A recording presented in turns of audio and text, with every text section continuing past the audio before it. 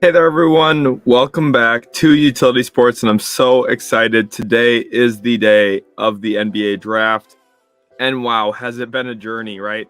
We've been covering these prospects for months on end, talking about all the potential landing spots, fits, destinations, where they're going to get drafted, the draft range, what's going to happen with these players, how well are they going to play in the NBA. We have been covering it all year long, and I'm so excited that draft night is finally here because we get to see where everyone ends up going. We get to talk about all the potential fits and how players are actually going to play on the team that drafts them. Welcome everyone to the live stream. So excited for the NBA draft here again today. Thanks so much for stopping in. Make sure to leave a like on the stream. ATG Rico, welcome back to the stream. You've always been in all of our streams, so a huge testament to you. Huge thank you to you, Mr. Ray, as well. Definitely hyping up his Pistons. Caden Ivey for the next decade is happening tonight. Sacramento needs to do the right thing and draft their win now, in quotes, player option in Keegan Murray. We'll see exactly what is going to go down there. And Sweaty Blake wants to jump right into it. What are the Bulls going to do? So let's talk a little bit about the Chicago Bulls. Who are some players that they could look to target? There are some options out there for them, no question about it. You can maybe look at a guy like EJ Liddell from Ohio State, who's a very talented weak side rim protector who can also knock down the three ball, can play in the mid-range game offensively. Or do they want to look at a backup big man? Find someone like Walker Kessler who could be really elite in drop coverage. I know a lot of people don't like him going at 18. I think he's a top 20 player in this class. I think he could be a really valuable get for any team picking that high, because when you look at, say, Chicago, Tristan Thompson's not going to get the job done against the Giannis Antetokounmpos and the Brook Lopez's there in Milwaukee. Is he going to get the job done against some of the other elite big men in the Eastern Conference like Joel Embiid? I don't think so, especially when you have to go to your bench. I know, you're talking about 16 minutes a game in the postseason. Those 16 minutes really do matter. Given, Nikola Vucevic, he's declined a little bit as well, I would say. Looking at those two players in the front court, I think should be the top priority for Chicago on draft night. I know those aren't the sexy picks. Those aren't the super exciting ones, but they're the good ones. Those are the ones that they need to make in this year's NBA draft. I think that is a really important way for them to go this year in the NBA draft. So hopefully that answers your question. Blake there, thanks for the question. Welcome everyone to the live stream. Justin says, I'm so excited for tonight too. Tonight is such a great night. Like, honestly, it's funny. I was talking to my girlfriend the other night about the NBA draft a little bit. She tries to not have to listen to me too much about it because I talk on and on and on about the NBA and the NBA draft. But we were talking about it, and I told her it's my favorite day of the year, which is funny because my birthday is a couple days away from right now. And usually, sometimes it even falls on my birthday, which is like the best day ever because I get to do whatever I want all day long for my birthday, hang out with family, that kind of stuff, and then end up getting to celebrate with the NBA draft. But this year I'm blessed because I get the NBA draft, and then a couple days later I get my birthday. So I'm excited about that too. Super stoked for tonight. Again, like I said, it's my favorite night of the entire year. Then let's see what Kyler has to say. Let's go Thunder. I hope we trade up, and if it's Chet, I'll support him, but I hope it's Smith. I think it's going to be Chet Holmgren. We're going to talk a little bit more about my actual mock draft and where I see all of these players landing and ending up. Right now, I think it's Chet Holmgren. Kyler, do not be bummed. I think Chet Holmgren's a phenomenal player. I think he's going to fit really well there in Oklahoma City. Justin says he wants to see the Knicks move up. There's rumors about it, right? There's rumors that maybe the Knicks are going to push for pick number 4. I would be surprised if something does materialize there, but you never really know, right? That's the awesome part about the NBA. Things can change last minute, and all of a sudden, they're going to be in a spot where they are aggressive and try and find an opportunity to jump up into that top 10. Sweaty Bloke. Oh, sorry. I didn't realize it said Bloke. I said Blake earlier. Sorry. Sweaty here says, do you see Bulls trading the pick too?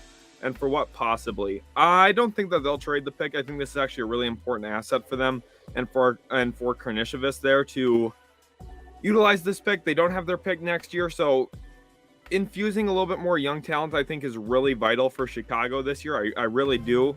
I do not advise that they trade the selection. I think that they should stick where they are. It's a deep draft class. And given the fact that they don't have a ton of their future picks because of the Vucevic trade and some other moves that they've made, they need to hold on to this pick and select somebody young who is going to be impactful, but doesn't hurt them long term. A guy like EJ Liddell is the player that I really circle and highlight for Chicago. Jake says, what are the true suitors for a draft time trade? For number 4, what packages do you see and who will they take? This is a great question, Jake. And he also hits me with that happy birthday a couple days early. Thank you, Jake, for that as well. Really appreciate it.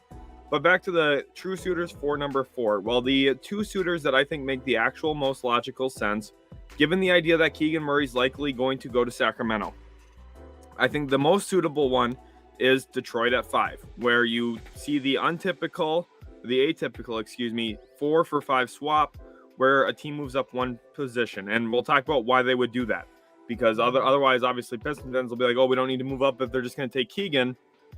Well, you might have to, but the reason for that we'll talk about in a second. So what I would think here is you trade 5 for 4, and on top of that, the Pistons probably throw in their second round pick or 2.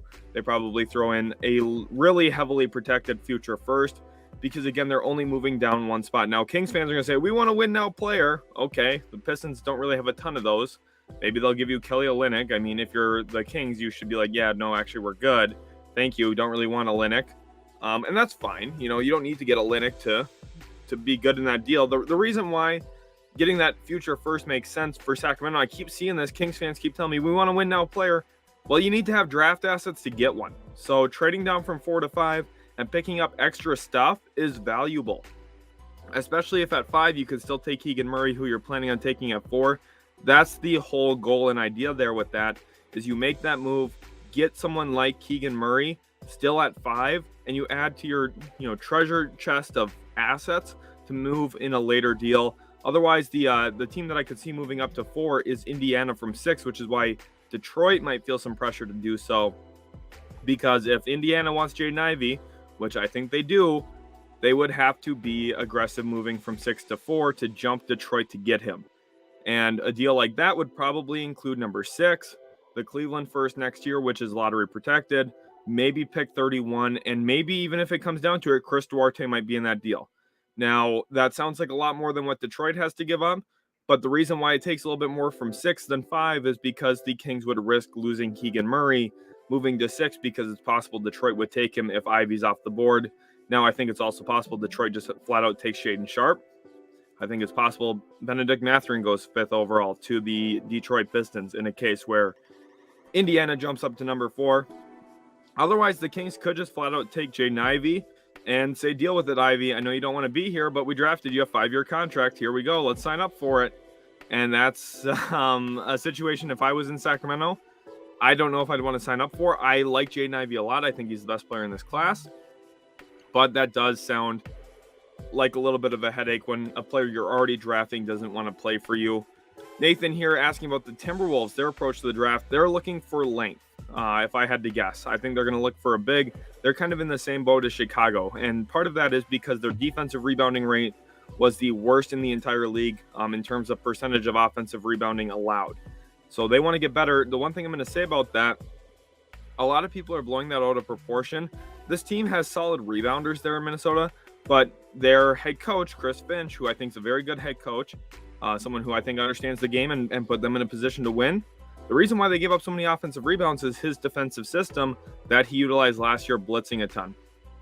If you have 2 guys blitzing screens 30 feet away from the hoop, you're probably going to get out rebounded. I don't think that is anything like rocket science, because you're playing a lot of 4-on-3 defensively on the back end and you're scrambling a lot, especially when your center's 30 feet away from the hoop.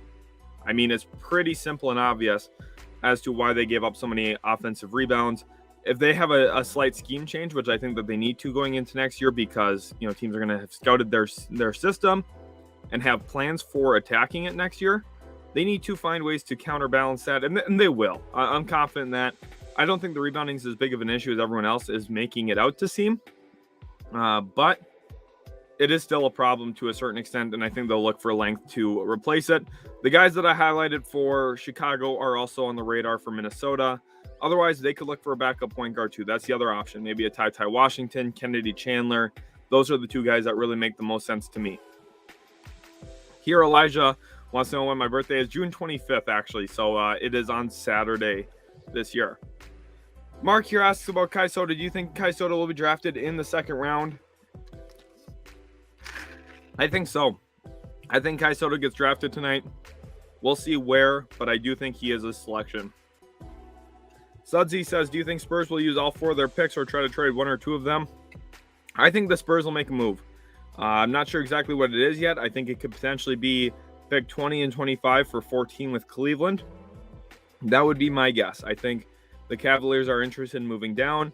Spurs would probably like to move up to a second lottery selection, and maybe the Spurs add a little bit more in there, maybe a future selection of some sort. But ultimately, San Antonio does make a move. Jordan, welcome back to the stream. I know you've been in quite a few of our streams so far. Says, Pistons fan here. Benedict Mathurin will be our pick at 5. I'm also the guy who called Adams to Raiders trade months in advance, and you said I was crazy. I don't know. I don't remember saying you were crazy, because I actually thought that was somewhat possible, which is interesting because of the Fresno State connection with Derek Carr. I think I probably said that would be crazy if that happened, because, Green Bay would have had to move on from him, which ultimately happened. But Benedict Mathurin at 5. I was planning on mocking that today in my final, pen on paper mock. So I wouldn't be completely shocked on that. Vangito says, happy birthday. Thank you for that. Sweaty says, this is my last question. Can you give a Dyson Daniels comparison? And that's a great question. That is a really good question. For the physical profile, it's somewhat of a blend of like Ben Simmons and somebody along the lines of Frank Ntilikina. I mean, he's a blend of those two. He's not as big as Simmons, not as small as Ntilikina, and about as athletic as, kind of the child of those two would be. I don't think he's as athletic as Simmons, but he's definitely more athletic than Ntilikina. And then for an actual player comp in terms of the skill set, that's it. Like, he's one of the toughest players for me. I am just naturally lower on Dyson than most people. That is a disclaimer here. I do not think Dyson Daniels is as good as everyone thinks. I think that Dyson Daniels is a little bit more limited of a ball handler than people are really analyzing and evaluating. And I think he's going to struggle as a point guard. I think he's better off as an off-ball player, which is going to be surprising to people to hear me say that, but that's what I believe. When you watch him, he doesn't handle ball pressure really well as a ball handler. He's very reliant on playing with his back to the basket. And for that reason, I kind of see a little more Emmanuel Mudiay and Frank Ntilikina in him than like the Ben Simmons route. Now, I understand why there's a lot of hype. I think there's a lot of great things you can utilize him as, but as a lead point guard, I don't quite see it as much. Terrence here says, Keegan Murray went to dinner with Fox. I also believe that Sabonis was there, as well as Monty McNair, their GM. I think that was actually the entire basic brass of Sacramento, which is definitely intriguing, because I think Keegan Murray's the selection there for Sacramento. They could be pulling the wool over our eyes. Maybe it's a smoke screen, but ultimately, I think Keegan does end up with Sacramento. Jason says, exciting and nervous day to be a Rockets fan with the picks and trade chips like Gordon still available. Boncaro, Eason, Beauchamp would be a solid trio in the highly unlikely scenario we keep all 3. Yeah, I think they're going to be aggressive. You know how I talked about San Antonio maybe moving 20 and 25 for 14? I would watch for Houston to maybe do that with 17 and 26 up to 14, or maybe up to 13 with Charlotte. I think that's a possible outcome as well. Charlotte's trying to get assets to move off of Gordon Hayward. And that would make some sense to me if maybe you wrangle in a 3-team deal. Charlotte sends their pick somewhere. Charlotte sends 13, say, to Houston, ends up with one of those firsts, and then uses one of the other firsts to trade off Gordon Hayward. That makes a lot of sense. And Butler here says, Houston loves Ignite players. Yes, they did take the first ever G League Ignite player last year in Jalen Green. Avery Haxton says, are you buying Mathurin at 5? I think dude's going to be a stud if they don't get Ivy. I am buying that. I was actually planning on mocking that in my mock draft today.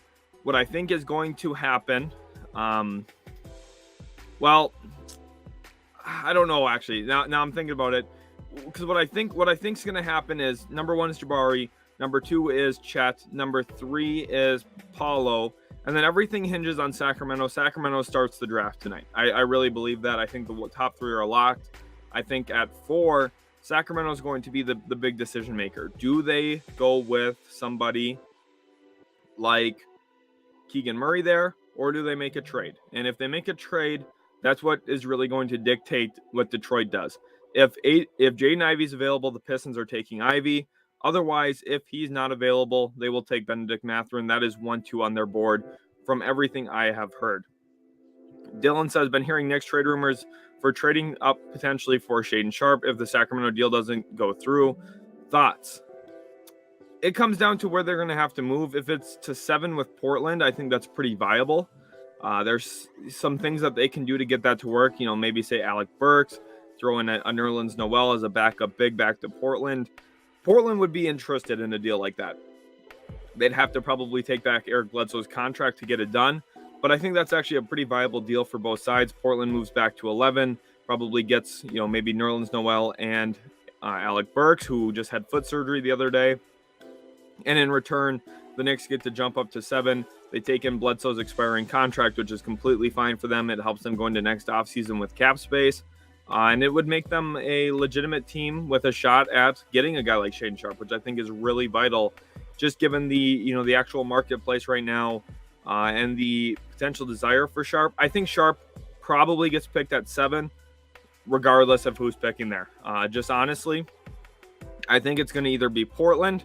I think it's either going to be Oklahoma City or the New York Knicks. Those are the teams that I think are probably most in line to draft Shaedon Sharpe, and I think he goes 7th overall tonight, regardless of who has the selection, which is really bizarre in a weird scenario, but I think potentially what we could be seeing. Mr. Ray says, give me Johnny Davis over Mathurin at 5. I'm buying all available Davis stock. I think Davis is a really good player, but Bennedict Mathurin will get drafted before Johnny Davis tonight. I've been saying it for 8 months, 9 months, and I'm saying it right now. He is looked at as the better player, and understandably so. He probably fits off more teams and is more athletic and a better defender. So Bennedict Mathurin will go before Johnny Davis. But I understand the love for Davis. Davis is a very good player. I think he's an awesome guy in terms of his actual skill set. He's a top 14 player in the class. There's no question about that for me. Tiziano wants to know about the Houston Rockets and their 3 picks, who I think that they could actually take. There's some options out here.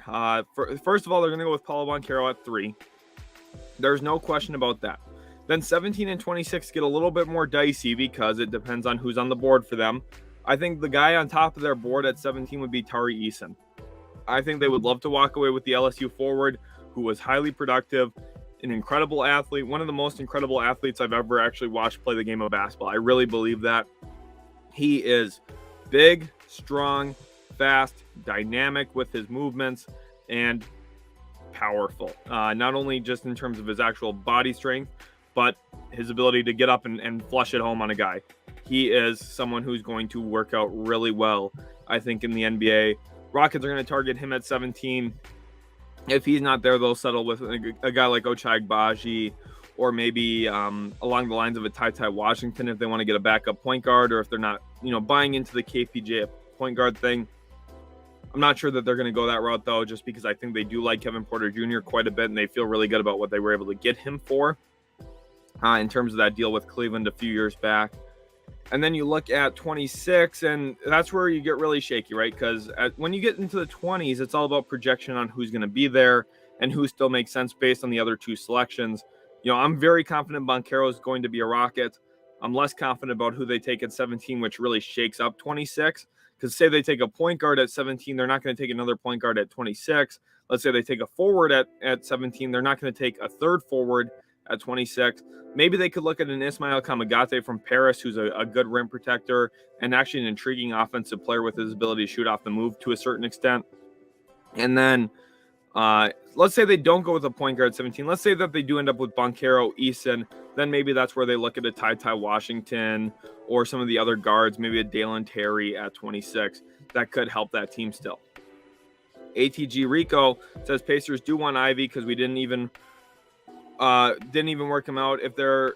If he's there, we're taking him, or if we trade up, it's for Ivy. Exactly. I think Ivy going to Indiana probably makes a lot of sense. I think that they want him. He played in Purdue, so he's right there, local. Definitely would be a great option. TMMT says, personally, I think De'Aaron would request trade if Ivy drafted. Traded for Sabonis to tell Fox we're fighting for playoffs. I think Fox would take offense. take offense to taking 3 guards in 3 drafts in a row. Probably. And that's the issue here with Sacramento. Now, Ivy can fit off of Sabonis and Fox. He can. He's got a very dynamic cutting skill set. He used it a lot at Purdue. But for anyone who's been watching me on the channel, you guys know that I think Jaden Ivey is the best player in this class, because when the chips are all on the table and if you're trying to build around any of these players, all of them have certain flaws. They do. But Jaden Ivey's the guy who, if you put the ball in his hands, name me 5 NBA players who can stay in front of him possession after possession, and you can't do it. He is too fast, too dynamic, too solid of a handle, and his slow to fast burst is one of the best I've ever watched. And there's a lot of really good players. I think John Morant's is probably a little bit better. There's guys who have better slow to fast burst. Jalen Green last year probably as well. But Ivey's right in that tier. Ivey's right at that level, which is why I think he's the best player this year, because he does more with the ball in his hands than than Chet Holmgren or Jabari Smith. The only guy who really compares offensively with the ball in his hands, I think, in this class is Paolo Banchero. But I think Banchero as a 4 has a few more limitations. Now, he's a very good ball handler, very good scorer. Offensively, I think he's going to be the rookie of the year. I think Paolo Banchero is going to have the best numbers in year 1. But I think the long-term upside for Ivey, just with his athletic profile, how great he is physically with his ability to jump and to run, which I know sounds really bare bones, but it's the truth. He runs faster and he jumps higher than most people in this class. And the fact that that is the truth, and he's got a handle paired with it, and he's really improved as a shooter from his freshman to sophomore season, makes me think Jaden Ivey is the best player he could fit in Sacramento. But ultimately, I don't think that's the move Sacramento makes. And as someone here who likes Jaden Ivey, I hope Sacramento doesn't take him, because you're going to reduce him to a cutter. And that's the issue. That's what happened at Purdue, because Purdue's offense ran around, their system is built around post-op offense through Travion Williams and Zach Edey, who are both good college players. And I'm not, saying the system's bad or wrong. That's a good college system. It is. The issue, though, is when we're projecting Ivey to take a step in the NBA, there's not going to be a 7'3" guy holding up the paint space or a 6'10" paint guy who is a post-up scorer. The floor is going to be spaced. There's going to be way more shooting than Purdue had. And that's where, on a bigger court, Jaden Ivey is going to shine. I'm telling you guys right now, buy Jaden Ivey stock. The kid's going to be phenomenal. I thought John Morant was better than I thought John Morant was better than Zion Williamson. I just bit my tongue. Sorry. And I was one of the few people that believed that. Really quickly, we've been able to see what John Morant's capable of doing at the NBA level. I really believe as well in the fact that Jaden Ivey is going to be someone who's capable of doing a lot of the same things. Garrett here says, what is OKC's plan with the 2nd and 12th pick? 2nd overall, they're going to take Chet Holmgren. Holmgren is a done deal to Oklahoma City from everything that I've heard and seen. And just from the actual understanding of the NBA draft, I've been mocking that now for, basically 3 or 4 straight weeks. Pretty much since they got the 2nd overall pick, it's been Jabari 1st, Chet Holmgren 2nd, and I think that's a really good outcome for Oklahoma City. I really, really do. He's number 2 on my big board. Marco says Beal to Boston. Unlikely. I think Beal either stays in Washington and then maybe requests a trade later, or I think that he potentially would go to Philadelphia if he's leaving. Otherwise, I don't think that a team like Boston's really going to be in the running. Here we have a question. Do you think the Grizzlies can trade up for a higher pick or stay where they're at? If they're going to trade up, they have the assets to do it. And the thing is, they could leverage future assets as well if they feel comfortable doing so. Because when you have John Morant, you are emboldened to go make moves. If you feel like there's a guy at 13 or 14 that you really want and you think you can add, you need to be aggressive in doing so. They have pick 22, they have pick 29. And let's say they want to throw in a future 2024 first, they can do that. They've gotten extra picks in other trades. They're in a spot where, Zach Kleiman's one of the best executives in the entire league. Grizzlies fans, I think they think that I hate the Grizzlies or something. The Grizzlies are really well ran. They've got a lot of talent. I love John Morant's game. Desmond Bane was an absolute steal at 30. I wanted him to be the Mavericks selection. I'm a Mavericks fan. And the Texas kid from TCU, I thought was going to be the pick for the Mavericks. I was basically begging for it on draft night. Didn't happen. He was a great shooter in college, and they're in such a good spot is the whole premise here. Let's say they do package some stuff and move up and get Tari Eason. Oh my gosh, like you watch out for Tari Eason. If the Grizzlies get Tari Eason, holy cow. They're a really great development team. Taylor Jenkins, a very smart head coach. If you give him someone as dynamic defensively and athletically as a Tari Eason, the league's in trouble. I'll just leave it at that.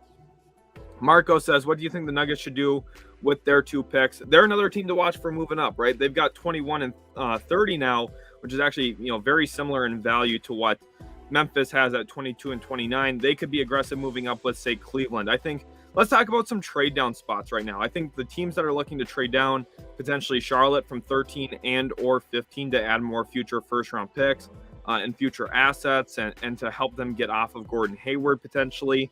I think that a team to also watch would be the Cleveland Cavaliers at 14. I think the Cavs are really interested in moving down because you have to look at it from the perspective that they just signed Jared Allen to a big contract. They have one coming up for Garland here. He'll be extension eligible. They've got Colin Sexton, who is a free agent this offseason. He is restricted, though, so they're probably going to keep him.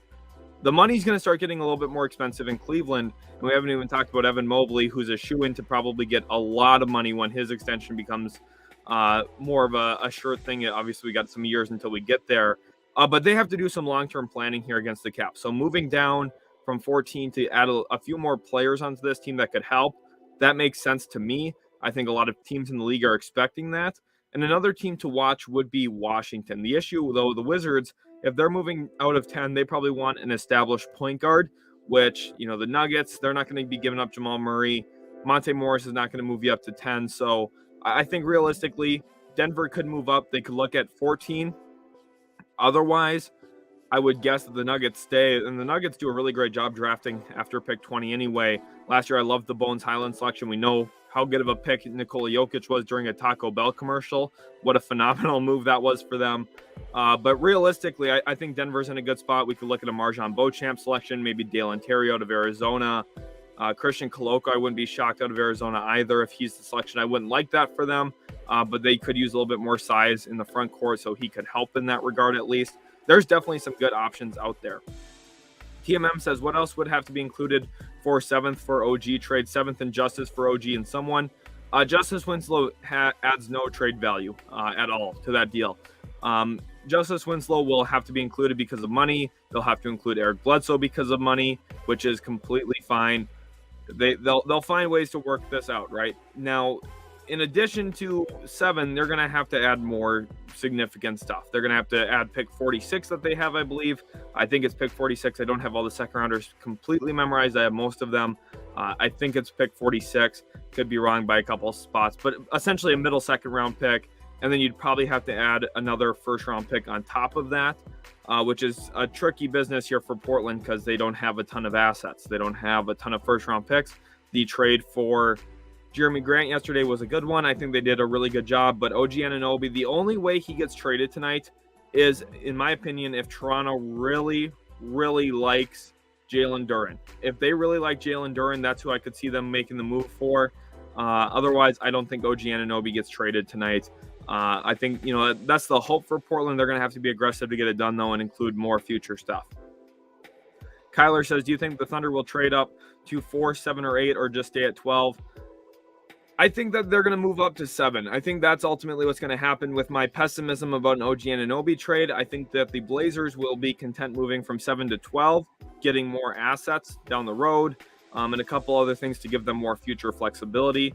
And maybe they can get Lou Dort in there. That's kind of the idea. The idea here for Oklahoma City is move up and get Shaedon Sharpe, someone who they've been really linked to and they really like, and I understand why. The athleticism, the upside, it makes sense there in OKC to put him around a Josh Giddey and a Shai Gilgeous-Alexander and a Chet Holmgren, assuming he ends up on their roster.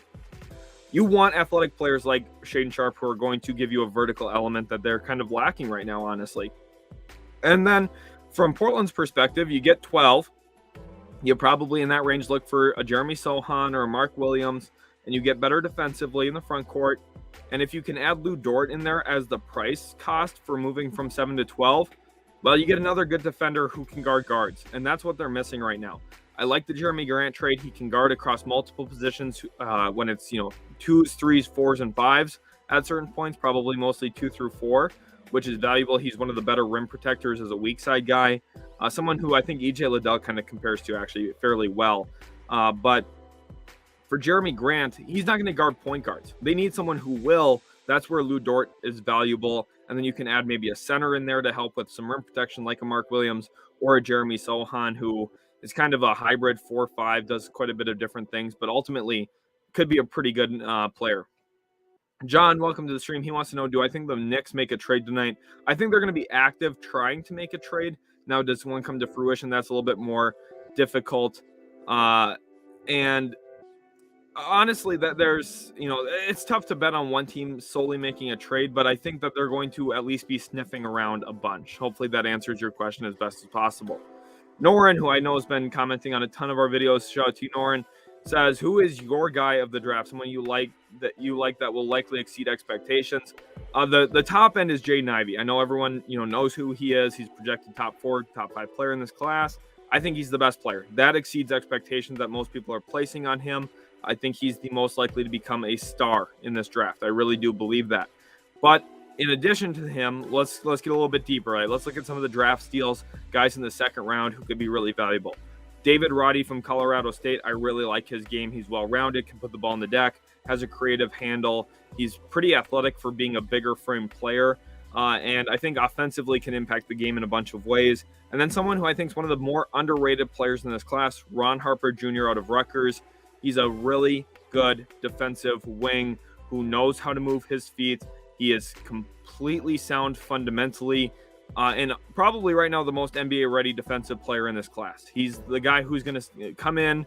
He moves his feet. Now, does he have the athletic profile and the physical traits that make you say, wow, we want to take this guy in the top 10? No, not at all. But I think he goes in the second round, and I think he has a career similar to what Jay Crowder's been, which is a really good player who's going to stick around for a long time, and a lot of teams would value having on their roster. RJ, if Dyson and Mathurin are gone, do you think Zhang would be a reach for the Pelicans? At 8, a little bit. I think at 8, if I'm running New Orleans, I would just consider Jalen Duren my selection. I know some Pelicans fans don't want a center. The thing about Duren is the upside's there. Defensively, he's switchable, gives you something that you don't have currently with Jonas Valanciunas. And I think ultimately, I like the Pelicans offense a lot, but the defense is what's going to become intriguing for me. Herb Jones, Trey Murphy. I love those two selections last year. They killed on both. The secret is out now on Herb Jones. Finally, he was one of my favorite players in last year's class. I was way higher on him than everybody else. And was one of the players I was really right on. That's one of my, nailed picks from last year.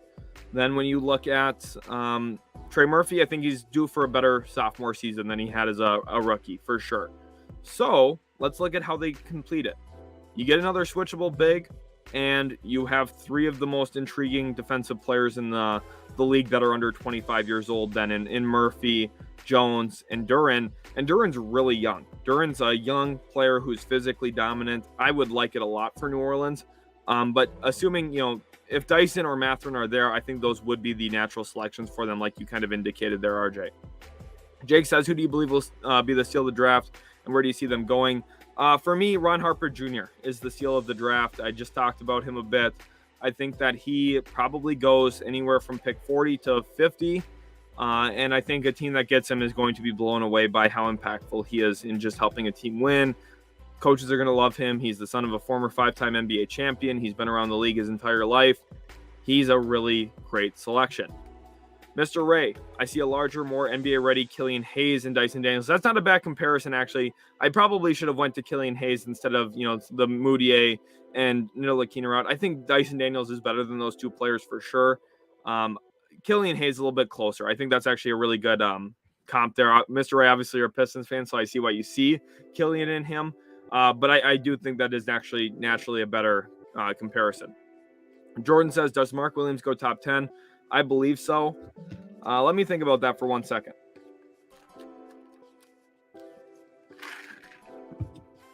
Possibly. 7'2", 9'9". Those are two things you can't teach. I think he's definitely gained traction on Jalen Duren in terms of the actual draft position. If I was running a team and if I was drafting tonight, I would not take Mark Williams over Jalen Duren. I think Duren provides way more long-term upside, and I think is a player who I would prefer to have on my roster by say 2025, 2026. But as of right now, Mark Williams is going to be more impactful in year one than Duren, and I think he's going to be a better player right out of the gate than Jalen Duren, which is intriguing for quite a few teams. The issue, though, is let's go through the picks. He's not going to be top 3. He's not going to be 4. He's not going to be 5. He's not going to be 6 to Indiana. So then maybe the market starts at 7 to Portland. That just doesn't feel like something Portland will do with Mike Schmitz there. If Portland's there, they would take Duren over Mark Williams if they're going to center. I just firmly believe that. Now, could New Orleans, with their win now mentality, wanting to make the postseason again and push even further than they made it this past year, could they consider Mark Williams? Maybe, but again, I think the Dyson Daniels Mathurin route makes a little bit more sense for them again. And then we get into 9, and at pick 9 we've got San Antonio, which if they really like Mark Williams, they could do it. They're looking for a big, they're looking for more front court help, so I wouldn't completely rule that out. But at the same time, when they just go Duren, do they want the upside? Which is where I run into some issues. And then at 10, we have Washington. I don't think Washington would take Mark Williams. So he could if a team likes him over Duren. I'm not going to say it's impossible, but I would bet more so against it after just going through the top 10 teams. Ty here says Malachi Branham and Jaden Hardy going to be gems. I specifically agree with Jaden Hardy. I think Jaden Hardy's a top 10 player in this class. Now, he's at number 10 for me on my big board, so it's not like I have him in the top 5 or anything crazy. But I think at 10, the scoring output, his ability to play make a little bit more for others than other guards in this class can do, specifically 2 guards in this class. He's intriguing for me. I've kind of likened him to Donovan Mitchell. Now, he won't be Mitchell by any stretch. He will not be as good as Donovan Mitchell is, but I think he's someone who at least makes sense in that regard. Moving on now to CJB, says facts. Whatever I said was facts, I guess, so that's awesome. Thank you for that. Make sure you guys hit the like button on the stream. Subscribe to the channel if you haven't already. At some point in the live stream today, we will be switching to subscriber only mode for comments, but for now, let's chill like this. Here, DJ says Paulo better than Chet. I have Paulo as 4th on my big board. Now, offensively, he's a more potent scorer and probably a better ball handler than Chet Holmgren. But I don't know if overall he's a better player because I think he impacts the game a little bit less defensively. I opted for Chet over Paulo on my big board, but I was super razor thin close between the two of them because Banchero, better offensive player, not quite as impactful as a team defender. There's give and take with both of those guys. I think if you're drafting one of them in the top 4, though, you're going to be really happy with the end result. Zane, who's been a fan of the channel for a long time, thanks Zane for coming in today, says Hardy to the Bucks and Branham to the Bulls. I could see Branham going to Chicago. I don't think it fits, I don't think it fixes some of the issues that are currently present on that roster. Just the fact that, their guard spot already is kind of loaded in comparison to their front court, in my opinion. I think that they need to find ways to improve their forwards. And for Hardy to the Bucks, that's scary. And if the Bucks can get a shot creator like Jaden Hardy, oh my goodness. Jaws says Mark is coming to Charlotte for sure. That's the landing spot that I think makes the most sense. Otherwise, maybe if Portland trades back to 12 or Oklahoma City at 12 likes him, I wouldn't rule that out either. I think that could be a pretty solid selection. CJB says, say Sharp did play college, average 19.6 versus Ivy. Sharp or Ivy? I would opt for Ivy. He's got more of the natural point guard feel to him. Now, is he a full-time point guard in the NBA? Maybe not. Maybe you want to have a floor general next to him occasionally, but you can get away with Ivy playing at point more than you can with Sharp. I think Sharp is a good player. He wouldn't have averaged 6 assists. That's the one thing here. I know I'm kind of saying that Ivy's a better point guard. That's because he is. Sharp is more of a 2, so he wouldn't have averaged 6 assists. If he did, then I'd have to, change my evaluation a little bit here, especially if the tape showed that, but the tape just doesn't show that. Zane says, can you look at my mock draft and tell me what you think about it? I'll DM it on Twitter. Yes, Zane, I definitely can. Send it to me on Twitter. Right now in the description is my own personal Instagram link. Go give me a follow on there. I am a private account, but I will be accepting all follow requests from everyone who follows me today during the NBA draft day. And then also, if you want to, go DM us on Twitter. Link is in the description for that as well. Go give us a follow. And here's Zay. Let's go quickly through his mock. First, he's got Jabari, 2 Chet, 3 Banchero, 4. He has the Pacers trading up for Jaden Ivey, 5, the Pistons get Shaedon Sharpe, which is interesting. I don't know if Shaedon Sharpe goes 5th, but I understand kind of the idea there. Keegan Murray goes 6 to Sacramento. Duren at 7 to Oklahoma City. Mathurin at 8 to New Orleans. AJ Griffin 9 to San Antonio. Dyson Daniels at 10 to the Wizards. Davis, Agbaji at 12 to Portland, which is interesting. I have not thought about that a lot. If they were to move down, that could be pretty good. Sohan at 13 to the Hornets. Not bad. Branham 14 to the Cavs. Mark Williams goes 15 to the Hornets. Tari Eason 16. Zhang, Liddell, Ty Washington to Minnesota. Jalen Williams to the Spurs. Marjon Beauchamp to the Nuggets. I like that in terms of his cutting capabilities. Jovich, Jaden Hardy 24. Walker Kessler, Blake Wesley to the Rockets. We've got Kennedy Chandler, Jake LaRavia, Kendall Brown, Trevor Keels. That's a pretty good mock, Zane. I like that quite a bit. Shout out to Stevie Walsh for giving me a follow request on Instagram. I will be shouting you guys out too if you hit me with those follow requests. So go ahead, go give me a follow on Instagram. I just let Stevie there get that follow. So make sure you guys go give me a follow on the IG. Joe says apparently Sharpe had horrible interviews with most teams. Does this hurt his stock at all? The issue here, first of all, there's always speculation. Let's say a team really likes a guy. Let's say a team really, really likes someone. Do they want to say to everybody, do they want to tell all the reporters, yeah, our interview with him went super great. We're really impressed by this kid. Or would they want to say, yeah, we're kind of unimpressed. Don't know if he's worth taking. Because then if you say that and, reporters start reporting, oh, the Spurs aren't interested. The Pelicans aren't interested. The Blazers aren't interested. It's more likely that it feels like he's going to fall. A team that wants to move up, say Oklahoma City, is less likely to because they're like, oh, he might just fall to us. And then all of a sudden he gets drafted on draft night. Everyone's like, oh my goodness, that just snuck up on us. We weren't ready for that. Absolutely crazy. And that's kind of how the cookie crumbles there. So there's a little bit of draft strategy here into this. James, thank you for the follow request on Instagram. I'm going to go ahead and confirm that one right now. And also Trent Horton, huge thank you to both of you guys.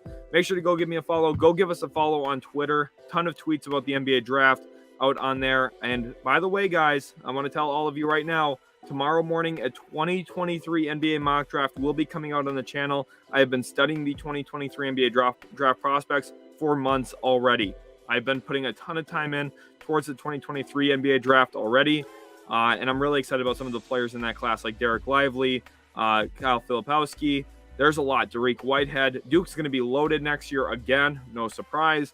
But there's also a bunch of other good players. Victor Wembanyama's the headliner there. Scoot Henderson's going to get a lot of love, though, too. Ganga says, did Kings give up 4th pick for vet players? I don't think that's going to happen. It's just tough to see a deal that makes a lot of sense for Sacramento long-term.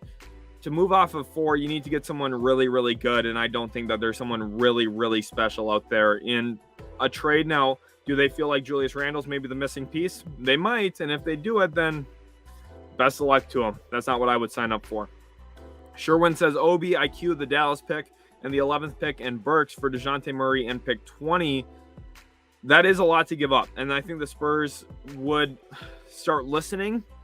The issue is I think it's going to take even more to get DeJounte. I think it's going to take probably 4 or 5 firsts, including some swaps, and probably a little bit more than even what you're offering here in Sherwin. And that's not even a bad starting point. It really isn't. That's a lot of stuff. I know Obi and IQ are really 2 solid players. I'm a Dayton Flyers fan myself. I love Obi Toppin, but I think San Antonio is going to want even more for DeJounte. They feel like the ceiling is incredibly high, and I can't blame them. I think so as well. Colton, says, if the Pelicans trade back, how far down do they go and who do they target? Pelicans, if they move down, they could go anywhere. They could go to 13 and 15 with Charlotte. If Charlotte wanted to move up, I could see them falling all the way back to 17 with Houston, possibly. If they wanted to get an Eric Gordon type in there. Not that I would recommend doing that, but I could see that being an outcome. Welcome everyone to the stream, by the way. So glad to have you all in here. Hit that like button, subscribe to the channel if you're new. Go give us a follow on Twitter. But I don't think they're going to trade down. I think they should stick at 8, draft a good player here. This is maybe their last opportunity to have a top 10 pick for a while. Just looking at the age of that roster and how well they performed this past year. Top 10 picks are valuable. This class is really good. And I think drafting at 8 could really help them long term. I don't think that they should trade this pick. Going on to some of the next comments here. You guys have been asking some really great questions, by the way, so huge thank you. I'm trying to get through all the comments and answer them as thoroughly as I can. Anthony here, who's been in some of our other streams, thank you, Anthony, for popping in again today, says, can you see Miami choosing a foreign player specifically at point guard or center? There's some that make some sense. You look at a Khalifa Diop or an Ismail Kamagate in the back end of the first round can make some sense there. Moussa Diabate, who, yes, I know he played at Michigan, but he's originally a foreign player in terms of foreign to the United States. He could make some sense. And then at the guard position, maybe in round 2, you look at a Ziga Samar or maybe a Matteo Spagnolo. Those two players kind of fit, a floor general playmaker type. Maybe a Carlos Alathan from Real Madrid could also make some sense as well. Man Guy Friend Bro says, do you like Murray for the Pistons? Assuming you're talking about Keegan and not DeJounte, I think that Keegan does make sense for Detroit. I know some Pistons fans aren't super stoked about that. Alk, welcome to the stream. By the way, Alk, today at about noon Central Time is when that Pacers video you requested on the channel is going to be coming out. Hopefully you do enjoy that. Don't worry, I didn't forget about you, all right? It's just coming out a day later. Had to record it yesterday for today, but I'm sure you're excited for it. Covering the Pacers, I really covered them in depth with some of their options at pick 6. Warriors Travel Coaster says, how many trades do you think will happen today? I think at least 10. I think there's going to be at least 10 trades. Now, will all 10 be, whoa, like staring at your phone for 5 minutes trying to think about who won the trade? No, some of them are going to be, oh, this team traded, cash for a second round pick. In terms of substantial trades, I think there could be like as many as 4 or 5. Pick trades that really move the needle for teams or really shake up the draft. I think there could be 4 or 5, which is a lot. That is a lot of trades that are near the top end of the draft or really substantial players. Part of why it's not more is because we've already seen the Christian Wood trade, which I would have considered substantial on draft night had it happened then. Technically, it will get announced on draft night. Also, Jeremy Grant, that trade I would consider substantial. That if that happened today instead of yesterday, that would have added to that total. But now with 2 players already on the move, I think we're kind of seeing a redefinement of the market where teams are not giving up higher picks for proven players, because that's how strong this class is. I've been telling everybody this is a really strong class, and I think we're seeing a case in that this year with the fact that Jeremy Grant is getting traded for a pick in 2025 and that Christian Wood's getting traded for pick 26. I think that's a testament to how strong the class is, specifically in the top 14 in the lottery. A lot of teams want to move up in there. But again, 4 to 5 really substantial trades. Huge thank you to Charles as well for giving me a follow on Instagram. Make sure you guys go and follow suit with what Charles just did. Go hit that follow button. Jake says, I don't know why, but I somehow see Houston landing Paulo and both Ohio State guys. So he sees Branham and Liddell. That would be good for Houston. It definitely would be. I'm not sure if it would happen, though. Do you think Ken Lofton could be drafted? Interesting player. I don't think he will be, unfortunately.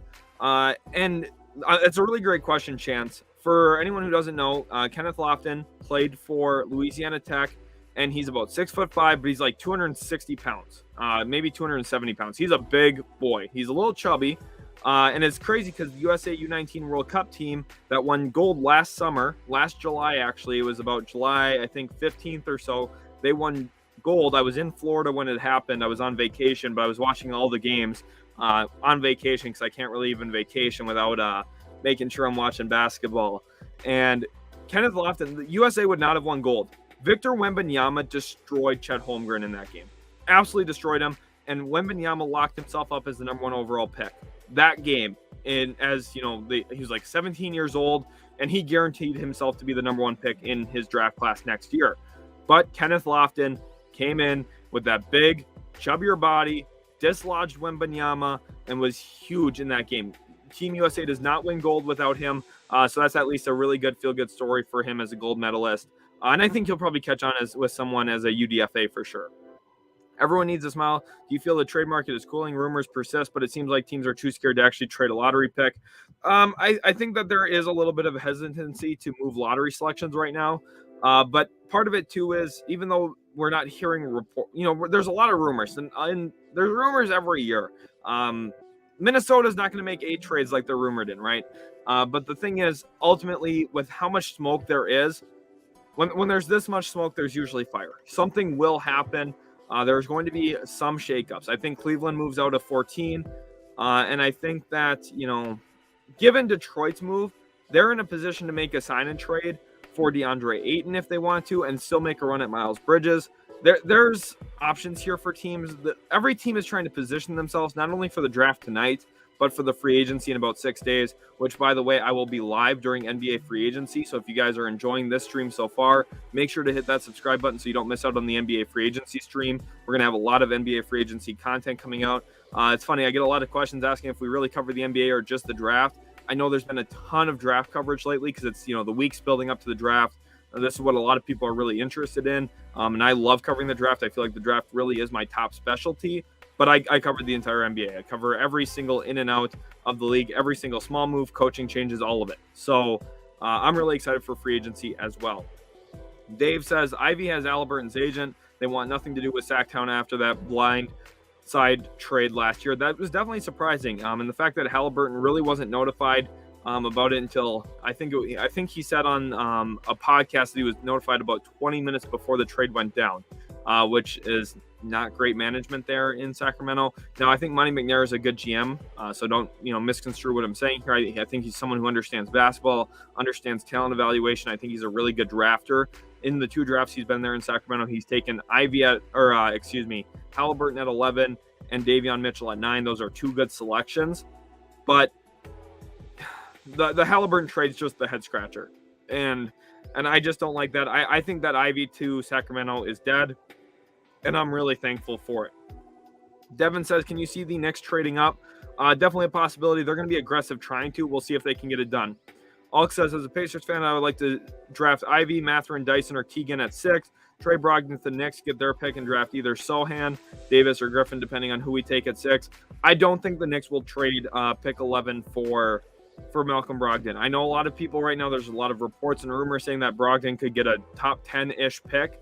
Don't believe that, okay? Based on his contract, most GMs and executives and people inside the NBA don't believe that. He is not going to get traded for a top 10 pick or anything near a top 10 pick. He will not get traded for a lottery pick. If he gets traded, it's going to be closer to what Christian Wood got traded for, which is a pick in the 20s, which is still valuable, and that can help Indiana make some moves and really kind of reconvene where they're at, right? Because they have that Cleveland pick next year. It gives them a lot of flexibility, and I still think that they should explore that because ultimately Halliburton's the lead guy anyway. Brogdon, that's what, there's a report that Indiana is going to rebuild. They're not ownership there does not want to rebuild. We're not talking a traditional rebuild where it takes 3-4 years to become really competitive again. They're going to retool, and what they're going to do is they're going to trade Brogdon. They're going to probably bring in a future first. They're going to try and maybe move up in this draft to get Ivy, and the goal is to be good within a year and a half from now. And it's going to be a very expedited rebuild, which I think is actually a really good way to build, especially when you're in Indiana's position after taking Tyrese Halliburton and getting 4 years younger with your best player. Man Guy Friendbro says, Ja Morant, not better than Zion, just more valuable. Well, and that's the thing. I mean, would you rather have the quote-unquote better player or the more valuable guy that helps you win more and is more healthy? I mean, and that sounds better to me. Maybe more valuable, okay? Ultimately, the more valuable player, the guy who's healthy, the guy who plays, the guy who's the lead guard on a team that's probably going to win a championship over the next 10, 15 years, that is the better player. I feel much more confident saying Ja Morant will have a 15-year career than Zion. I feel a lot more confident saying that Ja Morant will have an MVP before Zion has an MVP. Now, it's possible neither of them do, and I think that's a realistic outcome. But I would bet on Morant getting one before Zion. If I had to guess on who's going to play more seasons with 70-plus games, I would bet Ja. If I had to bet who's going to have more career points, I would bet Ja. If I had to bet who's going to have more career assists, it's going to be Ja. And who's going to have more jaw-dropping moments? Probably still Ja because he plays more.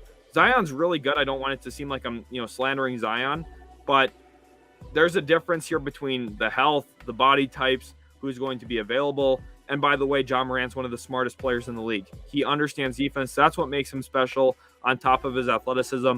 I think Jaden Ivey has some of those components to him as well, which I really, really like. CJB says, if Kings pick Ivy, Pistons pick Sharp, Indiana gets Murray. If King pick Murray, Pistons get Ivy. I don't think the Pistons are going to take Shaedon Sharp. I keep going back and forth. I think the Pistons prefer Mathurin over Sharp, but I could be wrong on that. Who knows? I think Mathurin goes to Detroit there in that situation, or maybe Keegan. I don't think it'll be Shaedon Sharpe. Eric here says, please let Williams fall to 13 for Hornets. We need a young, good center. He would be a really great pickup for Charlotte. Mitch Kupchak's a really good GM. So if you're a Hornets fan, you got to be hyped up right now because he is definitely really good. I did have a mention on Twitter at us. I'm going to go over to the Twitter right now and make sure that I'm responding to everybody. If you have any questions for us, go give us a DM on there. And ultimately, I will get to it back at some point. But I did have a question. What's my take on Kai Soto? He's an intriguing player from a development perspective who, with his size, his passing capabilities, he can handle the ball a little bit. He's ambidextrous. He's worth a selection in the second round. He's also going to sell a ton of jerseys, but it's more than that. He's a better, more talented player than that. He ended up being about 63rd on my big board, which doesn't really indicate that he's worthy of a selection. But I think that down the road, if everything goes right, he definitely is. So I would keep him on your radar if you're looking for who your team could take in round 2. Ty Mitchell says, technically, you said Ja is better than Zion. I personally think next year will determine that.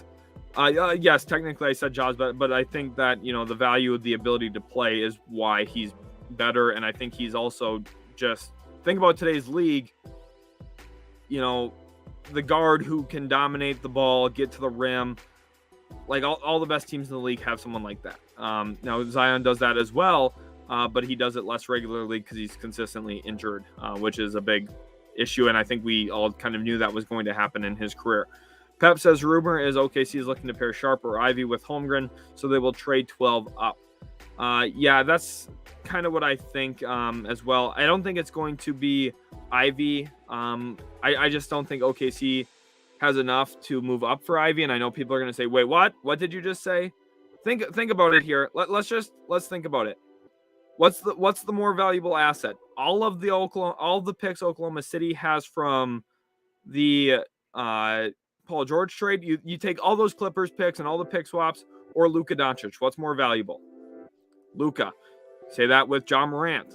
Ja Morant's more valuable than all of those picks. Take that with, say, Zion Williamson. Even with the injury concerns, the Pelicans would not trade Zion for all of those assets that the Pelicans have, or that the Thunder have, because again, you have to look at each individual asset and say, oh, is a 2024 Clippers pick swap really that great? Is that something you want to write? Like next year's pick swap. Who wants the Clippers pick swap next year? That's not even an asset. The Clippers will have their own pick next year because they will be better than the Thunder. They will have won more games, and their pick will be in the playoffs, whereas the Thunder will be in the lottery again. The pick swap next year is useless for Oklahoma City. I understand the idea here, and it's not that Oklahoma City got destroyed in that trade because they got Shai Gilgeous-Alexander, this and that. But the idea that Oklahoma City can just move up to wherever they want, no, they can't. Let's say next year they don't get the first overall pick and they went Wembanyama. A team's not going to trade Wembanyama and his draft rights for a 2027 Clippers first. That's not how the league works. Nobody wants the Clippers first in comparison to the best players. Nobody wants that. Everybody wants the guy right now, like a Victor Wembanyama, Scoot Henderson next year. OKC just can't move up all the time. If the Kings traded for, let's say the Pacers somehow had pick 4 instead. The Pacers would not trade pick 4 for pick 12, and they would not trade it for 12, and they wouldn't trade it for the pick swap next year. Some of those assets for OKC are not actually that valuable.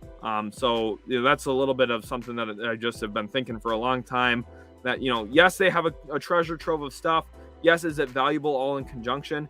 Yes, but if you break down each individual asset, teams don't care about next year's pick swap. They just don't. That's not a valuable asset in any stretch of the imagination because it's not even going to be executed. The Clippers are going to be good next year. The Thunder will not be. That pick swap is not going to be utilized at all. Williams needs to come to Charlotte. Would love that for them.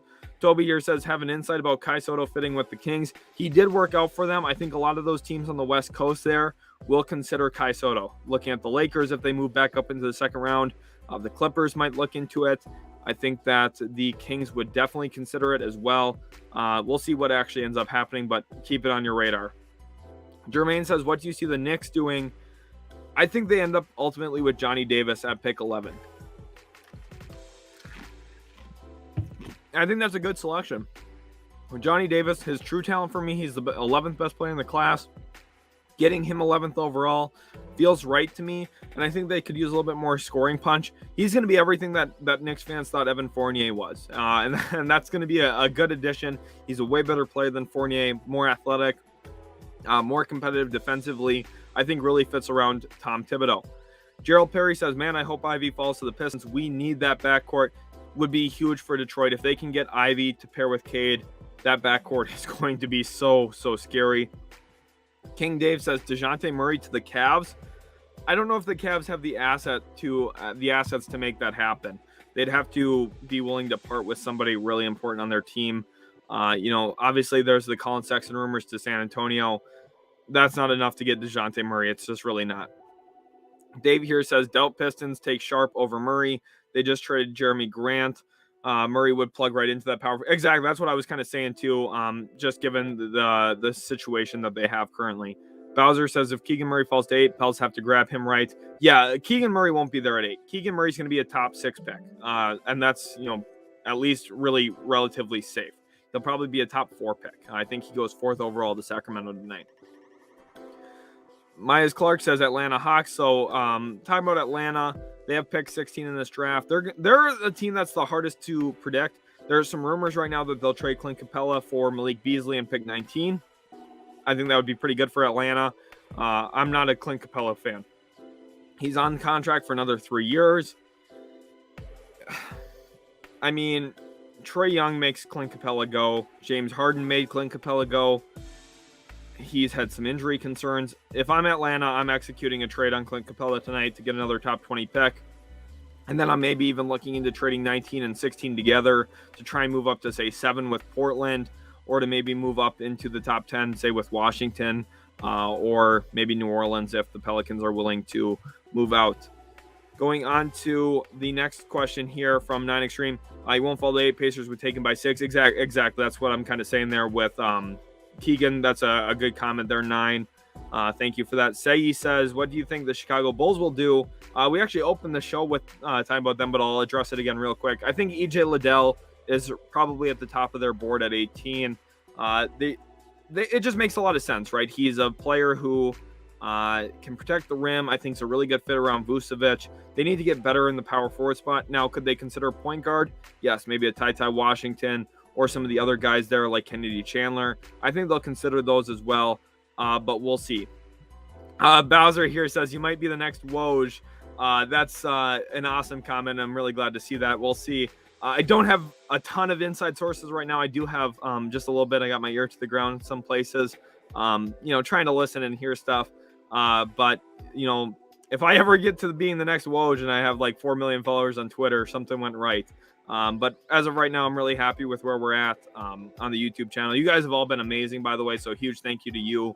That's really the MO here at Utility Sports, that you guys can see from our logo. Utility Sports shortened is US, US, and it really isn't us. Without you guys, none of this is possible. So huge thank you to you. And Bowser, thanks for the really nice compliment. Myers Clark says DeJounte Murray to the Hawks. They're going to be aggressive for that. Ultimately, though, I think DeJounte Murray stays in San Antonio. I don't think DeJounte Murray goes anywhere tonight. I would be pretty surprised about it. Calvin wants to know, so is Jabari going number 1 now? Yeah, I think so. And Mathurin still could be going 5. I think that's a possibility as well. Question about Kai Soto. Any update about him? He did work out for a bunch of teams. I think he'll probably go in the second round tonight. Otherwise, he'll be a high priority UDFA, but definitely someone to keep on your radar. Arturo, thank you for following me on Instagram. I'm also going to check real quick the Twitter here. So if you do go give us a follow on Twitter, I'll give you a shout out there. Link is in the description.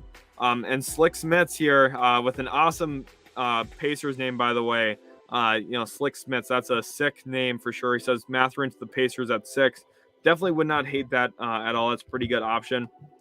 How do you submit questions to chat? Calvin, you have been. We're a little bit behind here.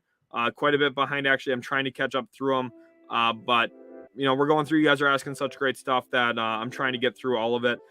Real quick, too, for just a little bit, I am going to change the stream to subscribers only, and you have to be subscribed for about 5 minutes to actually put your comment in. Don't worry, we're going to go through it, and we're going to get to every comment, so don't feel too worried. Here, 9 Extreme says Pistons like playing Sadiq at the 4, so it's not like an absolute need to draft Murray. I agree with that. Sadiq's got a pretty good frame to him, so he can definitely fit around that, but we'll see exactly where he goes. Nola versus the World says, who do you think the Pelicans will draft? It really comes down to who's available for them between Dyson Daniels, Benedict Mathurin, Jalen Duren. Those are the 3 players to watch. If they take someone else, I'd be somewhat surprised. But those 3 are the ones I prefer, or AJ Griffin, I guess. I should lump him into there as well. I think AJ Griffin would be really intriguing. I want to know your guys' thoughts on this potential lineup for the New Orleans Pelicans.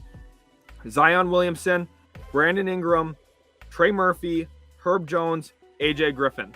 You have 5 wings who can all shoot the ball to a certain extent. AJ Griffin shoots it really well. Brandon Ingram's your shot creator. Zion can handle. You've got 2 defensive studs in Trey Murphy and Herb Jones there. And AJ Griffin, I think down the road could become a defensive, at least a reliable defensive player. Maybe not a stud like we see from, Herb and Trey. But I think that lineup's really good and really fits the modern NBA well. So I'd be excited to see that. Alfredo says, do you think Lakers can possibly get a trade done to go after someone like a Jake LaRavia or a Christian Brown? It'll be tough for LA to move up into the first round. Now, maybe second round with a Christian Brown. Yeah, I could see that. They're going to have to probably use cash to do so, though. Trent Horton, thanks again for the follow on Instagram. Says, Thunder fan here. Very excited for Chet. You should be. Chet Holmgren's a really good player. He's fundamentally really skilled in pretty much every area of the game. A lot of the advanced analytics love him. And anyone who actually watched him play, likes his game. The only question about a player when he's 19, 20 years old is his frame, that's probably a good sign. He'll get bigger, a little bit stronger, and worst case, you play him as a power forward, and he's really exceptional in that role as well. Here we have a question about Bryce McGowan's. I do have my big board up on the channel. I have him ranked in the 40s. Part of why is he's highly inefficient. It's going to take a few years for him to get to where he needs to go. At certain points this year, I've labeled him similar to a Chris Middleton type. And I think the skill set's there. It's just about unlocking that. And there's going to be a lot that needs to go right for him to get to that level. But if he does, he'll obviously be better than the 40th best player in this class. I'm just concerned that maybe we don't get to see that ever. And, if you're a second round selection, your time in the league is a little bit shorter in terms of how much time you're given to really showcase that you can be something. I like McGowan's. I think he could be good. It's just going to come down to how he executes in the G League to start specifically. Here, the question from Tip Your Cash says, what are the San Antonio Spurs going to select? They're going to look for somebody who shoots the ball from the forward spot a bit, but they're going to look for physicality. That's really the biggest thing, whether that's a Jalen Duren or a Mark Williams or a Jeremy Sohan, or a little bit later, maybe even a Tari Eason. If they surprised everyone and went Tari Eason 9th overall, it wouldn't shock me. I never say this. I never, ever say this. But I've said it about Tari Eason just a little bit, and I don't really regret it. Tari Eason has a little bit of Kawhi Leonard to him, and I never say that. I don't say that about any other prospects because I think that's really blasphemous. But athletically, physically, people who've watched Kawhi play knows that he dunks with one hand a bunch. And I know that sounds like a really stupid little silly thing to be picking apart, but there's not a lot of players in the league who dunk the ball through traffic with one hand consistently. Really it's down to Giannis and Kawhi most frequently. Sometimes, Zion, sometimes LeBron, but the most athletic players are the guys who throw down with one hand in traffic. And Tari Eason does that. And he is physically really there. He's raw offensively right now, but productive. He averaged about 17 points a game coming off the bench for LSU. He was LSU's best player coming off the bench, and he excelled. He was great this year in the SEC. And I think he's really raw, which is a scary sign if someone's really good at scoring and is putting up numbers. And I think they're raw. That means there's some really good stuff there to work with. So we'll see about Tari Eason. But if the Spurs get him, watch out. Jane here says we're hoping for Kai Soto. We'll make it happen. We'll see what happens with him. We'll definitely have to watch. Dave here says, Kings GM Sabonis Fox all went to dinner with Keegan Murray. You aren't asking your top two players to take time out of their offseason to meet with the draft prospect you don't intend on drafting. I agree with that. That's why I think Keegan Murray ultimately ends up in Sacramento. Lando says, thank you for all your hard work. Thank you as well. For those who haven't watched my NBA Draft Big Board that went out on the channel this morning, a little quick disclaimer. The word count for that video, I actually did it through a Google Doc just because I thought it was going to be interesting to see my writing about some of the players. That document was over 6,000 words long. So a lot of work goes into these. Ultimately that document ended up being about 30 pages of work. And in the past, I've had longer ones. A few years ago, I actually had a 100+ page document because I went really in depth. I didn't go as much in depth because I focused more of my media on videos this year. On YouTube. The year that I had over 100 pages of writing, I wasn't doing the YouTube yet. The YouTube takes way more time than the writing does, but it's definitely really enjoyable, and I hope you guys enjoyed the content that I put out because it's a lot of fun to interact with you guys, hear your thoughts on the draft prospects, because I learned from you guys as well. Gerald says, who do you see the Pistons going after at 36 now? Yeah, that's a good question. It depends on who they get at 5, because let's say, there's a world where they get Jaden Ivey. There's a world where they get Keegan Murray. There's a world where they, do this or that. And if they take Mathurin at 5, I don't, what am I going to believe? I don't know. They could get a guard still in the second round. It's really going to be dependent on pick 5. Let's say they take Ivy. They probably look for more of a forward type in round 2, maybe someone along the line of a Caleb Houston if he's still available. There's other options out there too that, could ultimately make some sense in the second round as I'm kind of looking at my board a little bit here. Maybe someone like a Peyton Watson out of UCLA. There's options there for them, right? Here, Bowser says, Sohan is my guy for the Pels. I think he fits perfect for us. Yeah, he kind of fits right into that realm of what they're looking for in a lot of ways, too, when you consider the whole, Herb Jones thing. The Pelicans, if they get a Jeremy Sohan, they're kind of scary defensively still. Wow, that would be actually really good.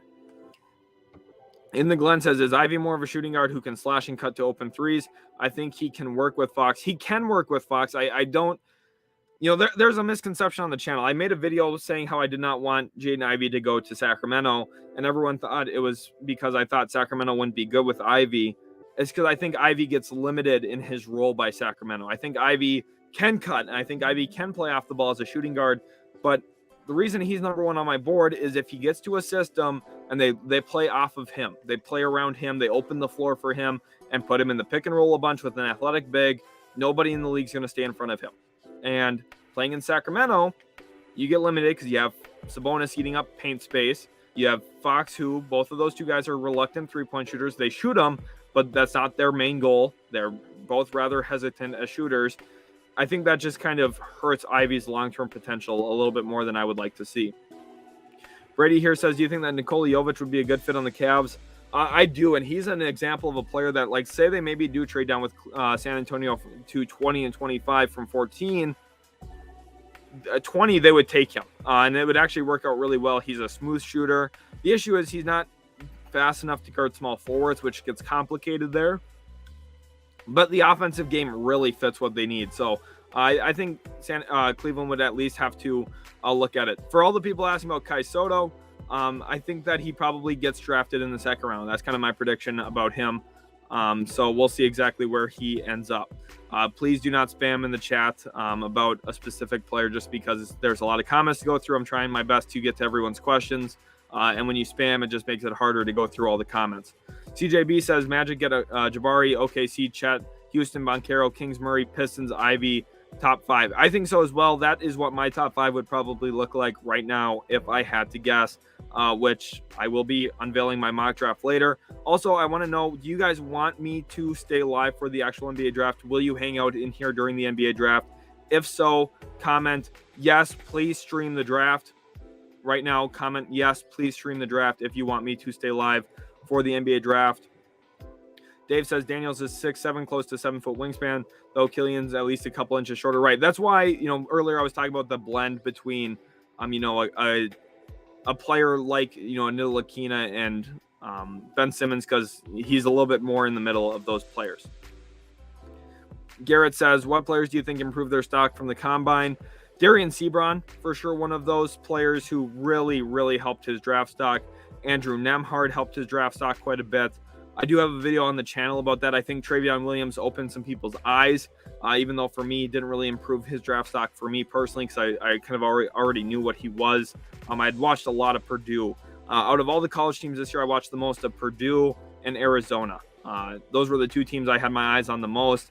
I watched every single team. I watched every single team quite a bit, actually, this year. This is probably the year I watched the most college basketball, and I typically watch quite a bit because I just love basketball in general. But this year, I really immersed myself and watched all the teams a ton. I for the draft here, you have to watch everybody. I'm going to be live on the channel today for like 12 hours talking about basketball, talking about prospects, and if you don't watch them close enough, you run out of things to say. So I think that's a testament to how much I do watch, but ultimately that's what I'm kind of at.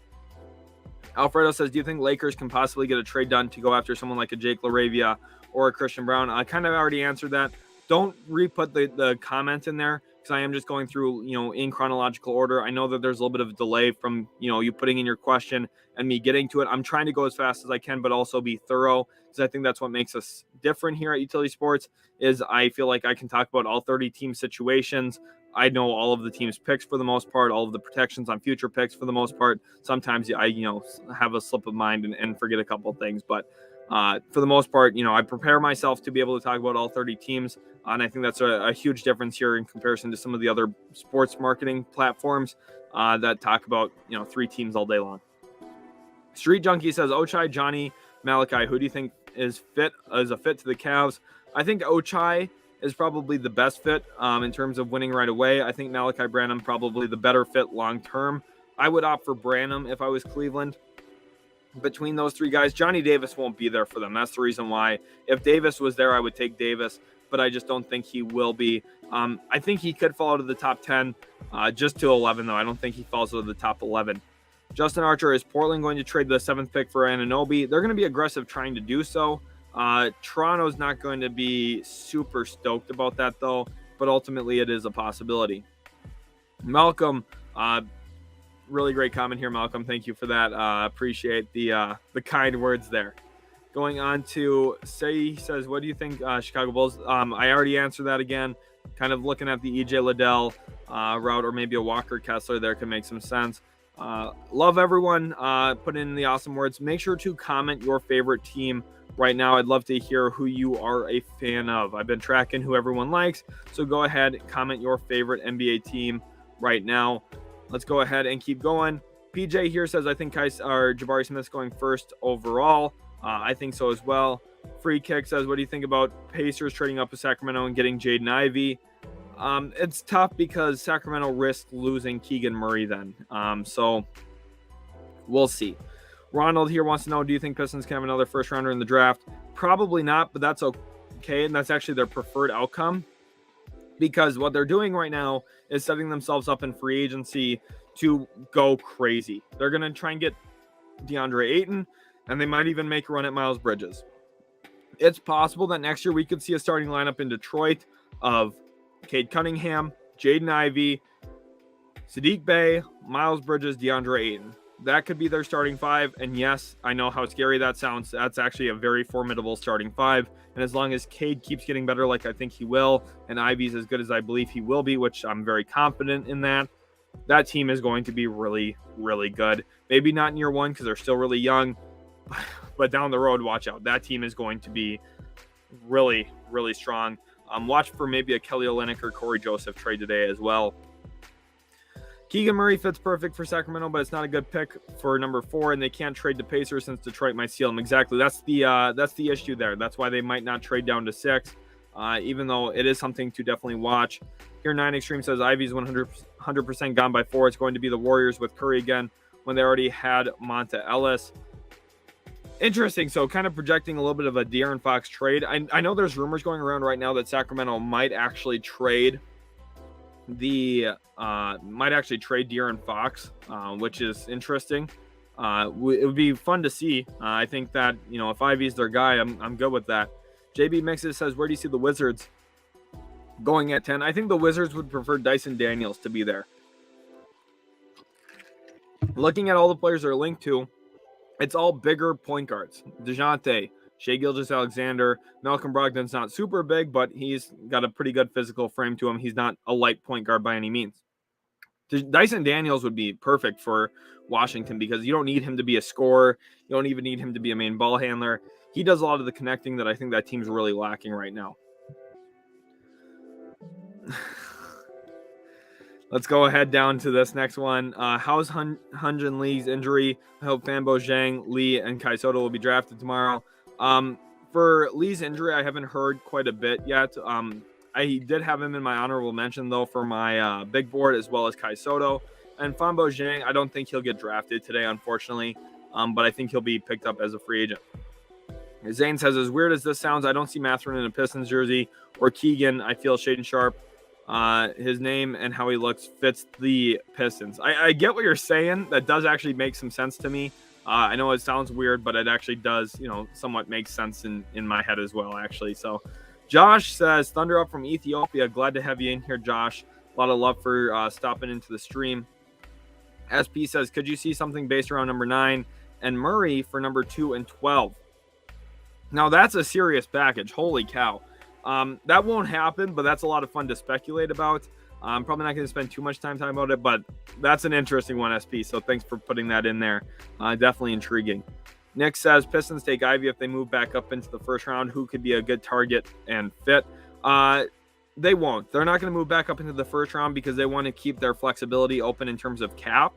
And to get back into the first round means you have to guarantee a contract to one of these rookies, which does eat up some of their cap space. So they're not going to move back up into the first round. That's just the reality.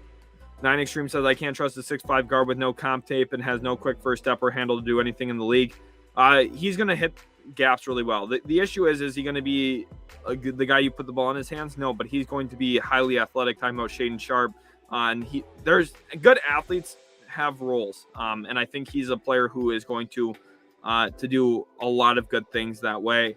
As for an NBA comparison, that's a little bit tougher to give for him because, again, there is a limitation there on the tape, so it's kind of difficult to pinpoint exactly what he's going to be. So I don't think at this time I want to give a true comparison because I do think I need to see him a little bit more in terms of against NBA competition. But I know he's going to be a top 10 pick. I'm confident he's going to be good. I just need to give a comparison. I need to be certain on something before I go on the internet and say exactly what I think. Yes, I think Kai Soto will be drafted in the second round.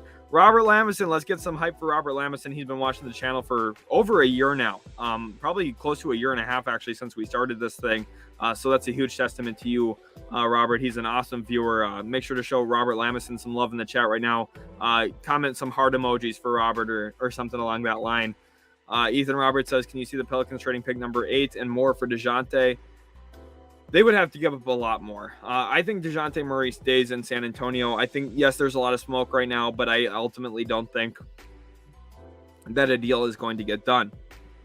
Anthony says, can you see Miami trying to trade up for a point guard or center? Yes, to a certain degree, I can.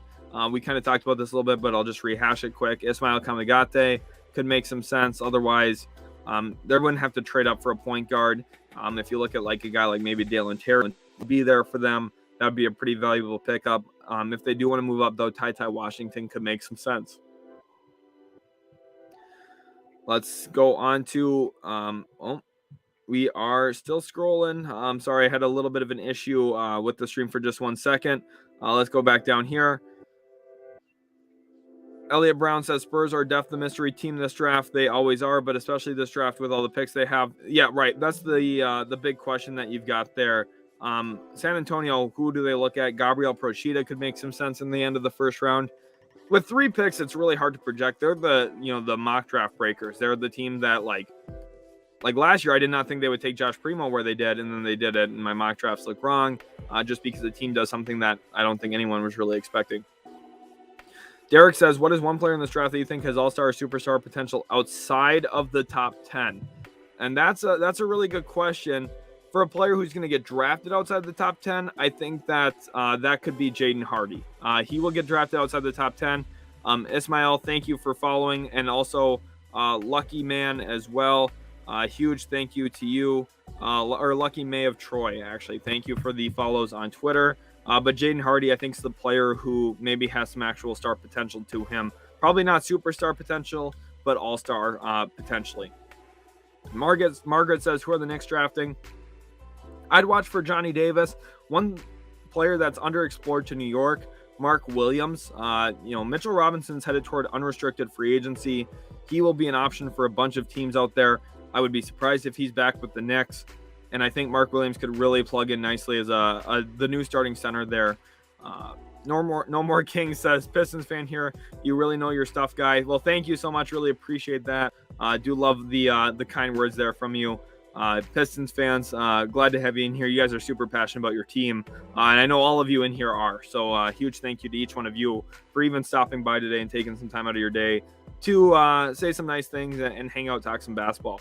Bowser says, I agree. I don't want Murray. He's really good, but we would have to give up Herb or Murphy, and I don't think the Pels should think about letting either of them go. Yeah, for New Orleans, I don't think they need to do anything drastic today. I think they just stick in their spot, take somebody good that's there for them, and go off of that. I think that's completely right, Bowser. And basically what I would agree. We're getting some Kai Soto love in the chat. That's awesome.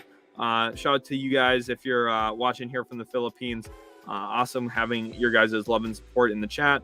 Mr. Levi says, any sleepers for pick 7, either moving up or down? Yes, sleepers. So obviously the big dogs that are talked about is Oklahoma City and, maybe even, the New York Knicks. I think Houston, if they really want to be aggressive today, could. They have some future assets still that they could offload. They have picks 17 and 26. They've got Eric Gordon, who the Blazers might view as somewhat valuable.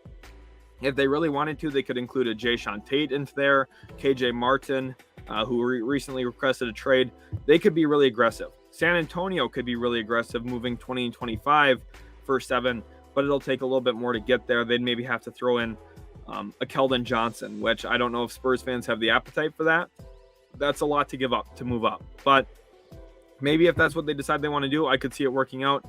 It's funny here. We get a baby Woj. That's awesome. I'm in the training camp right now to be Adrian Wojnarowski.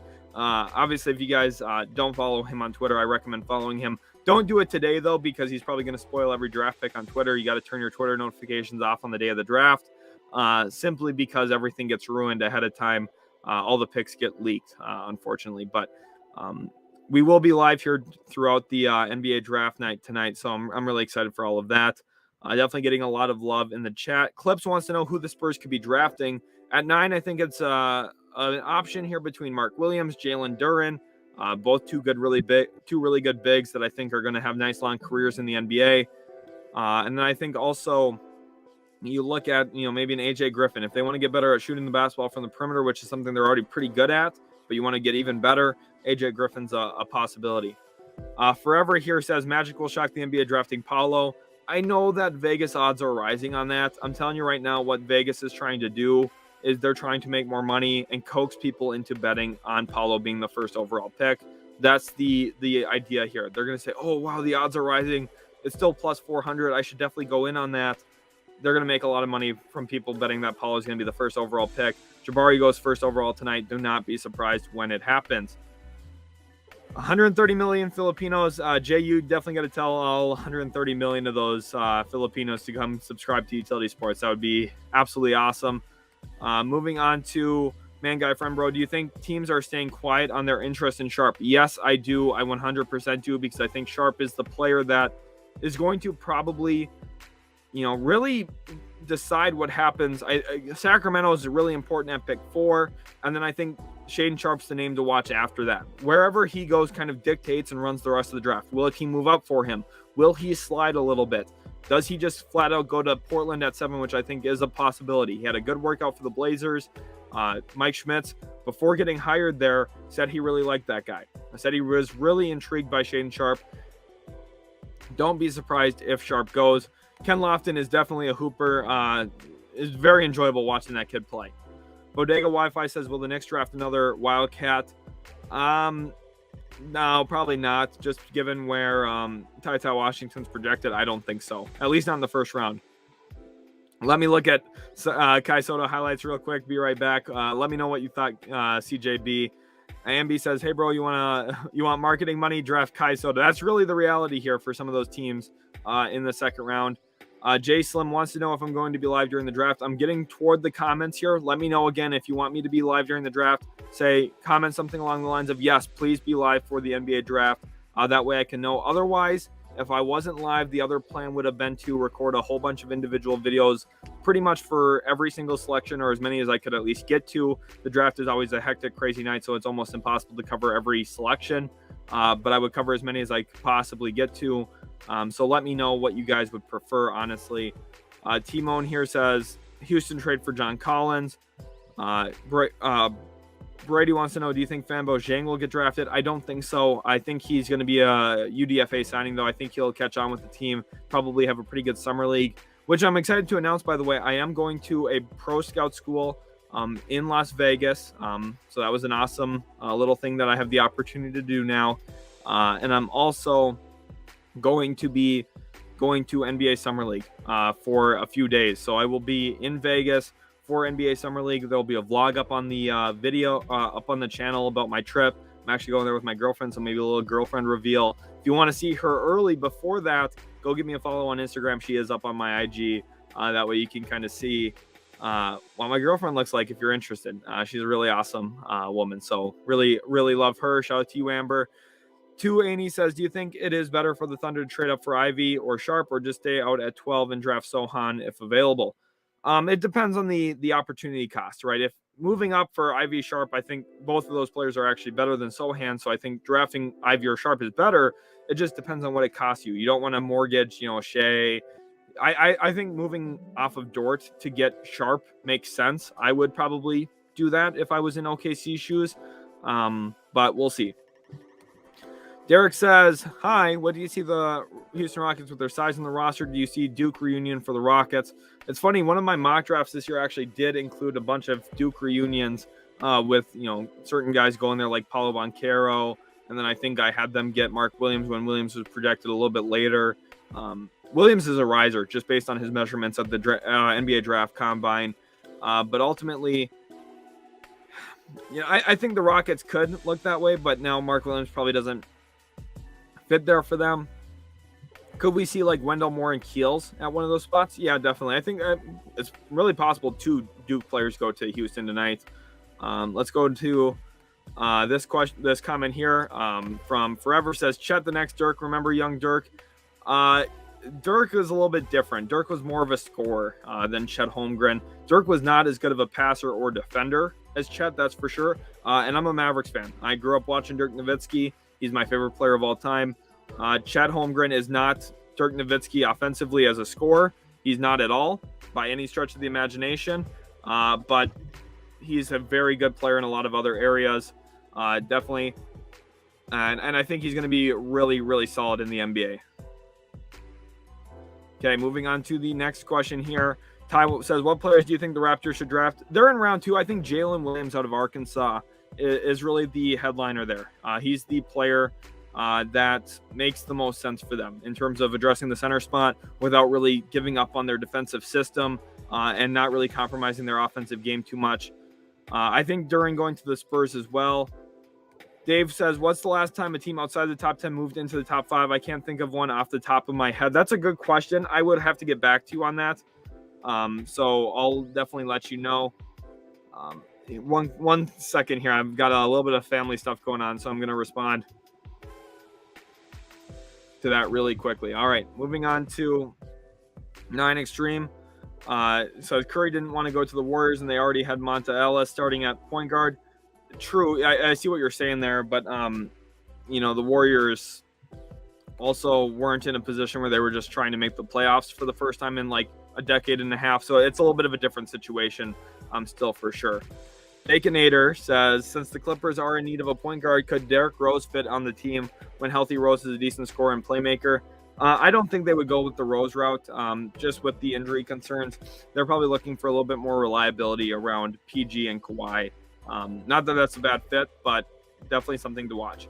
Do you think Yannick Zoza or Ibu Baji get drafted tonight? Those two bigs, they're 50-50. There's other bigs in the class that are going to compete with them for some of the few center selections that we see in round 2. Guys like Musa Diabate. We're going to see Jalen Williams get drafted in round 2. Travion Williams is going to compete. Isaiah Mobley is going to compete for a spot, even though he's not necessarily a true center. He's a near 7-footer. So Zoza, Baji, possibly I could see one of the two maybe getting drafted. It's just there's not a lot of center spots going around. So realistically, Stevie, it's possible. We'll see exactly where they all end up, though. Zane says he's an OKC fan. I don't want him, even though he fits our team. I'm begging Orlando doesn't take Jabari. So he doesn't want Chet, it sounds like. I'm sorry, OKC fans, but Sam Presti wants Chet, and you guys all believe in him. You guys all follow him regardless of what he does. If all of a sudden he stopped using toilet paper, he'd probably get commended by Bleacher Report for that and say, wow, what an innovative GM. That's kind of the reality. Robert Lamison, do you think since Chet didn't share his medical information, it'll hurt his draft stock? No, that's just a rumor going around. Chet Holmgren will be a top 2 selection. I don't think he falls. If he falls, it's just going to be because of his frame and teams liking other guys. It won't have anything to do with his medicals. He hasn't had any serious injuries. I don't know if he took the heart monitor test that a lot of players take at the combine. I don't know if he took anything like that. Maybe that's where the concern is that I don't know about. But ultimately, I think that a team will take him top 2. Bowser says Jabin hurt a ton too, though. Zion just gets those headlines. Well, that's definitely not true. Zion has played in like 80 games, and John Morant this year played in like 60. Actually, I'm going to pull this up now because I want to make sure that I'm not completely wrong. John Morant, since getting drafted, let's pull up the numbers here, has played in 187 games, and the fewest he's played in a single season is 57.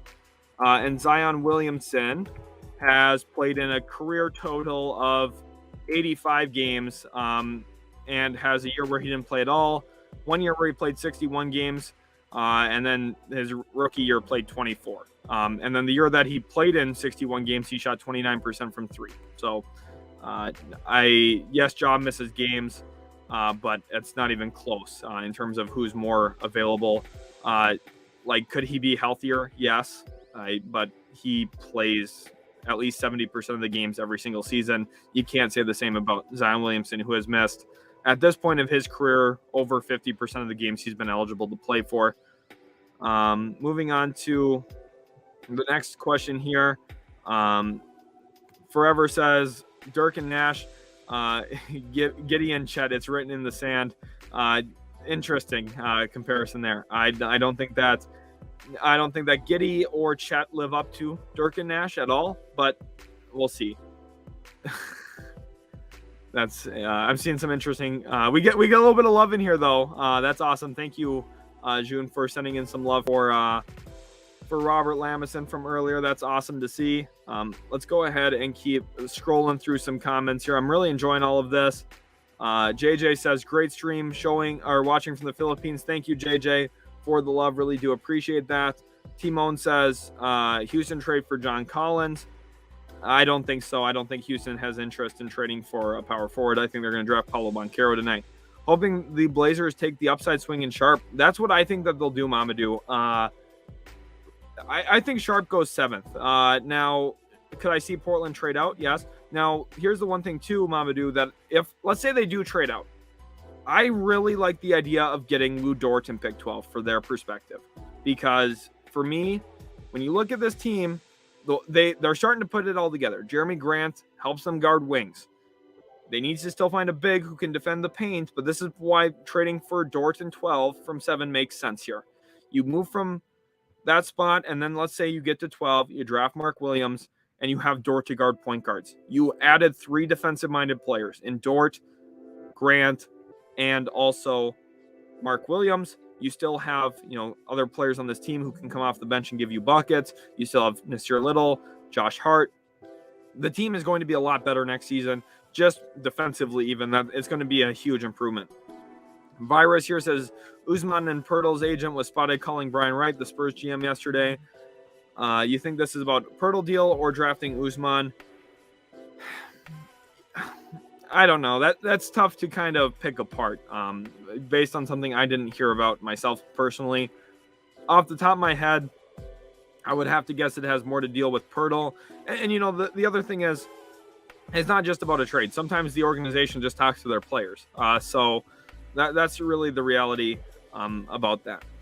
The Fadia says, what do you think about Chet not releasing his medicals? I'm not too worried about it. I think that he's going to be a top 2 pick. I wouldn't read too much into that. I know right now, this time of year, everything's like, oh my gosh, oh, the world's on fire. This is happening. Whoa. Just, he's going to be a top 2 pick. Just play a little slower. Certain things seem like they're going to blow up the world, and then they don't. And I think this is an example of that, which is okay. Forever says thinks Chet will be number 4 in the draft. I don't think so, but I mean, we'll see. Jordan says 3 players who will get traded tonight. That's a good question. I don't think DeJounte will. I think Malik Beasley will. I think Clint Capella will, probably in the same deal for each other, I think. And then finding a third player who gets dealt tonight. Let's go Kelly Olynyk. I think that the Pistons trade off Kelly Olynyk tonight. That's what I would guess. They did it last year with Plumlee. I think they do it this year with Olynyk. Mamadou says, need OG to the Blazers, but don't want us to overpay because at the end of the day, he's a high-end role player. I disagree with the evaluation there on OG. I think OG's one of the better starters in the league. I think if he was in a situation where he's been a little bit more healthy, and he hasn't missed a ton of games, but he's missed quite a bit, he's somebody who is capable of scoring 20. And that's more than just a role player. That's a good starter. And I think he's more than a high-end role player. I think he would probably be the second best player in Portland upon arrival. I think he's better than Simons. I think he's better than Jeremy Grant. OG Anunoby would probably be the number 2 guy there. Not just offensively, but just in terms of actual talent. Reese Love says, what's up? Welcome to the stream, Reese. Glad to have you in here again. Always come in and watching a lot of the live, so really appreciate that. Shawnee wants to know if I'm going to live stream the draft. The plan is to. That is the goal right now, and that is the idea here. Warriors Travel Coaster wants to know what I think the Warriors do. I think they'll trade out of pick 28, save themselves some money against the actual luxury tax, which is, they've had the willingness to be in the luxury tax. Not that they're, cheap about it, but at 28, if they can move out to say 34, 35, and save quite a bit of money, that's still worth doing when you can get a player who's a similar caliber type player at that spot, especially in this class, which is very deep. And then from there, you look at some passing bigs, maybe a Kai Soto selection would be intriguing there. There's definitely some options for sure. Marco says, why OKC want to draft Chet? Banchero's better. Banchero's better offensively. The thing is, Oklahoma City is going to have to play some defense at some point, though, if they want to make the playoffs again. And that's definitely what I think. Shoot the Messenger says, what's more fixable, Jabari around the rim or Paulo shooting threes? Both. Both of them are fixable. Paulo, people are really overreacting about the three-point percentage to Paulo. He shot like 33%, 34% from 3. He wasn't even bad. Was he elite? No. People are acting, though, like he shot 25% from 3. He didn't. He shot in the low 30s. He'll be fine. Give him 2-3 years. He'll adjust. He'll get more reps up. That's really all it comes down to. He'll be just fine shooting from 3. Now, his play style doesn't make him want to shoot a ton of threes, and that's if Houston makes him shoot threes only, that's brutal. Let him be him. Let him do what he's great. If you're going to take a player in the top 3 and his best scoring input comes in the mid-range area, well, you should probably let him shoot mid-range jump shots. I know Houston for a long time has been, we're going to play analytics basketball. Let the guy score where he's good at. I mean, sometimes we really overthink everything. The three-point shot's more efficient from this analytics standpoint because if you make 1 out of every 3, it's just as efficient as making 1 out of every 2. Then let a guy who makes 1 out of every 2 shoot 2s. If it's just as efficient, let a guy who shoots good from 2-point land shoot from 2-point land. I don't know why it's such a tough concept for some people to understand. And by the way, it opens the floor. If you can score in the mid-range, this is the bread and butter of basketball. Why is Kawhi Leonard one of the top 10 players in the world? Because he scores in the mid-range. Why is Luka one of the best players in the world? He scores in the mid-range. Why is Kyrie Irving such a good shooter? He scores in the mid-range. Why is Kevin Durant one of the best scorers ever? He scores in the mid-range. Let Paulo Banchero shoot middies. If Houston changes his game, I'm going to have a heart attack on stream probably. I want him to be able to shoot what he's good at, and that's mid-range jump shots. He's phenomenal. Eric says, Hornets don't have a coach, haven't signed Bridges, a little worried, LOL, need Mark Williams in the draft. Yeah, there's some concerns there for sure. They're going to go through the draft without a coach, which is difficult. Rarely ever see that. And then you go into the fact that Bridges could leave them. It's definitely scary. Here, it's a bad movie, says Blazers Sharp or trade. I think they're going to trade. I think they move out of 7. But if they're there and they want Sharp, they'll take him. Those are really the two options. I think you're kind of on it there. It's either Sharp or trade for me, honestly, for Portland, assuming Keegan Murray's not there, which he won't be. Jacob says, what do you think the move for Portland is after receiving Grant? What do you think the impact of bringing him in will be? I've seen too many people say Jeremy Grant's an all-star. He's not. Jeremy Grant's nowhere near an all-star level player.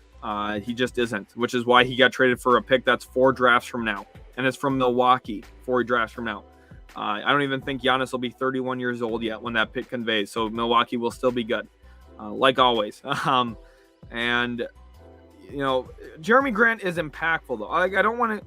Here's the thing. Everyone is way overhyping him, so I feel like I have to minimize him a little bit to get everyone back to reality on what he is as a player, but I don't want to over-minimize him. He's valuable. There's not a lot of 6'7" players in the league who shoot the 3 ball to a decent extent and can defend 2 through 4. And Jeremy Grant fits those qualifications, right?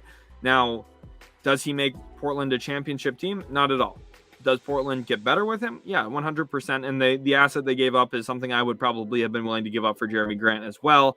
Now, if they give him a big extension worth $27 million a year, well, Portland fans might as well cry again, because this is going to play out a very similar way to what we saw with Olshey, where players like Batum, well, not Batum, he actually didn't extend in Portland, but, you know, players like Alan Crabb and certain guys there, you know, just naturally got way more money than they should have. And I think that would be another example of it here. He helps them, though. And if they trade 7, they should get Dort and 12. Still add Mark Williams or Jeremy Sohan at that spot. And then also having Lou Dort would be valuable for their defensive identity. Jason says, biggest movement in the draft that you predict? Biggest move is going to be around 7, and I think 14 as well. I think the Blazers and Cavs are the 2 teams most motivated to make a move. Here, Seb says, who do you think the Raptors take at 33? I would love Koloko, but if not, I will take Kamagate or Jalen Williams. I think it's going to be Jalen Williams. I think he's actually the best fit there. I think he's the player that they're lacking. And I think, honestly, you know, he's just a Toronto-type player, which I know some people won't understand what I mean by that, but Raptors fans, I think, will understand what I mean. Mr. Levi Ackerman says, any sleepers for pick 7 after moving up or down? They're not going to move up. I don't think Portland will trade up. I know I had a video up on the channel to talk about that. But then they made the trade for Jeremy Grant, which kind of changes everything a little bit, because, you know, they're not going to be as motivated to give up assets. And the thing is, their assets are somewhat limited to actually do so. So we'll see if that actually happens. As for moving down, I kind of already went through it a little bit, but you know, we're looking at some guys like, you know, some teams like San Antonio, or, you know, maybe even Denver. I guess Denver could try and be aggressive and get up there, but it's going to take a lot for Denver to do so. Tuaney says, do you think Sohan will still be on the board at 12 for OKC if a trade up for Sharp doesn't happen? Probably. I think Sharp or Sohan's, you know, value probably starts around 12. Now, could San Antonio shock everybody and take him at 9? Yes, they've done stuff like that in the past, so I wouldn't be like completely surprised. But, you know, it's possible for sure. Sean Curry, thank you for the follow on Instagram. If you guys haven't, go follow me on Instagram. Link is in the bio for that. I usually do not put my Instagram link in the bio. This is, I think, only the 4th time I've ever done it. I am a private account, but if you go follow me right now, I will accept your follow request. Memphis moving up to 14. Definitely see that as a possibility. I like your little profile picture there, Gio. Definitely a cold image. Jordan says, this may be crazy, but I heard some rumors midway last season that Pistons were clearing up cap space for a Zion trade. Yeah, that is definitely crazy. They will not make a trade for Zion Williamson. Stocky Royce O'Neal clone. Talking about AJ Griffin. You don't see it in him. Interesting. he's way more athletic than Royce. He's a way better shooter than Royce. So I just disagree with that. Unfortunately, I don't see that as the reality. Zane says, is it just me or is everybody overreacting to Kyrie? He's staying, and I feel the Lakers are overreacting with Russ. Russ was not the problem. Biased OKC fan, by the way. Russ wasn't the problem. The fit was. Rob Pelinka is a brutal GM who should not be a GM in the league. I typically do not say stuff that harsh about people, but Rob Pelinka, no, he's not a good GM. And if you believe that, then you're probably a Lakers fan. If you are a fan of any other team in the league, you would not believe that. I think guys like Masai Ujiri are very smart. Sam Presti, who I've been really critical of, I still think he makes enough good decisions that you can consider him a good GM, even though I'm very critical of him in comparison to others. There's a lot of good GMs in the league. Rob Pelinka is not one of them. That is 100% the truth there. Reese says, who do you think will be the most surprising pick? Such as gets drafted way before expected. I think the player who has the potential to be that is Tari Eason out of LSU. If a team loves him enough, they could take him in the top 10. People will be like, whoa, but it wouldn't even be that terrible of a pick. Robert Lamison says, I wouldn't be surprised if Thunder grab Boncaro, get their center with Duran or Williams. It wouldn't be bad at all. I still think it's going to be Chet, though, Robert, but it wouldn't be bad at all. I'm talking about, the overall situation there. Zane says, it wouldn't shock me if Spurs take Mark Williams. Wouldn't shock me either. Do you think Jeremy Sohan fits on the Pelicans? Yes, I do. Warriors travel coaster. I did answer your question about who the Warriors could look at. I think trading out of 28 makes a lot of sense to save them some money. And then at that spot, maybe you look at a Jalen Williams, who, I talk about for every team looking for a big, he makes sense. Otherwise, they could consider some other options in the second round, like Gabriel Procida, who's a really nice Italian player. There's some other options out there, maybe a Matteo Spagnuolo or a Ziga Samar, who could be a solid backup point guard for that team. There's some solid options out there for sure. So I did answer your question. Benjamin Mansfield says, what do you think Memphis do tonight with the rumors of moving up? They're going to look to move up to 14. I would really like that for Memphis. Let's say they go get Tari Eason. That's a huge get for them. I have Tari 15th on my big board. He's really raw, but with the right development, he could become easily a top 5 to 10 player in this class, which is really scary. Cole says, draft day. Everyone shout out to Cole. All 300 of you need to know this kid's got game. Mid-range shot creator who really loves basketball. So big shout out to Cole. He's been really active on the channel recently, so I really appreciate you, Cole. Sam with a side of ham says, love the new logo, bro. You're killing it with the content. Thank you so much. Shout out to Pixel Witch on Twitter. He's actually the one who made the logo. I do not have the link to his Twitter in the description, but if you go to our Twitter and go to who we're following, Pixel Witch is in there. Go give him a follow. Show him some love for the awesome content he makes. He does help us with some things from time to time, and he's a really awesome dude and a really good graphic designer. So a lot of credit to him. Cordell Moore says, I think Ty would be good for Washington. Him and Brad would be nice. I think so too. It'd be funny, Ty, if he goes to Washington, it would say Washington on the front and back of his jersey. Not sure how many times that has happened in the past. Man Guy Frembro says, you're an absolute beast. Love hearing someone who actually knows ball. Everyone toss a like. Yes, hit that like button. I'm going to go check the stream right now. Let's see how many likes we are at this point.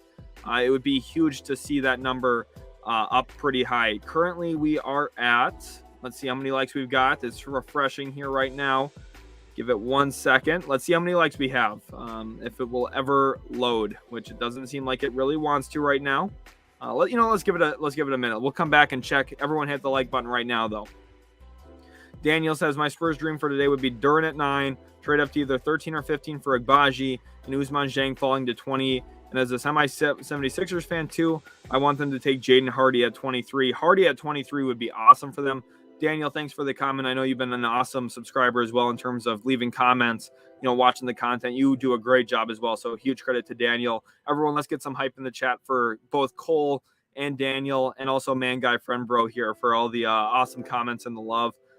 Easton to San Antonio definitely makes some sense.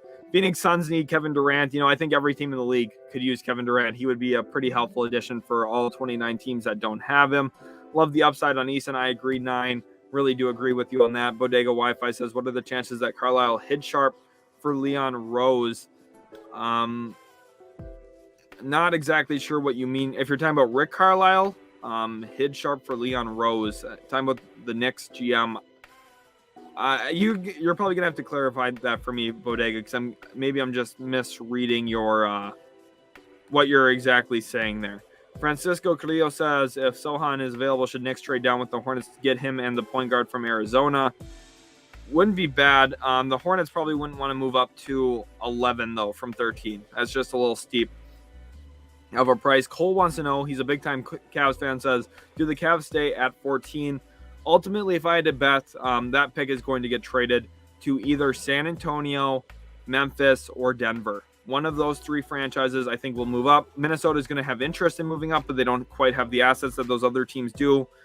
So ultimately, we'll see exactly what plays out there for them. I definitely think there's some options. By the way, we are at 128 likes on the stream. Right now, there are 300 of you lovely people in here. Let's try and get that like button to 300. That means every single one of you have to hit the like button. Go ahead and do so right now for me. It would be greatly appreciated if you guys could all do that.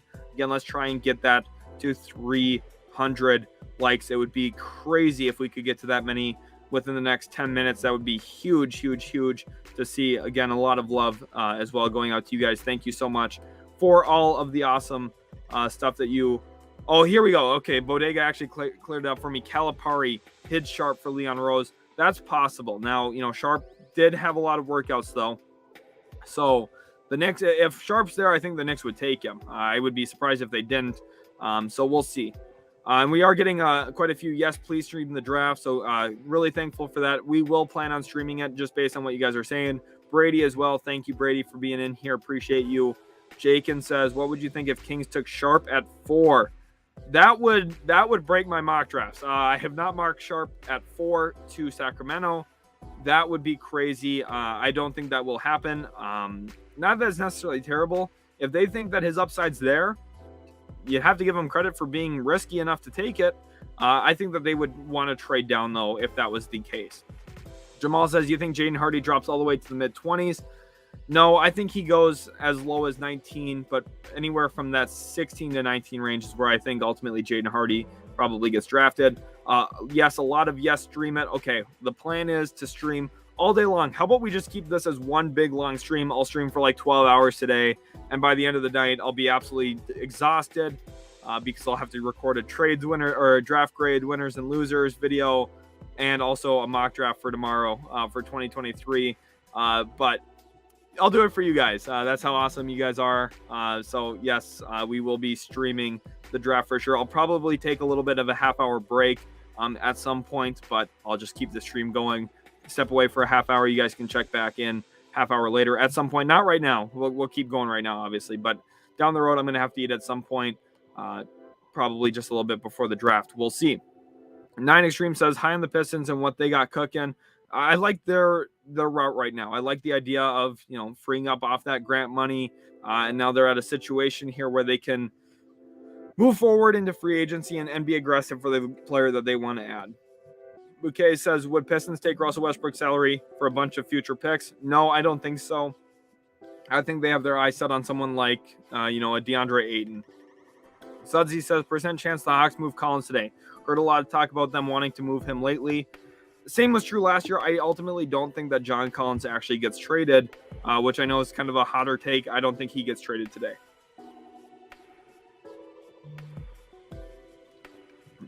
Moving on.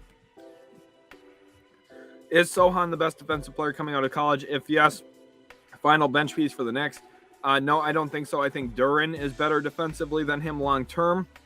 I think Sohan's better than Duren right now. I think Jabari Smith's a better defensive player long term. I also think that Chet and Walker Kessler are better defensive players. But Sohan is definitely intriguing in his own way. He's in the conversation for sure. There's rumors about Collins to Oklahoma City. I don't know. I don't know if I see that. Shoot the Messenger says he's a Magic fan. Awesome. We got some Trailblazers love in here. Houston. Bodega's a big Knicks fan. That's awesome to see. Lifelong Phoenix Suns fan. Born and raised Arizona. Not often you see someone who is actually born and raised in Arizona. Awesome to see that. Daniel says, Spurs and kind of 76ers. Ben Simmons murdered my love for Philly. Bummer. Sorry about that, Daniel. Man Guy Friend says, could you see Pistons getting Anthony Simons? No, he will stay with the Portland Trailblazers. And then we have this comment here from Bodega. Pistons need shooting. Mathurin makes more sense. In some respects, yes, I agree. One interesting thing about Mathurin, he actually shot only 31% from three as a catch-and-shoot guy, which is actually a lower percentage than Jeremy Sohan in catch-and-shoot situations. But overall, Mathurin did shoot 37% from three this past year for Arizona, which means he shot into the well into the 40% mark from three off the move, off of a live dribble, which is really, really impressive. So I still think he's a shooter. I just wanted to bring up the interesting note that he actually struggled a bit as a catch-and-shoot guy this year. I don't know if you'd like this, but if De'Aaron gets traded, I think the Mavs would be the perfect place. Please do not wish that on my Dallas Mavericks. I do not want De'Aaron Fox. Please keep De'Aaron Fox away from Dallas. Robert Lamison says, did you hear the salary cap is going up? I did. That has to do with some of the CBA and collective bargaining stuff going on between revenue sharing and everything within that. I need to keep my ears out for that. I know it's going up. I don't exactly know the number, which I need to learn that before free agency this year because it's going to impact how good certain deals look down the road. I think we might see quite a bit of money spent, which is kind of what Detroit's looking for here. Detroit's going to be aggressive paying people right now because 3-4 years from now, those contracts might look like bargains, especially for players like Ayton or Miles Bridges or Jalen Brunson, the players they're looking to sign. 3 years from now, if those players are making 20-something million, that might look pretty cheap in comparison to what the new maximums are. So that might be a pretty good deal ultimately for those teams. Daniel Avalo says, I hope Blazers trade up to 4 because Ivy might be perfect in the backcourt with both Dame and Anthony. And once the Dame era is over, Jaden Ivey will be the next franchise superstar. I would be aggressive moving up to 4 myself, but we will see if anything actually plays out there. My guess is it won't, unfortunately, Daniel. I don't think that the Blazers will trade up to 4, unfortunately. Let's keep it rolling here, guys. You guys are all asking some really great questions. Edward here says Ivy's an off guard, not a pure point guard like Halliburton. I disagree with that. I know for Purdue, he didn't play with the ball in his hands as frequently. You also have to consider the fact that Purdue played the most collegiate form of basketball out of any college team. They consistently had post-up players in there with either Zach Edey or Travion Williams. This is the thing. When you're scouting players, you have to take on what you see and apply it to your imagination a little bit. Ivy will be better in the NBA than he was in college because the floor is bigger, there's more spacing, there's way more shooting than he had for Purdue, and you have to be able to see some of those things. And I think ultimately a place like the NBA fits better Ivy's game. Maybe he's not a playmaking point guard, but I think he's a point guard nonetheless. Zane here says Kennard getting shipped, definitely a possibility. What team do you think will take a flyer on Kenny Lofton? I think Lofton, it's so hard to choose UDFAs on where they could go. I think there's going to be teams interested for sure. He'll be one of the first guys to sign as UDFA. Mel says, great job, great content, great show. Go live for the draft and do videos. The more content, the better. All right, perfect. We will try to do our best to get everything out. If you guys, I think it's possible for you guys to clip on YouTube, right? If it's possible for you to clip certain things for me, let me check real quick if that is. Yeah, I think it is a possibility. If I cut here, let me see what do I do with this then. Let's say I cut. Interesting. Okay, so maybe what I'll plan on doing is probably give my live reactions for the draft, kind of like what you guys are asking, and then I'll try and cut it up later and put it as actual YouTube videos on the channel. Maybe that's the best way to go about it. Probably the easiest, honestly, for us to go live, and that way you guys can hang out and stay live for the channel. Killer Bean says, do you think Tari Eason or Agbaji can fall to the Bulls at 18? Agbaji potentially could. Tari Eason will not, for sure. I know there's not as much delay. What I'm saying here, you guys probably hear about 20 seconds later. But the issue is, I've got comments here from 15, 20 minutes ago that I'm trying to get to. There's not a ton of delay in terms of what I'm actually saying, but there's delay because I'm trying to go through hundreds of questions, and they're all great questions. I don't want to skip over any of them. So that's why there's a little bit of delay. Your draft and fantasy draft streams are great. Thanks for being on today. Thanks, Eddie. Really appreciate that. Elijah says, I'm kind of hoping Spurs go for Johnny Davis since Lonnie most likely on his way out. Would be a pretty good pick for them. Spoilers don't bother me. Give me all the news league. DC, thank you so much for also, always watching the stuff on Twitter. I really do appreciate you. You're an awesome viewer. And honestly, I'm really, really happy to have you as someone who watches the channel. Zach says, wouldn't give up Keldon to move up a couple spots. See, I wouldn't either, but that's kind of what it might take to do so. So I wouldn't be interested in that myself either. Man Guy Friend Bro says, you think Bagley could have a breakout year if Ayton comes to the Pistons? I know it's a totally different game in the NBA, but apparently they're great friends and dominated together in high school. No, not a breakout year, and not just because Ayton's going to be there. I think he'll play better than he did in Sacramento because he's got Cade, and I think he's happier in Detroit than he was in Sac, which is good. Who wouldn't be, right? Sorry, Sacramento fans. I feel like I'm becoming public enemy number one in Sacramento, so maybe I need to stop making offhanded comments like that as a joke, because I don't know if it comes through as clearly of a joke as it should be.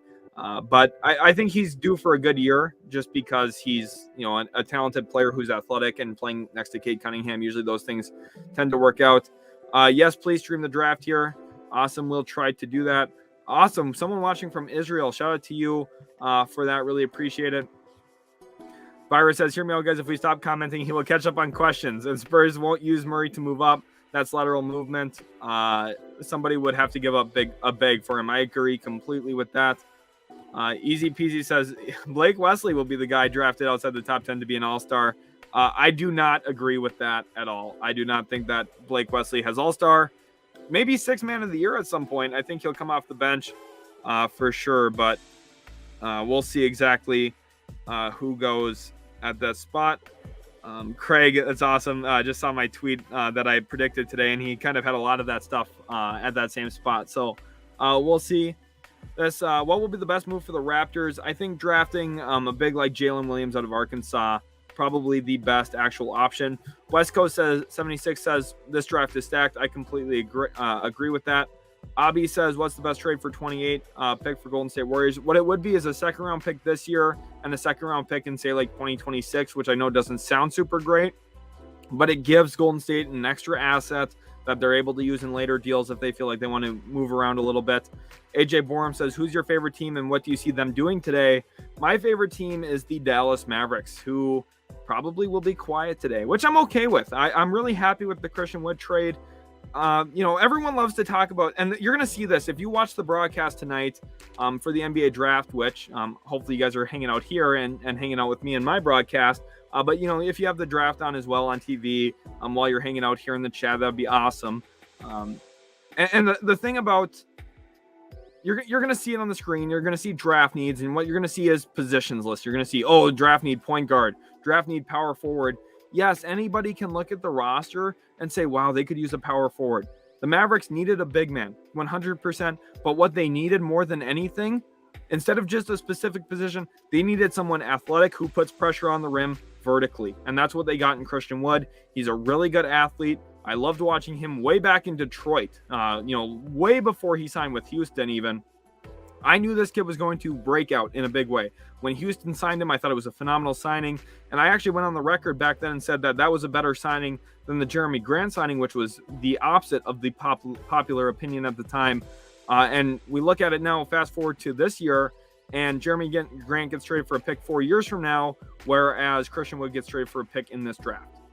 So obviously, I think the NBA agreed with me as well that Wood was slightly more valuable than Jeremy Grant. And I think he really delivers a lot of what Dallas needed in terms of the athleticism.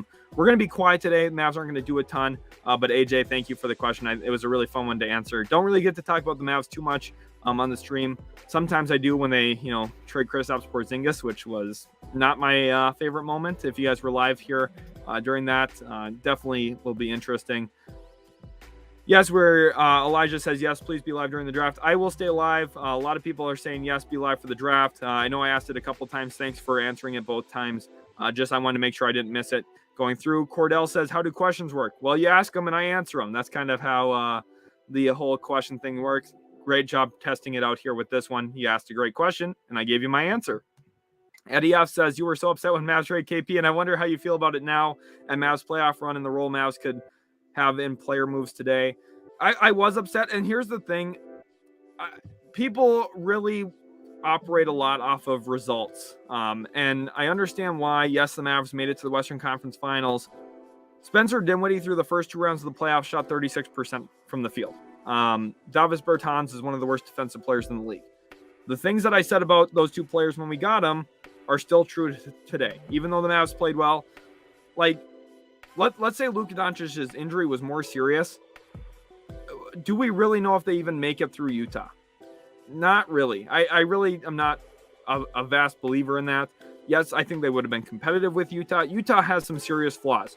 The Mavericks would not have competed against Phoenix in any way. They would have gotten swept without Luka Doncic. Luka is good enough that he elevated where this team is getting to. Ultimately, against the Warriors, I think the absence of Kristaps Porzingis was notable. We did not have rim protection. Now we are adding some athleticism back into the front court. Christian Wood, not really a rim protector. I still think the Mavs need to take steps forward. I think that they need to look for a big. I know there's a lot of speculation about Miles Turner right now.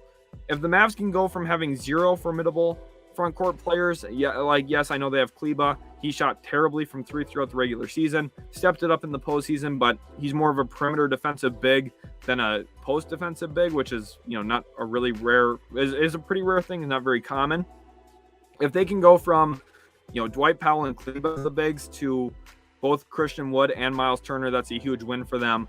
But ultimately, I still think the Mavs lost the Kristaps Porzingis trade. The fact that the Wizards have the second round pick from that deal, I think just adds a little bit of insult to injury, honestly, because they got the best player and we took in 2 bad contracts and gave up a pick. It's just not really how it's supposed to work, honestly. But you have Luka Doncic, so that's the whole point here.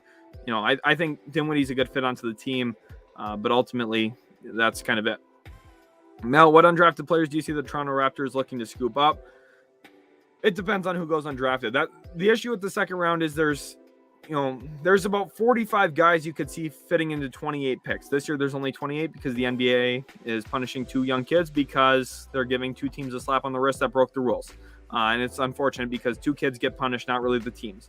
And that's just my honest thoughts on that. With the tampering rules and everything, it's frustrating to me. But with those 28 picks, if 45 guys are kind of eligible for that, I don't really know who gets undrafted, and it kind of depends on who. I think one player to watch for is Julian Champagny from St. John's. He'll be a player who I think maybe the Toronto Raptors pick up. They already have his brother. Joel says, why would Pacers give up assets to move up 2 spots for Ivy, who's future projected point guard, when we just got Halliburton?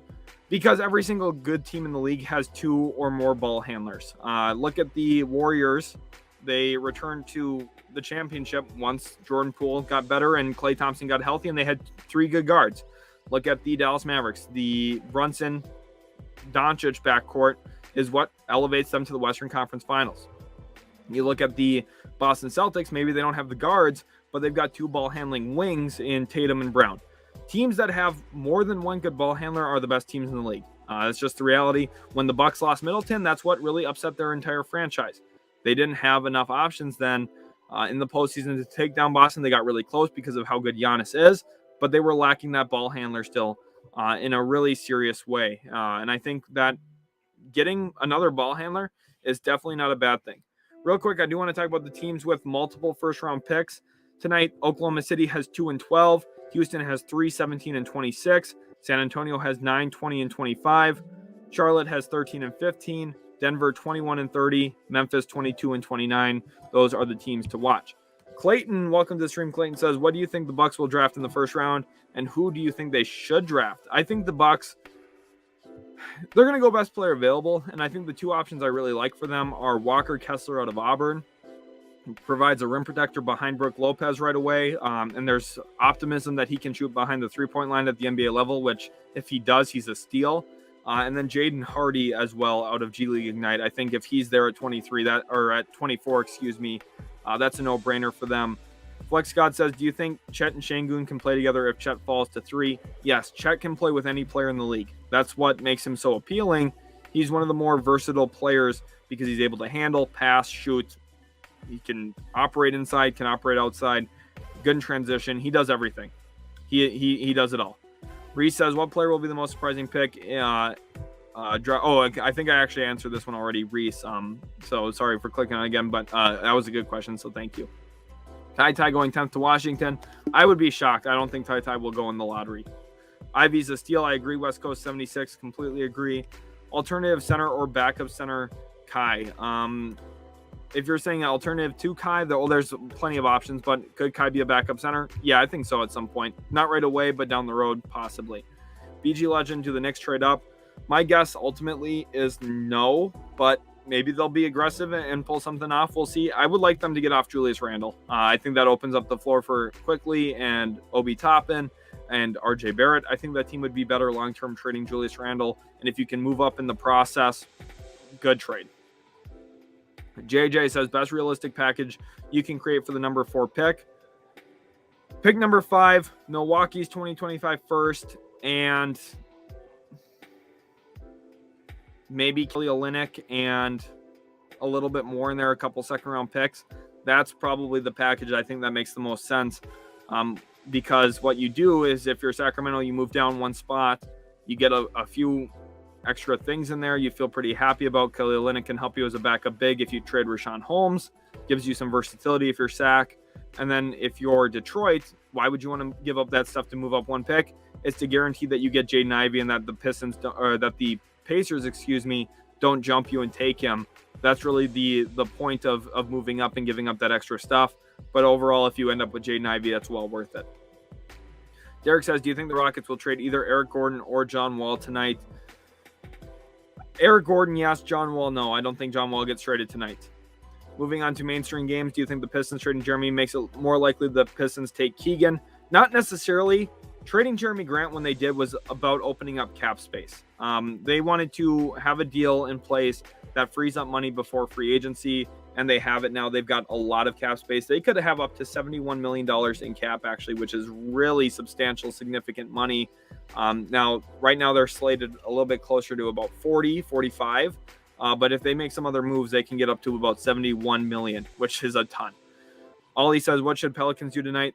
They should sit at 8, be patient, wait for their pick, and draft the number 1 player on their board, whether that's Dyson Daniels, Jalen Duren, Benedict Mathurin, whoever's there for them. Just follow the board, play it safe. This is a huge upside moment for New Orleans. They don't need to do anything drastic. I think they should just sit, be patient, and get the guy that they want. Jordan says, Luke Kennard getting shots. I've seen that comment a couple times now.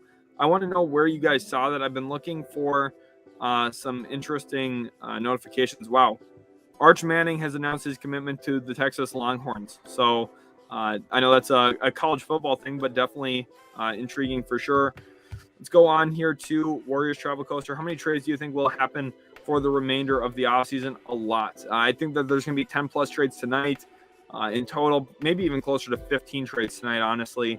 And then I think going into this offseason, we probably see a few more. So probably around 20-ish trades, maybe 22, 23, somewhere in that mark. It's not an exact science, but, I'm just kind of guesstimating here off the top of my head.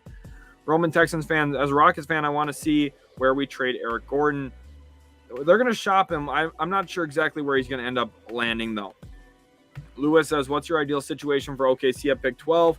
Well, if it means staying, it's getting Shaedon Sharpe if he falls.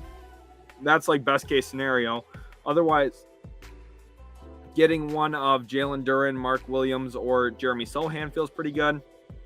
And if they move up, it's giving up Dort and 12 for at number 7 for Shaedon Sharpe, presumably. CL Oracle says, Suns are winning the chip this year, guys. Booker and Kendall broke up and the curse is over. We'll see. Can they shake off that curse? We'll have to watch for that. Zach, San Antonio Spurs says, odds of Spurs making any trades tonight? Probably 100%. They have been calling a ton of teams. A lot of calls are going on both from them and to them. They're not going to trade DeJounte. They will trade one of their first-round picks or maybe 2 of them in a deal to move up. I think that they're going to make a deal.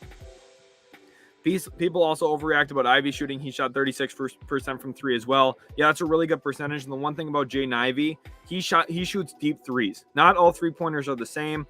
Jaden Ivey shot most of his threes off the dribble and shot them all really deep. He shoots the deepest threes in the class, honestly, and shot it at a 36% rate. He is vastly improved from where he was as a freshman. He's a better shooter than everyone's giving him credit for. I know his form is a little unorthodox, doesn't look the best, but overall he's a very good player.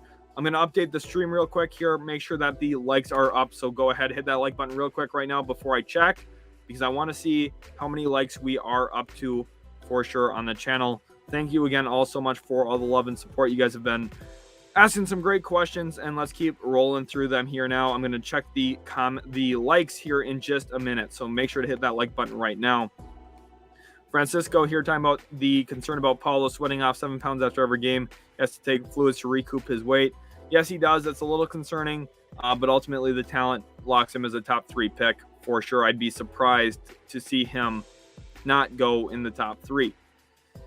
BG says, does New York move up? I don't think so. Well, I think possibly. Again, it's going to be tough. Trinidad James says, who do you got going 6 to Indiana? So let's do a little bit of mental exercise here. First, Jabari Smith. 2, Chet Holmgren. 3, Paulo Banchero. 4, Keegan Murray to Sacramento. 5, Jaden Ivey to the Detroit Pistons. 6. That's the tough one. I'm going to say that they take Benedict Mathurin 6th overall from the Arizona Wildcats. Francisco says, did Grant come up a Nick? Did Grant come up a Nick? Talking about Jeremy Grant? I don't think so. Gold Eagle 99, Jeremy Grant is also one of those rare players that can play small forward and power forward. I agree. That's part of that's part of his allure. That's why he's a valuable addition. Moving on to Cardinal here, he says, what do you think about the Pelicans? Select between Daniels and Mathurin. I think they would prefer Dyson, honestly, just given his position. I guess the Pacers, if they want to surprise everyone, they could go with Dyson Daniels at 6 as well. Thoughts on Ibu Diankobaji? He's going to be a solid second-round selection for a team if he does get drafted. Otherwise, he'll be a UDFA and a valuable one at that. Definitely could see him, working out pretty well. Seb says, I know what you meant by he's a Raptors-type player. I hope you're right. We need some big man presence, and I really like Williams' passing and floor-stretching ability. I agree. One thing here, this is maybe going to come as a surprise. If you haven't checked the numbers, he's a little overhyped as a shooter. Yes, he had a really big performance throughout the college tournament and played really well as a shooter in that regard. He's a career 25% three-point shooter at the collegiate level. He is not a sniper from 3. The thing is, though, he is capable of stretching the floor. He's capable to knock it down, it's a plus for a guy going in the second round, 100%. Jaideep says, hi, I'm a Raptors fan. Just wondering if Hardy can somehow slip down to 33. I really want him because we need more shot creators and scorers. He won't be there at 33, but Masai Ujiri's an active executive. Maybe he'll make some calls. Maybe he'll move up. I think it would be a pretty good fit for them if they found a way to get it done, but we'll see. Best fit, in your opinion, for the Hornets, asks Mark. Mark Williams. He's the best fit. Killer Bean, I'm here for the Jeremy Grant slander. Pistons were trying to steal Patrick Williams away from my Bulls for a role player. Yeah, there was a lot of rumors about that, and I always said that the Bulls would not do that, and people did not agree with me. John Bradshaw says, I hope Ivy falls to Detroit. I do too. As someone who likes Jaden Ivey, the 2 places I want him to land tonight are Detroit and Indiana. I think, honestly, it seems like 100% odds at this point that he'll be on one of those 2 teams. Unless the team really comes out of the top rope and moves up for him. I think Ivey's going to end up in either Detroit or Indiana, which I'm excited for. I'm all there for that. I'm a Mavericks fan, remember. Don't really have any personal reason onto why. Like, I'm not cheering for Detroit. I'm not really cheering for Indiana. I just want Ivey to go somewhere he's going to succeed in those 2 teams, give him the best chance. Edward says Sac will take Ivey. I do not believe that for a second. I think Sacramento will take Keegan Murray. Ollie says, I hope the Pelicans get Daniels or Sharp.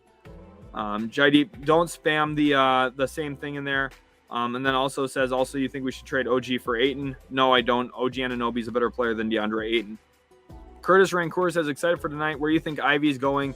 I think it's 5 or 6 to Indiana or Detroit. And if he goes 4th overall, it will be because the team traded up for him with Sacramento. And I'm not sure if Sacramento is going to make a move. I know there's rumors that they're not going to.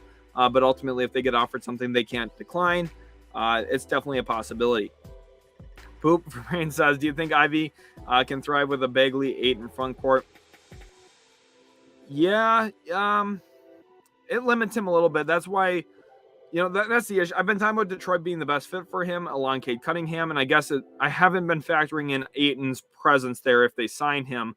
Definitely does, shake some things up for sure. We'll see. I mean, I think Ivy's a good enough player that he's going to be good regardless. I think just ultimately maybe it doesn't help him in his potential as well. JD says, also, I've been chatting in your streams like 1 year ago, if you remember. I do, yes. You've been in here for a lot of streams in the past. I think even some NFL ones, if I'm remembering correctly. Yours a long time, but I do remember you, JD. So huge thank you to you. Matt Ahern says, what guys do you think are going to be busts?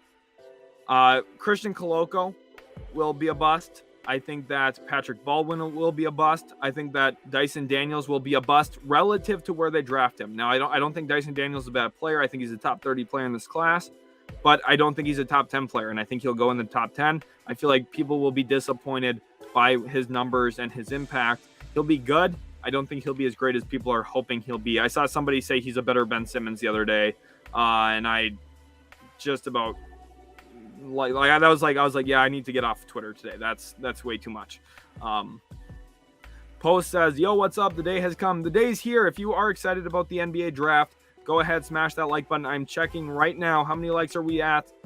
I'm checking the live here. We will see here in 3, 2, 1. We're up to 180. So you guys are killing it. Let's keep growing. Let's keep going here. Hit that like button if you haven't already. Subscribe to the channel as well. Lemon Factor says Sharp is a big red flag. I understand why, but you have to remember these executives have seen this kid play against some Kentucky players. They went to practices. They've been around him more than you and I have been. He's not as much of a hidden commodity as we think he is. People know about him a little bit more. He came up on the prep scene really fast, went from being nearly unranked to the number 1 prospect in his high school class in the blink of an eye. So is there limited film on him? Is there a little bit quicker track record with him? Yes. But it's not like he's going to be terrible. Here, Atakan says, do you see the Knicks moving up for Sharp? No, I don't think they'd move up for Sharp, but I think they'll take him if he's there, maybe. Eric says, Jaden Ivey, Aquarius, and Ben Mathurin, Gemini, would be perfect fit next to Jalen Green, Aquarius, and Şengün, Leo. Majority of all-time great duos are signs that we're compatible. That is a hilarious comment, especially if you're joking. If you're serious, we're probably just going to move on to the next comment, but that's pretty funny. Clayton says, what do you think the Bucks will take in the first round, and who do you think they should take? I think they're going to look for a big. Walker Kessler would really fit the bill for me, for them. I think that's what I would prefer to get if they ultimately do take that. Daniel says, John Collins for Julius Randle straight up, maybe with some picks involved. Not bad. I don't know if either team really wins that deal. I think both teams change what they kind of have, which is like the idea, right? I just don't know if I actually loved it. Gerald Perry says anybody who mentions Pistons and Westbrook should be banned. That's a funny. Obviously, he's kidding, but that's a pretty funny comment. Mason says, do you believe Duren and Chet could be a fit if Thunder moved up to grab him around 7 to 9? 100%, I do. I know people, and this is what I'm talking about people saying, oh, we have a power forward, we don't need a power forward, or we have a center, we don't. Duren and Chet are completely different players who do fit around each other. Duren is a nice connector big who can, pass out of short rolls and can be a lob threat around the rim. He's a good dynamic pick and roll screener because of his ability to get to his spots and finish above the rim as a lob guy offensively. And Duren defensively is really physical, can sky for rebounds, really strong. Chet isn't any of those things, right? Chet's not a great pick and roll traditional big who's going to catch a ton of lobs. Well, he will, but not like he's just only a pick and roll screener, right? He's going to pick and pop. He can step out behind the 3-point line, operate as a trail big. He's a better passer than Duren, even though I think Duren's an underrated passer. Those two together would be a really good fit. I think people, we have too many one-track minds in terms of, oh, well, he's a center, these two players don't play together. Or like the Ivy Halliburton, oh, he's a point guard, they don't fit together. I understand the idea, and sometimes those things are true, but it comes down to more of what their actual skill set is and the things that they're capable of doing on a basketball floor. For example, if Chet couldn't shoot, and since Duren doesn't shoot threes, then I'd be more, critical of that.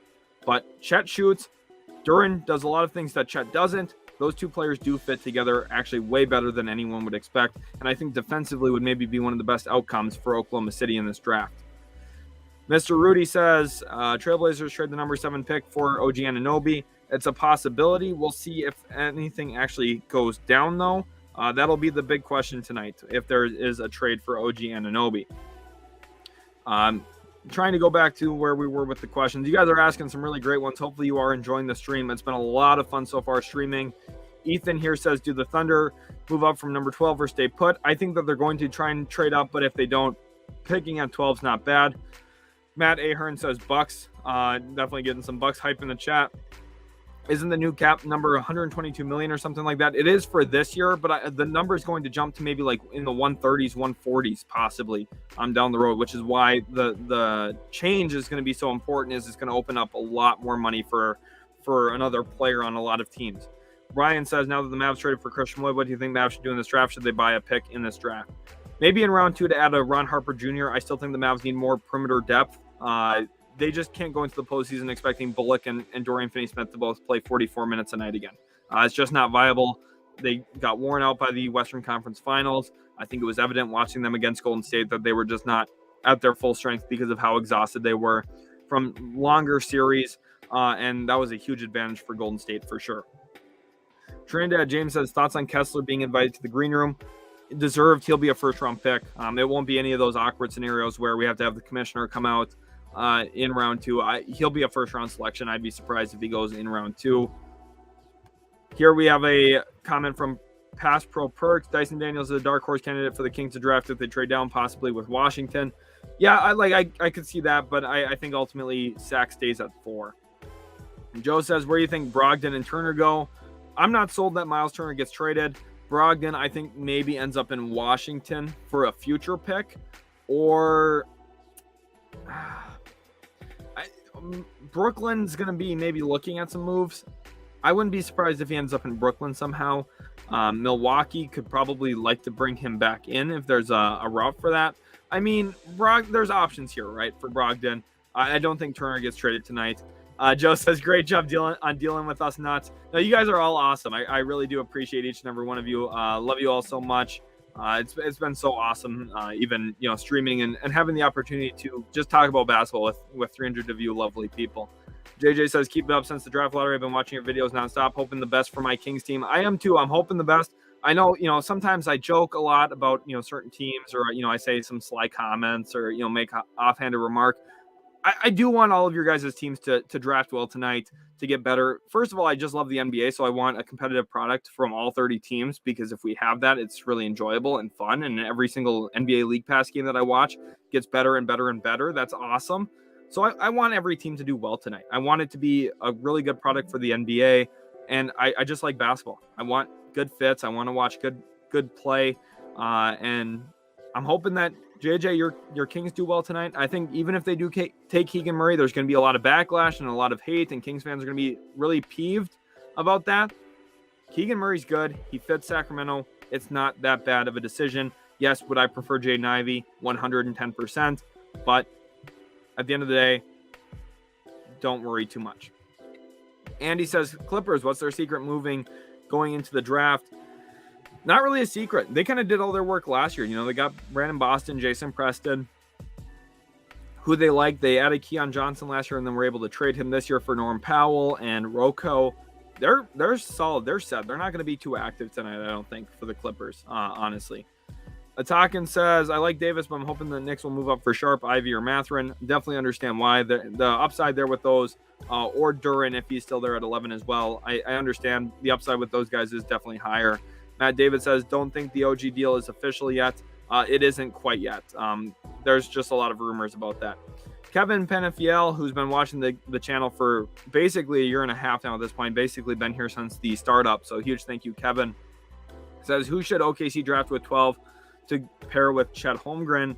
I like Jeremy Sohan there. I also like Mark Williams there. I think going with another big, helping that front court more, is probably my preferred option for them. You need to be able to rebound the basketball. You need to be able to clear the glass, and you need to be able to contest shots around the rim to be good in this league. And I think Chet plus a Sohan, Williams, Duran, any type of big in there makes a lot of sense. Enrique Coma says, Heat pick or trade their 27th pick today. Also, you look like college Woj during the ESPN internship. Well, that's good. Maybe I'll end up becoming Baby Woj even more than I think. I'll have to try and find my way into getting a little bit more of inside sources, but per sources, I'm working on it. So we'll see if I can get there.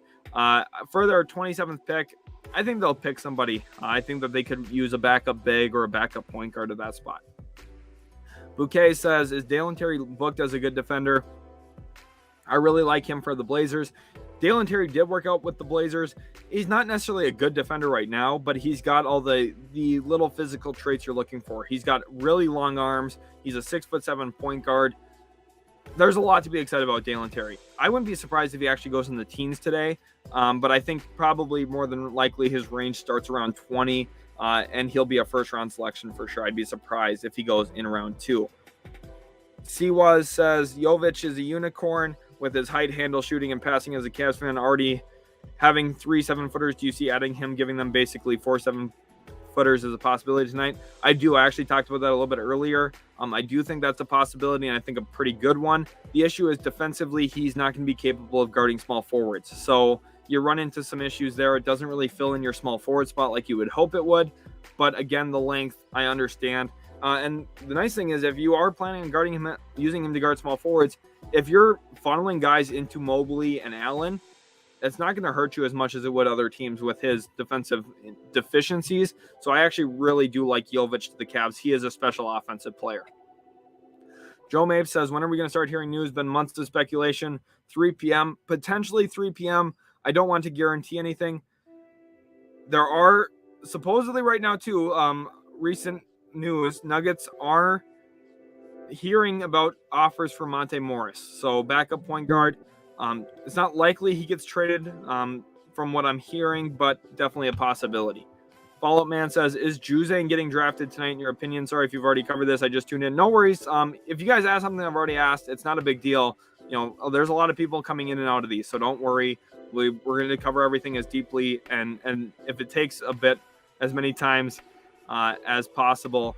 But if for Juzang, I think he'll probably get drafted tonight. Honestly, well, actually, it's 50-50. Second rounders are hard to project. I could see a team taking him, but I wouldn't blame a team for not. Justin Lewis drafted by the Raptors with 33.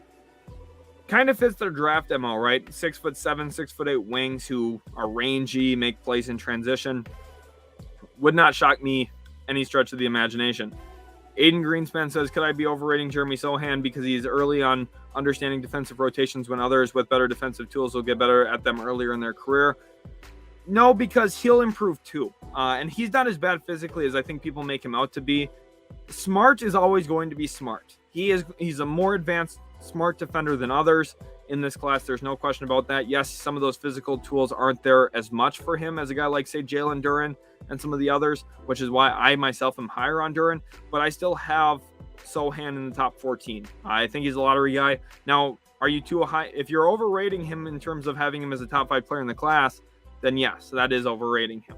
But for the most part, I mean, if you're staying kind of even keeled with him around anywhere from like that, 9 to 15 range, I think it'll be just fine. Andrew says, who do you expect the winners of the draft to be? I think that the Houston Rockets are a winner, getting Paolo Banchero third. Just naturally, that's going to be a really good spot to get a player as good as Banchero. Orlando and OKC, not that they're making the wrong decisions. I think they're making the right ones, honestly. But the fact that Paolo Banchero is good enough to be a third, it makes the Rockets a winner. Whoever drafts Jaden Ivey tonight is a winner. If you wake up tomorrow morning with Ivey on your team, you're a winner from this draft for me.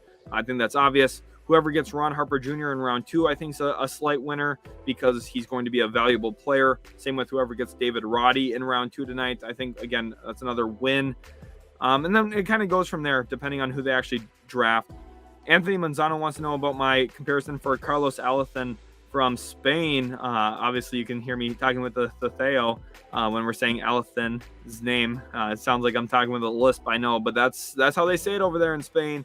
And with Carlos Alethon here, Ricky Rubio's the obvious comparison because he's a pass-first point guard who is Spanish. You'd be like, wow, that's pretty obvious. He's not going to be as good as Ricky. He's not going to be quite as dynamic as Ricky in terms of getting his feet in the paint. But the play style is very similar. If you told me that Carlos Allen grew up looking up to Ricky Rubio, I would believe you. It would just make sense. Mira Ortiz says, will Ron Harper Jr. go undrafted? And ceiling for Trevor Keels.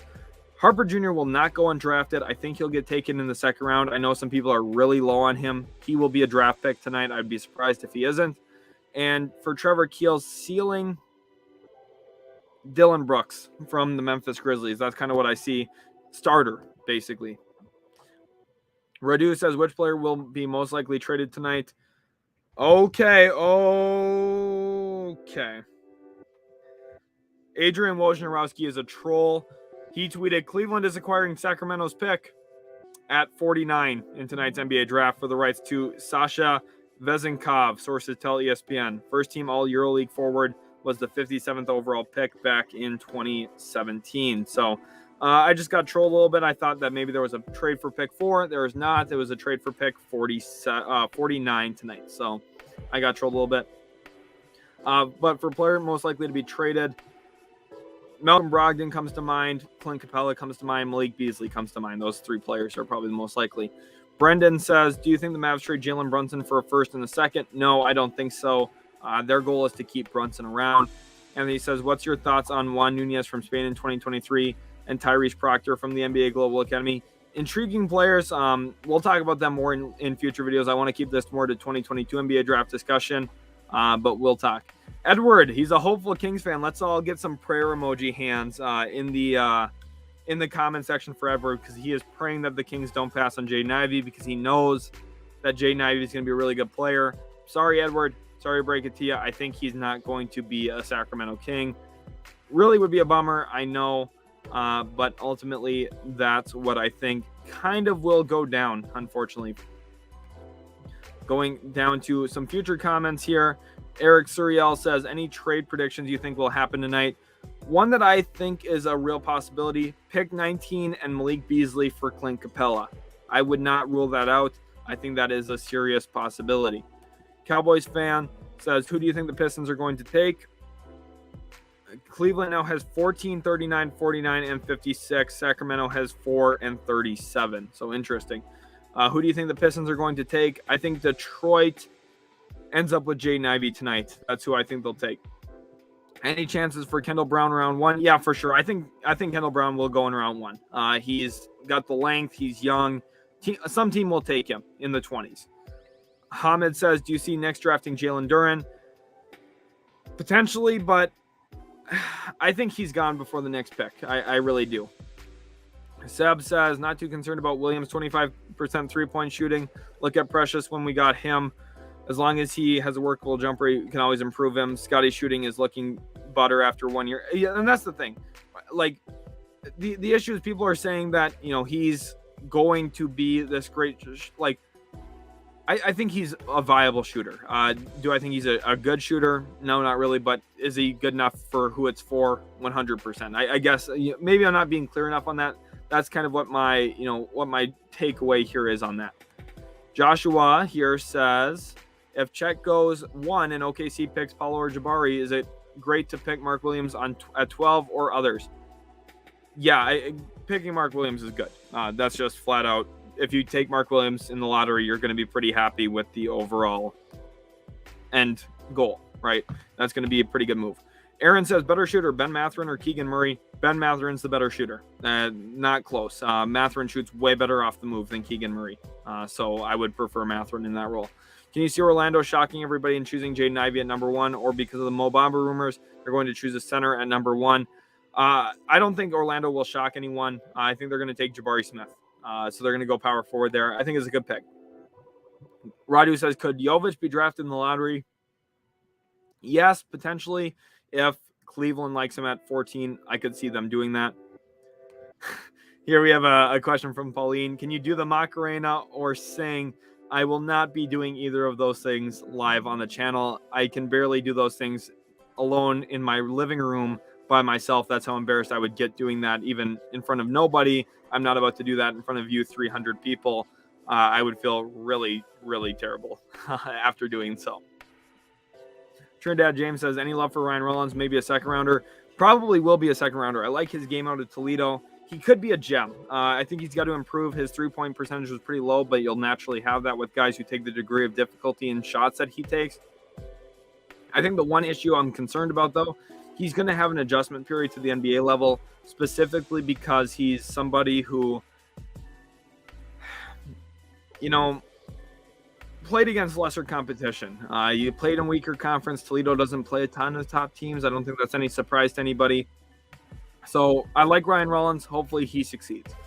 Sam Danello says, what do you think the Thunder get? And for Oklahoma City, I think Oklahoma City ends up with Chet Holmgren at 2, and at 12, one of the following between Shaedon Sharpe, Jalen Duren, Mark Williams, Jeremy Sohan. Those are the 4 players I'm going to highlight. Miles here asked about Patrick Baldwin. Not worth a selection in this draft. Some team will take him. Some team might even take him in the first round. He's a bust. He will not work in the NBA. He has no lateral mobility. He moves like he has an iron rod as a spine. And I would not take him. He's someone who's looked at as a big shooter. He's 6'9", which is decent size, right? Solid. He shot 26% from 3 this past year for Milwaukee, has injury concerns when he was playing for the FIBA U19 World Cup team. I talked about Kennedy Chandler, how well he played in that, and how important Kennedy Lofton was. Kenneth Lofton was awesome for that team. Patrick Baldwin was not. Patrick Baldwin was terrible. And I don't see it. I do not see him being worth a first rounder. I don't even really see him being worth a second rounder. Maybe the last pick of the draft, and you're like, well, he's 6'9" and is a decent shooter. That's the goal. But I mean, he struggled for Milwaukee against lesser competition. Radu says, how many All-Stars do you think this draft will produce? Probably anywhere from 2 to 4 or 5, maybe 3 to 6, somewhere in that range, which is a pretty good class. The strength of this class isn't necessarily the All-Star level, though. And I'd probably bet a little bit closer to that 3 number than that 6 number, by the way.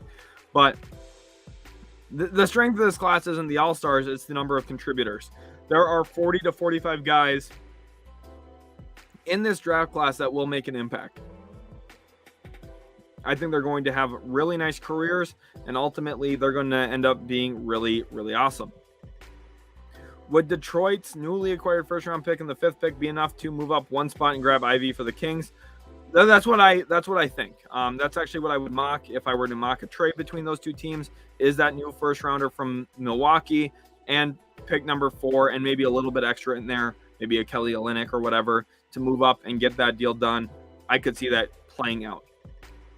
Eduardo says, DeJounte for Collins makes no sense. Why are people saying that? It's just speculation and rumors. DeJounte Murray's not getting traded tonight. Do not worry about that at all. Joe Mabe says, Pacers giving up assets for Ivy when we need wings makes no sense. Ivy's good. Just flat out, Ivy's going to be the best player the Pacers have had since Paul George, if they were to get him. So that's why it makes sense. Dom K says, best case scenario for the Wizards tonight.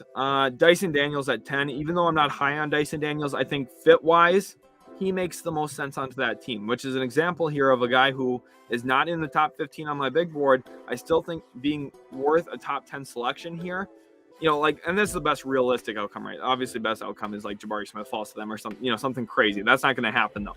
Dyson Daniels at 10, I think probably one of the better outcomes for Washington. Fryman says, well, if they have a trade, it's for DeJounte Murray. That's the best case. That's really the best case. I need to clarify that. Drafting, it's Dyson Daniels. Making a trade, it's either DeJounte or Shea. If they can get SGA or DeJounte, that is the best case. Fryman says, who do you have the Pelicans drafting? Dyson Daniels at 8 makes sense. Jalen Duren at 8 makes sense. And I think 8 is the floor for Benedict Mathurin tonight. Brady here says, I got Bo Cruz top 5, honestly. If you guys haven't watched Hustle, oh my gosh, I really recommend it. I think it's honestly the best sports movie I've ever watched. And in a way, I think I found a little bit more of my self-identity through that movie, which you guys maybe don't care about as much, but I'm going to talk about it anyway for just a couple seconds here. With the role that Adam Sandler played in that movie, he's trying to break into the NBA, right? And trying to get to a role that he really wants. And I feel like right now, in a way, that's where I'm at. I really want to work for an NBA team. I really want to have a job. Right now, like I have a job right now, and I like the job I have. But at some point down the road, I want to have a serious role with an NBA organization. I hope I'm on the right track to do that. I hope that I come across as someone who is, trying to work hard in that way. That's going to put themselves in a position to maybe get hired down the road. That's the hope, right? We'll see if I do. But I really enjoyed that movie from the perspective of trying to advance your career. It was a great basketball movie. I love Bo Cruz. Definitely did a great job. Juancho Hernan Gomez, huge shout out to him. But that movie was really well put together. Love that movie. Vondale Garrett says, who do my Lakers target in the second round? Well, the Lakers, I don't even think they have a second round pick right now. They'd have to trade up, but maybe a Christian Brown from Kansas could really help them. There's some guys that could help them. Right now they don't have a pick, so I'm not going to speculate too much. Quinn says, what do you think about Nikola Jovich? Really talented offensive player. If there was only the offensive side of the ball, he'd probably be a top 10 player in this class. But defensively, doesn't move his feet super well and doesn't handle physicality super great. So there's limitations. There's some issues, but the offensive talent's worth a shot, at least anywhere from pick 14 to say 25. I think he'll be right in that 14 to 20 range realistically. Eduardo says, Spurs trade up Sacramento pick 4.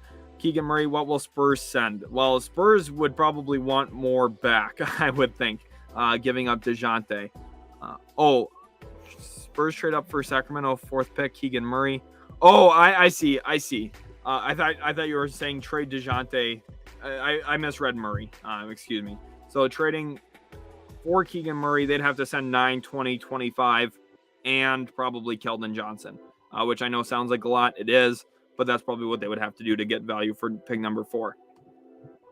Radu says, what do you think trade Anunoby value is after seeing Jeremy Grant's value? way higher than that. OG's a much better player than Jeremy Grant. And he's younger. And on, not an expiring deal. So I think Anunoby, he's worth at least 2 firsts. If we're talking about, say Portland getting him, I think Portland needs to add more than just pick 7. They need to add more stuff to really incentivize a trade there. So that's kind of my thought, honestly, on that situation. I know that some of you guys are probably curious about it, but that's kind of what I think Anunoby's worth 7 plus something else. Trinidad says, not many true point guards in this class besides Washington. Who should we keep an eye on? Sharp, Ivy, Davis, all combo guards. I think Ivy translates a little bit better as a point guard than other people are expecting. I also think Kennedy Chandler, keep your eyes on him. He'll go in the top 25 picks probably. And if he doesn't, it's because of his size, but he's smart. He's good. He's quick. I like him. I like Kennedy Chandler quite a bit. Aiden says, I like Duran's vision more than others, but his pass accuracy was not great. Right, and that's the thing, right? He's got vision. He reads the floor. That's the hard thing. That's the thing most bigs can never figure out. Pass accuracy, that's something through reps and through practice and playing around a lot of athletic players, you get better at over time. You typically do not see players take huge steps in terms of their passing vision. A lot of the time when a player comes out of college, they either got it or they don't. And it's unfortunate. Sometimes they improve slightly, but usually we don't see significant steps forward as passers, especially for big men. I think Duran is a really good passer, and I think if the accuracy comes around and he kind of dials into what he needs to do in certain moments, he's going to be awesome. I have Duran as a top 5 player in this class. I really like Jalen Duran. Ahmed wants to know, do I think the Knicks will overpay for Jalen Brunson? Potentially. I think they're interested in Brunson very heavily. Terrence Bottom says, can it be possible for Golden State to trade their pick and a future pick to move up to take Jalen Duran? No. No team's going to move down far enough with Golden State to let that happen. Pauline here continues to want me to sing and dance on the streams. I'm not exactly sure what's up with that. Quinn says Chet's overrated. No, I think Chet's about properly rated. He's a top 5 player in this class for sure. He's someone who is going to impact winning in a lot of ways. Does he average 20 points a game in his career? Not at all. He might not ever do that for 1 year, but he's going to average 15 points, probably 8 to 9 rebounds, block and a half to 2 blocks a game, maybe 3-4 assists a game, and really impact winning. And that's really what the draft's all about. It's not about how many statistics your one player puts up. It's about how many wins your team gets. And Holmgren will help in that regard a ton. Sam Danella says, do you think Thunder become a dynasty? No, I don't think they become a dynasty. I think they become good, not a dynasty. Do you think they will get Victor in next year's draft? No, I do not think they get Victor Wembanyama. At best, they have like a 14% chance to get him. So, no, I don't think so. I'm sorry, not trying to manifest bad vibes on Oklahoma City, but I don't think Victor Wembanyama will be a Thunder next season.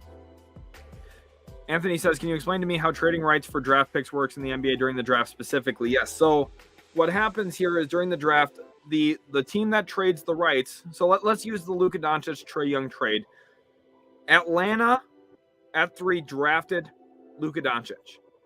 And then at number 5, Dallas drafted Trae Young.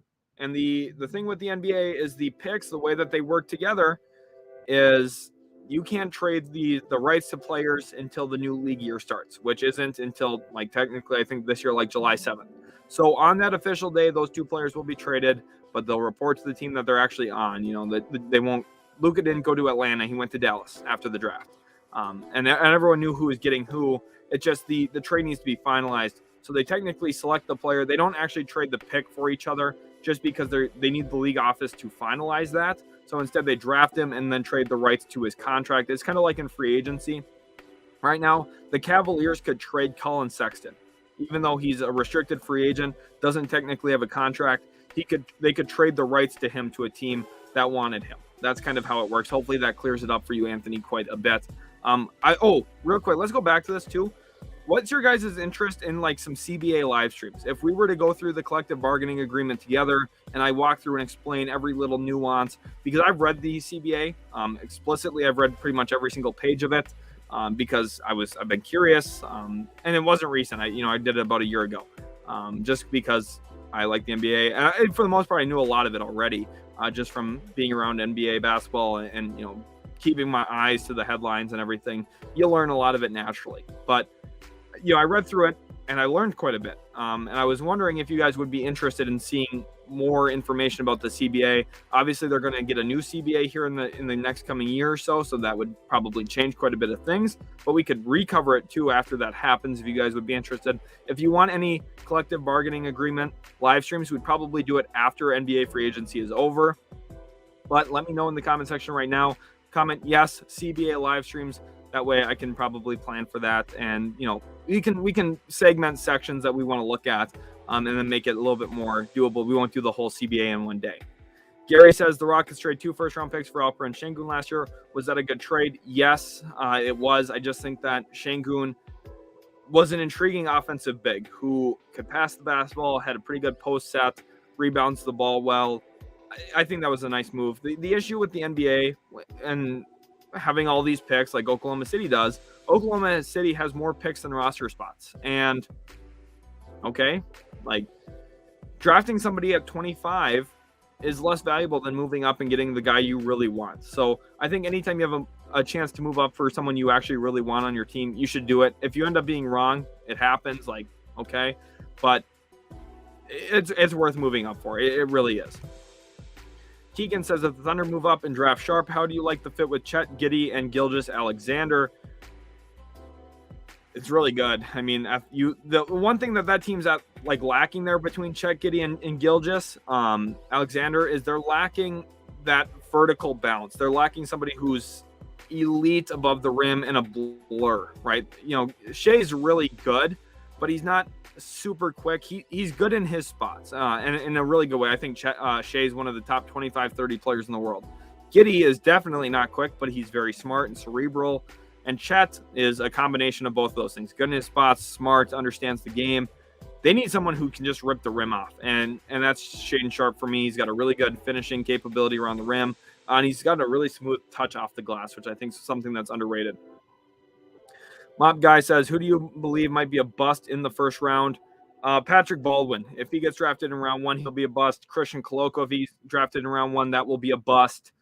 Let me see. Who else do I think could be a bust in round 1? There's definitely guys who I am not in love with that some people look at as first rounders. I think that, let let's just say someone like Justin Lewis gets drafted in round 1. I don't think that's a good selection. I think he's solid in round 2, but round 1, that's just a little rich for me. I think Dyson Daniels, he's not a bust, but I think he doesn't live up to the expectations of being a top 10 pick. I'm just going to put it that way.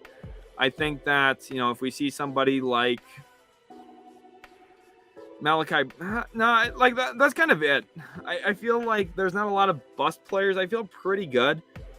As you guys know, I don't work off consensus at all. I don't really, monitor who else is saying what about players because I want it to be my own eye test. I want to come up with my own analysis because it's my channel. And I feel like this is one of the years where I'm really closer to consensus than most years, even though I don't pay any attention to consensus. But then, by the end of the year, you kind of learn where some players are expected to go. I'm listening for things and hearing expectations to help me with my mock drafts, not for my own big board. But my big board's actually playing out a little bit closer to the mock drafts this year than it does in some other years. There's still outliers to that. Like I've got David Roddy and Ron Harper Jr. in the top 20. Those two players will not be taken in the top 20, but I think those are steals in round 2 for teams. Man Guy Friendbro says, thank you for having a reasonable opinion on Sharp. Everyone thinks he's a complete mystery man, which is so wrong. These scouts and GMs have been following him for a year. They have. They've been aware of who this kid is. Now, is he more of a mystery than everybody else? Yes, but he's not like this crazy kid who's coming from overseas that all of a sudden, whoa, who's this guy? We've never seen him. They've been watching him for 18 months at this point. They know about him. They know kind of what he's about, and they're having him in for individual workouts and group workouts. They're getting to know him. They're sitting down with him, talking to him. They know him better than we think they know him. It says, I have a hunch the Knicks will pick AJ Griffin as a consolation prize to missing out on Ivy. It'll be pretty good. AJ Griffin, I like his shooting. So, actually, the funny thing is, Adrian Griffin, AJ Griffin's dad, actually has a really good relationship with Tom Thibodeau. So maybe Tibbs will push for AJ a little bit on draft night. Johnny Davis, how does he rank defensively in this class? The upside's not there defensively, but he's competitive and gritty, and he'll defend other shooting guards well. So I think he'll be a solid player overall. Vondale says, who's my least favorite player of the draft? I don't really cheer against any players. It's not like I dislike anybody. So in terms of I'm going to answer this question in terms of based on my big board, in terms of the position in terms of the value and how good I think this player is going to be in comparison to where a lot of people see him going. That's Patrick Baldwin. I think Patrick Baldwin's not that good. And a lot of other people seem to think he is. I hope Patrick Baldwin's awesome. I hope I'm wrong. If I'm wrong, that would be great. I would love to be wrong. I want Patrick Baldwin to be really good. And, if his shooting translates and, all of a sudden he starts moving a little bit better, he stays healthy, maybe I could be wrong. And I hope I am. But I think realistically, I'm just lower on that kid than most. Isaiah here says, is there any chance for Kai Soto? Yes, he could get drafted tonight. There is a chance. Now, is it 100% chance that he does get drafted? No, but I think it's a decent chance. What package will Spurs send for Sacramento 4th pick? I kind of answered this already, Eduardo, but again, it's 9, 20, 25, and maybe Keldon Johnson in there or something along those lines for sure. People need to stop putting the same message in there multiple times, by the way. So I'm going to put a couple users in timeout, but something I usually don't have to do, but sometimes you have to operate that way. XXXX says the Bulls need length. I like Koloko and Jabari Walker. I don't like Koloko myself. I have him number 61 on my big board. I have him very low. I do not think he's worth a draft pick tonight in comparison to the other prospects. And I know it sounds harsh, but I just don't like him. Jabari Walker, solid, but I'm not thrilled with him either. If the Bulls take either of those in the first round, I think it's a missed pick.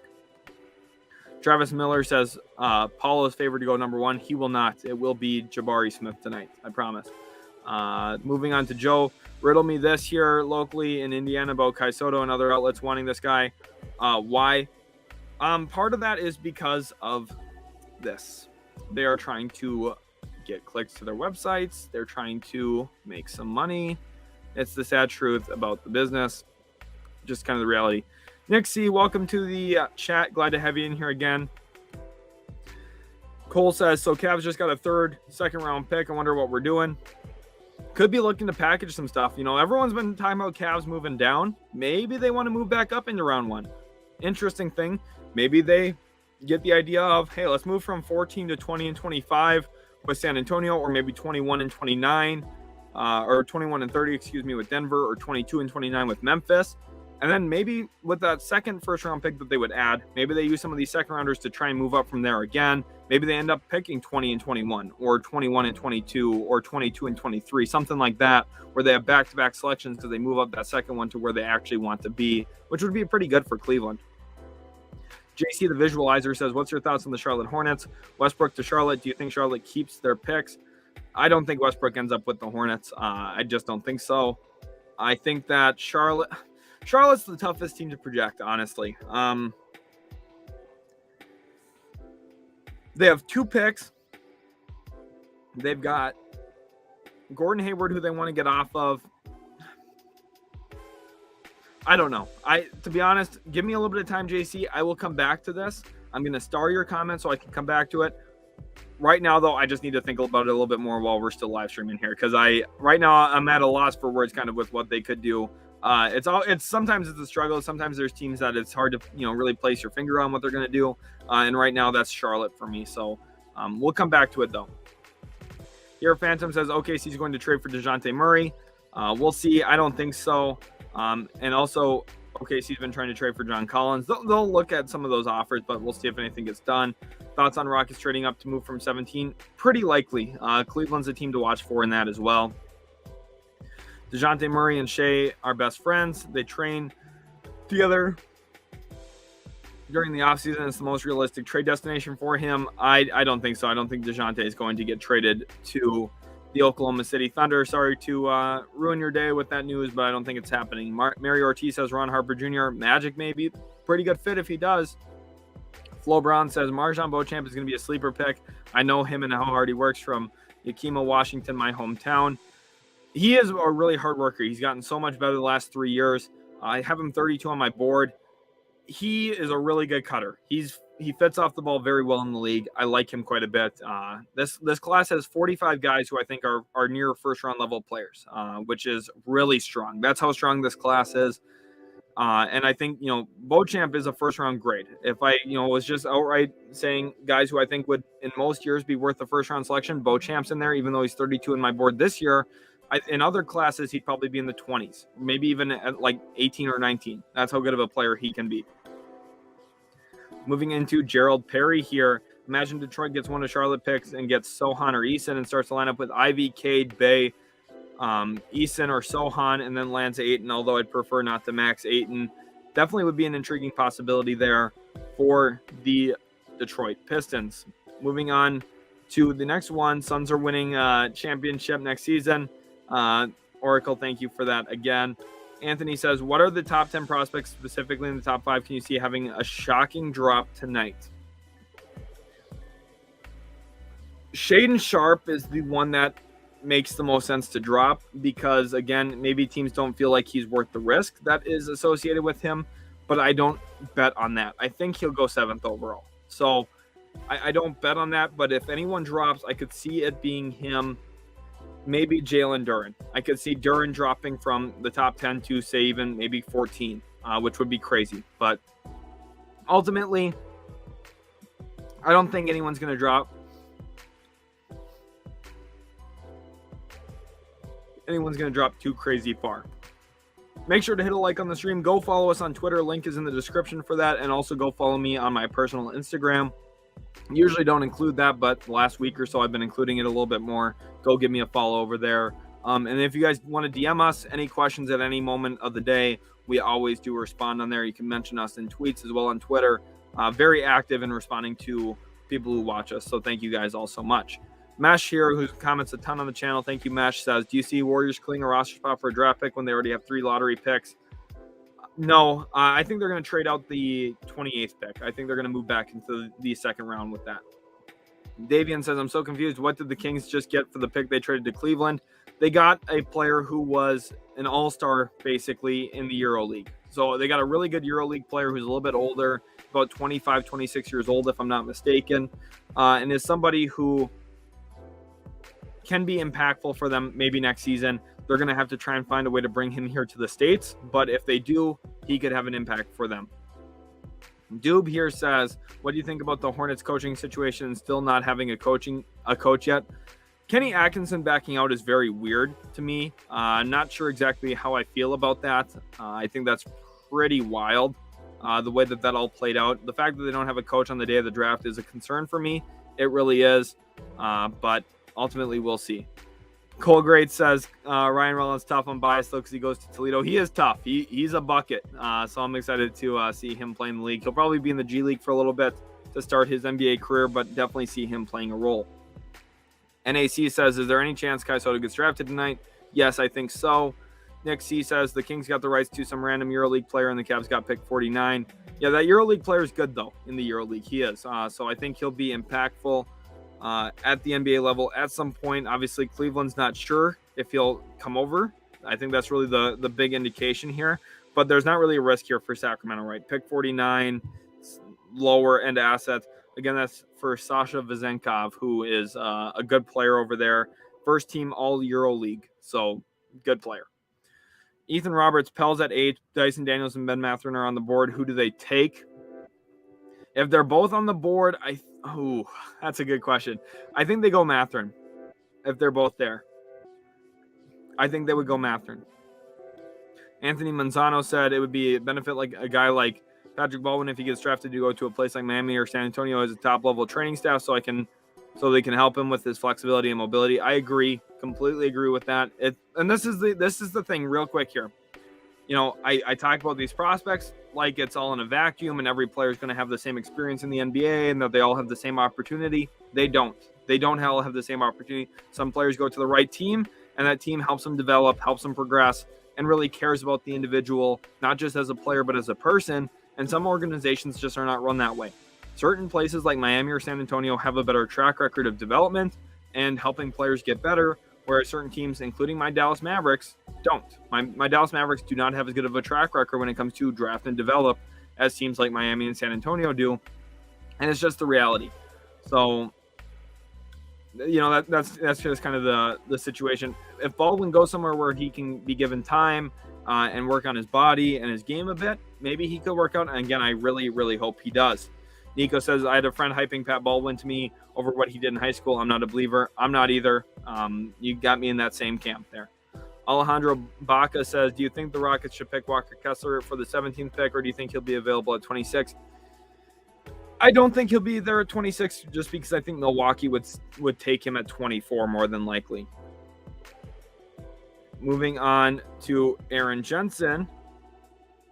Thoughts on Isaiah Brockington from Iowa State? He's a bucket. Now, I don't have him in the top 60. I think he's got some deficiencies in his game, but overall, left-handed bucket getter. So there's some value there. If he goes undrafted, a team's going to pick him up. Probably would average 18 to 20 points a game in the G League right away.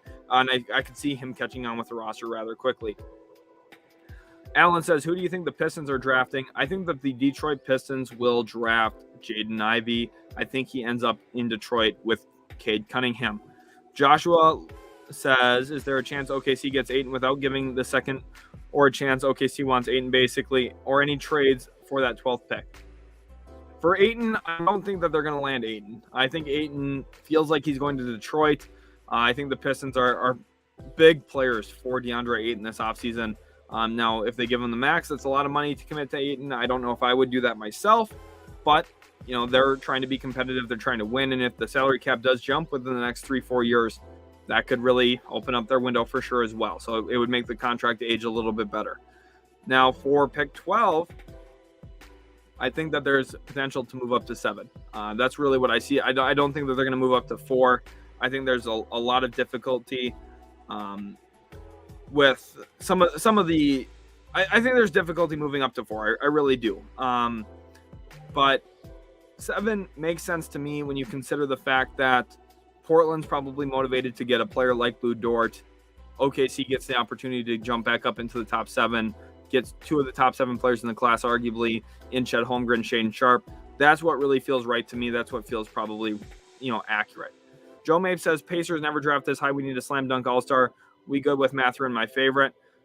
Yeah, Mathurin's good. Yeah, Mathurin's very good. Mathurin's number 6 on my board. If you get him 6th overall, that's an awesome grab, 100%. DeJounte and or Collins will be a Thunder. OKC has been aggressively trying to trade for John Collins, and OKC has the assets to get Murray. From the Spurs, I don't think DeJounte is getting traded. I just don't tonight. So that's my thought there, Phantom.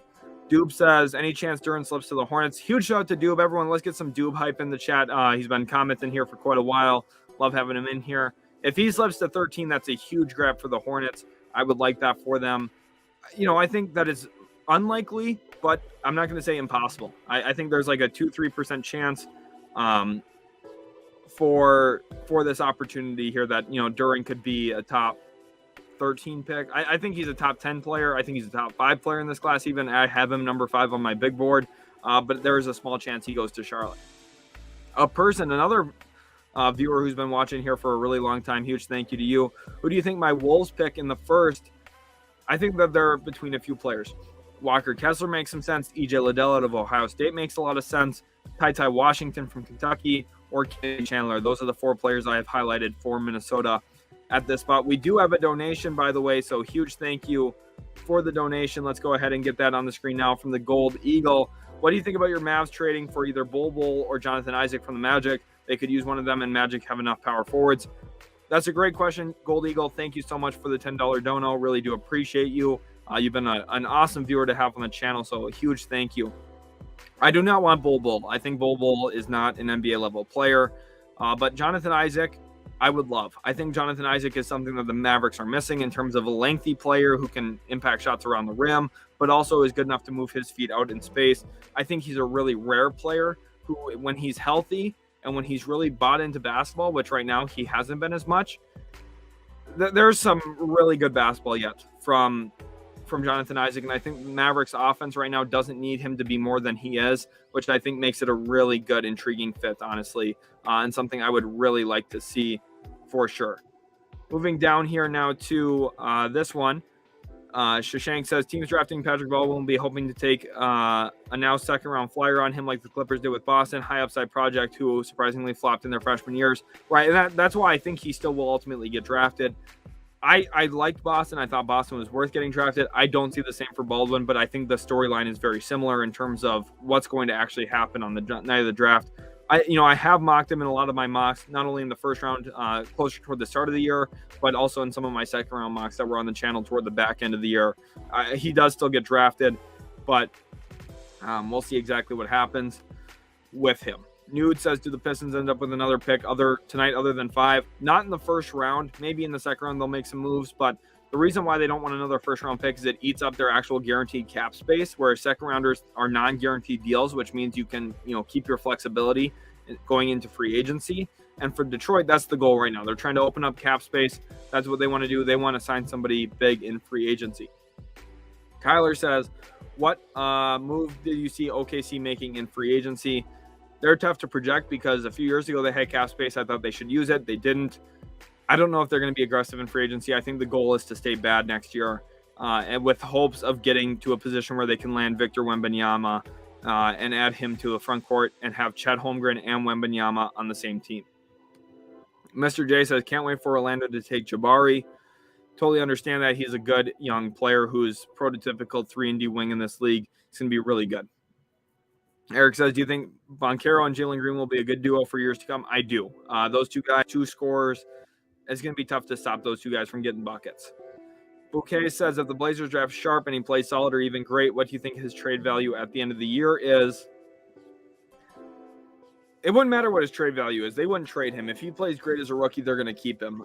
So I'm not going to really give an answer to that. If he plays great, he'll stay in Portland, I guess, is more so my thought.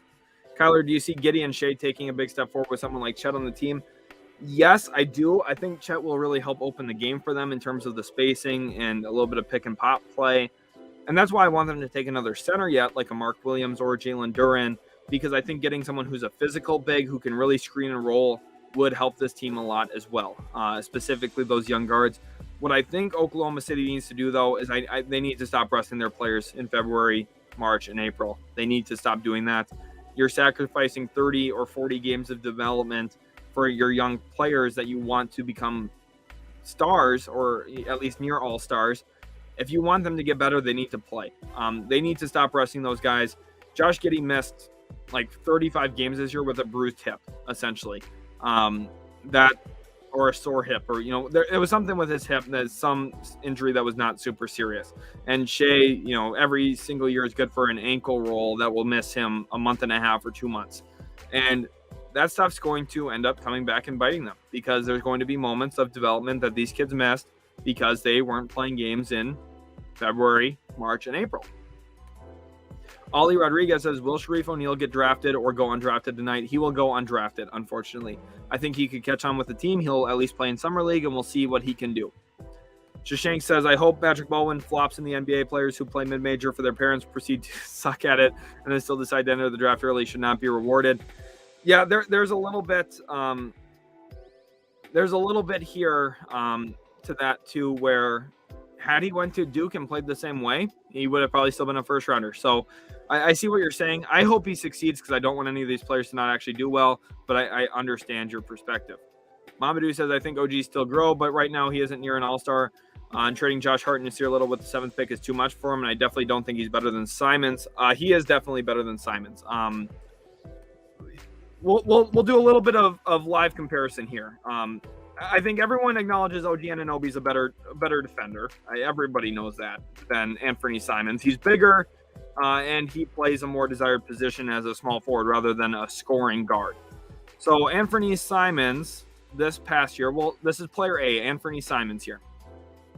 This year, shot 40% from three, really good, 44% from the field overall, 17 points a game, 3.9 assists, 2.6 rebounds. Good player, right? We all acknowledge Anthony Simons is a very good player. This year, through a bunch of injuries, injured, and on a team that, by the way, has more scores, where Simons was the lead guy and OG Anunoby was not, OG still scored 17 points a game, shot 44% from the field, 37% from three, averaged almost 3 assists a game, very similar to Simons, and about 6 rebounds a game, and is a much better defender. I think realistically, we all know that the better player between the two is OG Anunoby. He is a better player than Anthony Simons. Now, is he a better go-to ball handler? No, but he's a better overall player. I think that everyone would agree with that. Real quick, too, I'm going to get to this real quick. This from Mamadou. Thank you so much, Mamadou. Really do appreciate it. What do you think about the Blazers getting Hayward in 13 to keep Gordon for a year and then flip him as an expiring next year for a star? Not a bad outcome. If they can find a way to get 13 here in this deal, I definitely would think that's a good deal. I'm going to be back here in just 30 seconds. Mamadou, again, huge thank you for the 5. Really do appreciate it. And I do think that's actually an intriguing move for Portland, and one that they should maybe look into. Real quick, I'm going to be back in 30 seconds. I know my internet's having a little bit more issue than I was expecting it to have. I'm not exactly sure why, so I'm going to look into that here. I'll be back in 30 seconds.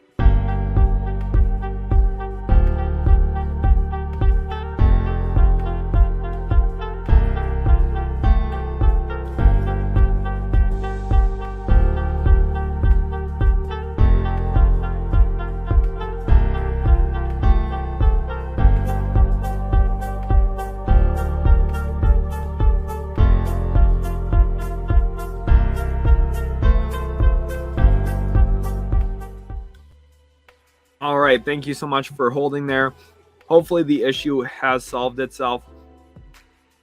I actually did not go to the urination station. 30 seconds would not have been enough. I would have had to run and been quick with it. I did not do that. Make sure to go give me a follow on Twitter and also on Instagram. Those links are in the description to this live stream. Go check it out. And after today's live stream, at the very end, we're going to be live streaming through the NBA draft and everything. So this is the place you're going to want to be.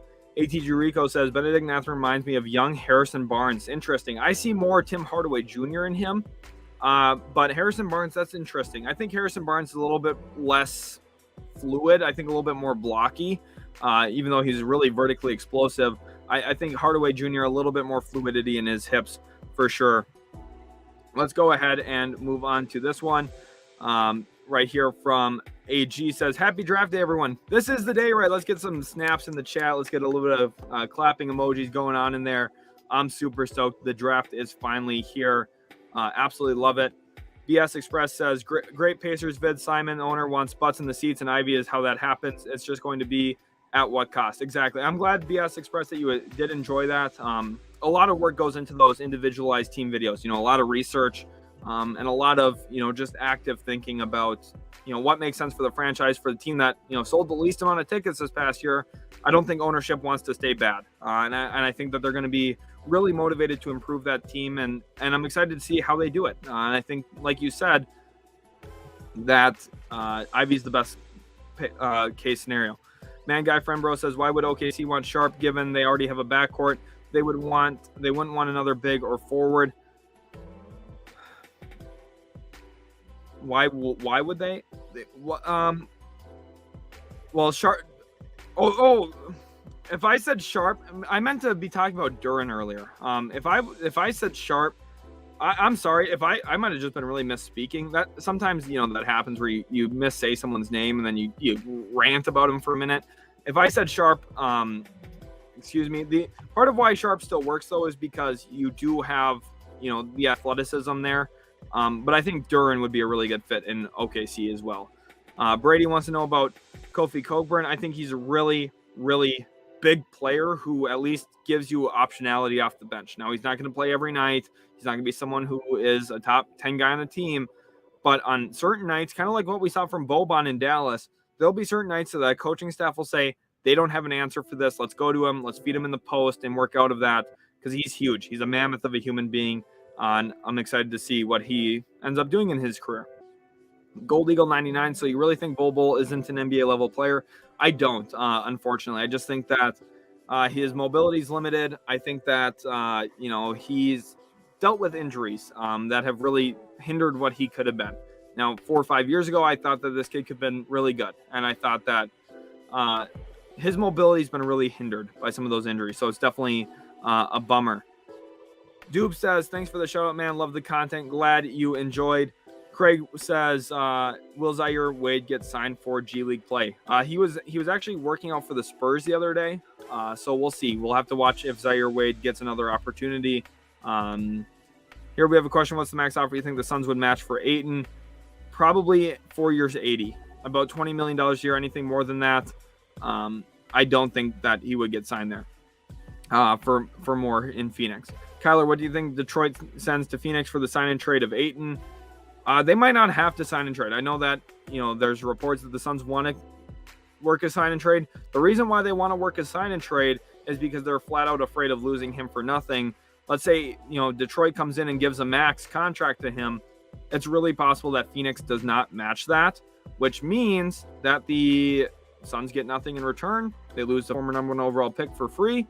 And Detroit doesn't actually have to give them anything. They have cap space. Now, if you just flat out sign him, then there's the chance that Phoenix says, no, we're just going to match that. So if they're going to do a sign and trade, if Phoenix is going to try and, basically help them here, and the reason why they want to do that is they want to get an asset back, and they also would like to get a second rounder, or not a second rounder, but a big trade exception, which they would if they, send Ayton into the cap space there in Detroit. They would get a huge trade exception, which would let them bring in other players into that exception, which could help that team quite a bit.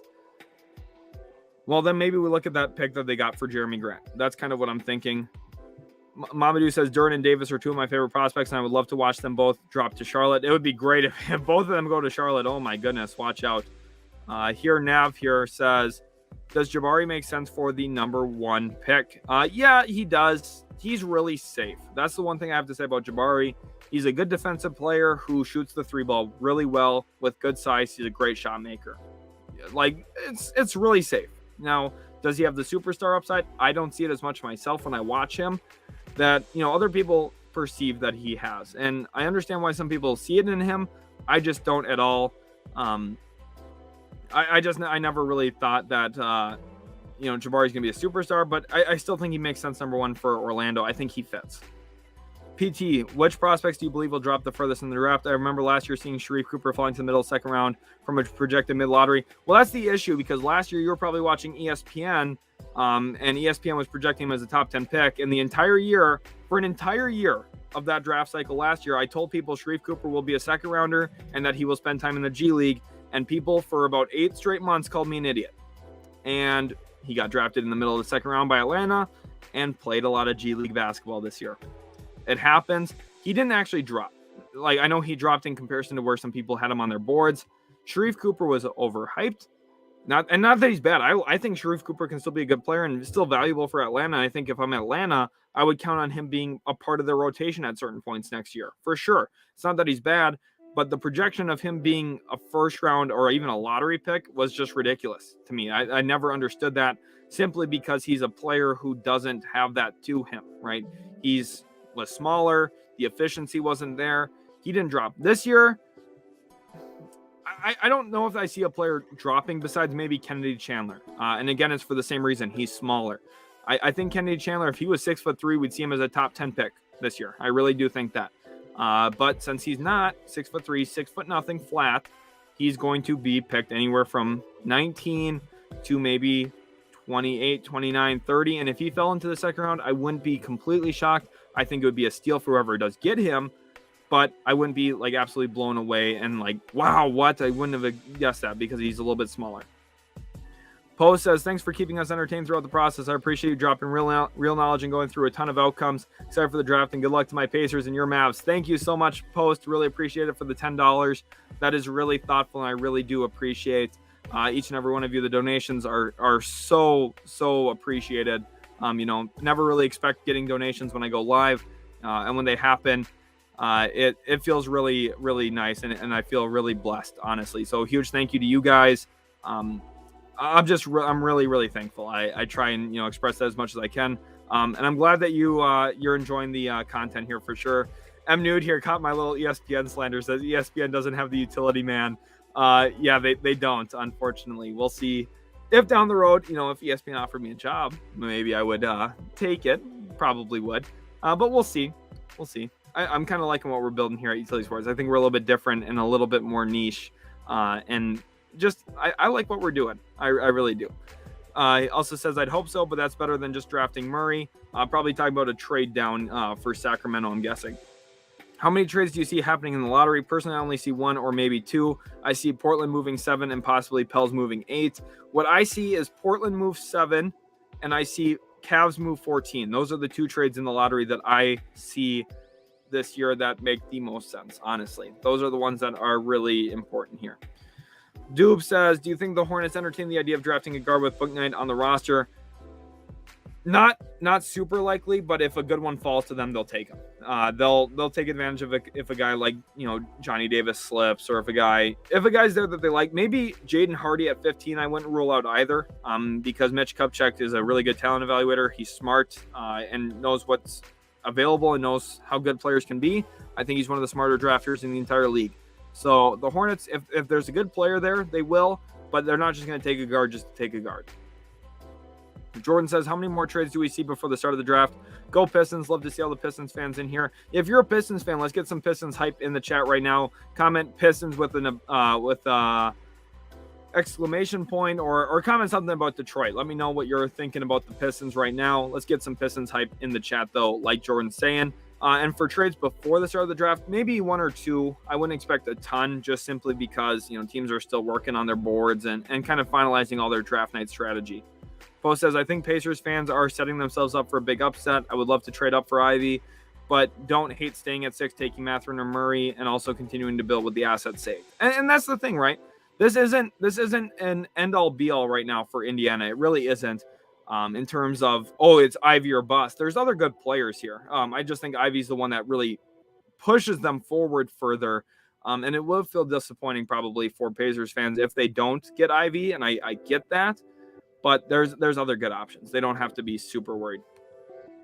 If Kings trade 4 for OG Anunoby, is that a win-win for both teams? Yes, I think so. I think that bails Sacramento out of the situation of having to take Murray over Ivy. I think the Kings would be doing really well in that. And I think for Toronto, they get Ivy, and that's a huge win for them as well. I think that I know Raptors fans don't want to trade OG Anunoby, but if you're going to do it, doing it for pick 4 is a win-win for both sides. I really do believe that. That's a great question, Mute Man. Mamadou says, as a starter, Simons averaged 23 and 6 on 40% from 3 on 10 threes a game. So I don't think it's nearly the same to check their overall stats, but we'll see next year. I have complete faith in. And that's right. Like, yes, he was really good as a starter, and I actually got to see Simons play live this year, and he impressed me. Simons is very good. I'm not slandering him by saying he's worse than Anunoby. I am very high on Anunoby. And if Anunoby was the only guy in Portland to be taking a bunch of shots and to be the go-to guy, he would be capable of averaging 23 as well. He would be. There's a huge difference between averaging 23 when you're the only guy and your team's losing a bunch of games and averaging a meaningful 17 like OG Anunoby did on a team that was 6th in the Eastern Conference. There is a big difference there. OG Anunoby, there's a pecking order in Toronto. Van Vliet, Pascal Siakam, Scotty Barnes. Those are the top 3. Anunoby has to fit off that and played really well off of that. I think Simons is a good player who can play as a role guy as well. But for me, Anunoby with the defense included, I think he's just a flat out better player than him. And it's not a negative at all. It really is not. We're getting some hype emojis in here. We got a heart eye emoji from Man Guy Friend Bro. That's awesome to see. Got the claps coming in. That's awesome. Brady says, I had Jalen Williams to the Raptors at 33, and I think he'd be a great fit for the Raptors at center moving forward if they do take him. I think so as well. Jalen Williams is the player I keep circling for Toronto at that spot. It just does make the most sense, honestly, to me at that spot. I think that's really the biggest win for them there in that position. M. Stevens says, thoughts on Kendall Brown and Koloko? This is a good question. I do not like Christian Koloko. I am not big on him at all. I think that Koloko is solid, not good enough at anything to be impactful. That's the unfortunate reality here for me, but I just don't ultimately think that he plays as big of a role in the NBA as people think. And then Kendall Brown here at this spot, he's intriguing. I have him just outside the top 30 on my big board. I like him. He's really limited offensively right now. He's scared of shooting 3-pointers, which I know sounds ridiculous to say he's scared, but he is. He's very hesitant. So we'll see. If you had to guess an exact spot where Hardy lands, where would that be? I'm hearing that he's jumping up to lotto territory. And the funny thing is, we're starting to hear that. And all process long, if you've been sticking here, you know that I've been saying, don't buy the stuff that Jaden Hardy's going at 28. Don't buy the 26. No. Players like him, they go in the lottery. They go right around the lottery. He will go anywhere from 16 to 19. If I had to guess, I don't think he'll ultimately end up in the lottery, but I think he'll be really darn close. I think Minnesota at 19 makes a ton of sense. If Chicago wants to go upside, 18 makes some sense. Houston, I mean, they're in rebuild mode. Their team trying to just add talent. Jaden Hardy, he's pretty talented if you ask me. Could be an interesting decision for sure. I'm looking up the NBA draft time right now. Oh, we do have another trade. Okay, the Lakers are up into the second round now. But here to answer your question, the draft time this year is at 8 p.m. Eastern. So we are just about 6 hours away from the NBA draft. I'll be live for all 6 of those hours. So make sure you guys are hanging out here. And then we're going to stay live for the actual NBA draft as well. Mike Posner says, how would you like the forward duo of Dyson Daniels and Jeremy Grant? Would be good. Dyson Daniels would fit really well into Portland. I really do like that. And again, here's the reported trade. According to Adrian Wojnarowski on Twitter, go give him a follow. He's reporting this, not me. I'm just reacting to it. Wojnarowski says the Los Angeles Lakers acquired Orlando's pick at number 35 for a future second-round pick and cash, sources tell ESPN. So the Lakers not only jump up into the second round, but the top end of the second. We'll see what they're capable of doing. Iskak Abraham says, have a feeling we could trade 1 to Houston for number 3 and number 17. Definitely something that would be interesting if it happened. I don't think it's going to, though. We're getting some Pistons hype in here. Let's go. 313. Awesome to see that. Cole says Malachi Branham has had a really confusing stock during this process. Feel like some people will forget he's a freshman too. Yeah, that's the thing, is he's young, but he's got like a pro style game already, which is kind of what I think makes people forget. But he'll be intriguing. I'm interested to see how Branham plays in the league. Interesting. No More King says, Pistons, let us have Ivy, please. We're getting some Pistons hype in here. That's awesome to see. Brady says, Pistons with a fire emoji. Killian Hayes, MVP. That's awesome. I don't know how many of you were here when Killian Hayes got drafted. That's right around the time we started the YouTube channel, which is a long time ago already now. It's kind of crazy how fast that time has flown by. But I made Pistons fans really mad on draft night because I said Killian Hayes was not worth the 7th overall pick. and I gave them an F grade for that selection because I thought they should take Tyrese Halliburton. Kind of crazy how things have aged since then. Anthony Barnick says, you need the Pistons can get DeAndre and Bridges. They're going to try to, I think. I think that's the goal. We'll see if they're able to get the job done, but we'll have to watch for it. Pistons need Ivy. Let's go. Gerald Perry says, Pistons and Ivy with the fingers crossed. Pacers will get Ivy, Murray, or Mathurin tonight. All is good. Completely agree, BS. Those are the three players that I think are at the top of Indiana's board tonight, and I think all of them fit pretty well with what they have there at this spot. M. Nude says, Ivy on the Raps would make me sick in Detroit. Yeah, I definitely understand that. But if Detroit feels like they can move up for 4 and it costs them OG Anunoby maybe a little bit extra, it's a pretty good outcome getting Jaden Ivey north of the border. We'll see. Maybe I'm manifesting something here. Sorry, Pistons fans, not trying to actually manifest it. Matt Ahern says, is there any way the Kings to get into the playoffs this year? Nope. I'm not buying the Kings stock. Mike Brown's crazy for saying that the Sabonis-Fox duo is top 3 in the league. No, it's not. I'm really going to go down as a Kings hater. When people ask about me like 100 years from now, they're going to say, yeah, that Sheldon guy for Utility Sports, absolute Kings hater. That's what they're going to say about me. Demandante says, I want Jalen Duren because he resembles my favorite Piston, Andre Drummond, and he's more athletic than Drummond, and he's also more switchable than Drummond. He's going to be very good in the league.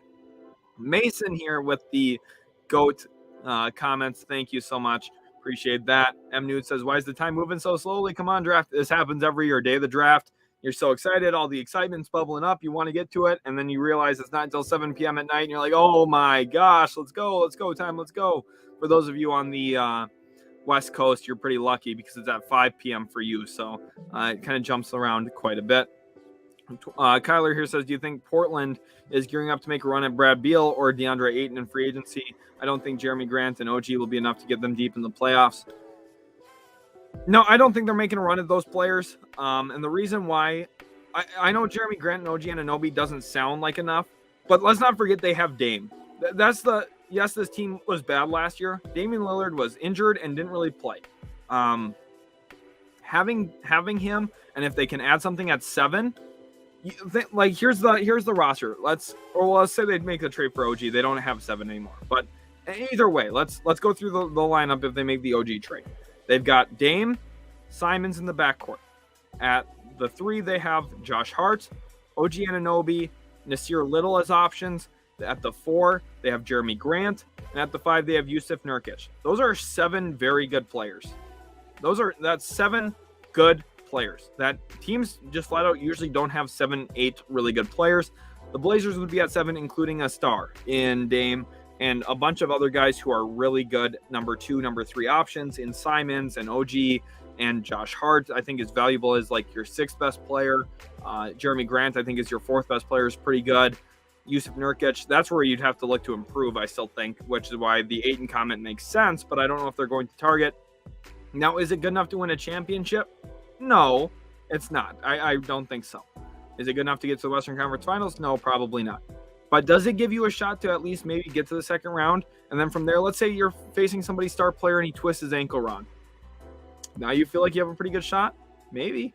Maybe you slip into the Western Conference Finals. And then from there, you're 4 really good games away from making the NBA Finals. That's the thing. The line between being a second-round team and the finals is this thin. It's this thin. If you can make the second round, you are this far away from making the finals. You really are.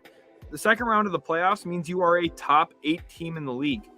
And if you win in that round, you're a top 4 team in the league. And from there, you just need a little bit of luck. And that's why I think putting yourself in a position to at least get close as often as possible gives you the best chance to ultimately win one at some point. Everyone loves the idea of lining up, trying to fit your timeline perfectly, trying to fit your window. That can be really difficult to do because sometimes you get hurt by injuries. Look at the Clippers. The Clippers, you would think that this team would have won one by now, and they've suffered some really bad luck. Teams like the Nuggets have really, benefited from that. When the bubble, the Clippers fell apart, it helped. The Suns would not have made the finals last year if Kawhi Leonard did not tear his ACL in the second round. But since the Suns made it to the conference finals, and a really good player went down with an injury, they made it to the finals and they almost won one, right? If Giannis gets hurt or Chris Middleton twists his ankle or something, the Suns are the NBA champions in 2021.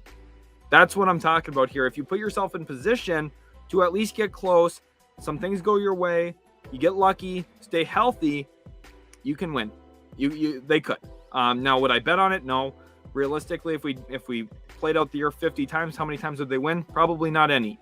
But there's always the small shot, right? There's the tiny little chance that maybe you could. Ivy and Cade are about to be a problem in the East. I completely agree with that. I love Ivy and Cade together. Gerald Perry says, where do you see Jalen Williams from Santa Clara going? I think he'll go to Denver, 21st overall, or maybe San Antonio at 20. If Cleveland trades back with San Antonio, I think Cleveland would take him at 20 here as well. Okay, free throw percentage does not decide who's a really good player. Free throw percentage is really overrated. I do not care about free throw percentage for players. Yes, Koloko can shoot free throws. Okay. M. Nude, what do you think of Dyson Daniels? He seems to be the darling of the media this year. What is a realistic floor ceiling for him? Ceiling is hard because I don't think there's a lot of players like him who are athletic guards who can, slam put back dunks. The one that comes to mind is Ben Simmons, but he won't be as good as Ben Simmons. He just isn't nearly as good as Ben Simmons is. So I think a realistic comparison for him is realistic comparison for Dyson Daniels. I actually included it here. Let me go to my big board here because I actually talked a little bit. I kind of think he's like Derek White in a way, which I know that's not going to sound super fun or like a really great pick. That's a good player. I think that's what he's going to end up like. Yep, Mamadou, Lakers got 35. I'm interested in that. We'll talk about that in a little bit here. Do I think Scottie Pippen Jr. gets drafted? No, I do not. I think he'll probably be undrafted free agent signing though. Or who do you see the 76ers drafting, or do they package that pick with someone else? I think they'll draft there. The fact that they hit on Maxey a couple of years ago gives them a little bit more comfortability. They need to find a wing or a backup big. So if they look at a Walker Kessler or maybe a Christian Koloko there, or, there's some other options too. Maybe an Ismail Kamagate, that could make some sense. Or if they look at the forward spot, Trevor Keels could help. Wendell Moore Jr. from Duke could help. There's options. Victor Orduna says, I've seen a few mocks where Sharp falls pretty far. If he's there at 9, do you think the Spurs pick him up? No, I don't think the Spurs do at 9. I think that if he falls to 12. Mamadou says, if the Blazers draft Daniels, I'd be severely disappointed. Don't be. He can help a team win. Is he more talented than a lot of players in this class? No, I really don't think so at all. But just because I'm lower on him doesn't mean I don't think he can be valuable for a team. And I think Portland probably needs players like Daniels. I think Daniels can help teams, even if his own individual numbers and his own individual play isn't the most exciting thing. I think he can be helpful. Shaw, okay, I answered Shaw's question. Thanks again for that question, Shaw. That was a good one. Let's go to NAC here. Who do you think the Lakers will get at the 35th pick? I think it's going to be Christian Brown from Kansas. That's who I think they're going to target. That's who I think they're going to want to add. That's, as you know, it's just a guess off the top of my head. I haven't really sat down and, planned what the mock's going to look like now with the moves. But that's kind of what I'm seeing here. Daniel Benny says, who's going to win Rookie of the Year this year? Paulo Banchero. Paulo Banchero will win Rookie of the Year. Nav says, should Orlando re-sign Bamba? Yes, they should, and then look to trade somebody. I think anytime you can re-sign someone, you should. It works out pretty good. Latinx Travel Club, thank you so much for the $2. Says, let's go Knicks. Let's get some Knicks hype in the chat right now. Go ahead and comment something about the Knicks. If you're a Knicks fan, let's get some love in there for that. Thanks again so much for the $2. I really do appreciate that from you, Latinx Travel Club. That's awesome. Bra Moment says, what do you think it would take for the Rockets to get the 7th or 8th pick? It would take 17, 26, and quite a bit more. I don't know. It would take Eric Gordon and some extra stuff, and I don't know if they have enough to get it done, but they'll look into it for sure. Nakama says, do you think Pistons would be willing to trade for Ivy if Sacramento chooses him at 4? Yes, I think so. If Chicago keeps the 18th pick, who should they draft? EJ Liddell. out of Ohio State. He's the player I like the most there. Essential Classic. Thank you for the question. Cole says Branham to the Hawks. If Hawks are looking for another guard in Murray, I feel like they'll be intrigued by Branham. I think so as well. Branham fits pretty well. He's a good shooter. I think is a player who gives you flexibility. He's young, can shoot the three ball well, good pull-up game into the mid-range. The one concern I have about him is he's not super quick. He's a little bit slower and doesn't have the best handle, which that's okay because when you're playing with Trae Young, you don't need to do a lot of ball handling because Trae's going to have the ball in his hands more often than not, which I think is valuable. Could you imagine drafting TJ Leaf over at OG and John Collins and still having a job? You know, that's a good question. The TJ Leaf pick did not age well, but remember, it's also funny because Kevin Pritchard in Portland is the guy who drafted Greg Oden over Kevin Durant. But that was the expected pick. That was what everyone would have done in that situation probably. But for TJ Leaf, you have to remember this is the year at UCLA after playing with Lonzo Ball where TJ Leaf looked really dynamic as a floor spacing four who could catch and shoot and also, you know, played pretty well as an inside big at certain times. Leaf was really intriguing coming into the league because this was right when the NBA was starting to change more to three-point shooting and dynamic bigs who could put the ball on the deck a little bit more. I understand the idea there. Obviously, it did not age well, but Anunoby and Collins have both really improved in the last, 3-4 years. They're not the same players they were when they got drafted either. Now, was that a bad pick? Yes, and I did not like TJ Leaf coming out of college. I didn't at all. That was before I was really, doing my draft analysis and giving my big boards all the time. But that's ultimately what I think. Thank you for the kind words here. I really appreciate this because I, disagreed with one thing about the free throw percentage. I get this kind of stuff thrown at me. This is a good example here just for you guys to see.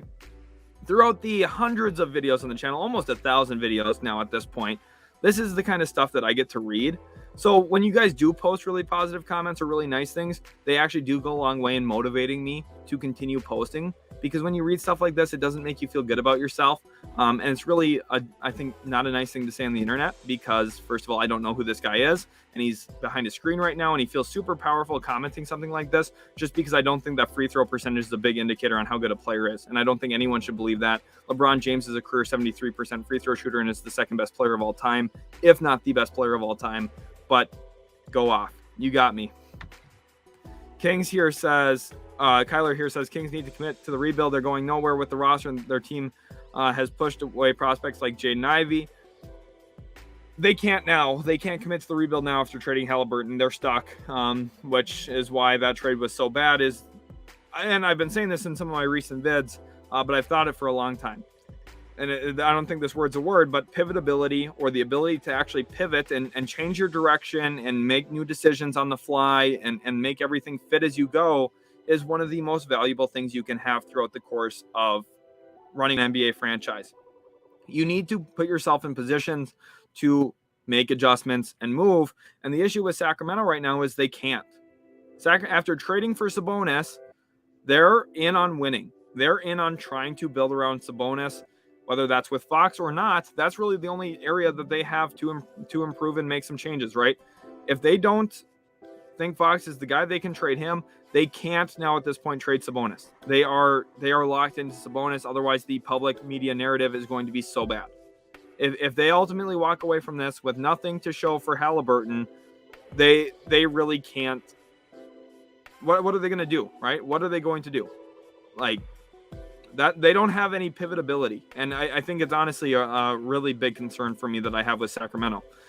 It's not hate until the Kings start winning, and this is coming from a Kings fan. All right, I'm not trying to hate either. That's the thing. It's just kind of the reality. Meat King says, what about OKC trading the 12th and the late first and Lou Dort for a sign and trade for Ayton? The issue with that is you can't trade these picks for Ayton because Ayton can't sign until July 1st. And the draft is tonight, June 23rd. The timing just doesn't work there. Phoenix could trade the rights to Ayton, which would maybe work, but it doesn't work necessarily just as an outright sign and trade. It's a little bit more niche and unique than just that. So hopefully that answers. M. wants to know my take on the Brad Beal situation. After looking at it a little bit longer, obviously when I record a reaction video, I don't have all the information, all the news. It still possibly stays in Washington. I've talked about that for a long time. That he could opt out and decide to stay in Washington and then ask for a trade later. And that's still something that really could happen. I don't think that he is necessarily a lock to finish his career in Washington, and I think he will take meetings with other teams. I expect him to probably stay in Washington as of right now, but if something crazy happens in free agency, a meeting goes really well, it could swing his decision like this, and it would go really quick, and that's what the risk that Washington's running right now. Wyatt Thielen says, thoughts on Russell and 19 for Murray rumor. In terms of for Murray, for DeJounte, that won't happen. The Timberwolves are not getting DeJounte for D'Angelo Russell in pick 19. They would need to throw in way more to get that done. Probably 2 or 3 more first round and some pick swaps in there, even get into the conversation ultimately. Jake here says, chances Kings take Jaden at 4 and sign 8 in this summer. Goodbye 8 seed, hello 5 seed. I don't know when the Kings said hello 8 seed. They're not an 8 seed right now. They're not. They're a 10, maybe 11 seed right now. If they take Jaden, they'll get better. Maybe Jaden moves them closer to that 9 or 8 seed. Signing Ayton, no. That Ayton and Sabonis together is. I'm sorry. Ayton's a good player. Sabonis is a good player. The two of them together, no, thank you. I don't want any part of that. I would not sign myself up for that. I don't think the Kings should either. Thanks for the thumbs up, Latinx Travel Club. As a good reminder, actually, here, make sure you guys hit the thumbs up button on the video. Go check us out on Twitter. Go follow me on my personal Instagram. Remember, I'll be accepting all follow requests over there. Dupe says, any chance the Hornets get Ayton? I think being a small market team is a big detriment to their chances. Yeah, I think it does limit them just a little bit. Now, playing with LaMelo Ball is an intriguing thing for a lot of bigs. I think a lot of bigs would love the opportunity to land there. So, we'll see what happens there. I think Ayton right now is favored to go to Detroit, though. Man, guy, friend, bro, would have never gotten Cade if we drafted Hallie. That's true. That is a true point. Probably not, because you guys would have been better. That's the issue, right? Sometimes GMs make terrible decisions and they look into good outcomes. And getting Cade after drafting Killian's an example of that. Kyler Kelsey says, do you think the Thunder could make the play next year or another year like this? I think a couple of years from now, they could. They won't this next year because they don't want to, which sounds counterintuitive that they don't want to win, but it's the truth. They would rather lose and play for ping pong balls instead of try and play for playoff chances. That's just kind of the reality there. It's definitely unfortunate.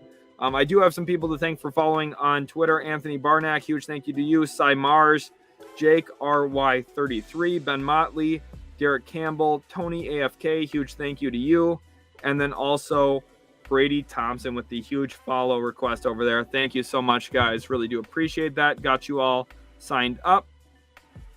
And looking now as we move forward to this comment, why would anybody want to trade with the Kings in the first place? Sacramento Kings or the Cleveland Browns and the Washington Redskins of the NBA badly run franchise.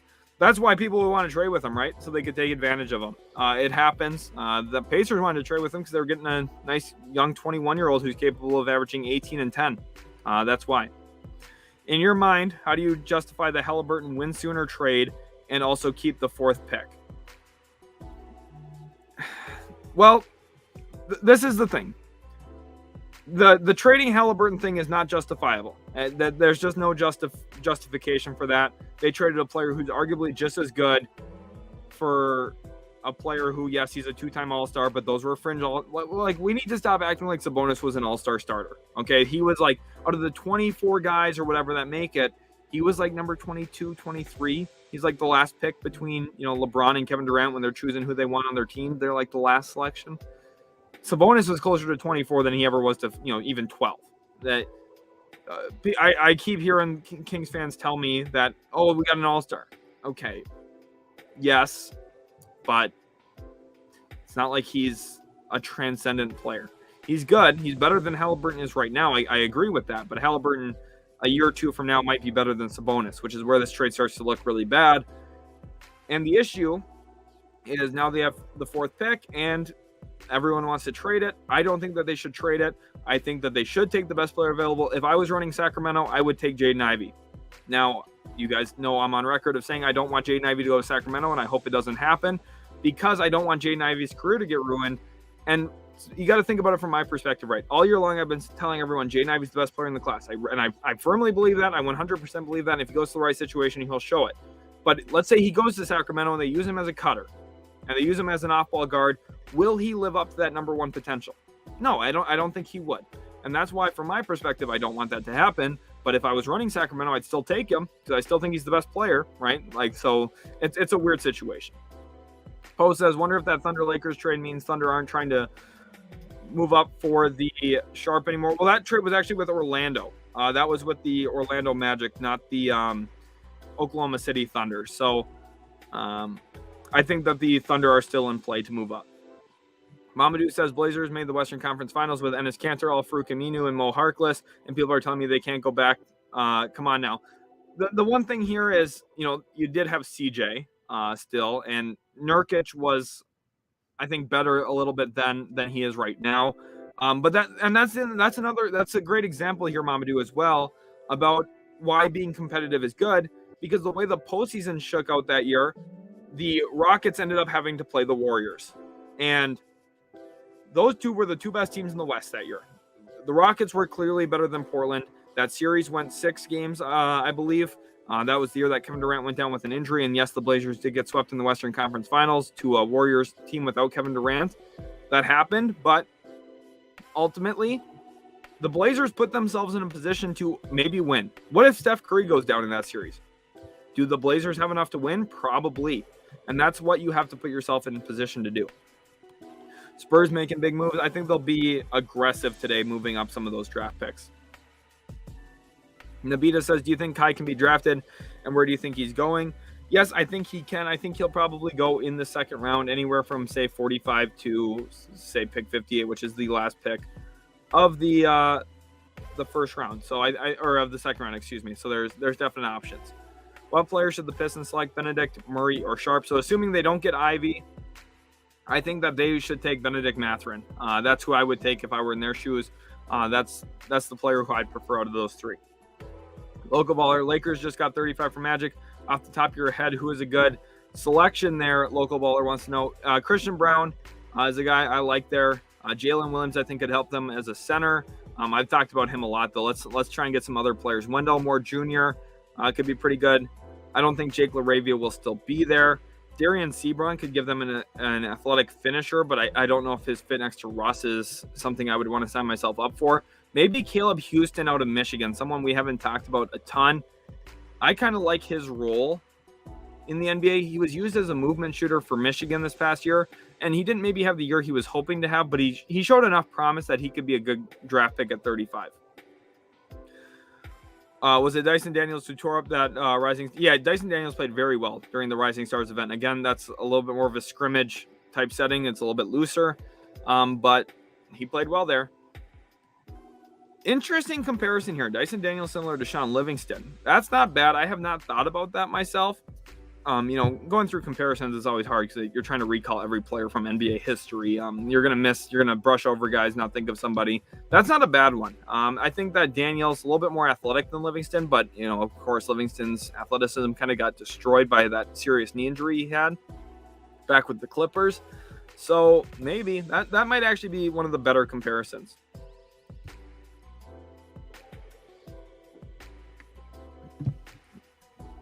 Do you see Suns going after a bigger player or opting to go for elite role players to surround CP3, Book, and Bridges? I think that they're going to go after surrounding players, better role players. I think they want to, retool, reshape the roster.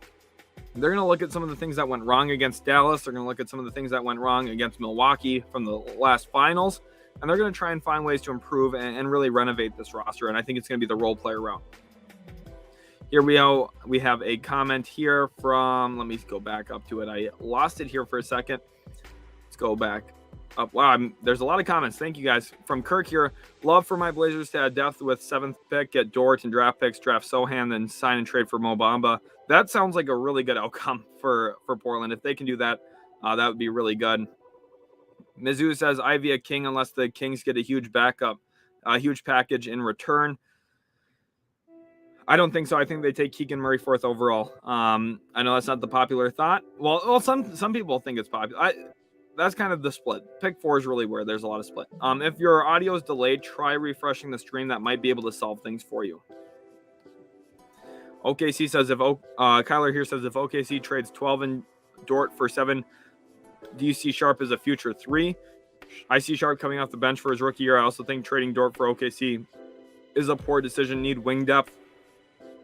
The reason why I don't think it's necessarily that bad is, again, you have all those draft selections. So whenever you're looking for depth down the road, you can trade a future first for a player who's like solid, like a Lou Dort level, because you're going to be able to find guys like that down the road using some of those draft assets as trade chips for players who are role players. So I wouldn't worry about the depth so much right now, Kyler. I think the idea here is try and get as many great players as you can, and you should sacrifice the role players, the solid players, for great players when you have the opportunity. And that's the idea here. Now, I'm not saying that Shane Sharp's a guarantee to be an elite player or a great player, but there's a better chance he is than Lou Dort, right? So that's why the MO here is to maybe make a move like that. I think Sharp could play the 3. And ideally here, there's really no positions, right? Giddey can handle.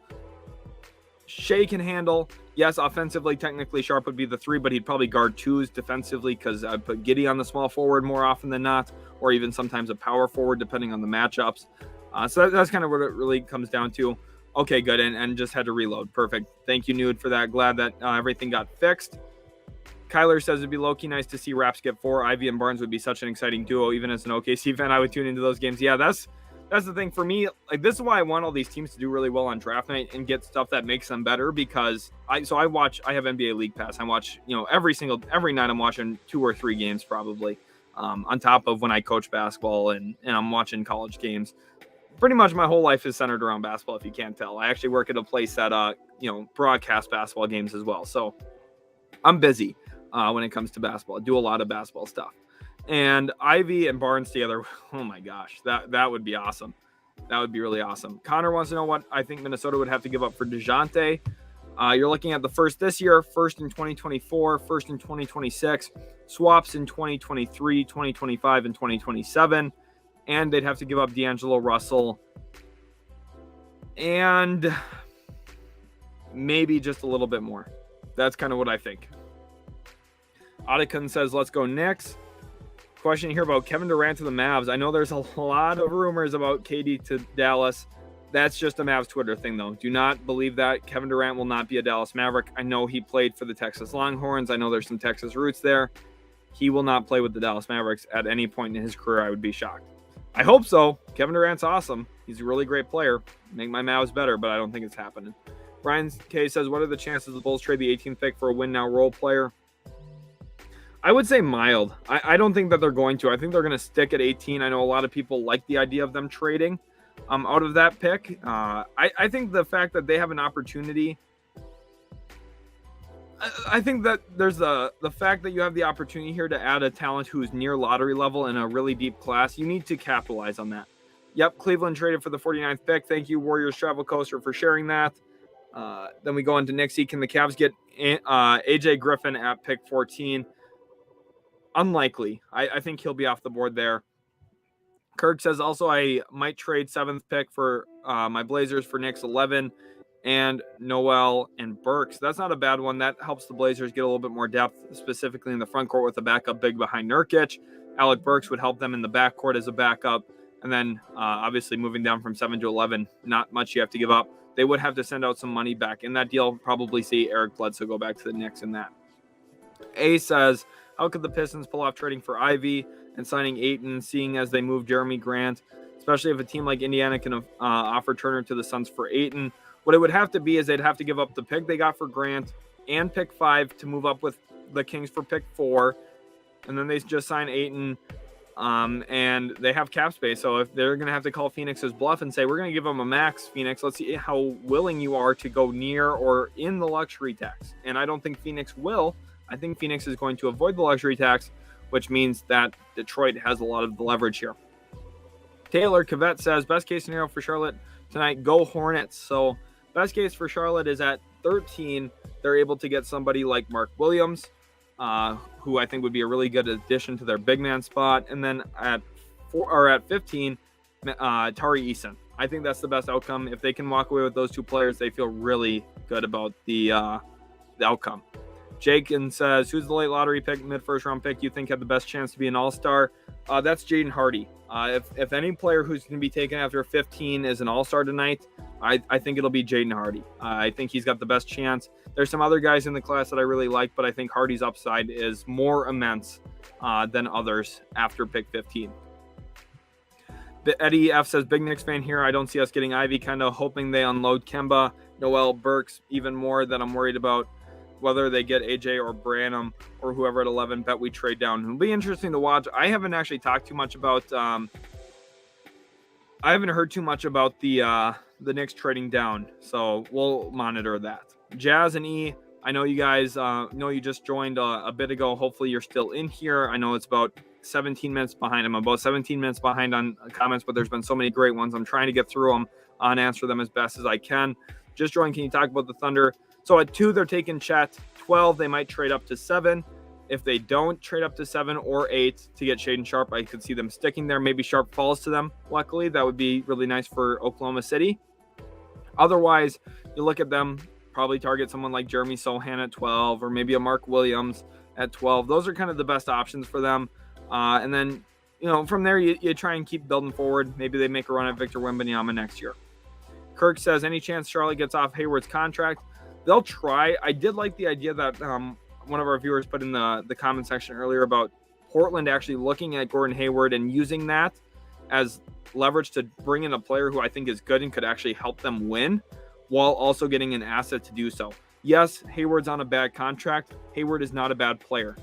I don't understand that this happens way too often. Players get paid too much. Look at Andrew Wiggins. He got traded because, he's on a bad contract. He's making too much money of this and that. Oh, no, we're so worried. He just helped the Warriors win a championship. Without him, they probably don't. Now, is Hayward the Blazers win a championship? No, probably not. But he makes them better. And they have to get a first-round pick to do it. Yeah, it seems like a no-brainer to me. Nobody wants to know who I think the Warriors will pick at 28th. I think they'll trade out of that pick. I do not think they'll make a selection there tonight.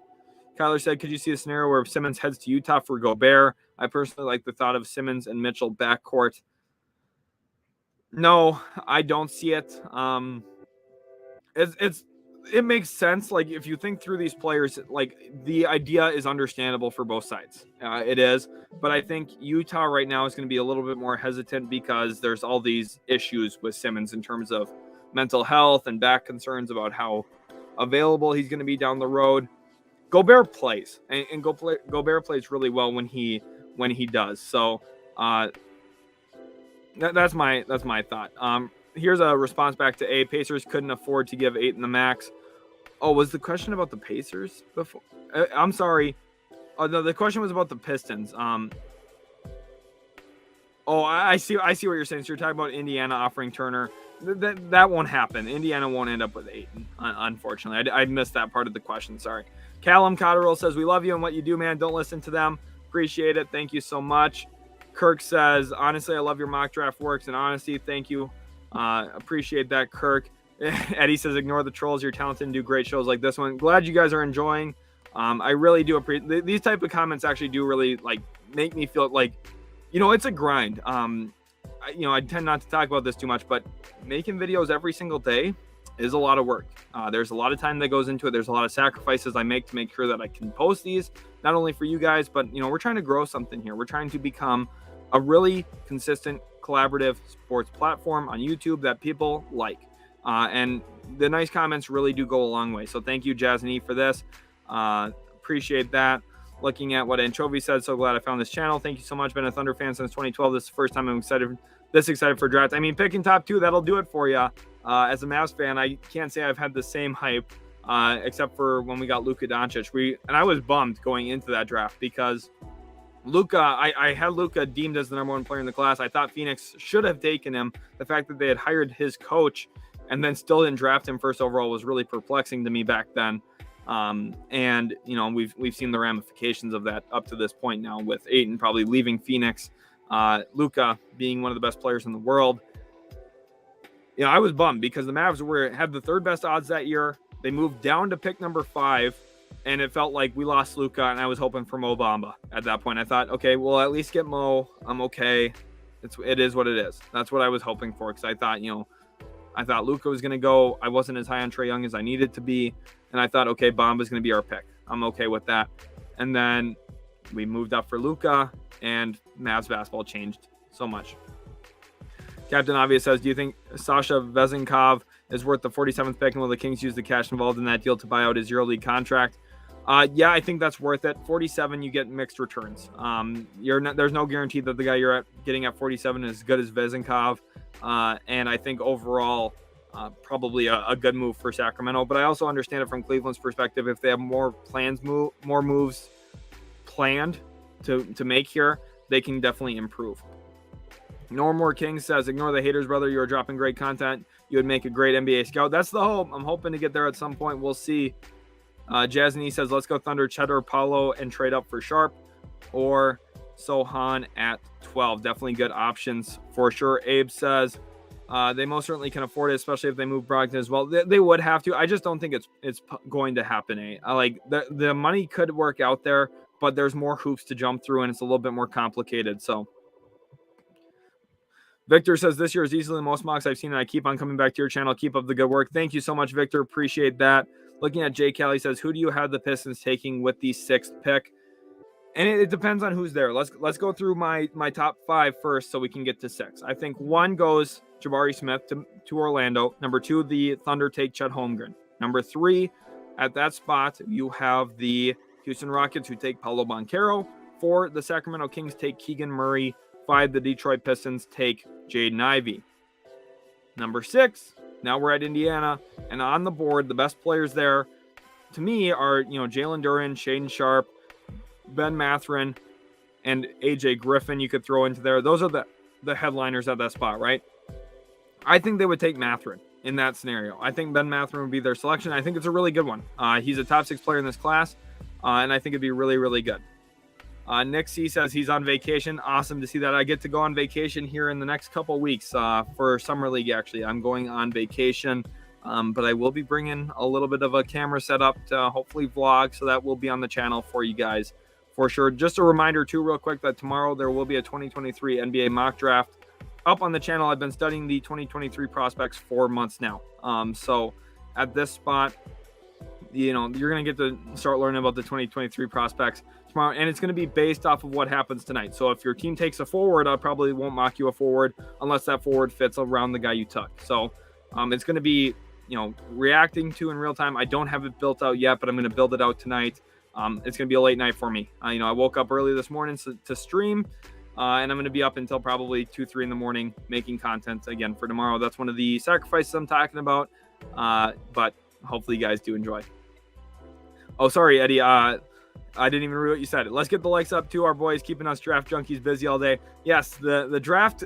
Listen, what an important day. Honestly, I'm so excited. Z Grimm says, do you think the Warriors will take Andrew Nembhard at 28? Plays like Curry, but with less scoring and more playmaking. Not at 28. I think that they'll trade back and maybe grab him in the second round. Icy Demp. Thanks, Icy Demp, by the way. What a great viewer. He's been watching our content for such a long time, so huge thank you to you.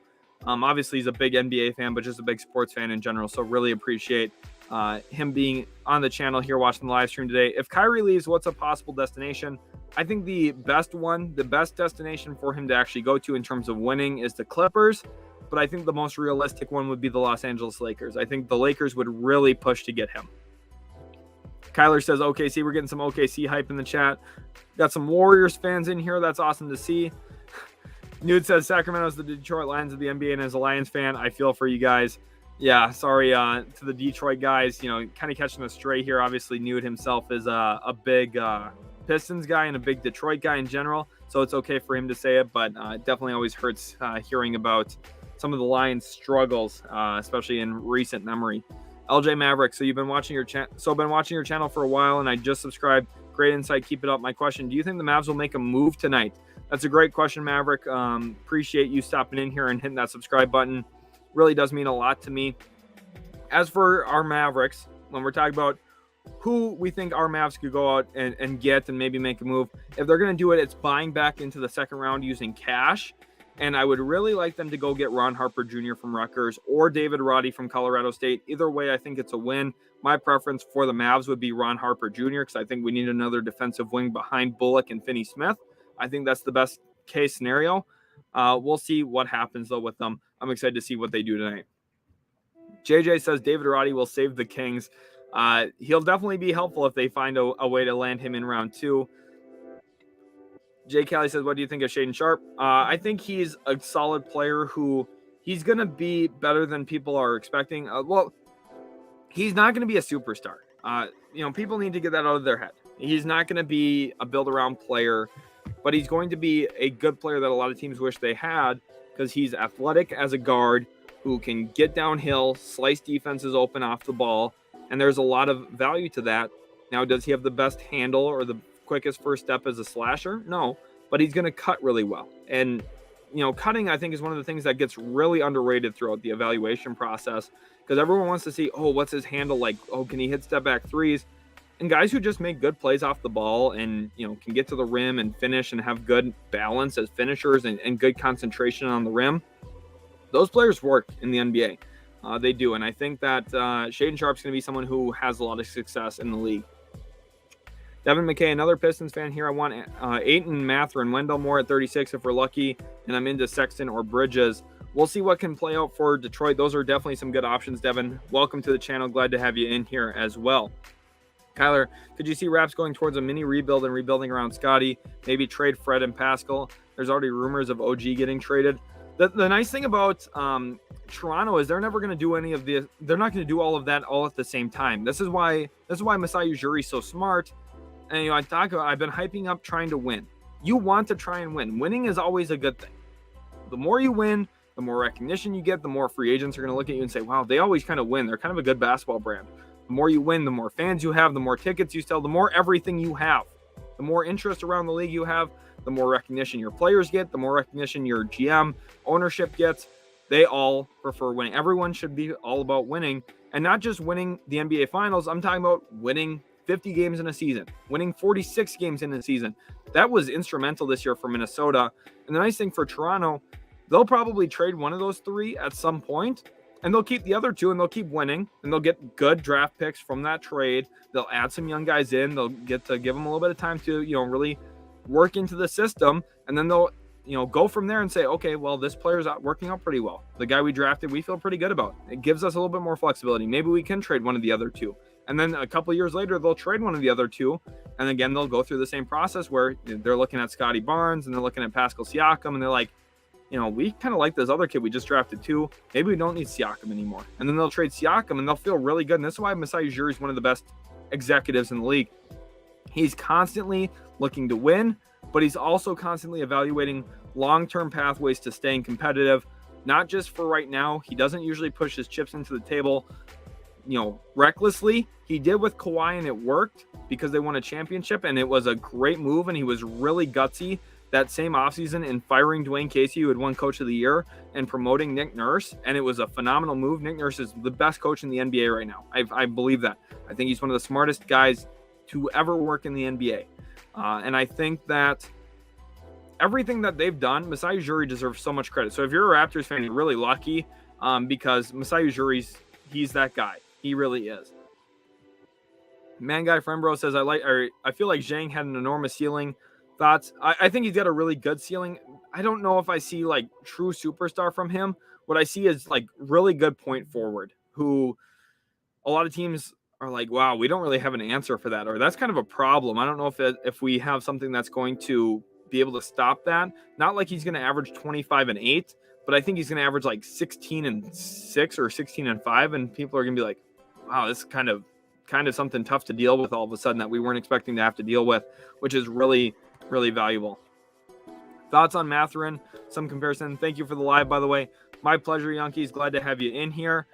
For Mathurin, let's actually go to what I wrote about Ben Mathurin. I'm going to pull that up on stream right now because I think, with this question specifically on him, I've been hoping to, look at my big board a little bit. We do have a video up on the channel that covers the entire big board, all top 61 players I have in the class. But I think now with this question coming about Benedict Mathurin, it's a good time to kind of share what I have written. So let's go ahead and pull it up on stream here now. And let's go ahead and hide the comment there real quick. And we're going to hide the banner as well, just to make sure that you guys can read it. So what I wrote about Benedict Mathurin, he's a sophomore. Fluidity and shot-making luck. Mathurin is a top 10 player in this class for me. A good athlete with balance and change of direction. You notice I have him 6th overall on my board. Very capable of flipping his hips, giving Mathurin a dynamic offensive game off the bounce and getting to the rim capability, but also gives me a reason to believe he can become a very good on-ball defender at the NBA level. At the worst, Mathurin will be a defensive playmaker with some big blocks and passing lane disruption. Mathurin shot the ball extremely well from 3 his sophomore season, but surprisingly struggled in simple catch-and-shoot scenarios. I expect that to change at the NBA level. Attention to detail will be important for Mathurin off the ball. I want him to utilize his athleticism as a cutter more frequently. A little too much ball watching at Arizona went off ball, but good coaching can solve this quickly. One-word summary, underrated. I think he's a very underrated player and someone who in this class I think is going to have a serious role in the league that's going to help them. There's going to be a lot of winning that comes because of drafting Benedict Mathurin. I think he's a very nice player, and I think he's going to have a nice impact. So hopefully that answered your question there for sure. Jakin says it's a hard knock life in Sacramento. If they weren't 45 minutes up the road, I switch teams. I feel that. You guys have, if you're a Kings fan still, we know you're a true fan. You guys have suffered in a lot of different ways. I'm actually around, a lot of Minnesota fans. And Minnesota fans suffered in very similar ways. Sacramento to a little bit of a greater extent, though, honestly. If Sharp is super impressive behind closed doors, I think the Pistons should take him over Mathurin. What would he have to show to be over Benedict? He would have to show more ball handling capability in his workouts. If I were working out Shaedon Sharp, I would have it be a group workout, and I would want him to work out against pretty much all the better defenders in this class. If I could get, the Jalen Durans and the Jeremy Sohans in the building, and I'd have probably Kennedy Chandler on him, and I'd have Kennedy Chandler guard him. That would be my way of evaluating, and I would want him to be the lead guy. And I would want to see what he's capable of doing with the ball in his hands against a pesky little guard who's going to get up into him and try and poke the ball loose and just really aggravate him. And for me, I don't have him above Mathurin. I think Mathurin's a better player. I have Shaedon Sharp 7th on my board, which is funny because I think he's going to get drafted 7th overall as well, which I think is a good selection. But, that's what it would take for me to bump him up over seeing him really succeed with the ball in his hands. LJ Maverick says, it's just curious that the Mavs didn't include either THJ or Josh Green in the Wood deal. I'm guessing that they'll be gone tonight. Thoughts and for who or what? I don't know if Josh Green will be gone. I think that there's some hope that Josh Green could become something. They're still in Dallas. I do think that it is more likely that we see Hardaway Jr. dealt. The issue, though, is it's hard finding someone who really makes a lot of sense coming back to Dallas. The player that jumps out would be Miles Turner, right? He's the player that a lot of people would be interested in adding, and I like that. I just don't know if they have enough to really get that. Callum here wants to know, how far do you think an Ayton-LaMelo Ball combo goes? Well, pretty far if they still have Miles Bridges. I think that they would be a playoff team for sure. Nick says, someone in the chat respond to this. Okay, so how do people get their questions to show up on the screen? Because my comments aren't showing up on the screen that the YouTuber is looking at. Yes, they are. I've been responding to a few of yours, Nick, as we go throughout. So here it is again for you. Here it is. Austin Law says, do you see the Pacers pursuing Miles Bridges in free agency regardless of who they pick tonight? Been rumors out that they are interested. No, unfortunately, I don't. I just don't think the Pacers are going to be front runners for Miles Bridges, unfortunately. Michael says there's no way the Spurs could command that much for Murray. Jeez. Well, here, this is. I knew that there's going to be someone who says this. Let's go ahead and pull up DeJounte Murray stats this season. And we're gonna share it on screen even because I think it is worth talking about how good of a player DeJounte Murray has actually really become this past year for the San Antonio Spurs. He's an awesome young player. So let's go ahead and look now at DeJounte Murray's stats. He averaged 21 points, 8.3 rebounds, 9.2 assists, and shot 46% from the field, nearly 80% from the line, 33% from three. Had 7 win shares this year. That's a lot. His efficiency rating was through the roof. San Antonio was really good when he played in 68 games. He's been very consistent right around that same number of games ever since his rookie season. He's been really awesome. He's been a great player. Look at the improvement here. I thought he should have been most improved player of the year. Look at these numbers. 5.4 assists to 9.2 assists. 1.5 steals to 2.0 steals. When you actually watch him, it's even more impressive than those statistical jumps. He is a very good player, and I think ultimately, yes, it would take that much to get DeJounte Murray. He's young and very good. It's not very often you have players who are 25 years old coming off an all-star year where they average nearly a triple-double on fairly efficient play. Seems pretty good, and he's a good defender. He would be one of the missing pieces in Minnesota. The trade that I talked about for D'Lo and throwing 2 pick swaps and 3 firsts or whatever, I would probably really think about it if I was Minnesota. The lemon factor, could you see the Spurs moving into the top 5? And if so, who will they target? I don't think so, lemon factor. Unfortunately, I think that the Spurs are not going to move up in this draft. Chance 99, lots of reports the Celtics have had Gabe Brown of Michigan State in for multiple workouts. Thoughts at 53. I could see it. It could also be to kind of, formalize, hey, if we don't draft you at 53, we're going to try and sign you as a UDFA. And that would be a good outcome as well, ultimately. Mason says, what do you think the Heat do? They tend to just trade their picks and go with second-round sleepers and UDFAs. We usually get the best UDFAs because of our reputation. They could afford to do that. At 27, though, I think they should try and find a backup center. I know Omer Yurtseven, a lot of Heat fans like him. I think he can be valuable offensively off the bench, but I would like them to add another defensive big to replace Dwayne Dedmon this offseason in the draft. That would be what I would like. And Nick here, that's awesome. He's super excited to have his comment on the screen. Shout out to you, Nick. That's sweet. Mesh here says, what do you see as draft range for Nembhard, Brown, Harper Jr.? What teams might have interest? Nembhard, his draft range is probably from like 29 to 39, somewhere in there. Basically the idea, top end of the second round. Brown, kind of the same thing, but maybe a little bit higher, 25 to 35, maybe 25 to 40. And then Harper Jr., I think, is from anywhere 38 to 50 would be his draft range. And it's hard to, really narrow down who could be interested. I think for Brown, though, the team that's most interested would probably be the Los Angeles Lakers, honestly. BS Express, some sports books now have Banchero going one. All of a sudden, something changed. No, nothing changed. They're just trying to fleece some people into thinking that Paulo's going to go first overall, and they're going to get some free money out of that because people are going to be betting on it. Do not bet on Paolo Banchero to go first overall. I do not think he will. Best case scenario for the Bucks tonight, getting Walker Kessler at 24. That's the best case scenario. Neil, you still going, you monster? I've had 3 conference calls since my last question. Well, I'm glad you're still in here, Neil, and stopping back in. Hopefully your conference calls are going well. Let me know what questions you have. Jazz and E says, I'm still here, bro. Thank you. Great content. Glad to have you still in here. That's awesome to see. Mizzou says, if the Kings do trade down, what do you think they could realistically get? One extra future first. It depends on where they move. Assuming they move to either 5 or 6, they get a future first. They get maybe a decent young player like, say, a Chris Duarte from the Pacers, or, maybe something like Kelly Olynyk from the Pistons. They don't get a ton because they're only moving down 1 or 2 spots, but they get a little bit of extra stuff. Kugler says, what's your opinion on Jovich? Can he become a top 10 player in the class? I think his hops are underrated. It's actually funny. Okay, let me pull back up my big board here because it's funny that you say his hops are underrated because I want to share what I have written about Jovich. So I'm going to get it up on my screen here. It's going to spoil my big board a little bit, but let me scroll quick so you guys can't really see all of it. Let me get down to Jovich here. I have him as 21. I think he's the 21st best player in this class.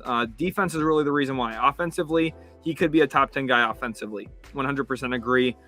And as you can read here, offensive threat and an underrated athlete vertically. I think his hops are underrated. I completely agree with you. That's the conclusion I came to as well. I think he's going to be a really nice, solid option who has a really good impact at the NBA level, specifically with what he's going to end up becoming. I think there's a lot to like about Nikola Jovich. I really do. I think that there's, offensively, he's able to handle the ball. He's able to shoot. He can get to the rim. Like, there's not really a flaw there offensively. If he was a little bit quicker, it'd be even more exciting. He's not, but the offense is super intriguing. Defensively, though, there's limitations. Athletically, there's limitations, but I do agree that his hops are underrated. Moving on to Cole grades, you think AJ Griffin gets picked at 12 by the Thunder after taking Chet? I'm running through some personal mocks, and when I'm doing them, he just happens to make it there. Okay, let's go a little bit deeper in the mock. 1, Jabari. 2, Chet. 3, Paulo. 4, Keegan. 5, Jaden Ivey. 6, Benedict Mathurin. 7 to the Blazers, Shaden Sharp. 8 to the Pelicans, Dyson Daniels. 9 to the San Antonio Spurs, Jalen Duren. 10 to the Washington Wizards. I'm going to mock Johnny Davis. 11 to the Knicks. If they go Mark Williams, then yes, Griffin goes to the Thunder. But I think the Knicks would take AJ Griffin there at 11. Who is your way too early favorite for Victor Wembanyama next year? Oh, that's a tough question. It's going to depend on what happens tonight. Based on, I think Orlando. I think Orlando will be my way too early favorite. That's ultimately what I think's most likely. Pauline says, "Hey, welcome to the stream, Pauline. Glad to have you in here." Clippers card says, "What do you think the Clippers will get with trading Luke Kennard?" I think if they're going to try and trade him, they're going to try and get a deal for a player who can help them in certain ways. I'm interested. Where did everyone hear the Luke Kennard rumor? Because I have not seen Luke. I'm going to look up Luke Kennard on Twitter real quick because that always, does a pretty good job. Let's go ahead and look at it now for Luke Kennard. I'm going to look him up. So there's rumors he's going to the Bulls, I guess. Okay, NBA Central per Sean Devney says, okay, makes sense. That's where it's coming from.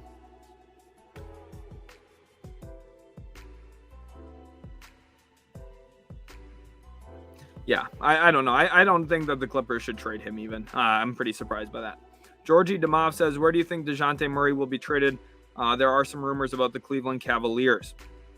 For Cleveland and DeJounte, I don't think he's going to get traded. Let's get some Mavs hype in the chat. Go Mavs. LJ Mavericks bringing some of that love here to the chat. Clippers card says, what do you think Clippers will get for... Okay, that's the one we just talked about. Mason Aceta says, what do you think the Heat do? Try not to put the same question in there. Remember, I am getting through them. I know I'm like 20 minutes behind. I'm trying my best, but I want to answer every question thoroughly. Dube says, do you think a Hayward for Miles Turner center trade is possible at all? Maybe Hayward and pick 15 or even pick 13. It might take Hayward 15 and 13 for Turner because to offload Hayward, you're going to have to probably attach a pick. That's just kind of the reality right now. Not that that's a bad thing, but I don't know if I would want to do that if I'm Charlotte. John Bradshaw says, Pistons better make the right pick tonight. I think they will. John, have some faith. Pauline says, are you going to live stream the draft? And I demand today. Nice. She tricked me. She tricked me, guys, into saying the singing again. I'm not sure why she wants me to sing so bad. I will not be singing, but yes, I will live stream the draft tonight. Tricked me though to get me reading. What do you think? Okay, again, this is the same question. Now, haters gonna hate. Remember us when a team hires you. I will, for sure. It'll be a huge thank you to you guys if I ever do get hired. We'll see. Are you going to be live when the draft is going on, like announcing the picks? Yeah, I'll announce picks, so I'm going to give my draft grades probably live. We'll have some videos going up on the channel around that time too. But yeah, the plan is to definitely be live. The neutralizer Spurs say that we'll take the best player available approach to number 9. Who we taking? Jalen Duren from Memphis. That's my guess on who would go there. Levon Davis, if you're the Kings and the Hawks offer you JC, Kevin Huerter, and pick 16 for Barnes and 4. Do you take it? No, I don't. I would not take that if I was Sacramento. Mason Aceta, what do you think the Heat do? Okay, this is the same question a bunch of times. Kyler, where do you see John Collins heading? I've heard some Pelicans rumors, and I don't hate the fit. Not bad, but it's expensive. And I don't think that the Pelicans really can afford that right now. Let's go on to this question here. What do you think the Warriors can get if they move out of 28? Probably future assets. Maybe a couple seconds. One this year and maybe 2 or 3 other seconds that could help them down the road. Here we have a $3 dono from Mute Man. Huge thank you for that. Excellent work as always. Let's go Kings. Let's get some Kings hype in the chat. Let's get some little clapping emojis in there for Mute Man here. Awesome to have that $3 dono. Really do appreciate that from you. Kyler says, Summer League is going to be fun. Giddy and Chet will be playing together, and we play Orlando and Houston in Summer League. Going to see the top 3 picks duel. That'll be sweet. That will be an awesome experience. I will be at NBA Summer League Live, so I'm really excited for some of those games. Aaron Jensen here asking about Isaiah Brockington out of Iowa State. Left-handed hooper, like his game. Probably won't get drafted tonight, but he'll be a nice pickup for a team as a UDFA. Oh boy, a Victor and Scoot video. Can't wait. There's going to be a lot going on for 2023. I'm excited to talk about Scoot. I'm excited to talk about Victor Wembanyama. I really do like those 2 players. Gary Bankston said, would you like to see your Mavs trade Powell or Kleba for Olynyk? He played very well with Wood the year before last. No, I do not want Kelly Olynyk anywhere near the Dallas Mavericks. I do not want Kelly. I do not want Olynyk. Please do not manifest that on me, Gary. Do not want that. Utility puts in more or just as much work as these analysts. YouTuber, don't know how I just found the channel this year. Wish I would have earlier. No worries, Cole. You've been bringing a lot of great energy, honestly. The next comment here is funny too, but Cole, thank you so much for the kind words. Gerald Perry says, if you're in this chat and haven't liked the video, your team is drafting a bust unless you're a Pistons fan. Just like the video. Thank you, Gerald, for that. That's a W right there for you, Gerald. You're an awesome viewer. Thank you so much. Doob says, DeJounte retweeted a post about him getting traded yesterday. Yes, he did. I think it's because he doesn't really believe the rumors himself. If he was actually concerned about getting traded, I don't think he would have been active on Twitter about it. So I think he was kind of joking. Icy Dumb says, hey, where the fellow Rockets fans at? Let's get some Rockets hype in the chat as well right now. Go ahead, spam the Rockets hype. Key here says, who are your second round sleepers? I've got a few that I really do like in the second round. David Roddy out of Colorado State. I think he'll be highly productive. I think also if you look at a guy like Ron Harper Jr. from Rutgers, he will tend to work out really well. I mean, this guy's not a second round sleeper, but Walker Kessler, everyone looks at him as a back end first round guy. I have him as a top 15 or not top 15, excuse me, top 16 player in this class. I have him 16th overall on my big board. I think he's a really underrated player. He's going to be great in job coverage. And I think there's going to be a lot of value to that as well. Xenaholic here, thank you for the $2 dono, says, do you see the Spurs trading up? Possibly. I could see San Antonio looking to make a move, but not with number 9. With 20 and 25, I could see them moving up to, say, pick 14 in the trade with the Cleveland Cavaliers. I think that's a possibility for sure. Brady Thompson says, yeah, I'm also a Detroit Tigers fan, and the season isn't looking good so far. Yeah, Javi Baez, what's he hitting right now? Like, is he high 190s? I need to look this up. I actually watched quite a few Tigers games, so I should know this, but I don't remember off the top of my head right now. Oh, no, he's up at 216. 4 days ago, he was hitting 194. He's at 216 now after, wow, he has 7 hits the last 3 games. Look at that. Javier Baez playing up to that contract. Shout out to him. But definitely a tough season so far for the Tigers. Babitol Belize says, what team do you think Brogdon is going to tonight? Washington. I think he ends up a Wizard tonight. Diesel Sharf says, if the Rockets trade up, who do you think they trade up for? Someone like Eason or Agbaji? I think it's for Eason. If they move up, it would be for Tari Eason, which I really like. Jay Callie says, this is my first time coming across your channel. I absolutely love it. Best basketball YouTuber I've ever seen. Appreciate those kind words. That's something, really, really nice to hear. And I appreciate it. It's honestly a testament to you guys. A stream like this, we've been live for almost 5 hours actually, which is incredible. A stream like this can't thrive and survive the way it has without you guys. You guys are honestly at the center of the channel.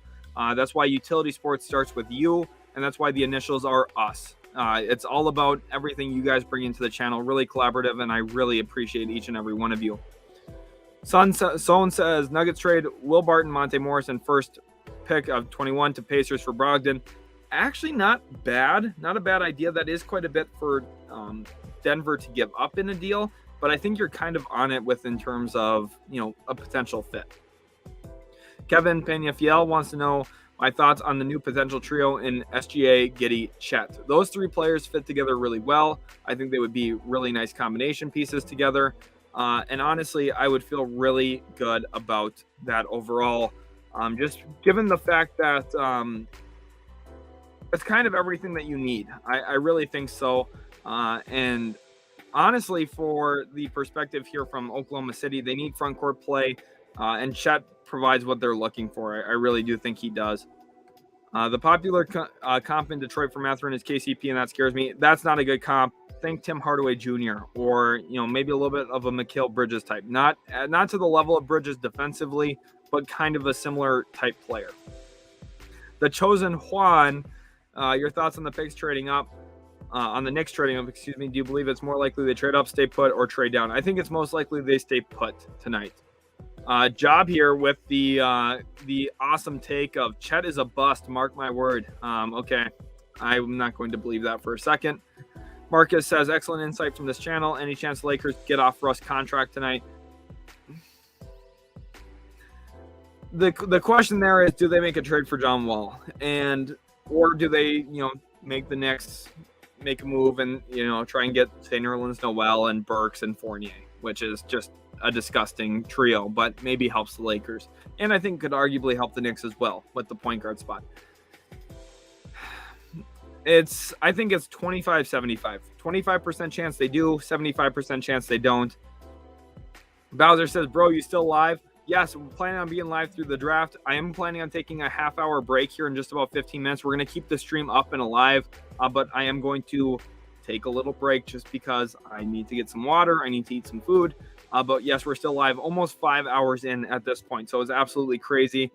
My man said he's going live for hours today, draft day, and that's why I subbed. Yes, I will be live pretty much all day long. I'm going to keep the live rolling. I am going to take a half-hour break here in just about 5 minutes at 2 o'clock. I'm going to take 2 o'clock Central Time, excuse me.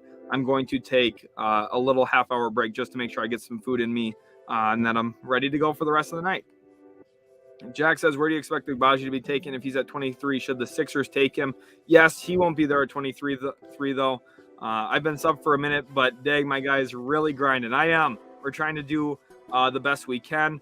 Is Brogdon gone tonight? I think so, Jack. Good question. Neutralizer says casuals don't know Murray. Yes, they don't. DeJounte Murray is phenomenal. DeJounte Murray is a really good player. One of the most underrated players in the league. Very, very good. I completely agree with that Gemini, who, by the way, shout out to Gemini. He's been watching the channel for a long time. Burger does sports. Same with him. Thoughts on Nuggets packaging. Monte Morrison 21 to the Wizards to 10, since that's a rumor. You'd have to give up more than 21 in Morris. You'd probably have to give up 21, 29 Morris, and then maybe even a little bit more on top, which sounds, a little bit less exciting. But I think, maybe that's the framework of a deal. Murray's an undervalued contract also because he signed before his knee injury. Exactly. So he's cheap right now, which is another big value aspect. J Mo says Kai Soto is the steal of this draft this year, and Chet Holmgren is a bust. Sounds not like the reality to me. Kyler, if Hawks found a way to get DeJounte, that would be such an amazing fit next to Trae Young. Yes, it would be. The Hawks, I think, should go all in on trying to get DeJounte and giving up a ton to do it. I think that's the player that they're missing, but we'll see. That's going to be tough. Neutralizer 27 says, bro, I got to say you are filling a void during this draft day that ESPN is just not filling. Shout out to you, bro. Great work and analysis. Very thoughtful and insightful. Go Spurs, go. Awesome. Hoping your Spurs make some nice moves tonight and some nice decisions. We'll see exactly how the draft plays out. But honestly, really excited for the draft tonight. I'm just so stoked. Max here. I know Max has been watching the channel for a while. Shout out to Max as well.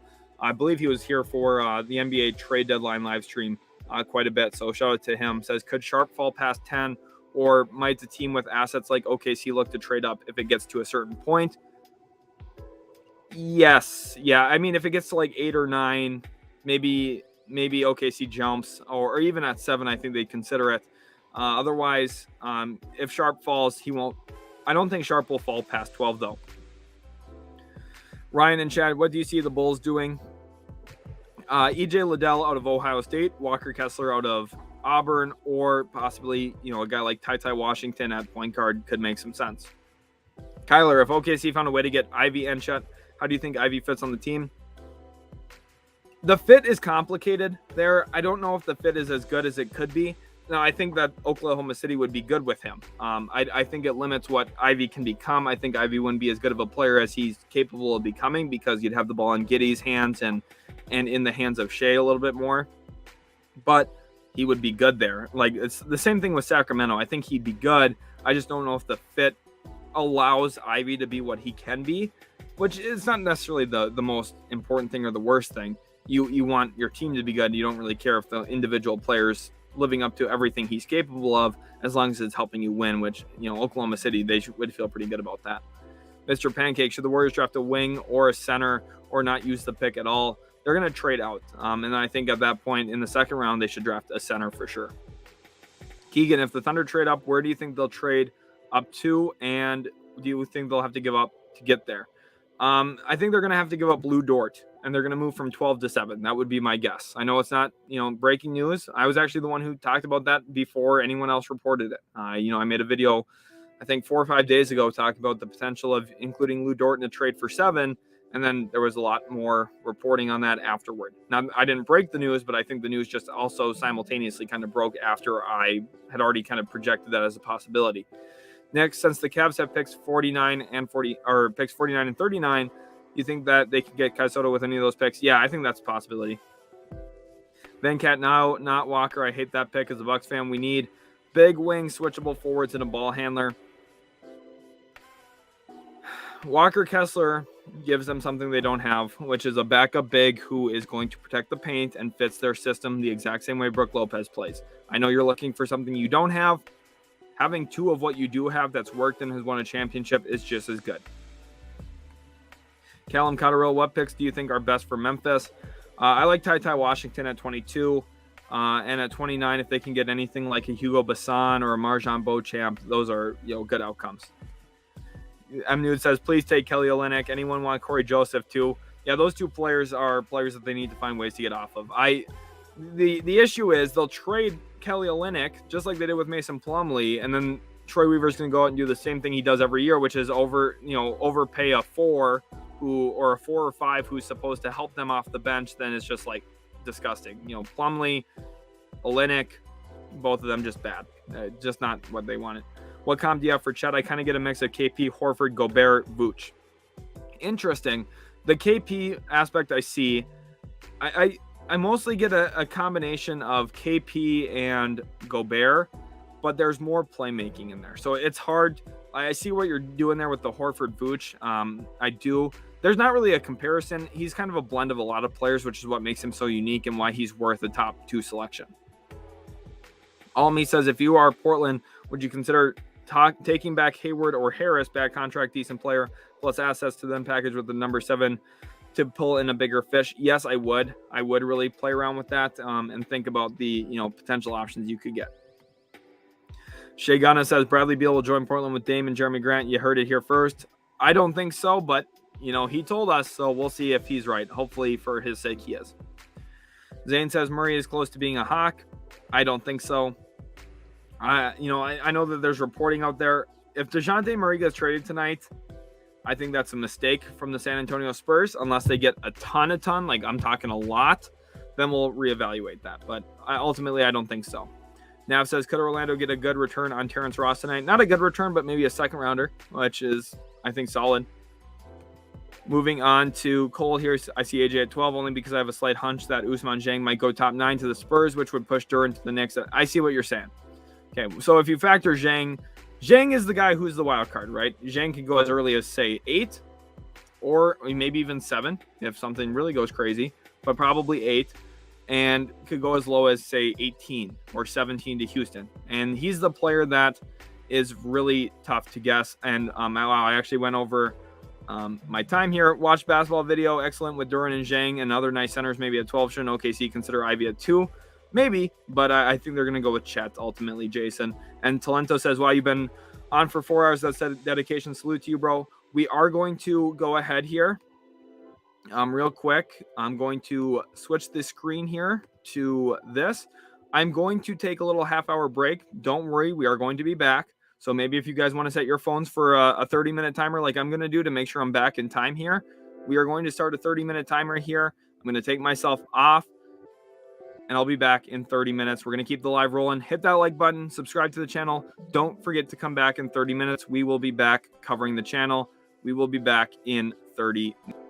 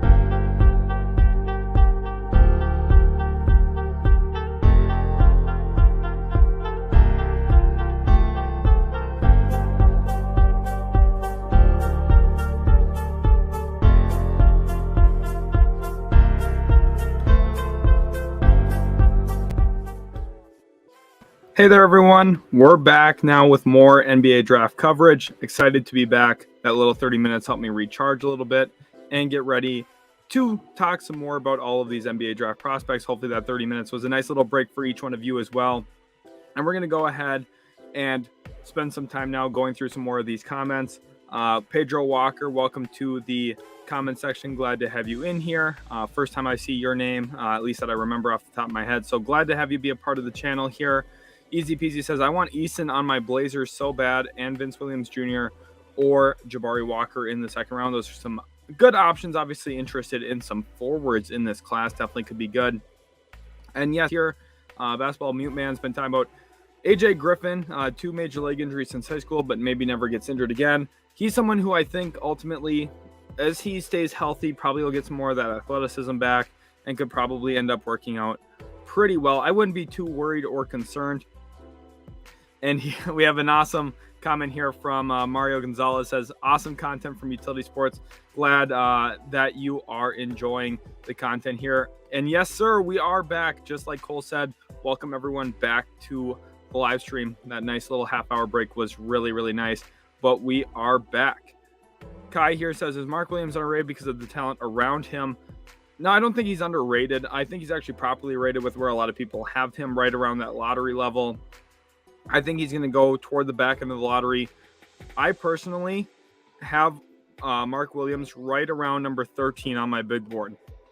So I think he's actually properly rated kind of as a back end lottery selection. Matt Myers wants to know my Malcolm Brogdon mock trade.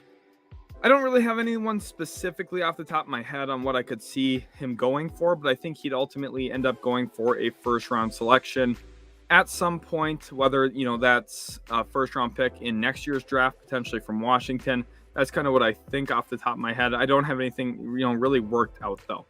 Man Guy Friend Bro says, what is the ideal lineup for the Pistons to begin this season in your opinion? So for me, it's Cade, Ivy, 1-2.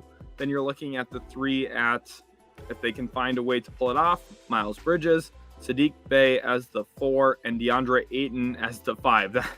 That's a pretty good lineup there if you're able to get that done. Now, it's going to be difficult to do that, but I think that's probably the ideal dream lineup, right? Terry Taylor says, Pacer fan here. Is this a good trade? Brogdon plus 6 plus 2023 Cavs first for 4. Justin Holiday, Harkless, and Alex Len to match the contract. Yeah, it's pretty solid, honestly. I think even as a Pacers fan, you might not even have to give up that 2023 first in there, just because moving from 4 to 6 is not that drastic of a drop off. Now, I know a lot of people are going to say, well, moving off from Ivy is, yeah, but the Kings won't take Ivy at 4. I really don't believe they will. If they're doing that, their idea is we're going to get either Shaedon Sharpe or maybe at that spot Ben Mathurin at 6, which is pretty good anyway. And I feel like you might not even have to give up that 2023 first since you are giving up Malcolm Brogdon in that deal. Breezy wants to know my thoughts on Nikola Jovich. I really like Jovich. He's very athletic vertically. I think underrated athleticism in that regard. And he's also someone who's got a really good offensive game.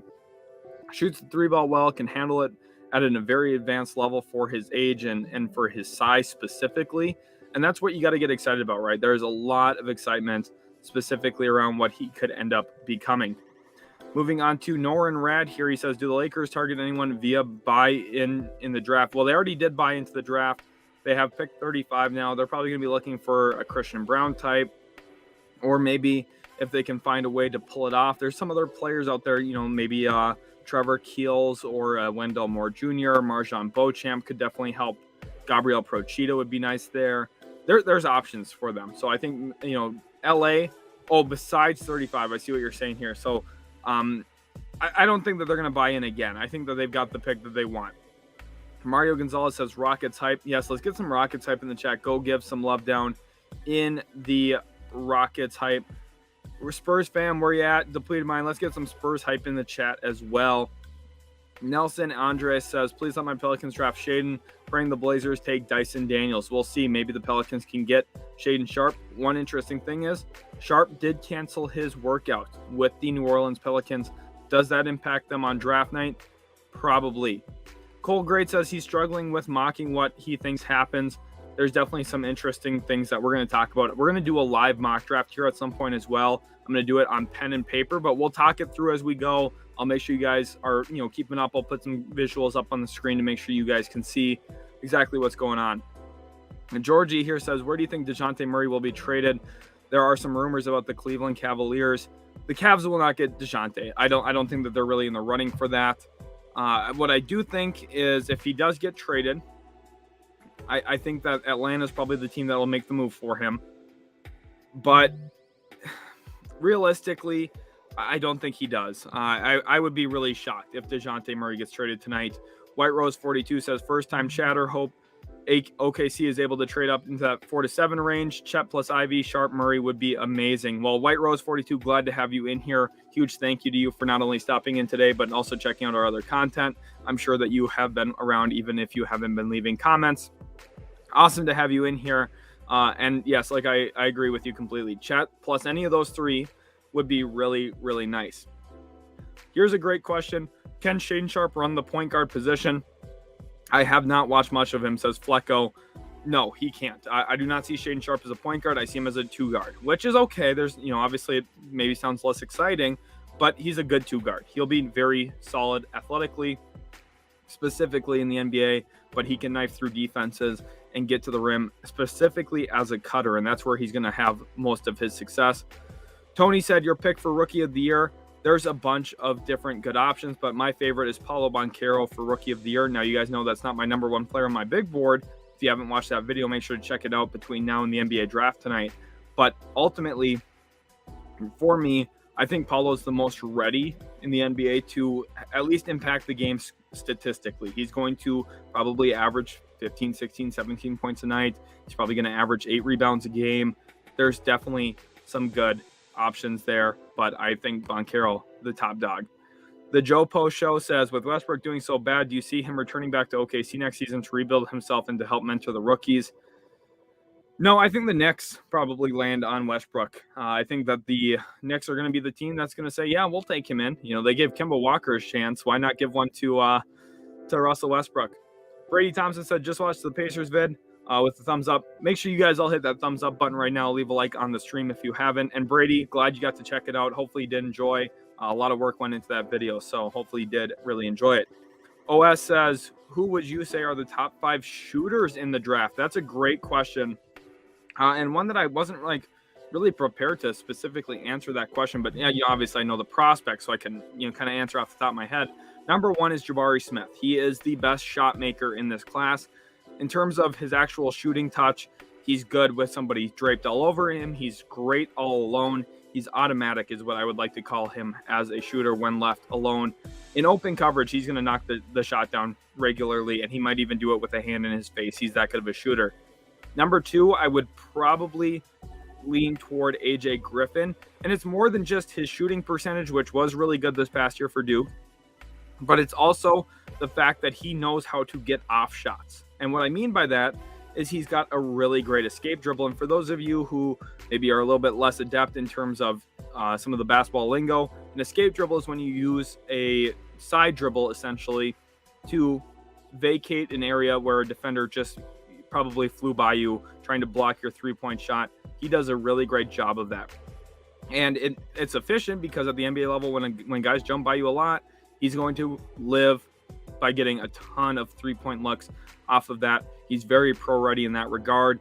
And then when we go into some of the other guys, Hugo Bassan, he's in the top 5 for me because he's a gravity shooter. He's someone who can shoot it off the move, and that's a really big, important aspect to being a good 3-point shooter. Now, I know his percentage in the NBL this past year doesn't really hold up with the idea of him being a top 5 guy, but he is. When he is able to shoot off the dribble like he is and also off the move, off the catch, it's really difficult to find other players in this class who are as a talented shooter as he is. I really like what his offensive game translates to, and I think another player who's fairly similar with that is Benedict Mathurin, who I have as a top 10 player in this class.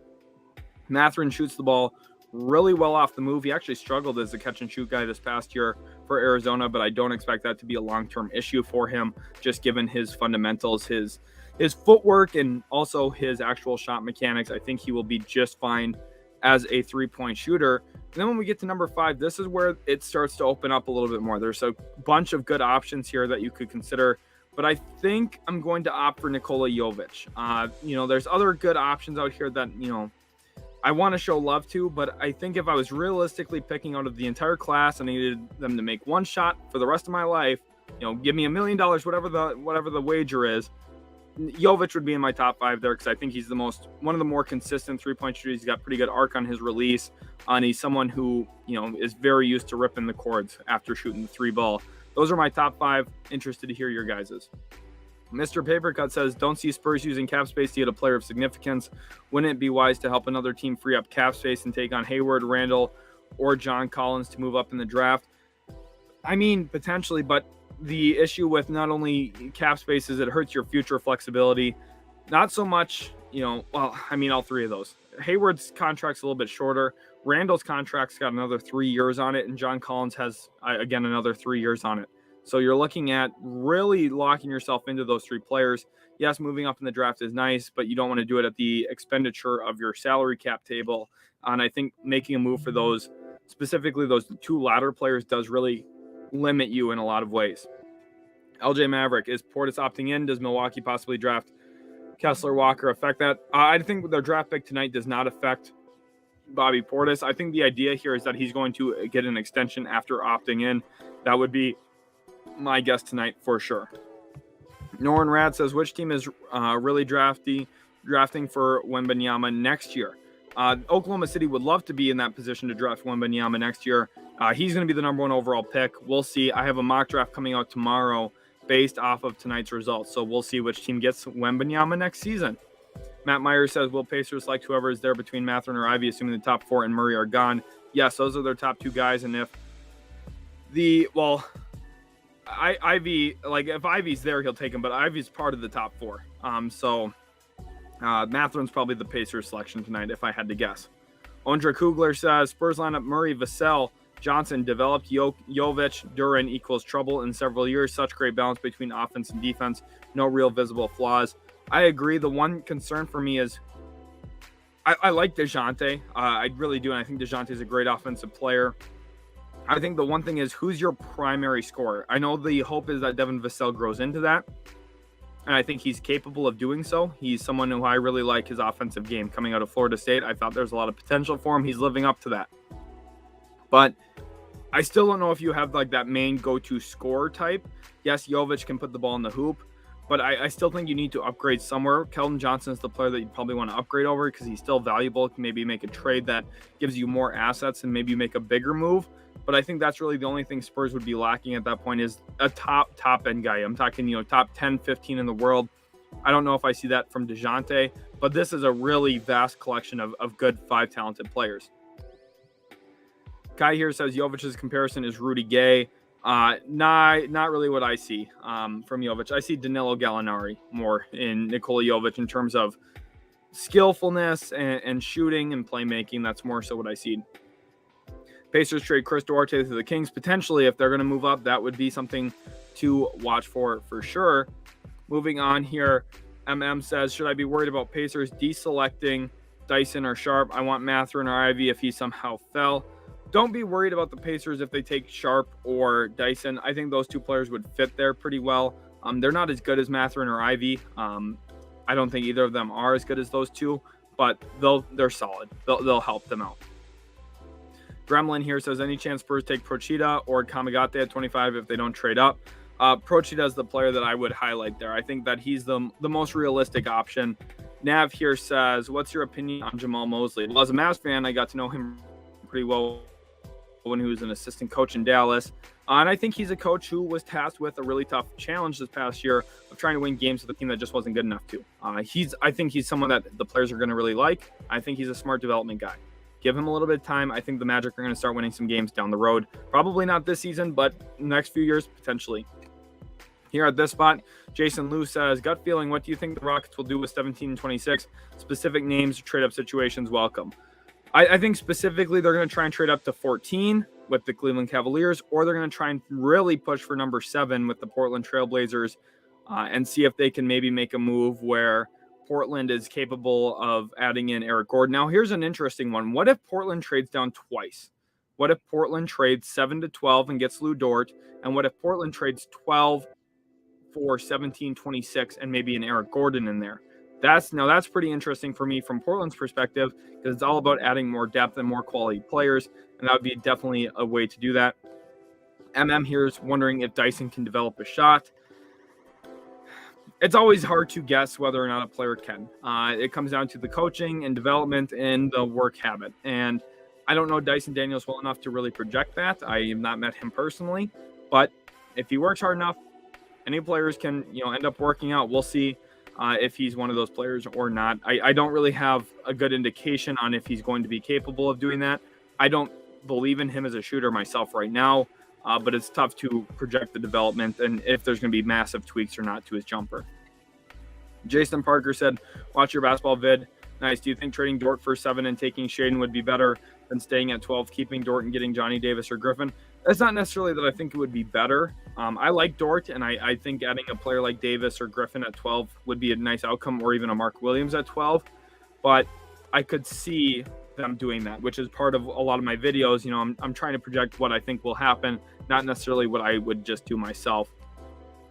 Oracle wants to know thoughts on what the Suns should do this offseason. The goal for them is to retool and add some more talent onto that roster. I would really like Bojan Bogdanovic there from Utah. We'll see if he becomes available, but I think they need to find ways to add different players who might be available this offseason. Emilio wants to know, are you going to stream the draft? Yes, I will be streaming throughout the NBA draft tonight. How many first-round picks do you think the Pacers will have by the end of the night? Only one. I think that either they're going to pick at 6 or they're going to make a move up and pick at 4.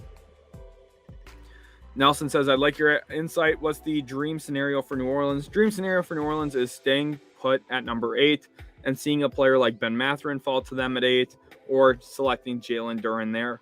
I think Dyson Daniels not a bad outcome either, but we'll see. Emilio here, a big believer in Keegan Murray. I'm not sure if Keegan's the best player in the world, but I like the energy. Moving on here. Sorry for that popping back up. Did not want that on there. But looking at Kyler's question here, let's go ahead and go grab it again.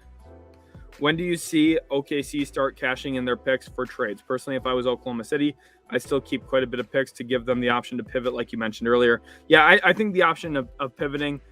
The thing is, their picks don't necessarily have to even be trading up. As long as they stay bad, they can stay near the top of drafts, add a bunch of talent, and then use those later to make future moves for other players that they specifically designate as guys they want. It doesn't always have to be for draft picks, because once you take a car off the lot, it becomes less valuable.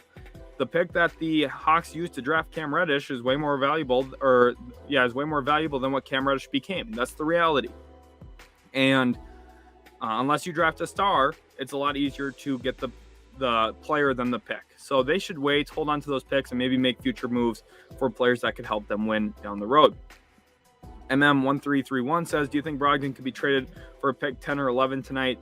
I don't see it for pick 10 or 11. If that happens, I would be rather surprised. It would be a losing grade for Washington or for New York if that happens tonight. I would not think that those teams would give up a lottery pick for him. I just don't see that value being there. Colin Anderson, keep hearing Low on ESPN say Murray to the Wolves. What are your thoughts? If DeJounte Murray goes to the Wolves, I really like that for Minnesota. I think DeJounte Murray is kind of the missing piece there. A player who is a little bit more well-rounded than D'Angelo Russell, better defensively, a little bit bigger, stronger, and not bigger in height. They're about the same height, but more so the physical frame and a little bit more muscle on him and is impacting the game a little bit more in a bunch of different ways than D'Angelo Russell does. So that's what I would like. .40 says, thoughts on Lakers moving into the draft. Who would you pick? Well, it depends on who's there. I really like Ron Harper Jr. That's who I'd probably pick from the Lakers perspective. But, assuming that, for their perspective as well, you could look at a guy like Christian Brown. That's who I kind of think they're probably targeting. Eric Espinosa says, where do you think Beal fits if he leaves Washington?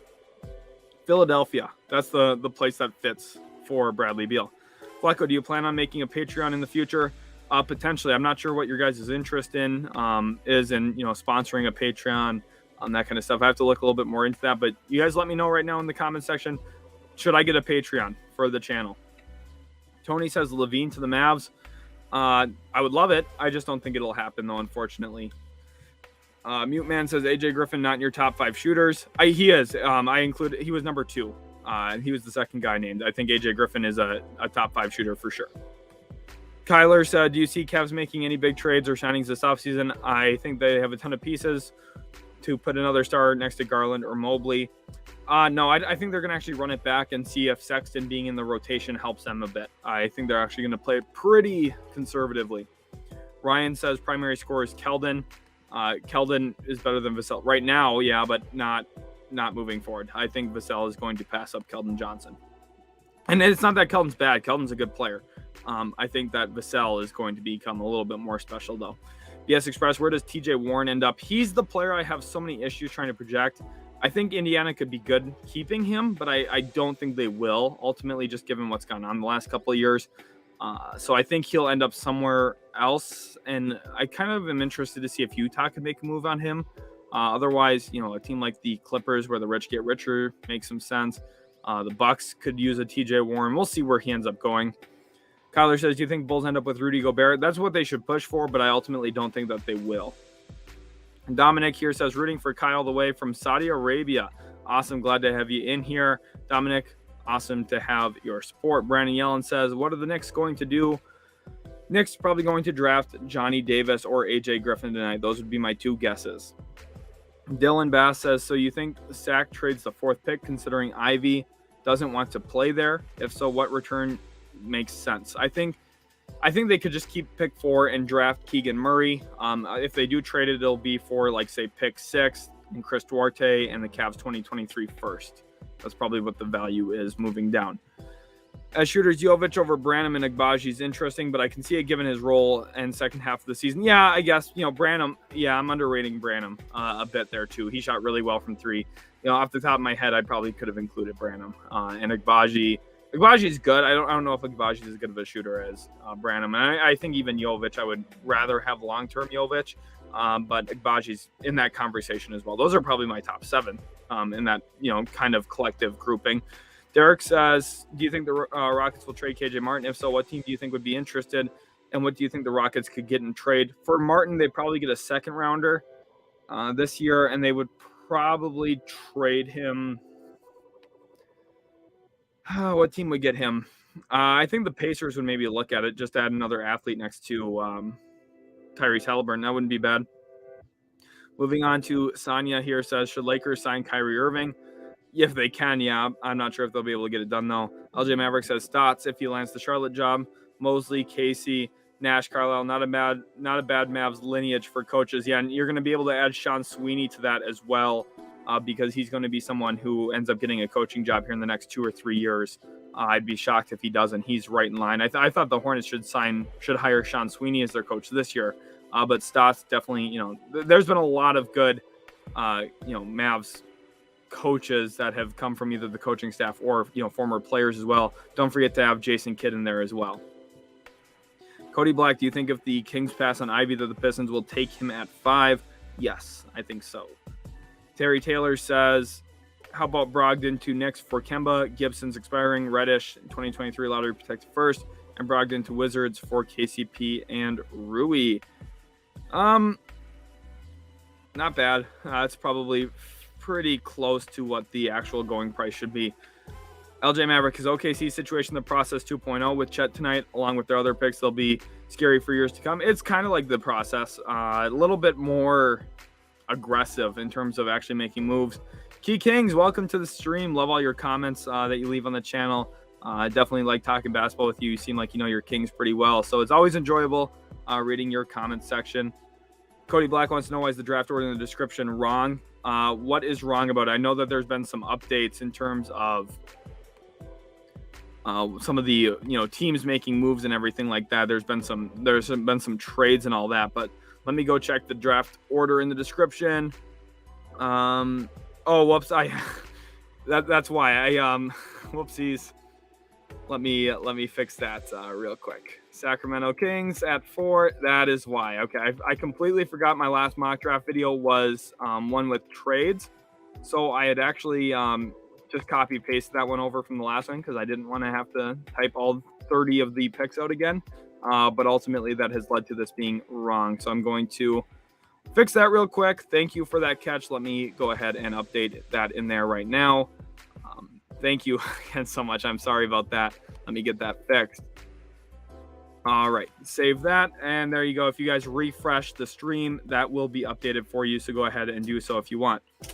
Cole Great says, really think the Cavs are going to make a move? No way we keep 3 second-rounders. Yeah, I think so too. Those second-rounders could be valued in a way that they're trying to help make a move, attach it to 14 if a team wants to, get a second-rounder back in a deal for trading down.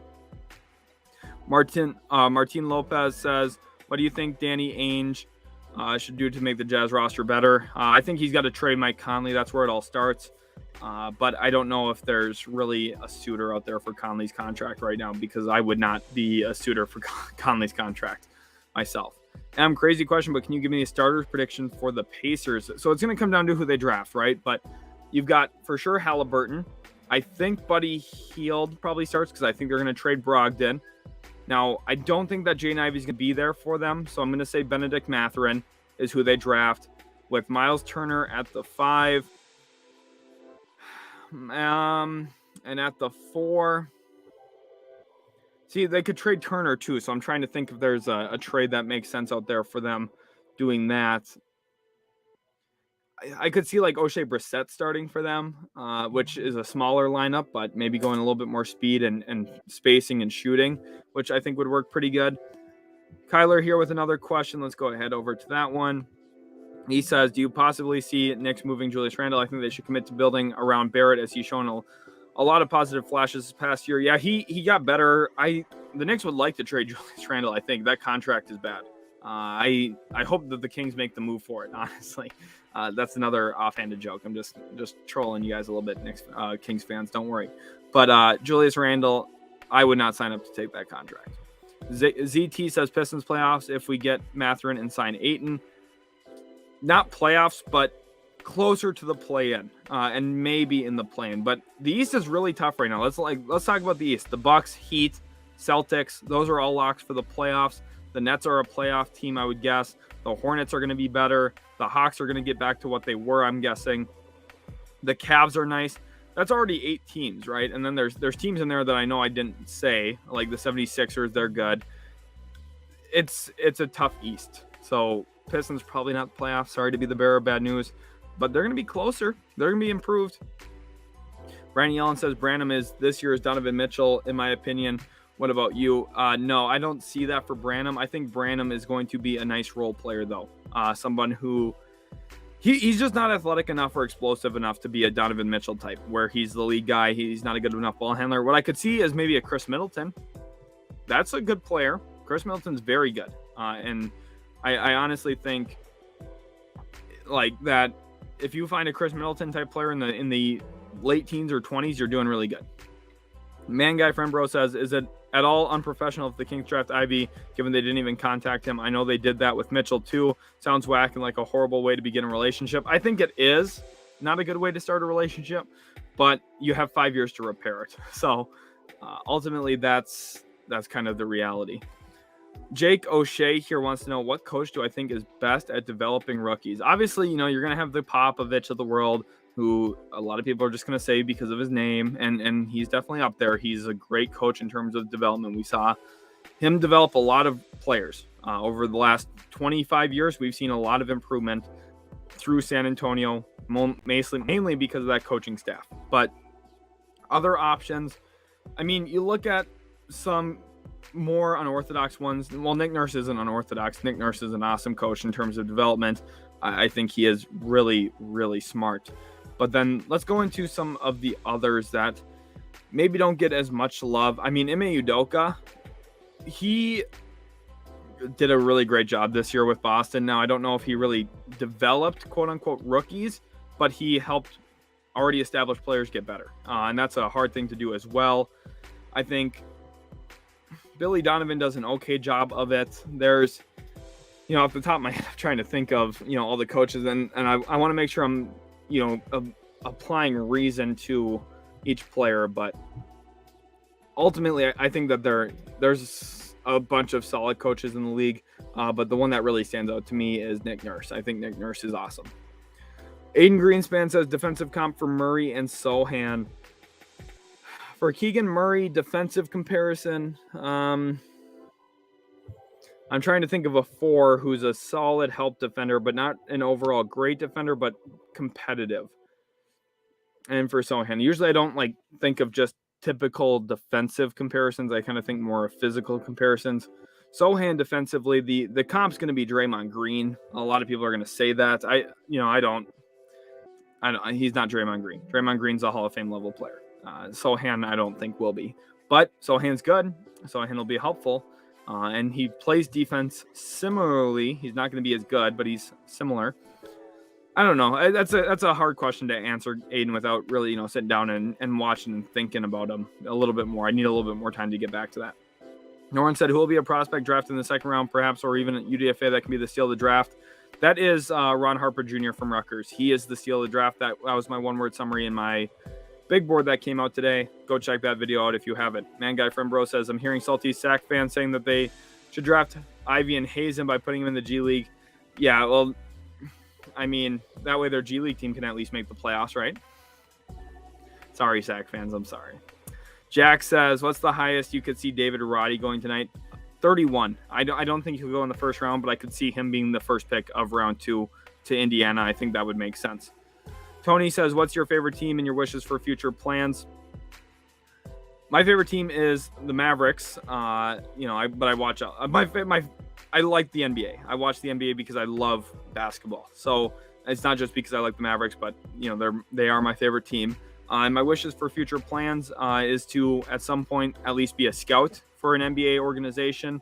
I'd prefer to be an amateur scout in terms of the draft instead of pro scouting, but I wouldn't be opposed to either. I also think that down the road I would love to be a head coach of an NBA team.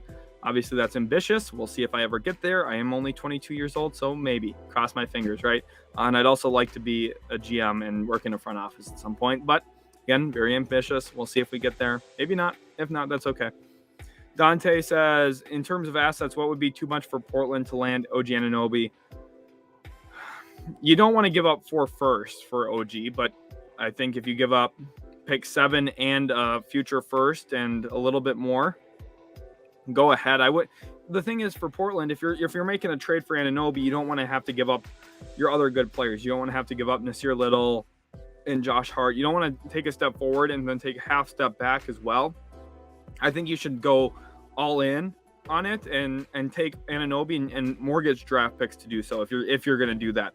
Now, would I do that? Probably not, just because I think Portland's not going to be good enough to win at the highest level.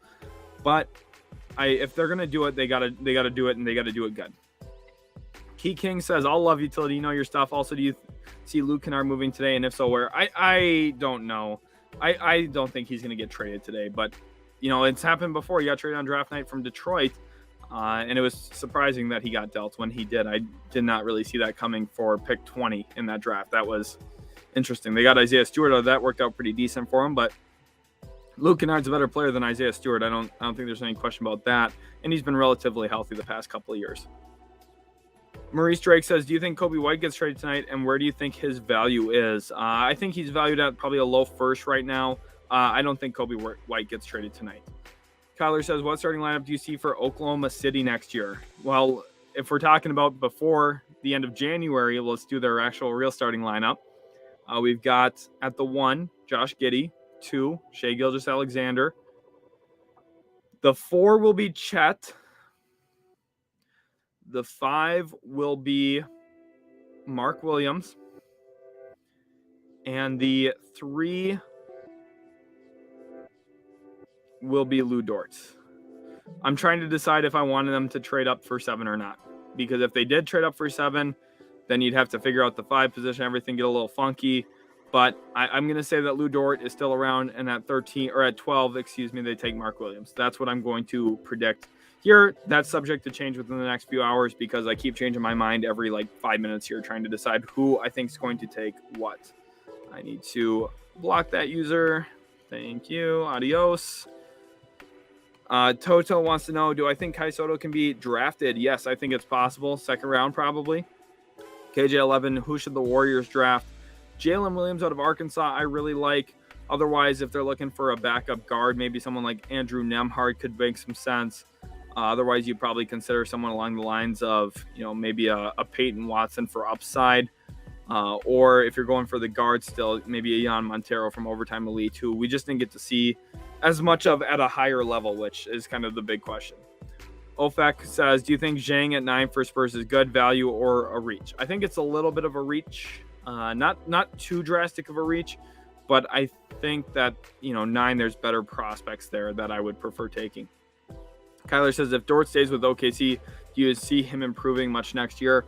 No, and in fact, I think statistically probably takes a step backward, but not in a bad way. In a way where, the Thunder are better, and when the Thunder are better, Dort's going to have less numbers, but he'll be more impactful. Think back to his rookie season, how impactful he was for that team, even though he was essentially putting up very little statistical, success. He was really impactful. So that's what I kind of see for him.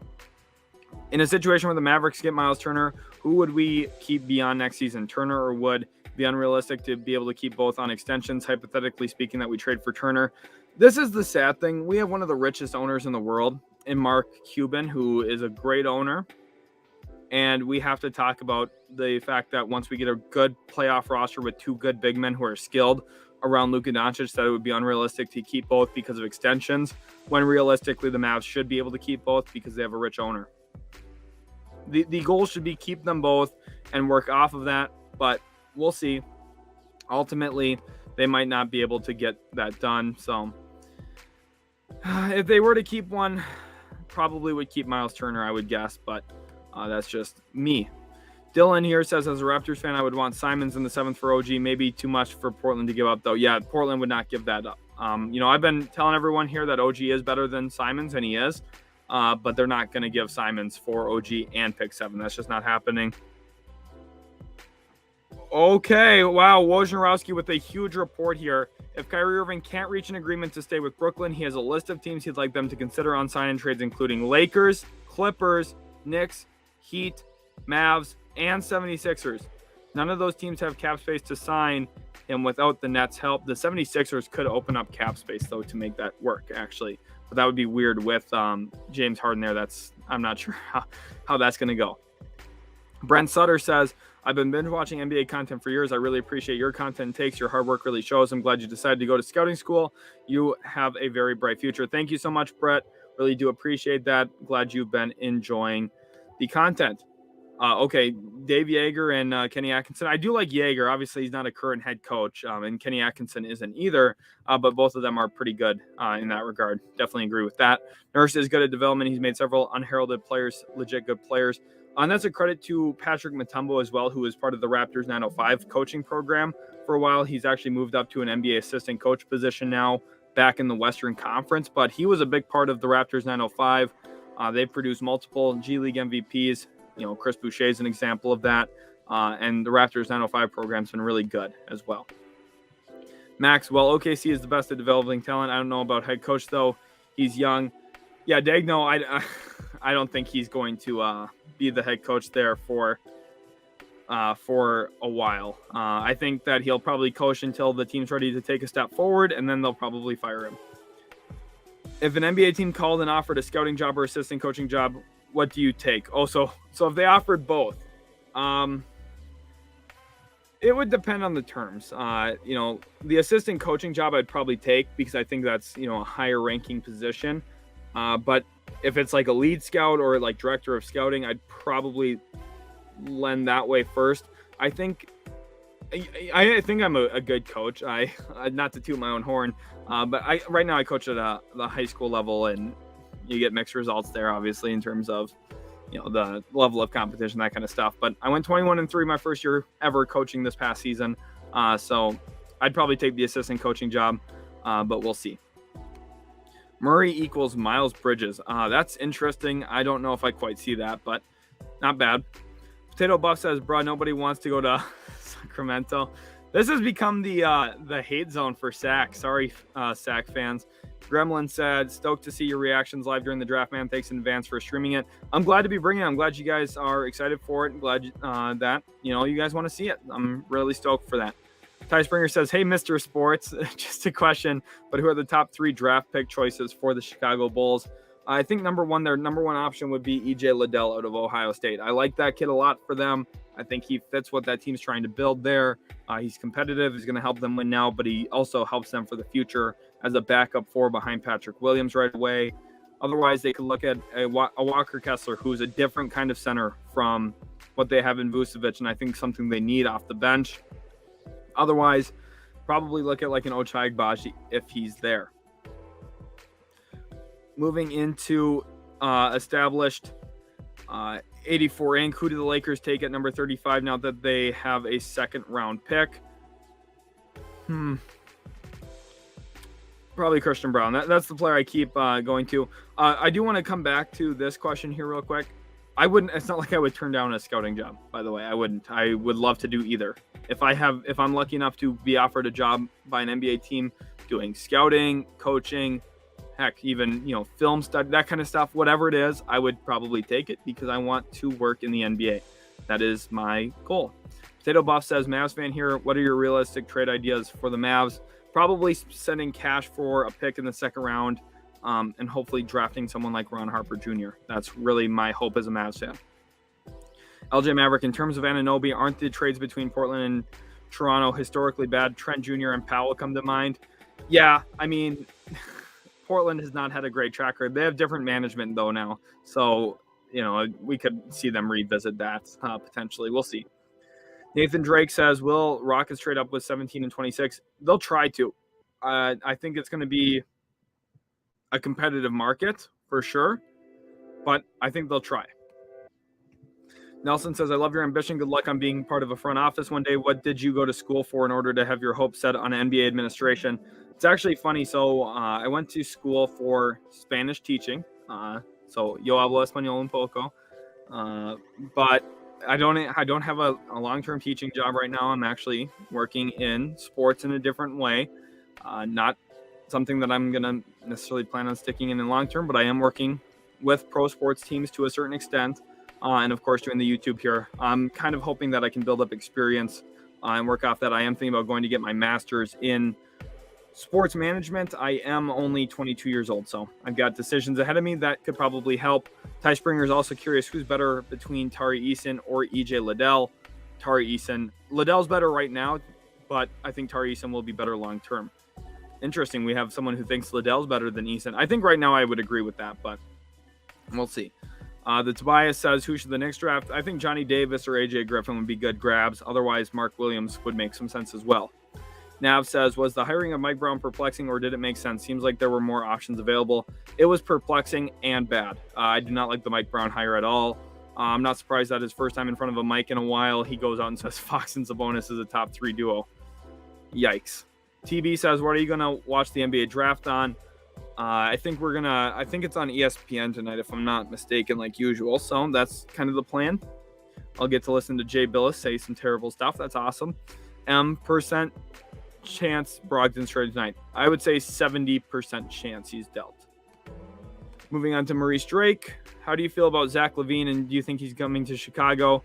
And I can see you as a scout. Good luck, bro. Just crying. Thanks, Maurice. Appreciate that. I think he's going to stay back in Chicago. I would be surprised if he does go somewhere. I talked about it last offseason that it was possible that, if they finish as a 6 or 7 seed, he'll at least take offers and listen to other teams' pitches. And we'll see if he does. I think he'll probably go about free agency and see if there's any team that blows him away. But I would guess he's back in Chicago this offseason. Onger says, how much unlikely is Zhang sliding all the way to 20? I don't think he will. I think more than likely he stays kind of at the realm he is. Durant monitoring the situation in Brooklyn opens the door for Kyrie to leave. Definitely interesting. Kyler, what do you think the Jazz plans are for the future? What moves do you see them realistically making? The issue is they don't have a lot of flexibility, right? They still owe a pick for that this year for the Mike Conley trade. They don't have a first this year. They are kind of in loop low right now. They don't really have anything substantial to offer, and that isn't a player. And the thing is, they're not in the market right now to take picks. So their market's a little bit more difficult and a little bit harder. It's difficult to project them making any specific kind of trade, but repositioning, retooling, getting off of Conley kind of opens the door for some potential options. Post here says Kyrie to the Mavs. I don't think so, but it would be really good if the Mavs got Kyrie. I think he would work off the ball with Luka pretty well, actually, because the one thing about Kyrie is when he catches the ball, he goes and he looks to score right away. He doesn't dance around with it. He's not a slow-paced player like Jalen Brunson, and I think it's something the Mavericks are kind of missing. Derek says, hi, I love your NBA content, your analysis. What's your take on the Houston Rockets tonight? Well, thank you so much for that, Derek. Really appreciate that and the nice words from you. For the Houston Rockets tonight, I think that they're going to be aggressive, trying to trade up 17-26. Pick 3, they're going to take Paolo. Banchero is going to be a really good Rocket. Rockets fans, you got to be excited about that. And then 17-26, they're going to try and package that together. Maybe move up for Tari Eason, which I would really, really like. Do you think Delano Banton can become a solid player for the Raptors? Yes, I do. He dominated the G League this past year. I have a breakout player candidate list on the channel about 2-3 weeks ago or so. I think I recorded that. And it highlights some players who I think are going to break out in the next couple of years. Delano Banton was on that list. Josh here says, don't come to the Clippers, Kyrie, please. Kyrie to the Clippers would be really good. That offense would be incredible. Mamadou says, Kyrie's trying to leave. KD to Portland. That would be crazy. Imagine if Kevin Durant goes to the team that passed on him number 1 overall. That would be insane. Not to give you a stray there. That's not a stray shot at Portland. Greg Oden was the obvious number 1 pick at the time. Everyone believed that. Everyone did. Norin said, who's the most overrated prospect in the draft? The guy you don't have faith in. Patrick Baldwin Jr. I don't want him to not succeed. I want him to do really well, but I just don't have faith. I just don't believe that he's going to be a impactful NBA player in a good way. Max says, Sharp don't even know the players on the Kings, and I even want to go there. Yeah, it's sad hours for Sacramento, definitely. John said, Houston Rockets fan, if we trade Eric Gordon, what type of veteran do you see us bring in? That's a good question. I don't know. It kind of comes down to who ownership and management like, and with Rafael Stone, it could be anybody. Like, I never really saw them making a move for Olynyk or, Daniel Tice. Like, it's been questionable. Maybe they would just keep Dennis Schroeder, and maybe they would try and make a trade for Russell Westbrook or something. Who knows? We'll see. Jai Deep says, do you think Walker Kessler can fall to 33? I heard he's pretty good, and we need a center to protect the rim. He is good. He could fall to 33, but I don't think he will. I think he'll go in the top 25 tonight. Ty Springer, do you think Kenneth Lofton could get drafted, or will he be undrafted free agent? He'll be undrafted, but he'll be a really nice signing for a team if they can get him. John O'Neill says, are the Rockets a lock for Paolo at 3? Yes, they are. I think the top 3 is all done. I think the draft really starts at 4. Jacob says, who would you say is the most undervalued player in the draft?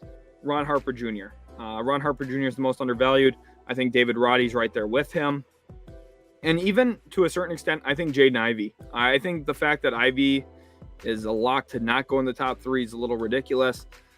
I think he's really the best player in the class. So for me, I think he's underrated as well. Kyler says, do you think Jonathan Isaac comes off the bench or starts for the Magic?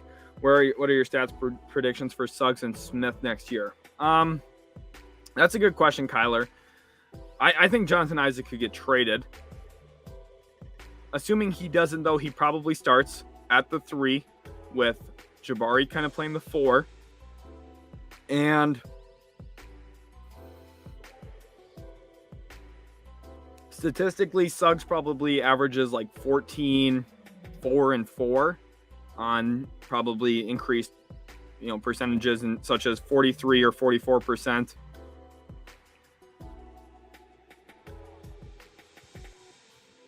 Oh man, the Mavs. I'm sorry. I'm looking back down at the Kyrie news. 14, 4, and 4. Feel pretty good about that. Impactful.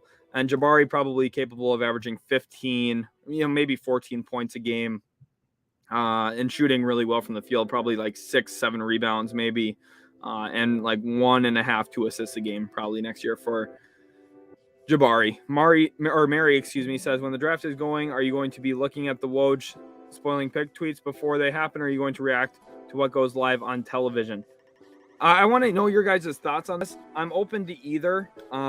If I do the Woj spoiling picks, it will obviously spoil the experience for me. But remember, there is like a little bit of latency behind the broadcast here that I'm streaming, and from where you guys are seeing it, it's about a 20-second delay, which means by the time that the pick gets spoiled, you guys are going to know the pick before me probably then. So we could do it either way. Just let me know. You would know the pick before my reaction, essentially. Max, you should get a job in the NBA. You're an amazing scout and draft analyst this time of year. You definitely are that caliber of person basketball-wise. Well, thank you, Max. Really appreciate that. That's very nice words from you. Nick says, okay. The Espanol there is not the best, Nick. You're going to have to pay a little bit more attention during Spanish class moving forward. Roscoe says, that's awesome. So proud of you. I have a bachelor's in sports management. Hashtag MFFL. Well, from a Mav fan to another, that's awesome. Hopefully, we both make it to where we want to go. Derek says, what are your thoughts on Marjon Beauchamp and what current NBA player does he remind you of? He's a really good cutter off the ball. He kind of reminds me of Aaron Gordon in a way, where Gordon is just somebody who is going, it works off the ball, can shoot the three ball a little bit, but is best when he's, running north-south and cutting off of guys. That's kind of what Beauchamp reminds me of. He's obviously a little bit smaller than Gordon, probably not as good of a defender as Aaron Gordon has been in his career, but kind of a similar offensive play style is what I'm looking at. And he's not as athletic as Gordon, obviously. Cole Great says, Jay Billis hate train coming. Yeah, I mean, it's crazy because he watches the players all year long, and then by pick 15, all he's able to say is that his arm's going for days. He doesn't really break down a lot of the skills, and I don't know. I don't know. I'm not going to say much more. LJ Maverick, with Orlando historically not being able to keep their number one big man picks, Weber trade, Shaq, and Dwight. Will this change with Jabari Smith? Yes, it will. They'll be fine. They'll hold on to him. I wouldn't be worried about it at all. Delio says, if the Rockets don't trade up, who should they ideally get at 17 and 26? I really like Kennedy Chandler for them at 17, assuming Tari Eason's not on the board. And then looking at 26, from there, it's kind of dependent on what's still available. So it's kind of hard to project specifically. Anthony Vitale says, do you see the Pistons trading back into the first round after the fifth pick? I actually see the opposite. I don't think that they have any interest at all in moving back into the first round, even if there's a good player, because they want to save money. They want to have as much cap space as possible going into free agency, and first round picks are completely guaranteed, are guaranteed contracts, whereas second rounders are not. So that's definitely something that they're going to look to avoid, actually. Hopefully that makes sense for you guys. Ty Springer says, give me the starting lineup for the Thunder if they got Jabari. Okay, so probably, at the 1 you've got, again, it's going to be Giddey, Shea. 3, probably Lou Dort still. 4, probably Jabari. 5, Mark Williams. Kind of similar, just interchange Jabari for Chat. It's kind of playing out the same way, I think. Depends on if they make the trade at, 3, then you'd throw in Shaedon Sharpe. It depends on what's going to happen between picks 12 and 7 there. Nick C says, do you think the Cavs will use 3 second-round picks to trade up in this year's draft? I think that they'll use a couple of them to make some moves, whether that means trading out to future years or whatever you have it. There's going to be some moves there. Maurice Drake says, is it true that the Bulls can't buy a second-round pick since we got ours forfeited? I think that they can buy one if they want to. I just think that, it's going to come down to whether a team wants to give it to them.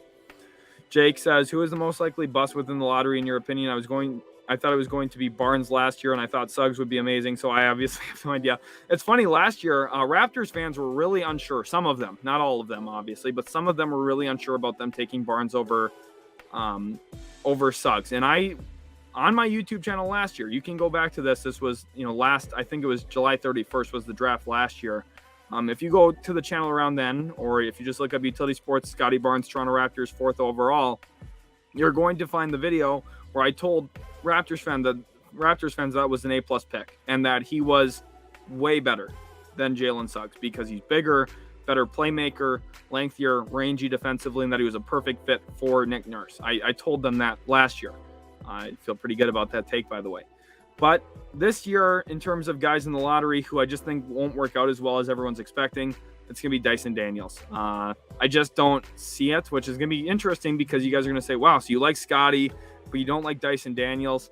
It's weird because they're both bigger playmakers, that kind of stuff. I just don't see it, which is definitely a difficult situation. Pistons are eyeing Gordon Hayward. So maybe, what do I know? Maybe the Pistons are trying to get another first-round pick, I guess. We'll see. Easy Peasy says KD's a Blazer soon. I don't think so, though. .40, what do you think of a Trey Hardy backcourt? Good offensively, bad defensively. It's been kind of the MO there for Trae Young this entire time, though. So, give and take there. Nav, although Brunson was instrumental in their playoff run, who would be a better fit alongside Luka? And who is their missing piece? Zach LaVine would be a better fit because, again, he's more athletic and quicker with the ball. And I think that's what the Mavericks are lacking, is someone who is physically explosive and can blow by guys regularly. And the Mavs are really good. They've got players who play at their own pace. And yes, Brunson was awesome, but I think Zach LaVine would just be so much better. The Tobias, who will the Bucks draft? As a Bucks fan, I would want Jaden Hardy. I think Hardy's there. Otherwise, you could look at, you would look at the reality of potentially getting Walker Kessler there. Sorry, my mind is running, so I'm thinking about the Nets, and if they trade Kyrie and Kevin Durant, and I'm thinking about the Rockets' perspective for future drafts. Like, the Rockets really are about to luck into some of the greatest, into maybe one of the best trades for their franchise ever. And I say luck because the James Harden trade should have established a dynasty in Brooklyn. It should have. That team should have won 3 championships back to back to back. That's how talented they were. Obviously, didn't play out that way. Harden requested out. Now Kyrie might get out, and KD might want out. That was unforeseeable. And honestly, Rafael Stone, when he made the move, did not have the hope that Kevin Durant would not play in Brooklyn 2 years from now. He did not know that was a possibility. But potentially, we'll see. Zach Anderson says, who do you have going to the T-Wolves at 19 or any possible trades for them? I think that there's potential move of Malik Beasley at 19 for Clint Capella. I think that might be on the table. I also think that at 19, the Wolves might just keep it, take Walker Kessler, Ty Washington, or Kennedy Chandler. Or EJ Liddell. I want to mention him too. Mo says, any chance OKC skips Chet if the Magic don't take him? Do they want another Poku? He's not Poku. He's way better than Pokusevski, okay? They're not even similar players at all. He's much, much better. Anthony says, I'm assuming Ivy goes to the Kings. Would you be surprised to see Mathurin go to the Pistons? I wouldn't be surprised at all. I would not be. Here, Aquino says, you have some stamina in your voice. It's all the water. It's keeping me crisp and hydrated. So huge shout out to H2O. Not sponsored, by the way. Jack says, I don't think this OG trade for the 7th pick will happen, but if it did, what are your thoughts on Dyson Daniels as a fit for Toronto? I mean, he fits like the rangy defensive system that they want. I would like for them to, if they do trade OG, to go get a scorer type, whether that's, a Benedict Mathurin, someone who's got that it to him as a scorer. I would really like that for them. Jaideep says, also, do you think the Raptors will be active or quiet today?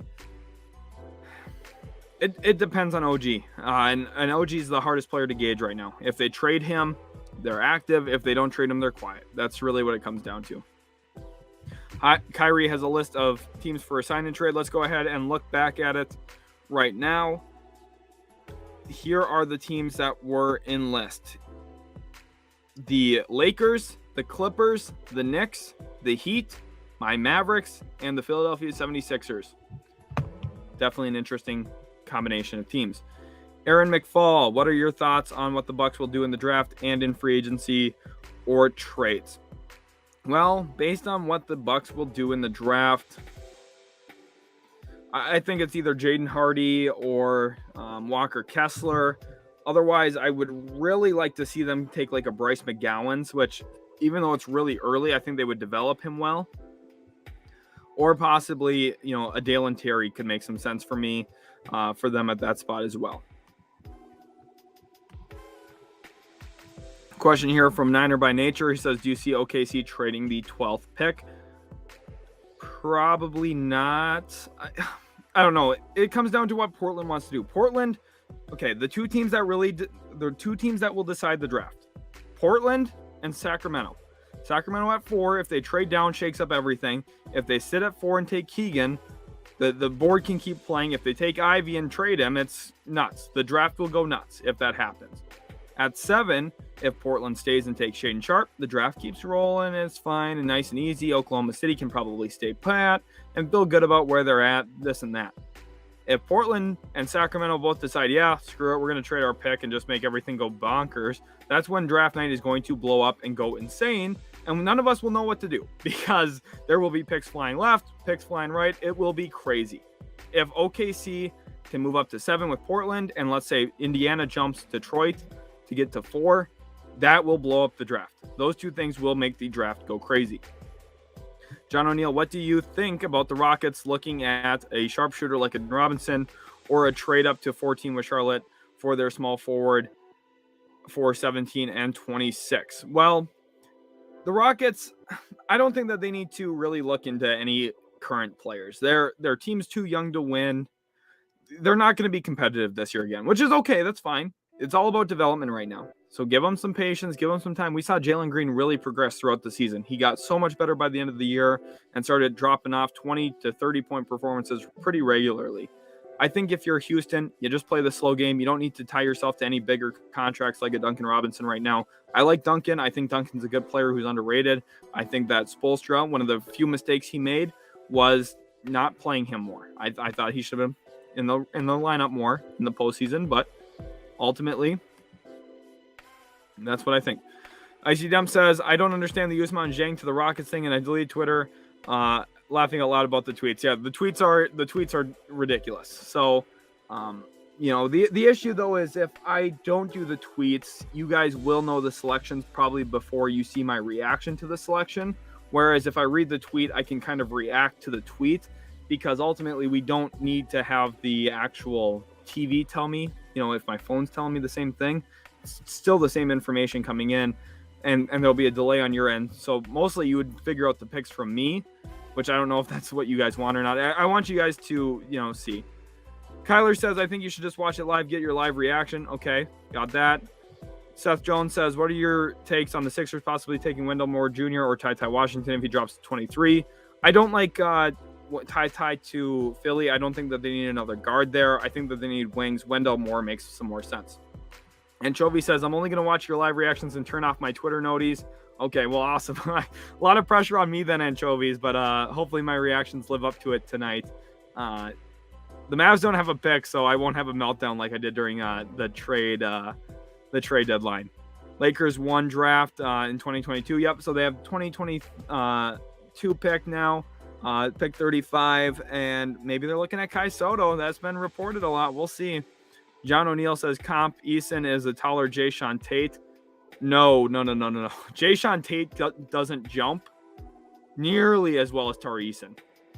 Tari Eason is a freak physically. He is really impressive. I mean, I went from not really liking Tari Eason as much because I was focused too much on the skill set, and I think the skill set's somewhat limited, but he was productive and he's athletic. And those two things are pretty scary. Niner by nature, I want OKC to take Dyson Daniels and Chet. I still have hope in Poku as well. Giddey, SGA, Daniels, Poku, Chet. Fun lineup. You're not going to rebound the ball super well. And if you ever face a post player, you're probably in some trouble. But they're pretty tall there. Giddey's 6'8", Shea's 6'6". Dyson Daniels is 6'8". Poku's big and lengthy. Well, not big, but tall and lengthy and lanky. And Chet's a 7-footer with a 7'6" wingspan. So not bad. Max says, as a biased Thunder fan, core of Shea, Giddey, Chet, or whoever in Sharp, and maybe Wembanyama, maybe would be the best young core ever, but I'm biased and I can hope so. Well, you know, Thunder fans know a thing or two about the best young core ever. Dare I say the names Kevin Durant, James Harden, Russell Westbrook. And yes, I will never forget then Sam Presti traded away James Harden and chose to keep Serge Ibaka over James Harden. I will never, ever forget that. And that is the reason why I think Sam Presti is a little bit of an overrated GM. Now, is he still smart? Does he deserve a job as a GM in the league? Yeah, 100%. But he's definitely overrated. Let's be honest about it. Niner by nature, is KD trying to become a Blazer? I don't think so. I don't think he's trying to become a Blazer, but I think he's going to force his way out. That's kind of what it seems like. Maybe it's all just smoke, though. Maybe. But I'm guessing that maybe we've seen the last game of Kevin Durant with the Brooklyn Nets, which I'm kind of hoping for. Wouldn't it be crazy if Kevin Durant never wins a championship again? And then he goes on and, you know, maybe Steph Curry finishes with 5, 6, 7 rings potentially. And Kevin Durant finishes with his 2. Would be weird. Potato Buff says, do you think the Mavs will make a bigger move than the Wood trade? I think they're going to try and sniff around the Miles Turner stuff right now, but we'll see if something comes to fruition there. It's really tough to tell. Easy Peasy says, KD is playing with Dame in Portland soon. Mark my words. I mean, they would be really good together, those two would be. It would be awesome. Seth Jones, do you think the Sixers will trade for a vet? Potentially. I mean, they're going to look into it. Losing... I think the thing is the Sixers are going to really hunt PJ Tucker this offseason. I think PJ Tucker to Philly is almost a done deal already. 3 years, $30 million. You can book it now. You heard it here first, Thursday, June 23rd. Free agency doesn't even start for over a week yet. And yeah, I'm still telling you, it's a week and 2 hours away. A week, 2 hours, and 21 minutes away, actually. And I'm telling you right now that PJ Tucker's a 76er. You can write that down. Write it in pen. That's where he is. Daryl Morey's getting the band back together, but they're all 3 years older this time. We'll see how it goes. Bruce, welcome to the stream. Bruce is such an awesome subscriber, watches a ton of the videos, leaves awesome comments, so thank you to Bruce. Says, who do you think Lakers will take at 35? I think Christian Brown is a player. Maybe Kai Soto. We'll keep our eyes out for who they take. Ty Springer, what is the best snack to eat while watching the NBA draft? My go-to for the last 5 years, I think this is actually maybe 6 years even now at this point. This would probably be year 7 if I was doing it this year. Usually what I would do for the NBA draft is have friends come over and we'd order Domino's Pizza, not sponsored by the way, but we'd order Domino's Pizza, and we'd also and you have to get the Alfredo pizza. If you're getting Alfredo pizza from Domino's, you guys got to do that. If you haven't had it, order Alfredo pizza, get some steak on there and some chicken. Oh my goodness, so good.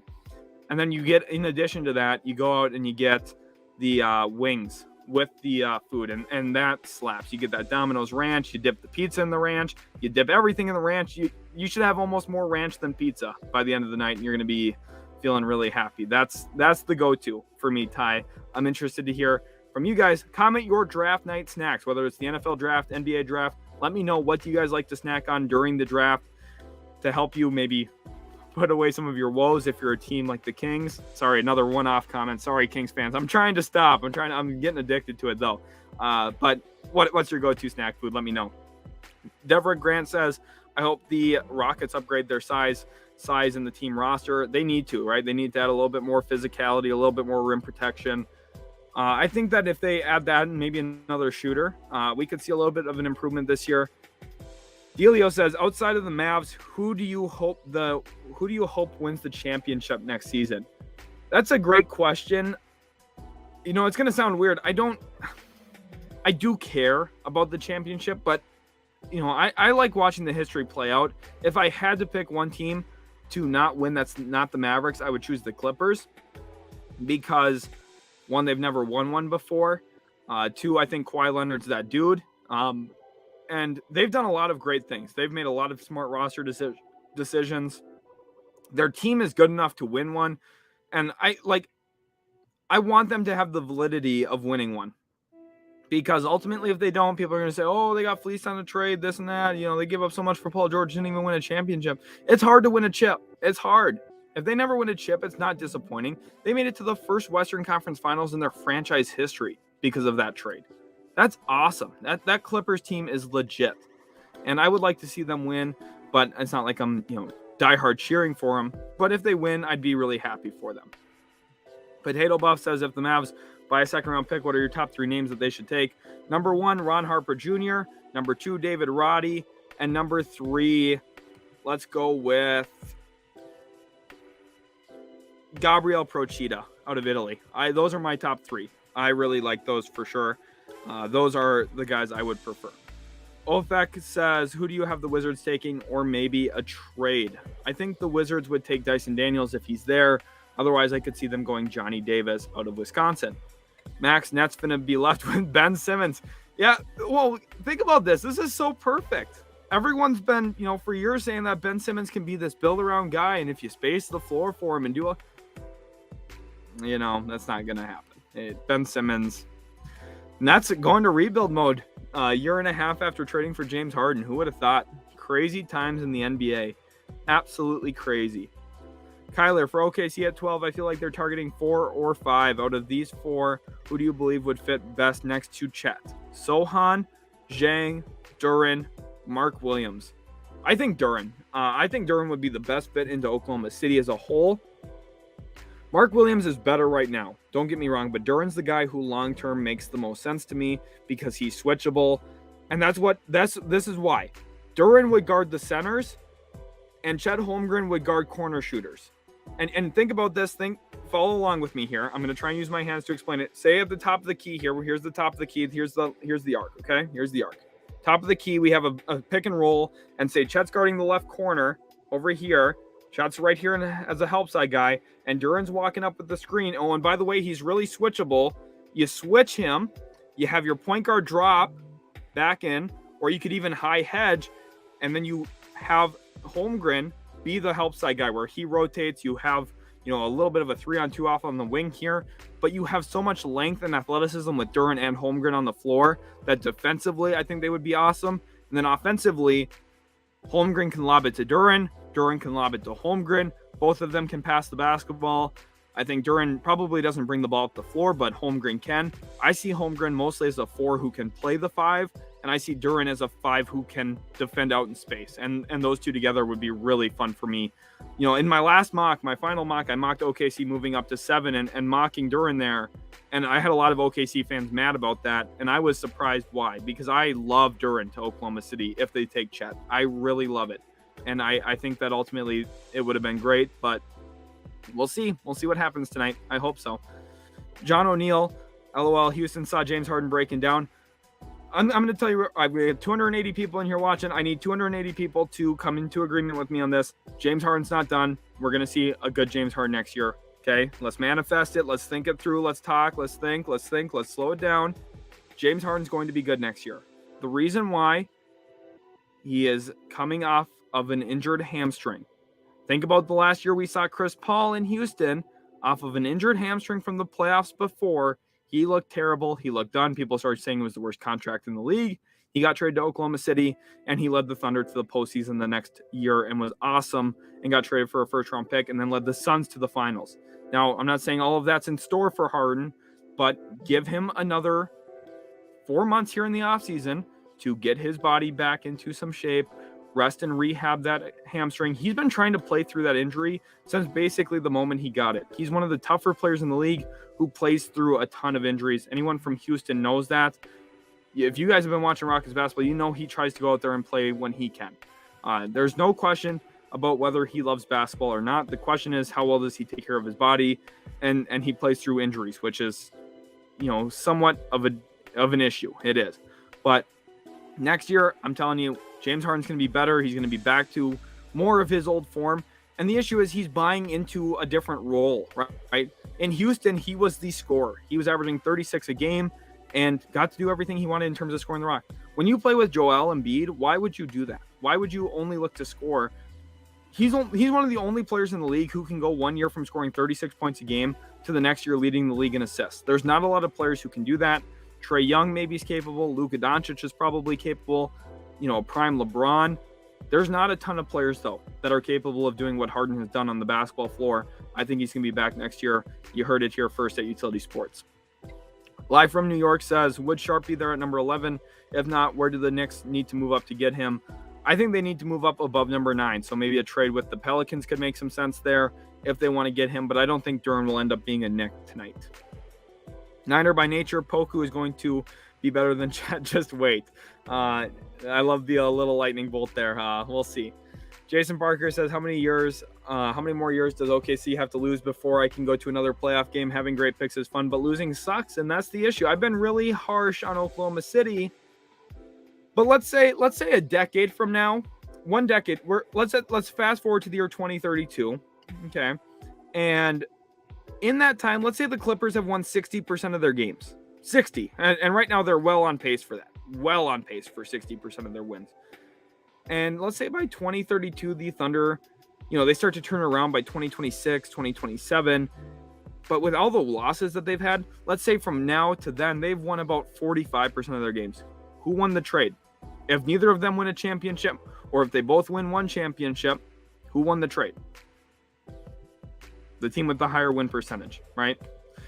Mighty Messer says, nice job. What kind of contract do you think Gary Harris will command? I think he'll get a mid-level exception, probably something like 2 years, $21 million, maybe 3 years, 30. But I would not be the team giving it to him, but I think that's maybe what he'll get. Matu says, best fit for Sohan, landing somewhere like Oklahoma City, or I think the Knicks would be really good for him. Charlotte would be a really nice situation as well. Pretty much any team picking after pick 10, as long as he doesn't go to the Wizards, I think it'll work out pretty good for him. Just because the Wizards have so many forwards, there's no hate there in Washington. There, you got some good players. I just don't think that he's necessary there. Derek says, what are your thoughts on Dalen Terry? I really like his game. Reminds me of Andre Iguodala. Actually, not a bad comparison. Iguodala is a little bit better, though, than I think what Terry's going to be. I would like the Rockets to get him at 26 if they keep the pick. I really like Dalen. Dalen's a fun player. He's really quick, athletic, good in transition. He's a flashy passer of the basketball. I just don't know if I see Dalen.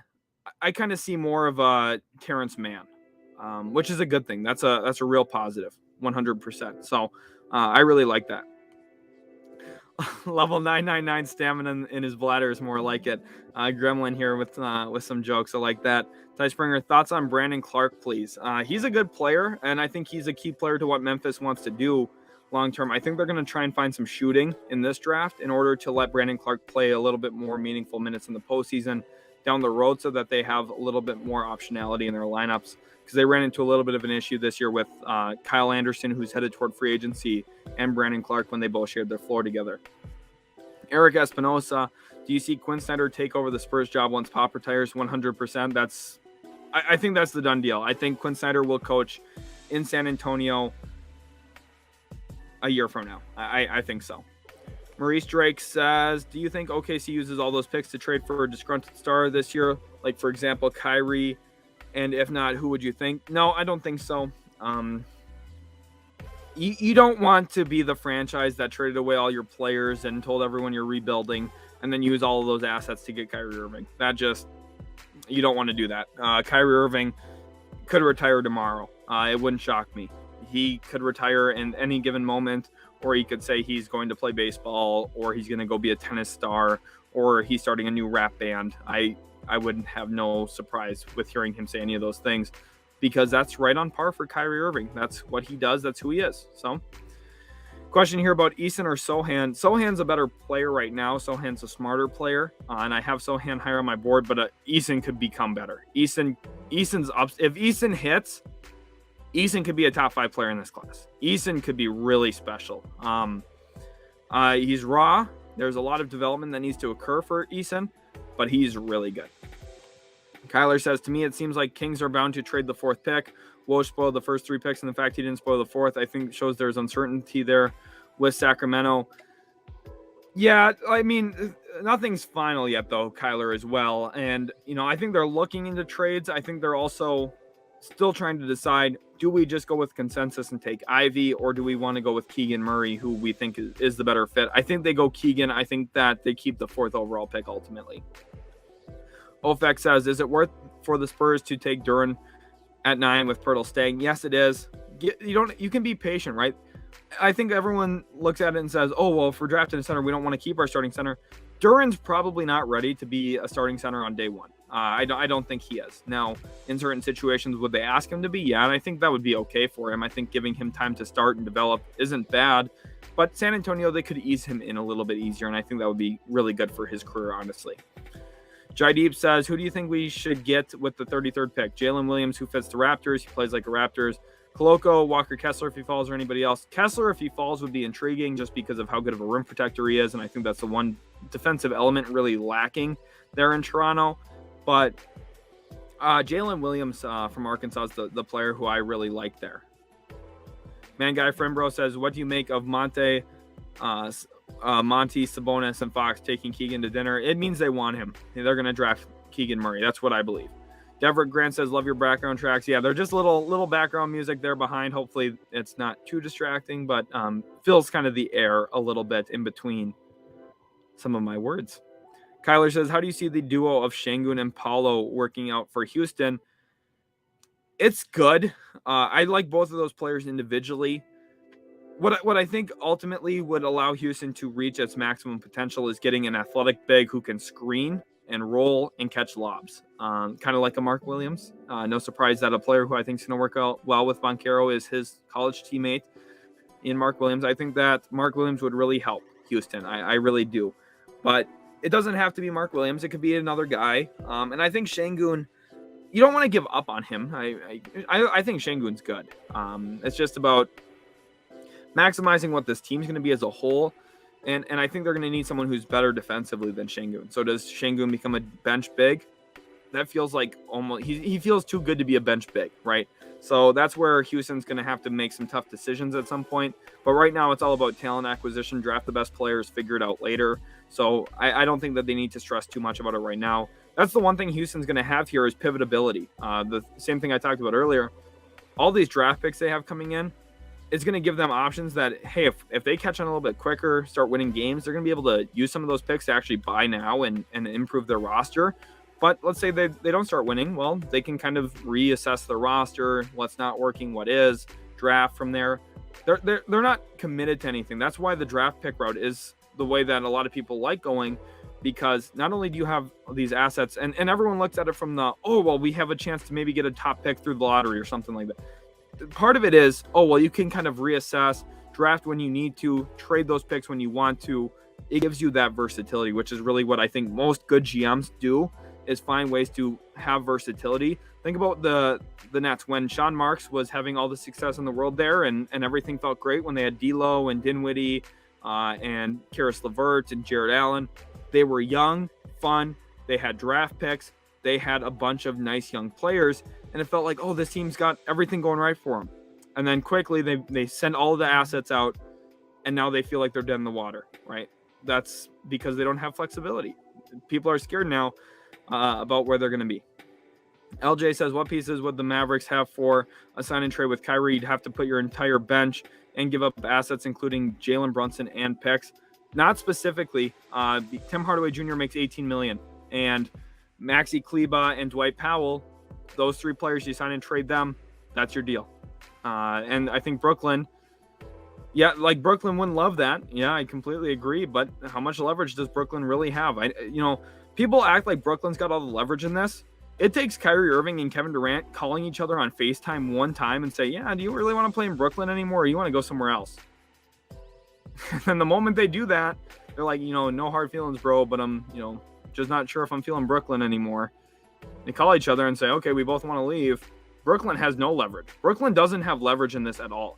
I don't really know where the notion is. Yes, they've got Kevin Durant under contract. That's their leverage.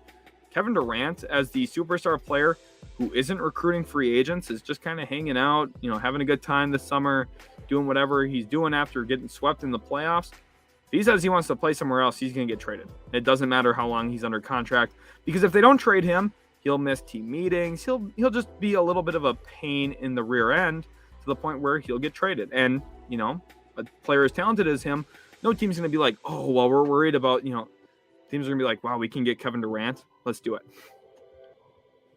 Niner by Nature here has a question about if Dort is enough for the 7th overall pick.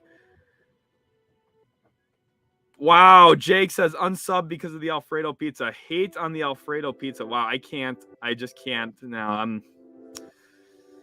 I'm sad after hearing that. Seth Jones says, do you think Sharif O'Neal will get drafted? No, I do not. Thank you, Nav, for this. I do appreciate it. Niner by Nature says, is Dort enough for the 7th pick? No, I don't think so myself personally. I think that they would have to probably throw in Kenrich Williams, but I know Thunder fans don't want to do that. So, maybe it's a 2nd-round pick or something thrown in there. We'll see. Mute Man says, when the Kings hire you in their front office, I'm expecting nothing but great things from you about Sac. Yeah, I mean, if I get hired by Sac, I'm going to have to figure out this whole making fun of Sacramento thing pretty quick, because that'd be pretty bad if I slept up in the office. That would be a mess. Norman said, who's going higher in the draft, Igbaji, Jalen Williams, or Branham? I think Branham probably goes highest because he's the youngest. Live from New York, if Duran is there at number 11, should the Knicks select him? How much better is he than Mitch? He's not better than Mitchell Robinson right now, but down the road, he could be as good as Bam Adebayo, which is really high praise. Delio Vayasia says, for a Mavs fan, you sure have a lot of Rockets fans. I know there's a lot of Rockets fans chilling in here, but I love it. The Rockets are a really great young team right now. A lot of upside through the draft and that flexibility like we just talked about.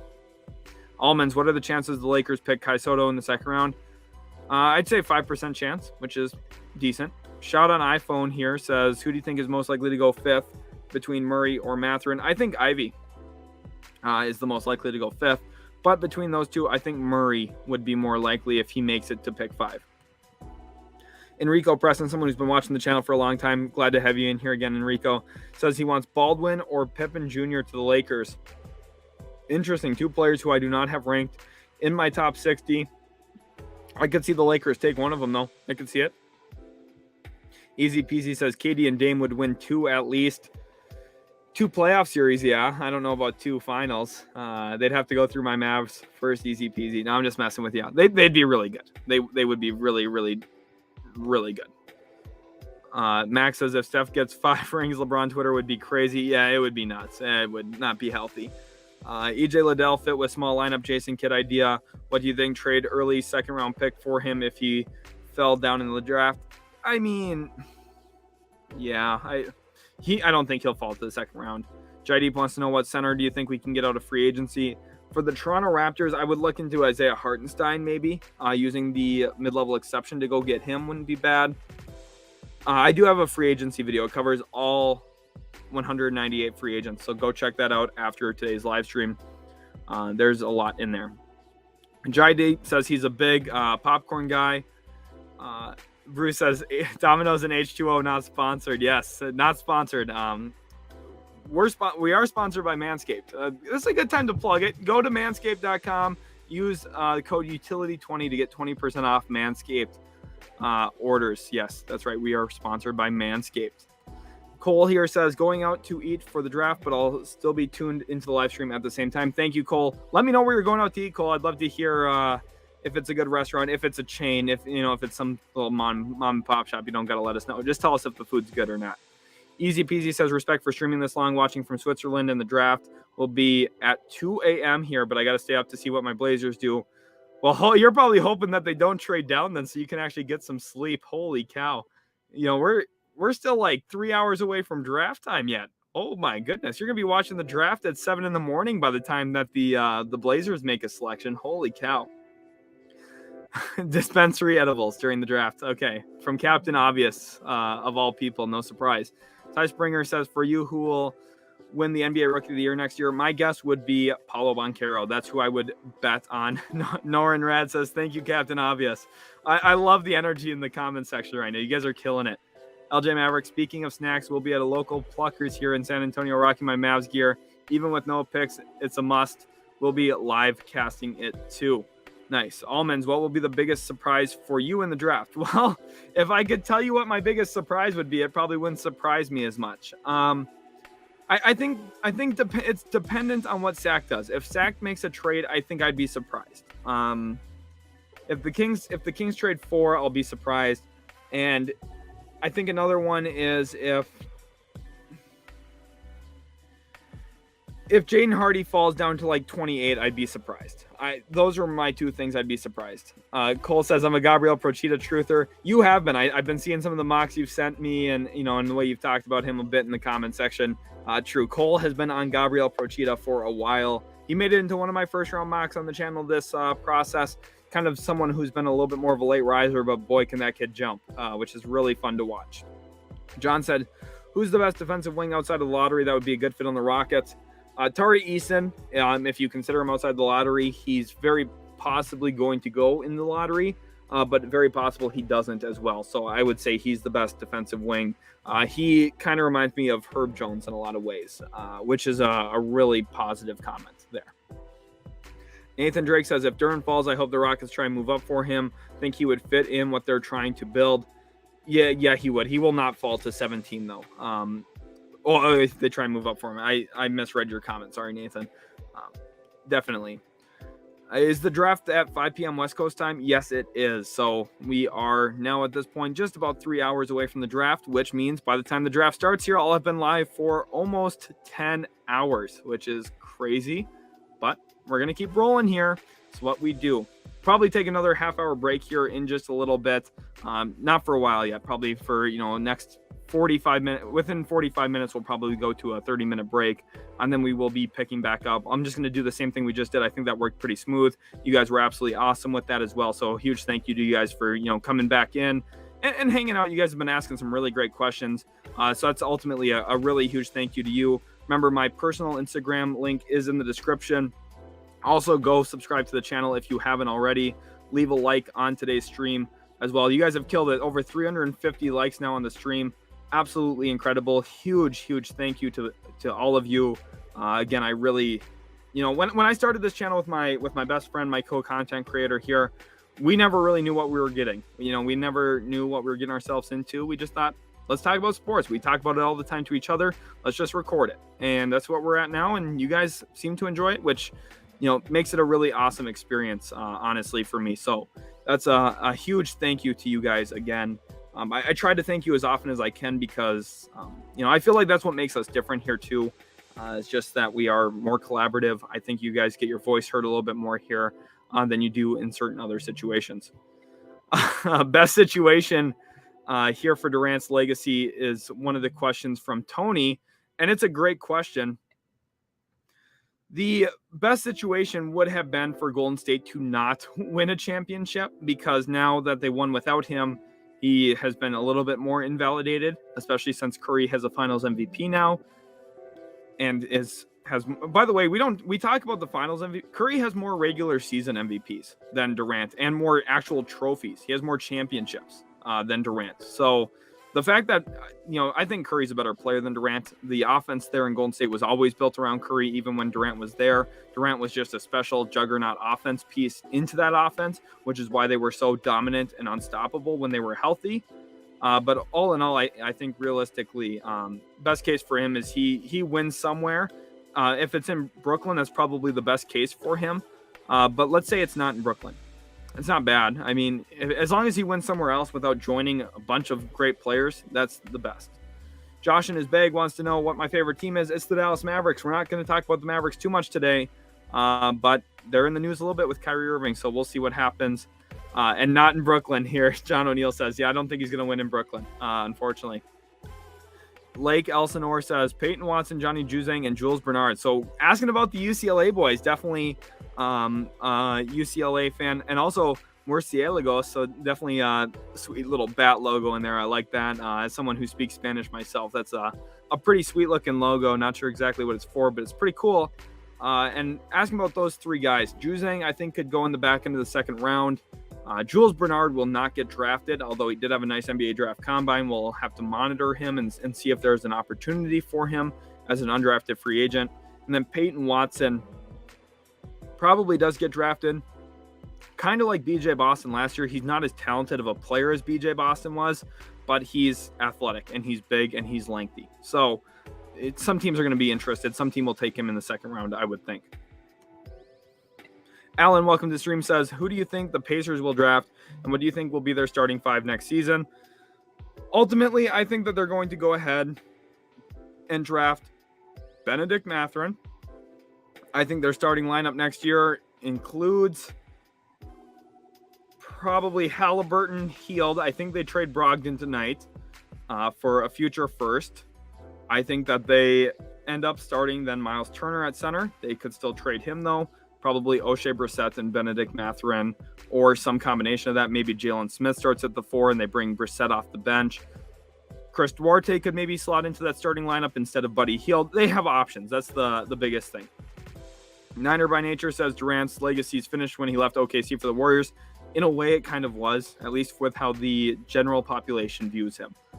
Mute Man says tacos and nachos. Oh my gosh, that sounds good. I'm getting hungry over here now. Oh my goodness, I am really jealous about hearing that. Should I order wings still for the draft? Should I do it? I could if I wanted to. We'll see. Maybe I'll just go with a nice chicken sandwich tonight and play it light and easy since I'm on the stream. Cam says, do you see the Rockets moving up into the lottery with KJ in the 17th and 26th pick? They'll try to. I think if they do, it'll either be with Cleveland or with Portland at some point tonight. We'll see, though. Jack says, as an OKC fan, would love Duren and Chet. If not, what do you think about Ayton to OKC? Duren and Chet, I love that. I love Duren and Chet. I would rather have Duren and Chet than Ayton by himself. I would rather have those two guys together. Now, Chet and Ayton together and maybe using 12 on a wing would be also really fun. Like, let's say they draft Shaedon Sharpe, sign Ayton, draft Chet, pretty good as well, right? That's not bad by any stretch of the imagination, but I would prefer Duren over Ayton long term. I think, which I know that's going to sound like high praise, but I think Duren's going to be really special. I really do think so. I like Duren a lot. So I would prefer Duren, but Ayton to OKC, not bad. It's pretty good if they do pull that off. Nicholas says, what do you think the Hawks should do? By the way, you're my favorite YouTuber. Well, thank you so much, Nick. That's a really nice thing to hear. Not very often I actually get told that I'm someone's favorite YouTuber. So really do appreciate that. Hopefully you've been enjoying the content. Glad to have your comment here on the screen now. And what I think the Hawks should do. So not necessarily what they will do, but what they should do is what I'll answer toward. I'll also give what I think they will do. If I were them, I would trade Clint Capella to the Minnesota Timberwolves, try and get back Malik Beasley and pick 19. And then in addition to that, I would operate with the idea of 16, trying to get Tari Eason. And at 19, I would see if Jaden Hardy's still available. If I can pull off a move for Eason and Hardy and one of them hit, I feel phenomenally. If both of them hit, the Hawks are going to win a championship. That's the type of potential that you could see with those two guys going there. Ty Springer says, I just got hit in the head with a potato chip. Not really sure what to make of that, but I love the energy this chat's got right now. So we're just going to keep rolling. Why aren't teams big on Wendell Moore Jr.? I thought his game would translate pretty well. It will. Part of the reason why is he's a junior, which just sounds less exciting, and that's why we hear less about him. That's why there's less excitement. He's a good player. He will be good in the NBA. He will play into a role and be helpful. This happens every year. Look at a guy like Jay Crowder, who was picked in the second round by the Dallas Mavericks. Players go in the second round every year that don't belong in the second round. Herb Jones was an example of that last year. Niner by Nature says, I think Poku takes that leap if he plays on the wing. He could. That's really what the question is. We're talking about year 2032. I know. It was. I was just trying to prove a point. Just trying to make a point. John O'Neill, what is the sweet spot for the Rockets to get Easton, or will he be there at 17? He'll maybe be there at 17, but they might have to jump up to 15 or 14, which could be a difficult ask to do because there's going to be a lot of teams that want to move up for him. Ty Springer, the draft is at 7 p.m. Central Time, 5 p.m. West Coast Time, 8 p.m. Eastern Time. Hopefully that helps. John O'Neill from the East and the West, what two teams do you see landing in the play-in tournament this year? It's going to come down to tonight. I think in the West, we probably see the Spurs and the Kings, if I had to guess off the top of my head. Spurs and Kings for the 9 and 10. And for the East, probably Charlotte and Cleveland, maybe. That's kind of what I would think. Icy Demp, hot take. I think EJ Liddell is better than Sohan. I think he is right now. I don't know if he will be, though. And that's kind of what my read is. I tend to trust the cerebral guys, the guys who I can tell feel the game, and Sohan feels the game really well. Okay, yeah, Eastern time's 8 p.m. Eastern. Oh, and sorry for Johnny Juzang. I forgot to fill you in on Juzang. A second-round pick, I think, will be pretty solid for him. I like him. John O'Neill says lottery teams. I think he was just trying to add into this the lottery team. So I'll have more videos out on my rankings and where I think certain teams will finish. So make sure to stay tuned for all of that. Ty Springer, thoughts on Onyeka Okongwu. So Okongwu actually tweeted, and it seems like there's some real drama going on in Atlanta. I don't know what everything's going to play out to become, but we're going to keep our eyes out on it for sure because ultimately we'll see. OFX says, not a draft question, but what are your thoughts about Denny Avdia? I really like Avdia. I think he's someone who took a huge step forward in year 2, and I think an even bigger step forward in year 3. Loser, do you think the Pistons will trade for another pick? There's rumors about Charlotte. I don't think they will. I think that they're going to stay with only one first rounder this year, but I've been wrong before. I could be wrong again. Hopefully for the Pistons, maybe I am. Marcus Howard says, like the video. Thank you, Marcus. Everyone smash that like button right now. Does Kyrie think he's unique? Yes, he does. Kyrie thinks he's the man. Kyrie Irving next career be a guru after retirement. Can the Cavs pull off a DeJounte Murray trade? I don't think so. If you could go into the future and see one pick from tonight, what pick would it be? If I could see one pick from tonight, like if I could go in the future and then come back and know what happened, I would watch pick number 7 tonight. I would see what happens with Portland, because that would give me indication. Because at 4 through 6, we kind of already know that pick 4 is either going to be Ivy or Keegan Murray. I think we really do know that. But if it's a trade, it means it's Ivy. If it's 4, a guy like Malachi Branham, he could go in the lottery, but I don't think he will. You have to include a Hugo Bassan from New Zealand. I think that his shooting is going to translate well. And then in addition, probably Ochai Agbaji, who, again, he's a fringe lottery guy, but right now, just off of what I know, it's not a guarantee that he goes in the draft lottery by any stretch of the imagination. Now here at this spot, who are your top 5 favorite overall late second rounders? Looking at this, late second round guys that I really like David Roddy. I really like Ron Harper Jr. And in addition to those two guys, I also really do enjoy watching players like, John Butler. I think could be pretty good out of Florida State. I think that a player in, say, a Michael Foster out of G League Ignite could be pretty solid. Peyton Watson from UCLA. Those are some guys I like. Real quick, guys, I actually am planning on taking a little bit of a... Did the stream go down? Okay, we're back, I guess. I was trying to figure out what was going on here. Nav said, must be ordering that pizza. Sorry for dropping. I'm not exactly sure what happened. I'm glad we're back. Make sure you guys all refresh real quick. Let me check on my end, too, that everything is going A-okay. I noticed that the numbers were dropping, and I wasn't sure what happened. I think it might have been a YouTube thing, honestly. So I'm trying to figure out really what the deal is here. Hopefully everyone's able to get back in and everything's okay. I'm really bummed because it was a great question that I was on answering. So hopefully, let's give it a couple minutes here. I'm going to just check the stream real quick as well. I'm going to give it 30 seconds. I will be back in just 30 seconds. Everyone hop back in here.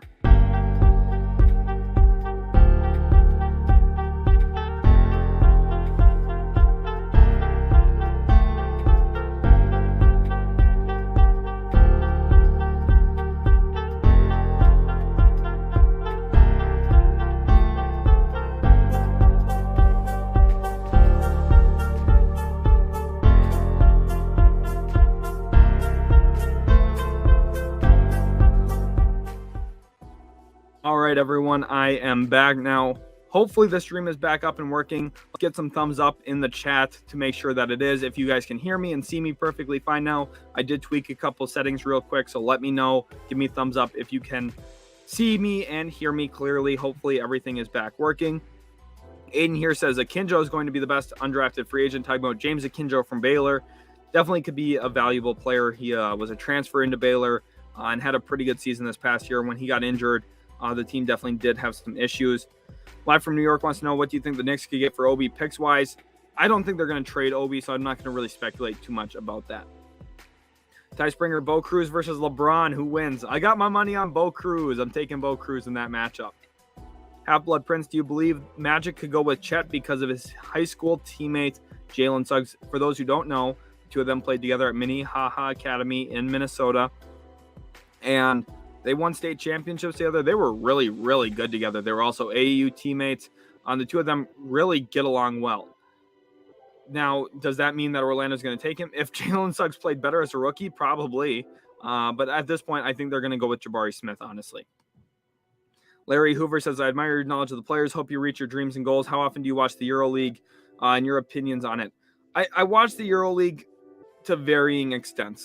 Sometimes it's hard because, again, the time difference is difficult for me. And also the access to the games are a little bit tougher to watch at all times. I do follow them on Instagram. I'm very, in tune with the EuroLeague and what's going on over there. in terms of the players who are, finding success, playing well, and some of the team success stuff. Now, I don't watch them as consistently. To be honest, I watch more of the NBL than the EuroLeague, which, maybe they're not as good of a league. I think they're getting closer and closer in terms of the talent level. I think that the NBL's, I think, a more intriguing product to me, just given the fact that, there's more young kids playing. There's a little bit more athleticism in the game, I think, there. And I think the play style emulates NBA basketball a little bit more, which is why we see some kids come from the NBL to the NBA and really find a lot of success. And their games are more accessible on YouTube, which is really nice and easy for those watching it. Okay, Cole says it's called Frickers. I don't know how many states have it or not. I did think I just got my YouTube video here demonetized, so hopefully that's not going to happen. Tony says, Chet Floor, think Porzingis. Think unhealthy Porzingis. That's kind of the floor. Wings and fries from Wingstop and Baja Blast is my yearly tradition. Dude, those sound so good. Oh my, I'm getting hungry. I should not have asked that question, honestly. Jeremy here says, do you think my Rockets make a package deal with the late 2 picks to move up in the draft? Maybe. I think they're going to look into it. They're going to look into 14. They're going to look into 7. We'll see. Bouquet says, any chances of getting this Blazers starting 5? Dame, KD, LeBron, Grant, Jokic. Maybe an NBA 2K if you make some trades with the trade finder machine. You could probably pull something like that off. That's a funny comment there. I like it. New Yorker, how good is Ivy? Really good. You guys want to read my player profile on Jaden Ivey? Let's go ahead and get that up on the screen here for you. I'm scrolling up to him real quick. This is my Jaden Ivey player profile, and I have him as the number 1 player on my board this year. So I think he's going to be very, very good. If your team lands Jaden Ivey tonight, I'm going to call you the winner of the draft because I like Jaden Ivey a lot. Here it is. Jaden Ivey is a sophomore, most explosive guard in the class, best slow to fast burst in the class. Should set his home address as 23 Rim Drive because he lives there. He can get to the rim whenever he wants. That's really what I'm trying to say by that. There's not 5 players in the league who can stay in front of him consistently. He's got great change of pace, good footwork, both off live action and pause up underneath the hoop. Great up and under footwork. Defensive playmaker, but won't be an on-ball defensive guard. He's not a Davion Mitchell defensively, obviously. I think everyone knows that. But he'll be someone who gets in the passing lanes, could average a steal and a half or maybe 2 steals a game with how quick he is, and maybe even almost a block a game as a guard, which is really rare. Now, that's a really tough ask to average a block a game. He's probably closer to half a block a game, but he's a player who's going to impress you physically. Spacing and athletic pick and roll big with Ivy will let him be who he is, the best player in the class. Expect to see this by year 2 or 3. My one-word summary for him was star. I think he's a star. I really believe in Jaden Ivey. I think that you should too. He's awesome. Troy Dilworth, welcome to the stream, says, if the Rockets surprisingly don't make any more trades, can they end up with Paulo, Eason, and Beauchamp? Tate has to go. They could, potentially. Now, I would bet against it. I think Beauchamp maybe goes right before 26, and I think Eason maybe goes right before 17. If I were them, I'd be aggressive moving up for Eason. I really would. I think Eason's what the Rockets are kind of missing here. I like Paulo. I like Eason. I would be aggressive if I'm Houston. Question, do the Lakers move up into the lottery? Jordan, unfortunately, no, they will not move up into the lottery this year. Jason wants to know if the Thunder keep 34, who are high upside picks there? There are players who are a little bit lower on my board, but if you're looking for the upside here, there's, Bryce McGowan's out of Nebraska. He needs to develop quite a bit. And Max Christie out of Michigan State. Those are 2 players who I think, with the ball handling capabilities that they've shown, the length as shooting guards, they could end up working out pretty decently in the league. It's going to take a little bit of time for them to get there, and it's going to take some patience and development for sure. But I could see them getting to that level for sure. Anthony says, do you believe some of these rumors that some of these guys might not want to be drafted by Orlando or any of the top 5 teams? Not really, not as much. I think that there's, a lot of reporting going on right now, but I think it's a little bit too much. Man Guy Friend Bro says, this is absolutely best format for learning about whatever topic at hand. I praise you, good sir. I've been here for 5 hours. Well, I'm glad that you've enjoyed it, and I hope out of everything you guys take away from this, I hope the fact that you realize I've been live for 7 hours straight at this point with one 30-minute break in between.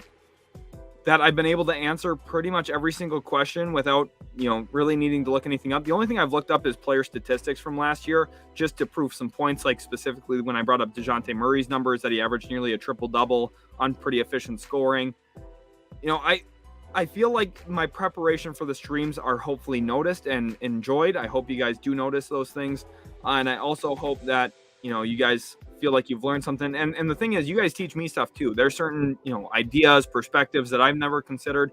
I do feel like I've gotten a lot smarter in my time being a YouTuber, just hearing the expectations, the thoughts, and the perspectives from all of these different fan bases. I think it does really help inundate me as well as a basketball mind. Alan says, what do you think will be the Pacers starting five next season?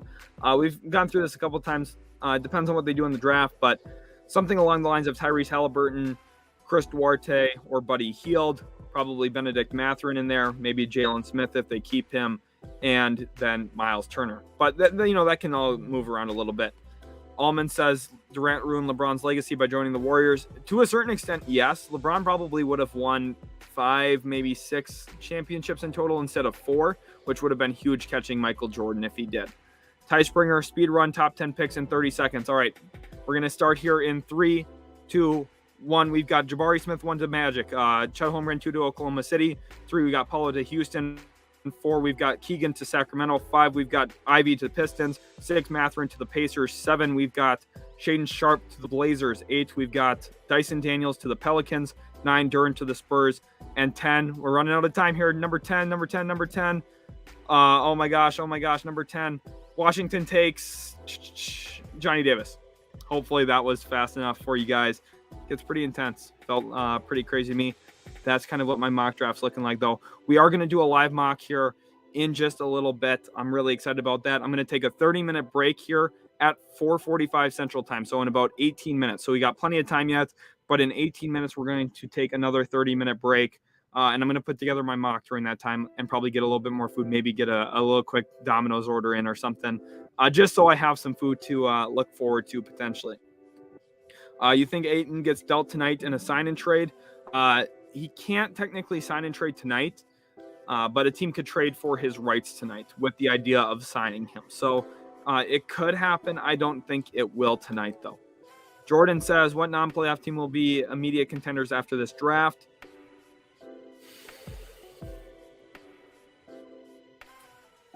The only team with a chance, the Clippers weren't a playoff team. They're contenders right now. The Clippers are one of the best teams in the West. But outside of the Clippers, the only team that has a chance to jump up to that echelon would be maybe Portland. But a lot of stuff needs to go right, including a Kevin Durant trade. That would need to happen tonight, and there's no way I think that materializes right now. Jeremy Stewart says, you think the Rockets package late 2 first to move up? Hope so. They probably will look into it. It just comes down to if they get outbid by, say, teams like Memphis who have 21 and 29. Maybe Memphis throws in a future pick in there, and then it's hard to catch up to that. John says, any info on the Cavs? Just tuned in and haven't heard you talk about them. Appreciate it. Glad to have you in here, John. Hopefully you're still in here. I know I'm way behind on some of these comments. I'm going to try and jump ahead a little bit here and go a little bit quicker too, just to make sure I get to everybody's before break. But John, for the Cavs, haven't heard anything concrete yet, but I know that there's rumors that they're going to look to move down from 14. So maybe that could be 17 and 26 from Houston. Maybe it could be 21 and 29 or 22 and 29, from Memphis. Maybe it could be 21 and 30 from Denver. There's some options there for sure. Ty says, order some wings right now and some pizza. I should get on it. It's funny here. Mute Man says, order the pizza and wings. You got time. Love that. Can you see San Antonio trying to move with either of their lower picks back into the lottery? Yeah, they're another team to watch. 20 and 25. That's a pretty good package to offer to, say, Cleveland at 14. Who was the steal of the draft? I would assume new Herb Jones or Bones Highland. All 3 of them. And last year, it's funny, those 3 players you bring up, I was really high on Bones Highland. I had him 13th on my board. I really liked him. I was one of the few people who saw Herb Jones as a first-round level player last year. I had him in my top 30, and I felt really strongly about it. And I would assume, I told people all year long he would go in the second round. No one believed me. They thought I was crazy for that. And then he goes 38th overall. I like when I'm right. But, sometimes I'm wrong. Sometimes I'm really wrong. It happens. But last year I felt like was a pretty good draft. I feel really good about this draft, though. I mean, this is absolutely crazy. How I feel really, really strongly about this draft in terms of not only where I'm at kind of with the valuation, but with understanding what teams are looking for. What I feel really, I've done so much research and so much work that I feel really well prepared for tonight. Big J52 says, "Sup, congrats on the opportunity. Does it make sense for the Wizards to use the 10 on a draft pick given their re-signing deal with Kuz and KP all over 26? Yes, Big J. I know, Big J, you're a huge fan of the channel. Thanks so much for sticking around for as long as you have. Really do appreciate you. And yes, I think it does make sense to use a top 10 pick still, because even though those players are all over 26, this is what you could use to bridge. If you find a good player here, he can help you. But otherwise, you can sit around and he's still going to be valuable coming off the bench in a smaller role." Zach says, "What are the chances Brogdon, Hield, or Turner get traded tonight?" I would say probably 70% chance Brogdon gets traded. I'd say 25% chance Hield gets traded. And I think it's 50-50 on Miles Turner at this point. Hopefully that helps. Henry says, "Do you think OKC could be a championship team within 3 years?" No, I don't think so. They might have the talent that is set in stone to win a championship at some point, but they're going to be so young without playoff experience still 2-3 years from now that it would be hard to see them winning a championship. But they could probably be a playoff team 3 years from now. That's what I could see. Here Almond says, "I'm speaking into existence the Indiana Pacers select Kai Soto from Las Piñas, Philippines. I could definitely see it." Ahmed says, "I went to my part-time job and came back. You're still on. I respect your hustle." I'm trying super hard. Hopefully you guys are enjoying. Deverick says, "From the Houston Rockets and Dallas Mavericks trade, do you see the Rockets keeping any of the players that was in that trade or used for draft picks?" I think that Trey Burke will be a valuable keep, and I think that Boban Marjanovic is a valuable keep in terms of locker room. I think those two players will play a pretty nice role there. Here Anthony said, or Anthony wants to know, hindsight being what it was, were you one of the people that was saying Bam was going to be a bust, and are you wrong now? I was not saying Bam was going to be a bust, but I did not think he was going to be as good as he is now. I thought I didn't see the defensive game coming along as well as it has. So I was wrong to a certain extent, but I didn't think he was going to be terrible. I thought he was an intriguing pickup for Miami. And I think Miami deserves a lot of credit for developing him the way that they have as well. So hopefully everything is back and fixed and everything. So, with Bam, I think that they're ultimately in a really good spot for sure. Let's go down. I'm getting through some of the comments. I'm back to the comments now where the stream kind of went down. Question here about when does the draft start? Draft starts in 2.5 hours now at this point, 7 p.m. Central Time.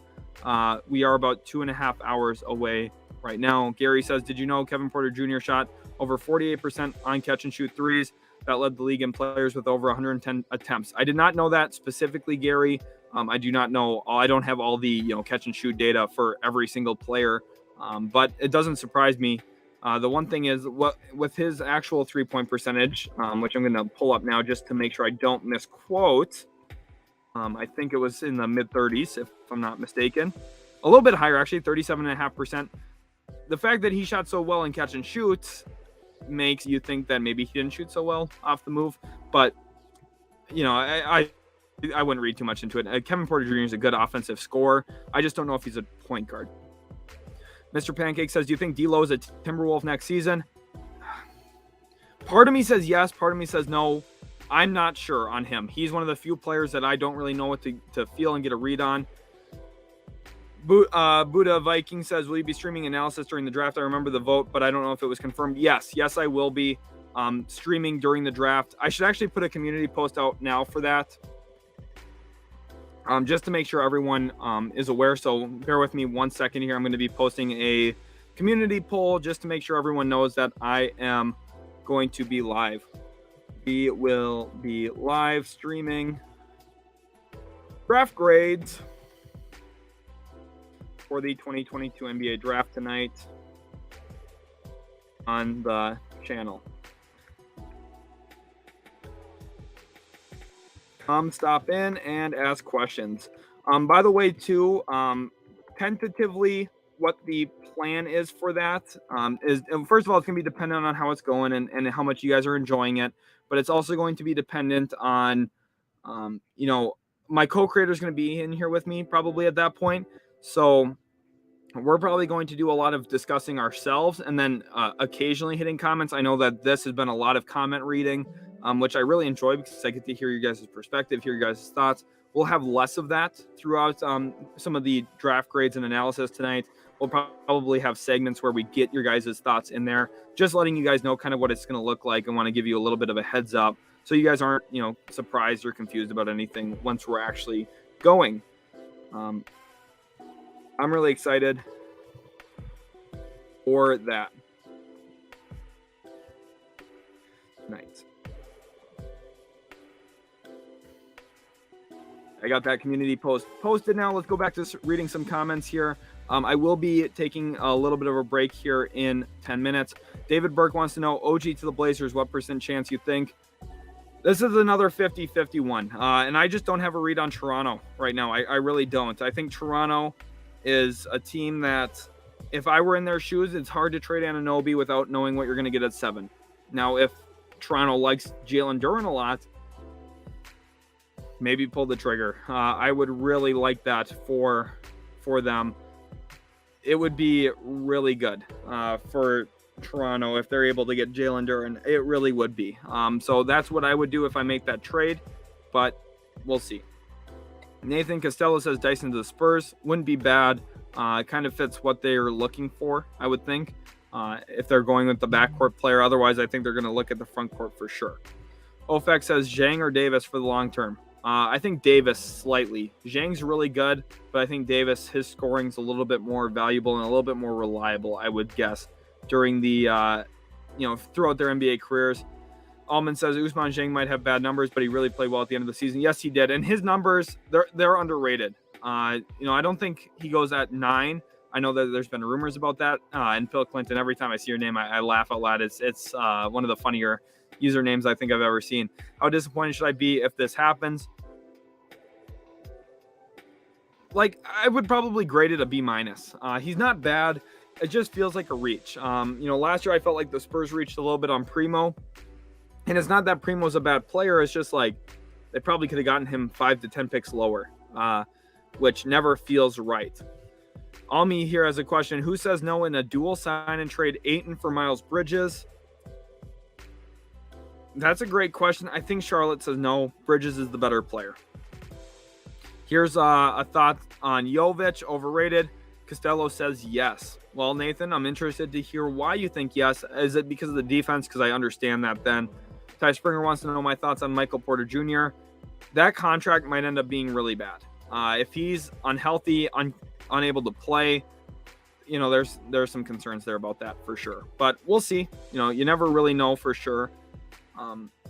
Actually, and instead of 4:45 Central Time, let's actually push out to about 4:50, and I might take a 40-minute break there. But that's kind of the plan. And during that time, what I would recommend is go watch some of my big board. If you fast forward, you could probably watch the top 30. Otherwise, you could start and learn more about the backing guys, which I'm sure some of you have interest in as well. I really went crazy on that video. It's an hour and 44 minutes long, so you won't have time to watch the whole thing probably in that 40-minute break, but you could get a pretty good segment down if you're looking for that content. Victor, any guesses on who might have the biggest fall from their projections? I think Kennedy Chandler could, because he's smaller. He's only 6 feet. A lot of people think he's a lock to go in the top 15 or top 20. And I think he's worthy of that. I think he's worthy of being up there, but we don't see a lot of 6-foot guards get taken as high as, Kennedy Chandler deserves to be. So we'll see. And I think another player who could fall from their projections a bit. I think Ousmane Dieng, just given the fact that some people are projecting him in the top 10, I wouldn't be surprised if maybe he goes a little bit later than that. Mark here says Filipinos will go crazy if Kai Soto is drafted. Definitely would. He is definitely the national hero there. And he's an awesome player. I hope he has a lot of success in his career for sure. John says, if KPJ, Jalen Green, and Paolo reach their ceiling, what players would you comp them to individually? Paolo, I would comp to a New York Knicks version of Carmelo Anthony, which is a really good thing. That's a really good comparison to have. Being one of the best scorers in the league, someone who finished second in MVP one year, that's awesome. That's a great player to be comped to. That's if everything goes right for Paolo, that's what he becomes. Jalen Green, I don't know if we've really seen a player like Jalen Green in terms of how dynamic he is. It's hard to give a good comp for him. I don't see him being an MVP. I don't, but what I see him being is someone who could maybe be a third-team All-NBA type guard, which is really good. That's really, really good. And Kevin Porter Jr., if he reaches his ceiling, that's where it gets a little bit trickier. Again, Michael Redd maybe, but I don't know. Michael Redd's a little too good, I think, to be Kevin Porter Jr.'s ceiling. But it's the whole idea here is they've got three good players who can score the ball, right? Mizzou says Sasha's a king. Spurs say, yeah, I hope we don't have another reach. I don't mind a guard. Just hope it's a player I know. Well, don't worry. If you're here, we're going to be live during the draft. I will break down every player. I'll break down every selection. I'll give my grade live. I am really excited for what the NBA draft's going to look like. I really am. This night is such a huge night, and I'm really so stoked for it. I really am. I'm really blown away with how excited I am. I hope my excitement comes through because I spent the last 10 months, 11 months really compiling information, studying players, researching the draft, making sure I had all the ins and outs down so that I could live stream today. And we've been live for 7.5 hours, and I feel like it's been going really well. Answered this one already. Who's the next Chris Bosh between Michael Porter Jr., Evan Mobley, or Chet? Mobley's maybe got the best chance of all those guys. I don't know if any of them have the exact play style of Bosh, though, of what he was capable of. Costello, from what I watched, I see that he can't finish on the left side and the defense. Okay, so about Jovich, you're looking at the left hand and the defense. So, the left hand's definitely got to come around. I'm just going to say this, though. A lot of 19-year-olds, 20-year-olds going into the NBA don't have a reliable left hand quite yet. They have to get pushed, and they have to learn that. So, Jovich, I think there's room for him to grow, but offensively, he's very gifted. Defensively, he's a struggle. There's teams that make sense for him. I think if he lands in Cleveland, he'll succeed there. So, don't sell all your stock because it's partially dependent on where he goes. If he goes to a team that has enough talent around him or some nice compliments like good rim protection, it could definitely help him look a little bit better. So don't worry too much. If you're low on him now, I don't blame you. And it's not like I'm crazy on him. I have him at 21 on my board. But I think he could still end up being good. Mamba Mindset, what do you think about Agbaji? For Agbaji, he's a prototype in terms of 3-and-D wing. He's going to play well on a specific role on a team that's trying to win. And that's really all you can ask for with a guy who's not going to be picked in the top 10. Feels pretty good about that. I like all the player comp questions. They're somewhat difficult, and they're really challenging me off the top of my head. But what is your player comp for Tyler Hero if he pans out like the Heat want him to, and they keep him? My player comp is Mike Dunleavy or more athletic Steve Kerr. Anthony, I get what you're going for here with the shooter type. Hero is better than both of those players. Neither of those players really ever had the single seasons that Tyler Hero is capable of having. I think Tyler Hero, if he pans out the way that the Heat want him to, I mean, you're realistically looking at, I'm trying to think of really good scoring guards who, maybe like a Mitch Richmond, honestly, which that's really high praise, but that's kind of what I'm thinking. Nathan wants to know, will the draft picks you analyze be uploaded to YouTube because I won't be able to watch your stream because of school? Yes, I'll try to do my best to get everything posted. It'll be a little bit tough and challenging, but we're going to try our best to make sure everything works out here for sure. So yes, try and count on that. I'll try and get everything uploaded to YouTube that way. Mario says, awesome job, original content. Glad you're enjoying. Carl wants to know, how much Dirk do I see in Chet? Pretty much none, which is going to be surprising. The only thing that's eerily similar between their game is the trail three. Chet does a really good job finding open space as a trail man and looking for that three ball from near the top of the key or from the slot. He does a great job of that. Otherwise, I don't see a lot of Dirk in Chet because they're just different players played differently. But I think they're both really good. Almi says, great job, man. For real. Recently found your channel and have consumed tons of your content ever since. Love the approach you take. Thoughtful, educated, dedicated to your craft. Really appreciate that. That's, some really nice, kind words from you there. And I'm really excited. really excited for the NBA draft. I'm excited for it to be here. Daniel here wants to know, do you think Kai Sotto will get drafted or undrafted? He's got a 2K My Player as his profile picture. Okay, Daniel, I see you. But for Kai, I think he'll probably get drafted toward the back end of the second round, say anywhere from pick 50 to 58, I would have to guess. Mr. Pancake Around, where do you think Prochita is going if he gets drafted? I think he'll go anywhere from 25 to 35. And I think a team like San Antonio makes sense. I think the Lakers would consider him at 35. There's definitely some options there. Almond says, have you ever tried chicken adobo? I have not, so I'll have to give that a go at some point. Here, Anthony has a question. Utility Sports is honest question. Are you kind of worried that the hype on Ivy might not be warranted and he might be a bust in the NBA? I mean, yeah, anytime you stick your neck out for someone and you're one of the few people that's doing it, yes, I do feel somewhat concerned. Now, the thing is, it's not like I'm worried, like, oh, I'm biting my fingernails. Like, I want him to succeed, so not only so I can be right, but I just want to see him do well. I like watching him play. He's fun, enjoyable. And, I have, stuck my neck out there, and a lot of people know that I like Ivy number one. So do I hope to be right? 100% I do. And if he's not, that's okay. I think the biggest thing is if you're wrong about something, you can't just double down on it and just be dumb about it. Like, you'll have to admit the fault there and that at some point and say, things didn't play out the way I assumed. But the one thing that I'm proud of with myself is I'm not going to be the person who is going to just follow consensus and spew out garbage, especially when I haven't watched I'm not just going to say what the overall population is saying, because I don't know why people would want to watch content that is just flat out the same content from everyone that they watch. I give you a different perspective than other people who on YouTube or other draft analysts give you. And I'm sure of that because my own content is my own content. I don't watch other YouTubers. I don't watch other draft analyzers. I don't really care. Not that their content's bad or that they're wrong, but I like to form my own opinions.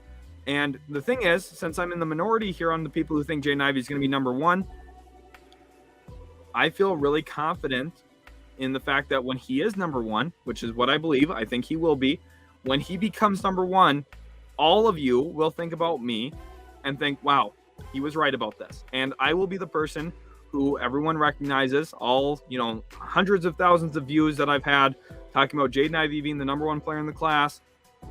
I'm going to be the person that people think about in that. And I like, not in an arrogant way, but like, wow, he was onto something. You know what I'm saying? Like, not in, I'm not, that might be coming across the wrong way, but I hope that you guys get what I'm saying here of like, if you're sticking your neck out, yes, you want to be right, but, and there's the risk of being wrong. There is, but it's my own content. It's what I want to put out.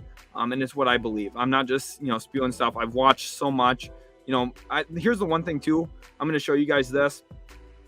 On here, look at how many words I have. And this was just on my top 60 players. That is over 6,300 words.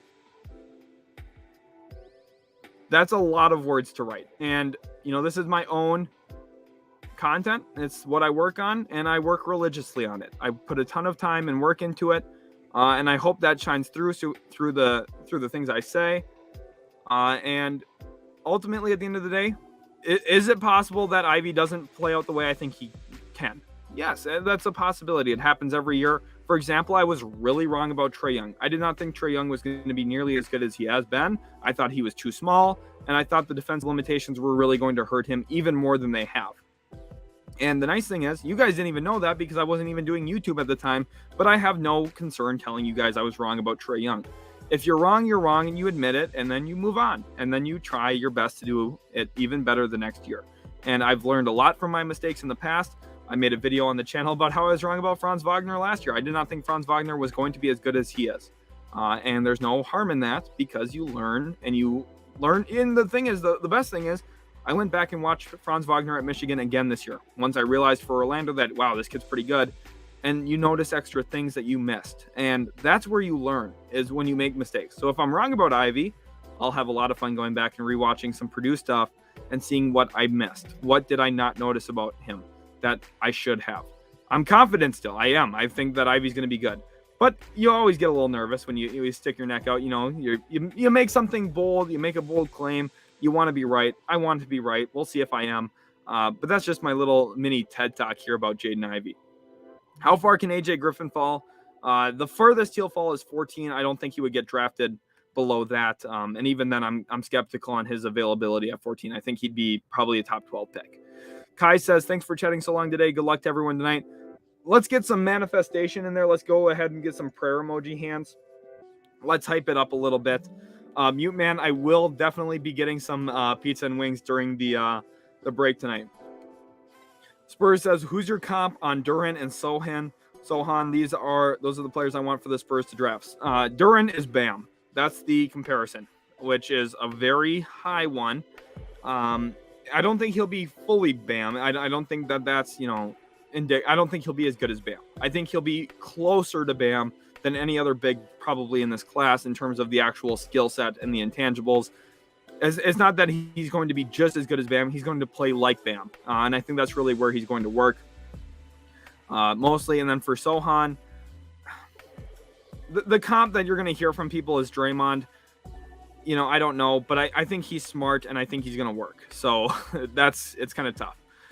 Drafted at what number for Juzang? Don't really have a number off the top of my head. I'd have to look a little bit closer at the draft numbers and it depends on how the draft is going. So really, I don't have a specific number for you. What second round guard can you see exceeding expectations of becoming like a Manu or Klay Thompson? If there's one, it will probably be Bryce McGowan's from Nebraska, but I don't know. You don't find a lot of players like those two in the second round. Trinidad James says, who's going to be that shocker pick off the board early that will shock a lot of people, like when Pat Williams went number 4 or Scotty last year?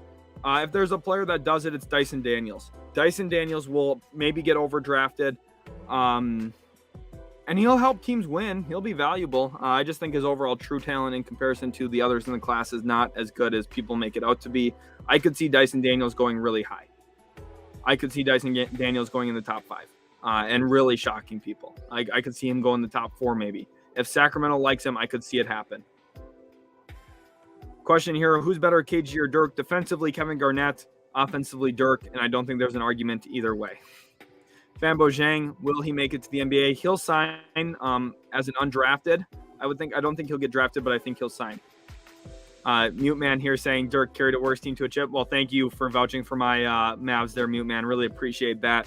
Ilhuria Ascari says, right, original content. I hate watching regurgitation. That's what I'm glad to hear, at least.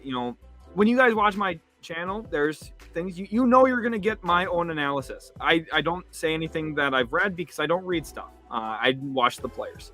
I don't read other people's articles. Sometimes I catch the headlines and I see some of the news. So that's what keeps me informed. But for the most part, it's all based on what I watch, whether that's from NBA League Pass, watching the actual NBA games, college games, film, whatever I can get my hands on and watch, I watch. Nav says, last green room player drafted. Let me pull up a list of the green room players because I don't have them all down in terms of who all agreed to go. So let me here. Okay. Here's the 24 players that will be in the NBA draft green room. Let me pull this up. Okay. So in the draft green room, let's see who's there. Jabari, Chet, Paulo, they will be there. They will all get drafted in the top 3. Okay, why is this article not telling me who else is going to be in there?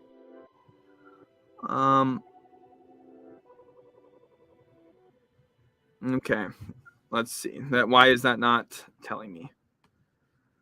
Give me 1 second here. I'm trying to pull up. This is a really good question. I'm going to get to it here. And then we're going to probably take a break here in just a couple minutes. The drama with Okongwu for you, Raleigh, or actually, let's see.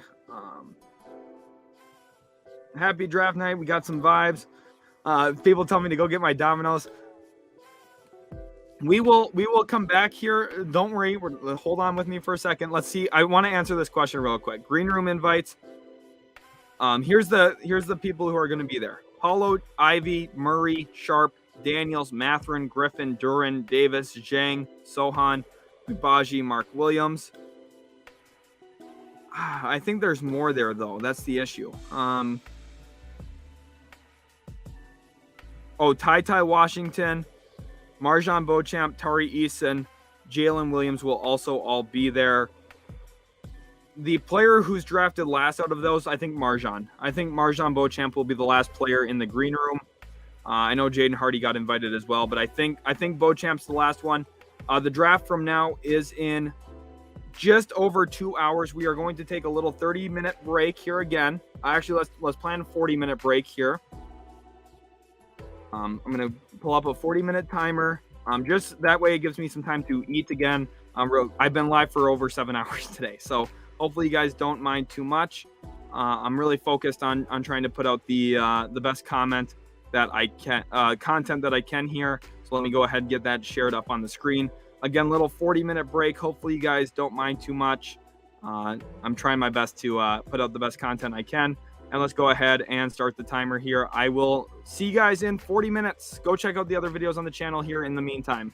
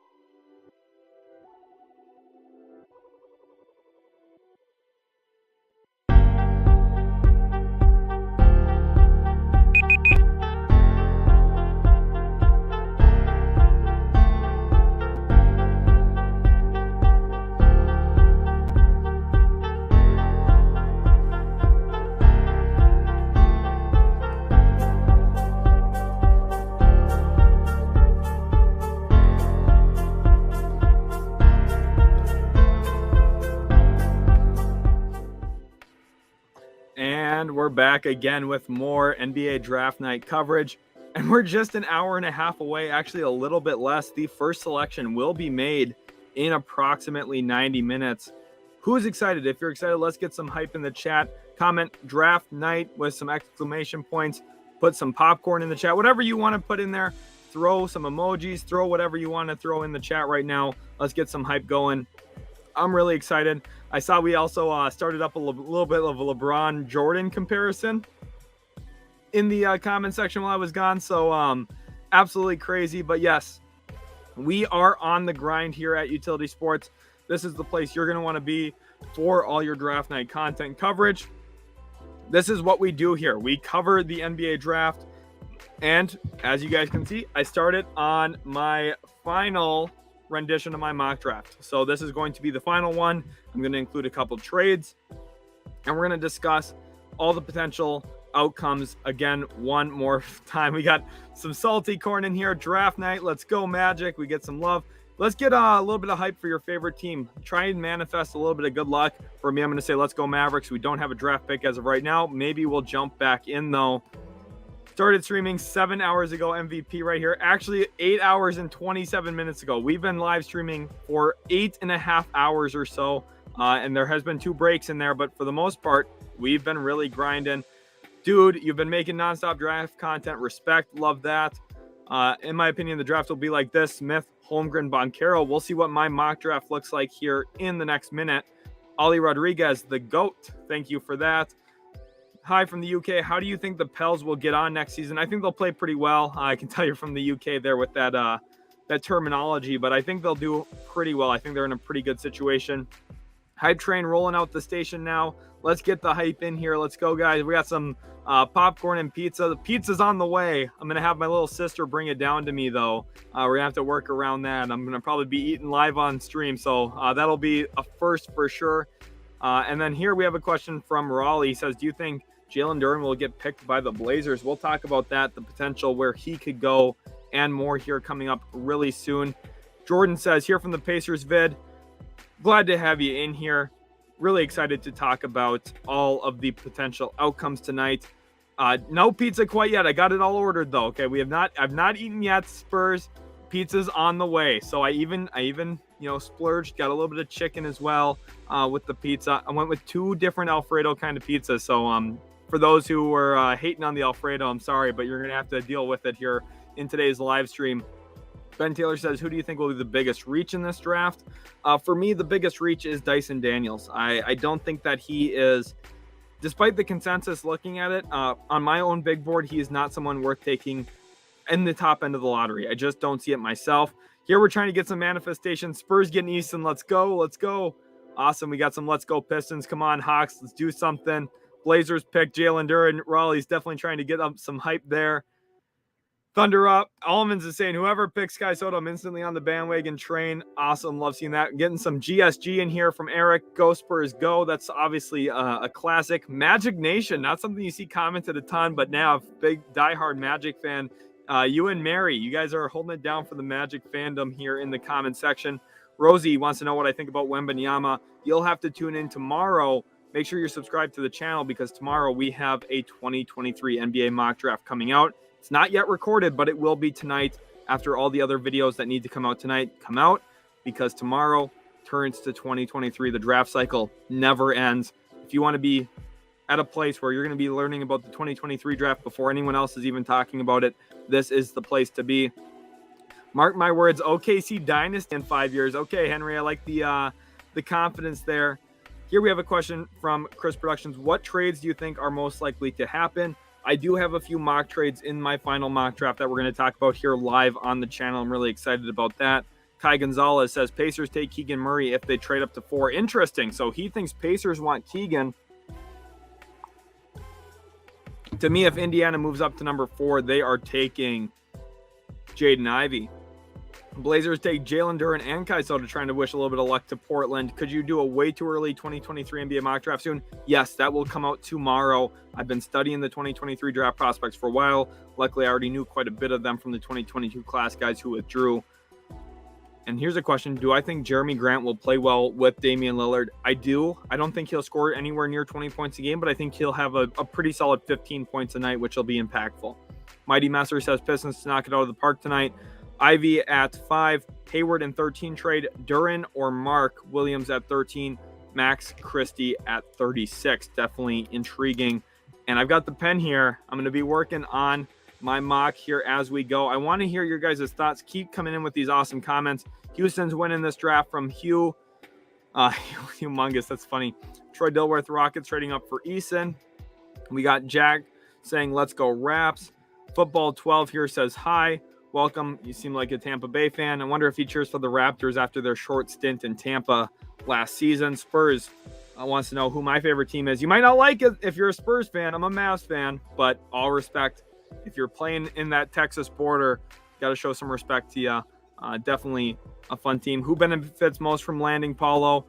Ivy. Well, I think, the Rockets are in a really good spot getting Paulo, and I think Ivy, you'll see on my board here where he goes. I'm not going to leak it quite yet. Keep going on here. What is the drama with Okongwu? The question there about that comes down to some of the trades that Atlanta's been rumored in. I think Okongwu, what he tweeted out, has just to do with some of the rumors around DeJounte Murray. I don't think anything is concrete yet at this point, but if DeJounte does get traded, my guess is it would be to the Atlanta Hawks.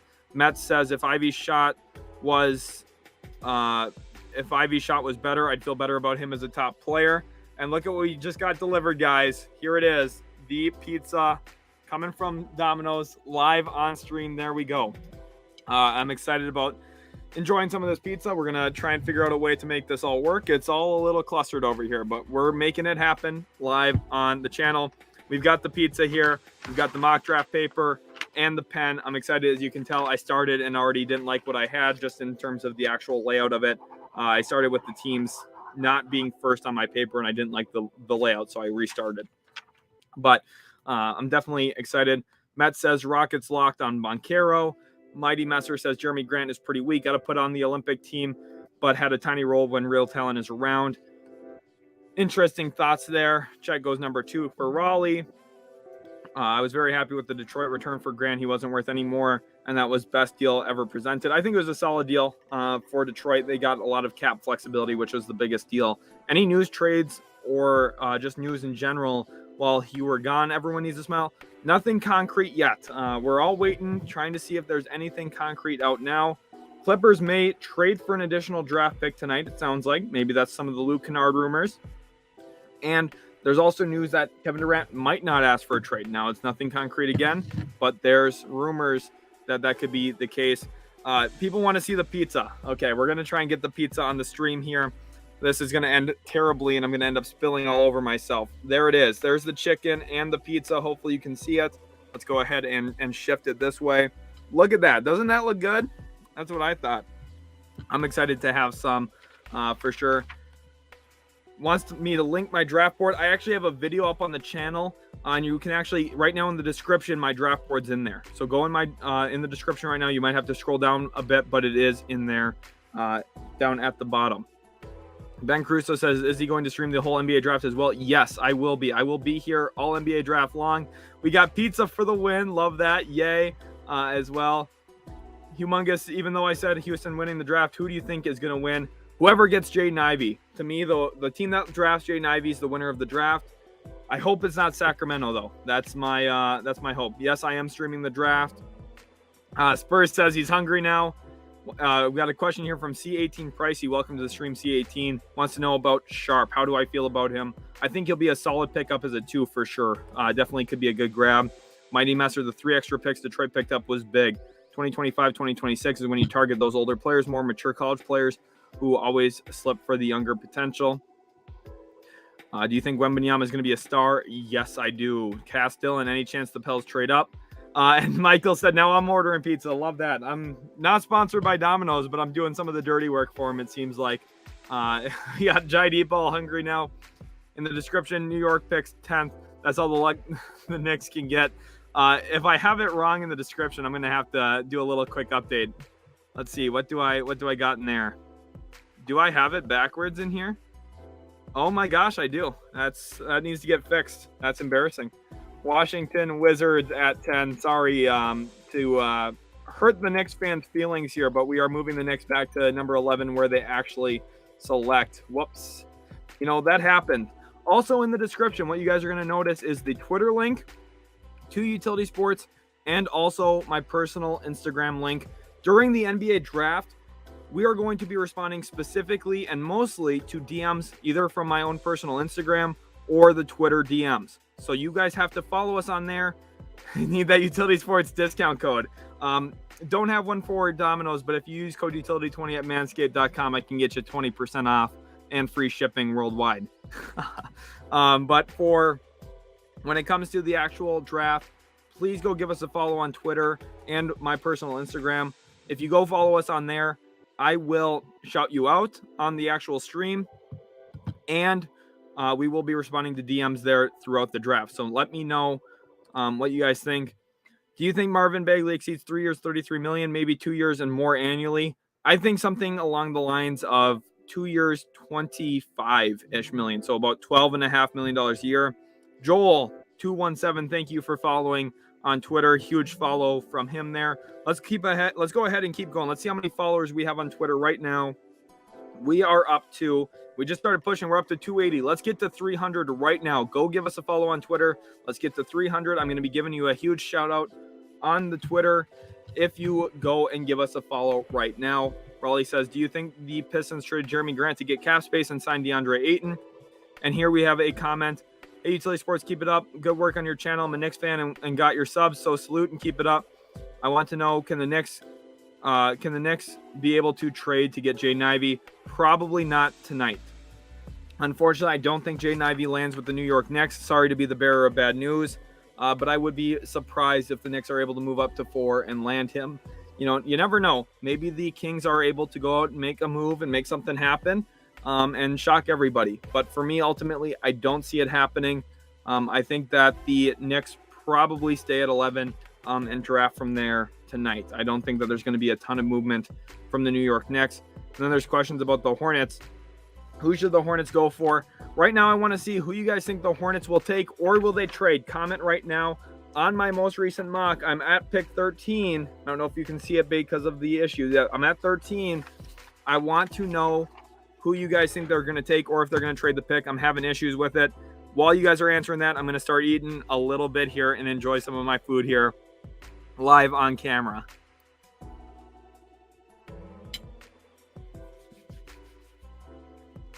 Let me know in the comment section what you think will happen. Wow, this Domino's food is good.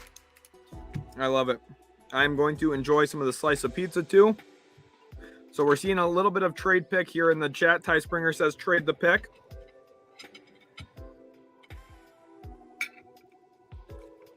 Definitely could be a possibility.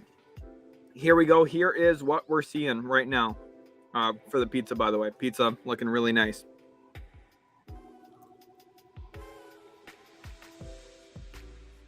Bon appetit, says brother BKL Contreras. Love that. Here, this is a pretty good one. I want to see pick 13 and Hayward in Detroit as an extension of the Grant deal. Not bad. Oh, we got a food review request here from Almonds. I'm going to give it a 9 out of 10 here.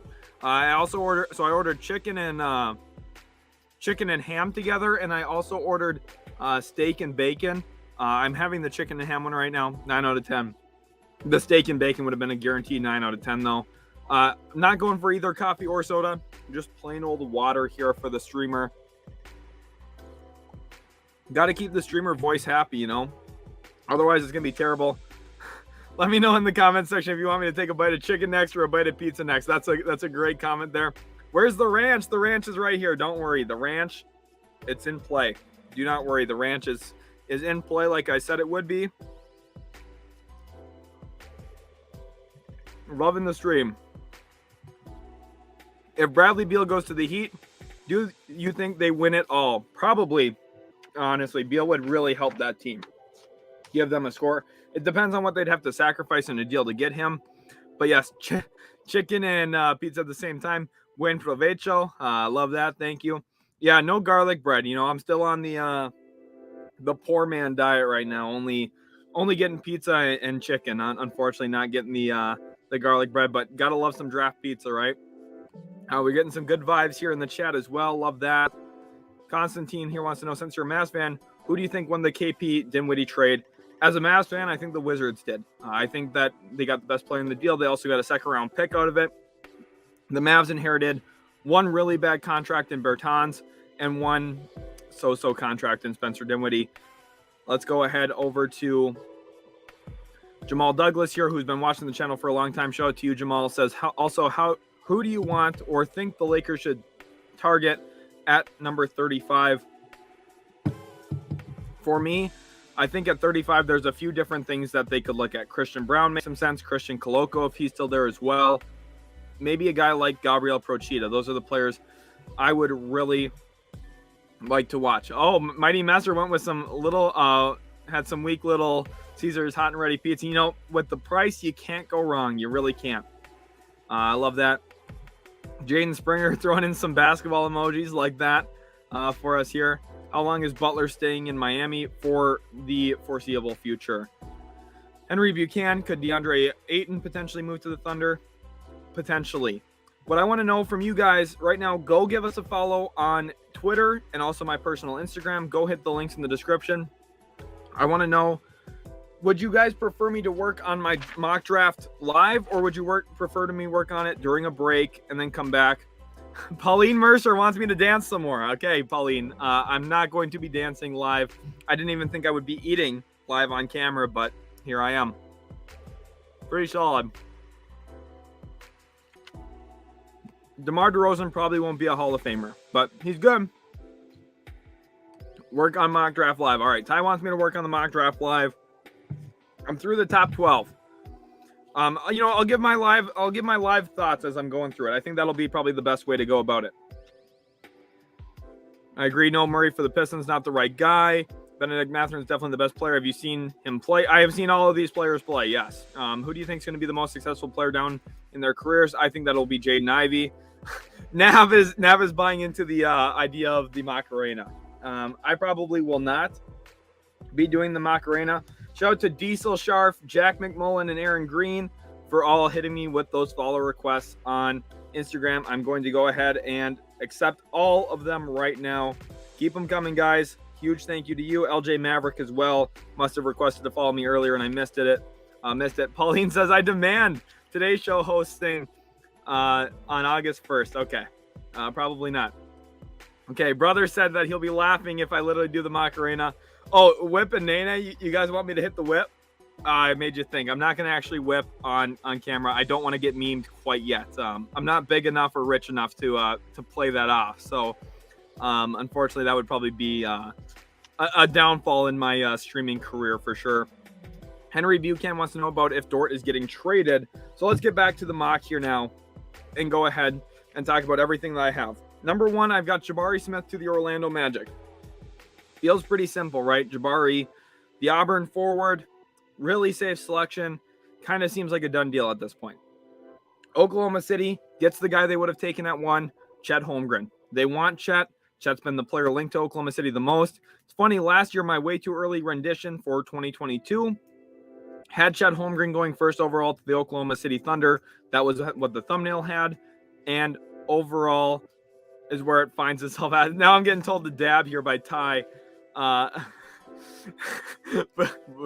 Bouquet says Macarena upgraded from not to probably not. Okay, you guys are working on me. You can tell it's a war of attrition here, and I am losing that war. Number 3, I have the Rockets going out and taking Paolo Banchero. Pauline really wants to see it. Probably not going to go ahead and do so.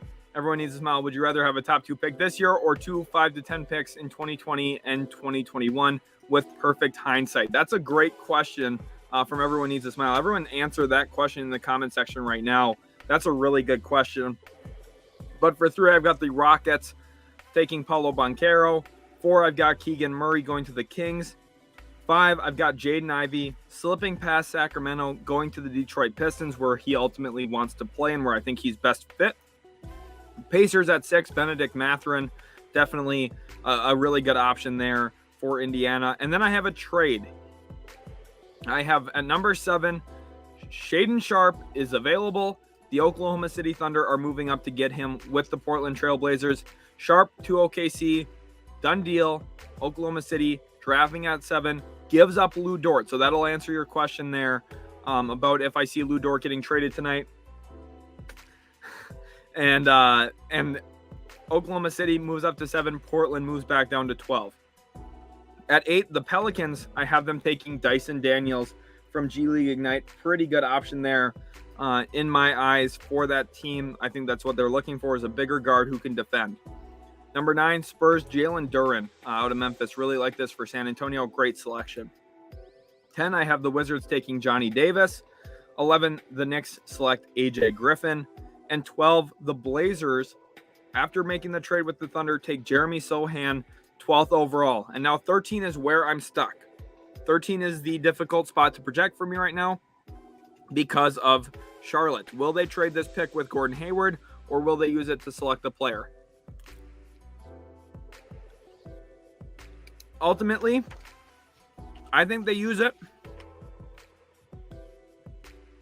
I'm writing the Hornets in, and I'm mocking Mark Williams to them here, 13th overall. Mark Williams goes to the Charlotte Hornets. If Hot and Ready Pizza is getting drafted tonight, what player would they be? Patrick Baldwin. A couple of years ago, looked at really favorably. Right now, probably not the market for a player like Hot and Ready Pizza. Interesting. Ty Springer with a hot take saying that Shaedon Sharpe will be a bust. Polo God says, the Spurs going to draft some round 2 prospect that'll turn into a star at 9. You never know. Definitely could play out that way. I think I take perfect hindsight, get Halliburton and Franz Wagner. Definitely 2 solid options. Glad you enjoyed that comp though there with Patrick Baldwin. A few years ago, definitely hyped up. Not so much anymore. And here, Mets is saying Cavs trade 14, and that's what I was going to opt for. Now, the issue here is I have to decide which team moves up. Is it the Memphis Grizzlies, who have picks 22 and 29? Is it the Denver Nuggets, who have 21 and 30? Or could it be a team like the Houston Rockets, who have 17 and 26? At 14, I think I'm going to mock a trade for sure. This pick is getting dealt. I just need to decide what team moves up. Is it San Antonio potentially moving up to 14? I think that they're going to definitely work out. Ty Springer says, if Subway was a draft pick, who would it be? Let's talk about Subway here for just a second. Subway, someone who, definitely was like a blue chip, right? Long-term, chain restaurant. They're at the top of the game. They've been there. The prices are going up, though. The expected value is way higher. We are honestly looking at, probably here, I would have to say this is a Chet Holmgren. Someone who's been hyped up for a while, expected value, top 2 pick. Chet Holmgren, Subway, probably, got lean from Subway. Definitely doesn't go out and eat anything other than Subway because of how healthy it is, with how thin he is. Probably seems like the right fit to me. Here we have an alert. Blazers have acquired bird rights to Utility Sports Flats. We'll see. Maybe we're going to make a trade here. We don't need the dancing shoes anymore. We're going to hang those up. And I picked up the mock draft pen instead. Shawnee wants to know how far out until the draft starts. We are an hour away from right now. 1 hour. Everyone send some 1 hour hype into the chat. 1 hour until the draft right now. Let's go. Yeah, so we're still live here. I've been live for almost 9 hours. As you can tell, I'm losing my mind on stream to the point where I'm now eating on stream and talking about the Macarena and comparing Subway to Chet Holmgren. Hamid says that he envies Chet Holmgren and his fast metabolism, Emilio, yes, sir. Getting some hype in there. Memphis trading their first round picks to the Knicks for the 11th pick. Interesting. So we have a take there. Not sure if I see it the same way, but we will see.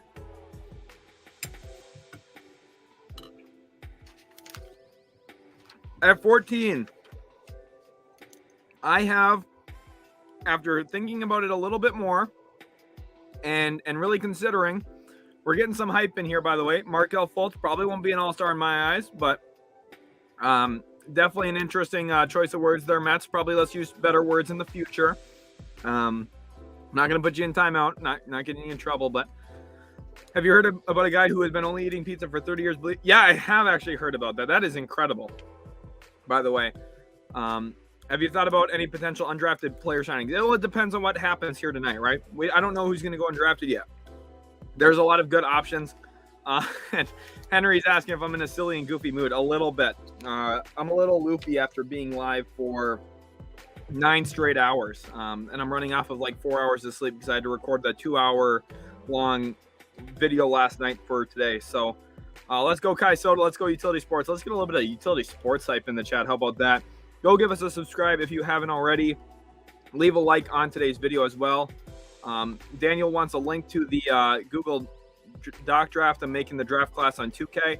Just look in the description. I've got it all right there in there for you, Daniel. So the mock draft is all in order, or the draft board's all in order. And I do have a video up on the channel that goes through every single one. So if you want, you can scrub through those at a later time and use it to make the draft class there. Getting some Utility Sports hype in there. Love that.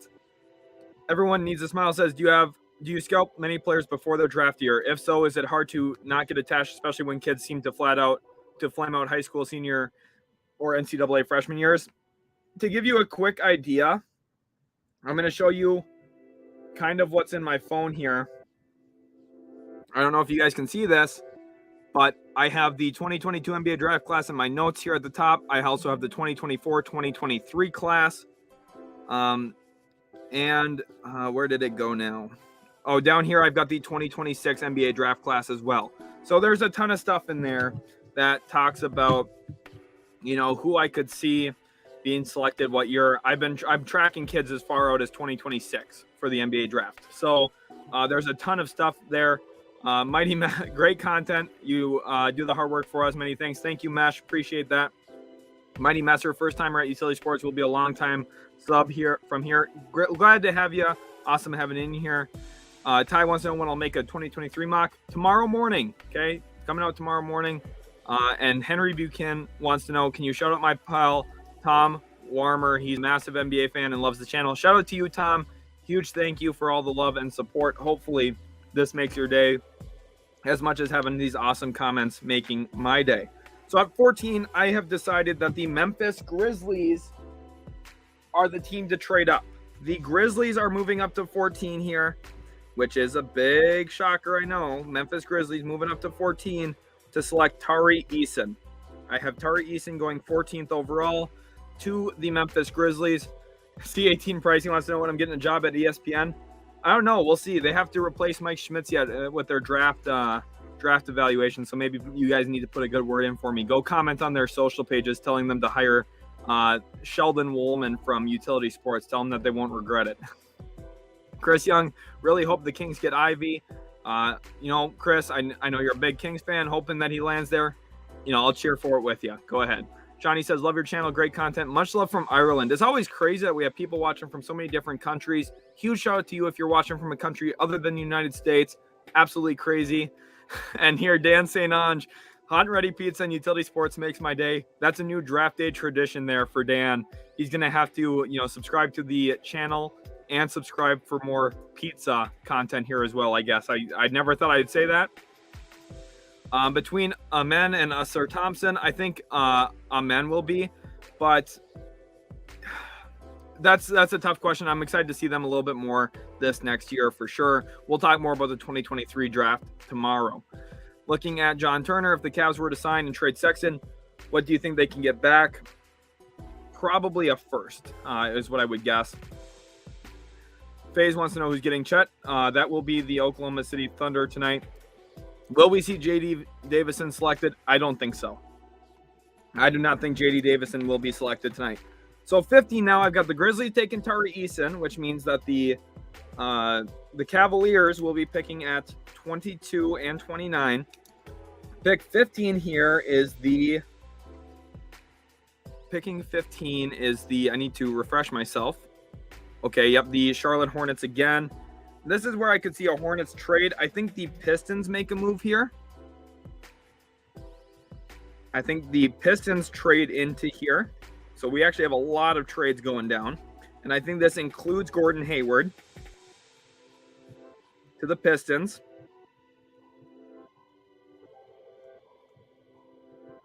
And what we've got from this now at 15, after the Hornets already got Williams and the Pistons move up here after getting Jaden Ivey, I think they're going to look for a wing. So what wings do we have available? General range for Minot, he's going to go in the second round anywhere from, say, 40 to 50, I would guess. Let's get some Kai hype in here. Consider putting on the channel Sports with. Here's my last name. I will spell it for you guys real quick just so you can see what it looks like. That way you guys can go tell ESPN who to hire, right? Go tell them. That's my last name right there, Woolman. The chance of Lakers sneaking into the first round to go with their new 35, not very likely. Reviewer says he's watching from Spain. Shout out to that. No soy de España, pero puedo hablar español un poquito. My Spanish is a little rusty right now, though, so don't worry. Mighty Messer says, you wrecked my Pistons plan. Want Hayward in one of the centers at 13 or 15, Duran or Williams. I know, unfortunately, I'm not mocking the Pistons to get one of those centers. But maybe they can make a move for DeAndre Ayton in free agency. 15 here. Let me pull up my board again quick. I just want to make sure that I'm kind of following my own expectations here on who's there. Because when you're going through it, it's really easy to kind of forget who you have, as options as you're going through. And I'm going to do it. Ousmane Dieng at 15 to the Pistons. Ousmane Dieng, 15 overall. Pretty solid for them. A good opportunity to trade back up for an intriguing player in this year's class for sure.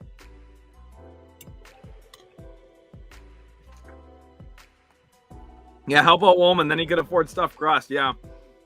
What's my first name is Sheldon. Here you go. You guys all want my first name and last name. I feel like I'm in the line at the DMV here. First name, last name. There you go. That is my name. Go shout out at ESPN. Tell them to look me up. Tell them to hire me. All right, moving into 16. At 15, I got the Pistons taking Dieng. Looking at my board, the best player here, 16th overall, is Atlanta. I have the Hawks taking Malachi Branham. Malachi Branham goes 16th overall. Jordan Thackeray, thank you so much for following on the Instagram. I will go ahead and accept that follow request right now. If you haven't, go give me a follow over there. Isaiah Steffens as well. Huge thank you to you. You guys are all real ones, so thank you so much for all the love and support. 17, we got the Houston Rockets here now, and I'm going to mock, for one of the first times ever, I'm going to go ahead and mock Kennedy Chandler to the Houston Rockets. I just have a feeling tonight that Kennedy Chandler will end up there with Paolo Banchero. Who is the top NBA player named Sheldon? There was actually one who played for the Atlanta Hawks a little while ago, named Sheldon Williams. His first name was not spelled the same as mine, though. He has an E-N instead of an O-N, but he was pretty good. Not great, but he was good. So that's kind of what you're looking at. Yeah, we will get a timer up on the screen. Let's go ahead and get that going on there right now. We are 50 minutes out from the start of the NBA draft. So let me share this with you guys. Make sure that we get a timer up there. That was a really good idea, actually, Ty, for a draft timer. Sheldon Richardson, a good NFL player, played for my New York Jets. I'm a Jets fan, so I got to watch my team take a player named Sheldon, and it was interesting. I definitely have a unique name. I do really like my name. It's definitely more unique than most, but I know, Jason, he doesn't help your size, but Paolo Banchero at 6'10" does, and you still have pick 26. There's other options out there for sure. Kennedy Chandler at 17. I'm sorry about it. That's what I'm mocking. 18, we've got the Hawks here, or not the Hawks, the Bulls, excuse me. And I think for the Bulls, let me pull up my board again, just to make sure I don't forget somebody, and then all of a sudden we get to like pick 28 and I didn't have someone go that needs to go. For the Bulls, I think that I'm going to mock EJ Liddell here. I think Liddell goes in the top 20, and I think the Bulls get him here at 18. Who do you think the Magic are going to take their first pick? They're going to take, out of everyone possible, they're going to grab Jabari Smith. He will be the first overall selection. Draft timer's up there. Do need another guard along with Green? Yes, they do. I think that a guard is definitely a need there for sure. Trades in the NBA are so confusing.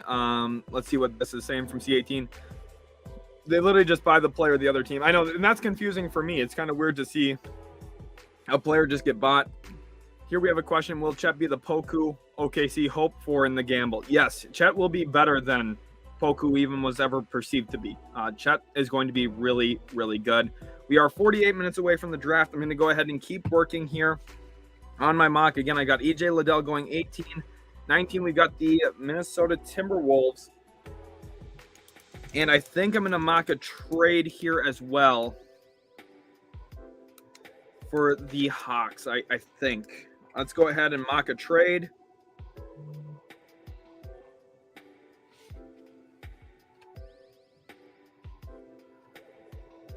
With the Hawks.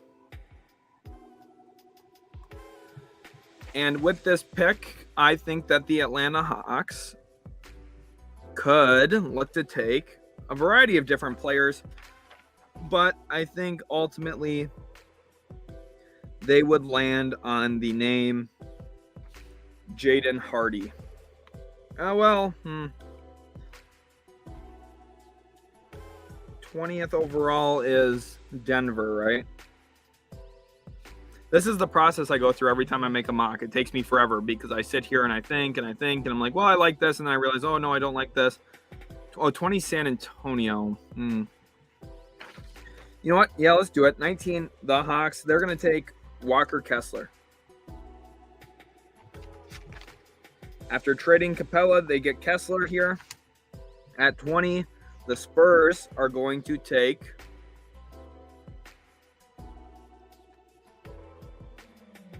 Jalen Williams from Santa Clara. I see someone asking about him. I think he goes here 20th overall to San Antonio.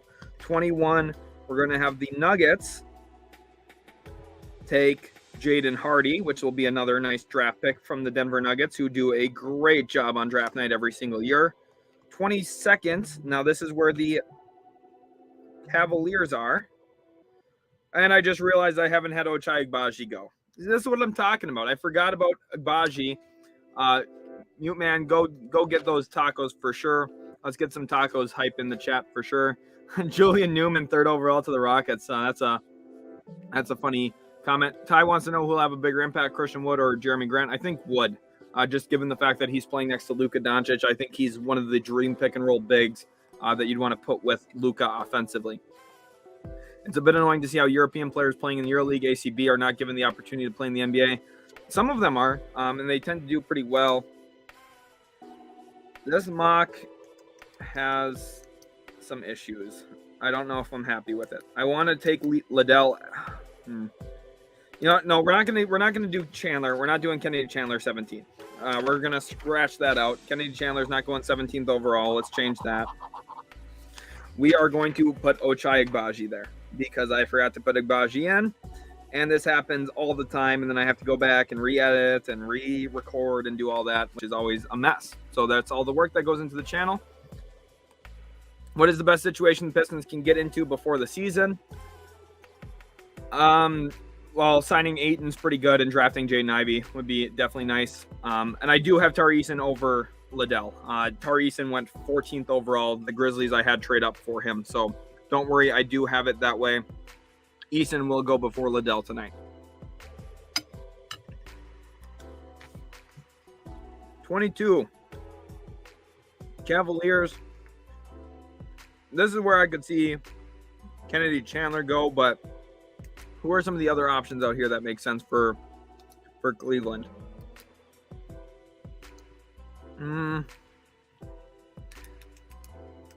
I could see a Marjon Beauchamp. Yeah, let's go ahead with Marjon. That's fine. Marjon Beauchamp. 23. We have the 76ers. Actually, no, I don't want Beauchamp to the Cavs. I want Jovich there. Let's go with Jovich. Nicole, Jovich. 23 to the 76ers.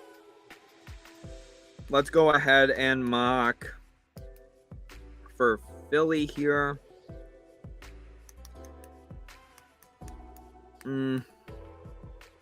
Let's mock Dalen Terry here to Philly. Dalen Terry. Was there a trade? I don't think so quite yet.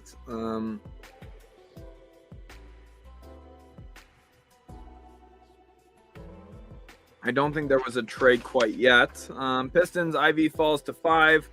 Trade for Hayward plus 13th and get Mark Williams. Sign Bagley to a 2-3-year deal. Pistons are styling. Yeah, I think that's a pretty good outcome for sure. 24th is the Bucks, who this is a little awkward for here at this spot. Prediction for the biggest trade, I think, is going to be pick 7. I think pick 7 getting traded to Oklahoma City is the biggest trade of the night. And I think that's a really big trade. I really do.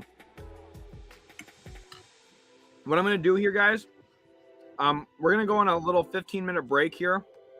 Real quick, I just want to finish up my mock, and I want to, get a little bit of food inside me here. I'm a little self-conscious about eating on stream, but I'm going to go ahead. We're going to go and take a little 15-minute break real quick. It's going to be nice and short. We will be back at 6:17 right now, my time. We will be back by 6:30, so it won't even really be 15 minutes. But again, real quick break. Thanks again, guys, and we'll see you in just a minute.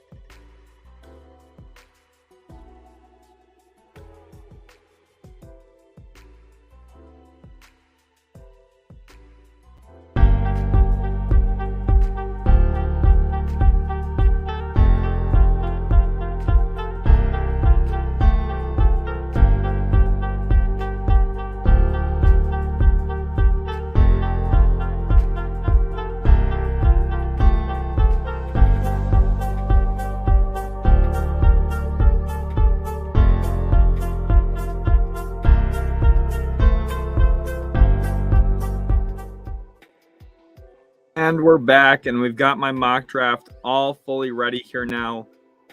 Thank you guys so much for putting up with all of the fun hoopla throughout the day. Been a crazy day. Been live streaming for over 9 hours. It's been absolutely nuts. Welcome everyone back to the stream. And here we have a question that I do want to answer quick. Do I think Chet Holmgren will be good in the NBA? Yes, I do. I think Chet's going to be a very good NBA player. Make sure you guys are subscribed to Utility Sports for more future NBA draft content. I am really excited about everything we got going on here. If there is a little bit of desync on your end, go ahead and refresh the stream. Go ahead, back out and re-enter. That will fix any of the issues that we've got going on here. Hopefully you guys have been enjoying the content today. It's been a lot of fun to actually record and share with you guys throughout the process here. I'm really excited and it's awesome. We got some Marvin Bagley for Most Improved Player. We're going to be going through my final mock draft here in just a second. Get all your friends to come in and come hang out with us throughout the draft here today. I'm super excited for what we're going to have on the channel. This is a really good day. Tomorrow we're going to have a little bit of 2023 NBA draft process. Question here on Dalen Terry. He's a very fast guard who's able to handle in transition, play make for others a little bit. And we'll talk about Blake Wesley here in just a second as well. And this is pretty accurate here as to how the draft process will go. The actual broadcast I do not have access to show just because that is illegal, but I will be reacting to it and the audio will be available. Yeah, his channel would be striked. Thank you. That is how it works. So I can't, just actually show. Kyler, welcome back. Let's try and get some hype back in the comment section right now. Absolutely crazy that we're at the NBA draft. We're going to be giving my grades here on the video throughout the process. So I'm really excited again for all the hype. Let's go ahead, hit that subscribe button. If you are new to the channel here at Utility Sports, we would really appreciate if you take 1 second out of your day and hit that subscribe button. It would be really helpful to us here now at the channel. So let's go ahead and jump into my final mock, which is done by pen and paper. First overall, I've got the Orlando Magic taking Jabari Smith. I think there's no surprise there. Going on to pick number 2, I have the Oklahoma City Thunder selecting Chet Holmgren. I think Chet goes to OKC and follows kind of what everyone expected so far.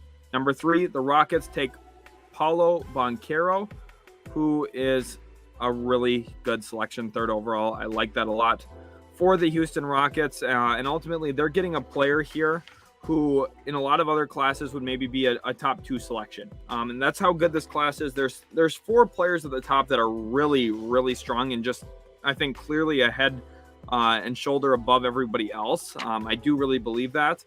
But ultimately, the class in general is very strong just from a holistic view with where the class is. You've got a lot of players who are impactful type players, and I think that it's going to have a good impact on the NBA. This class will. I really do believe that.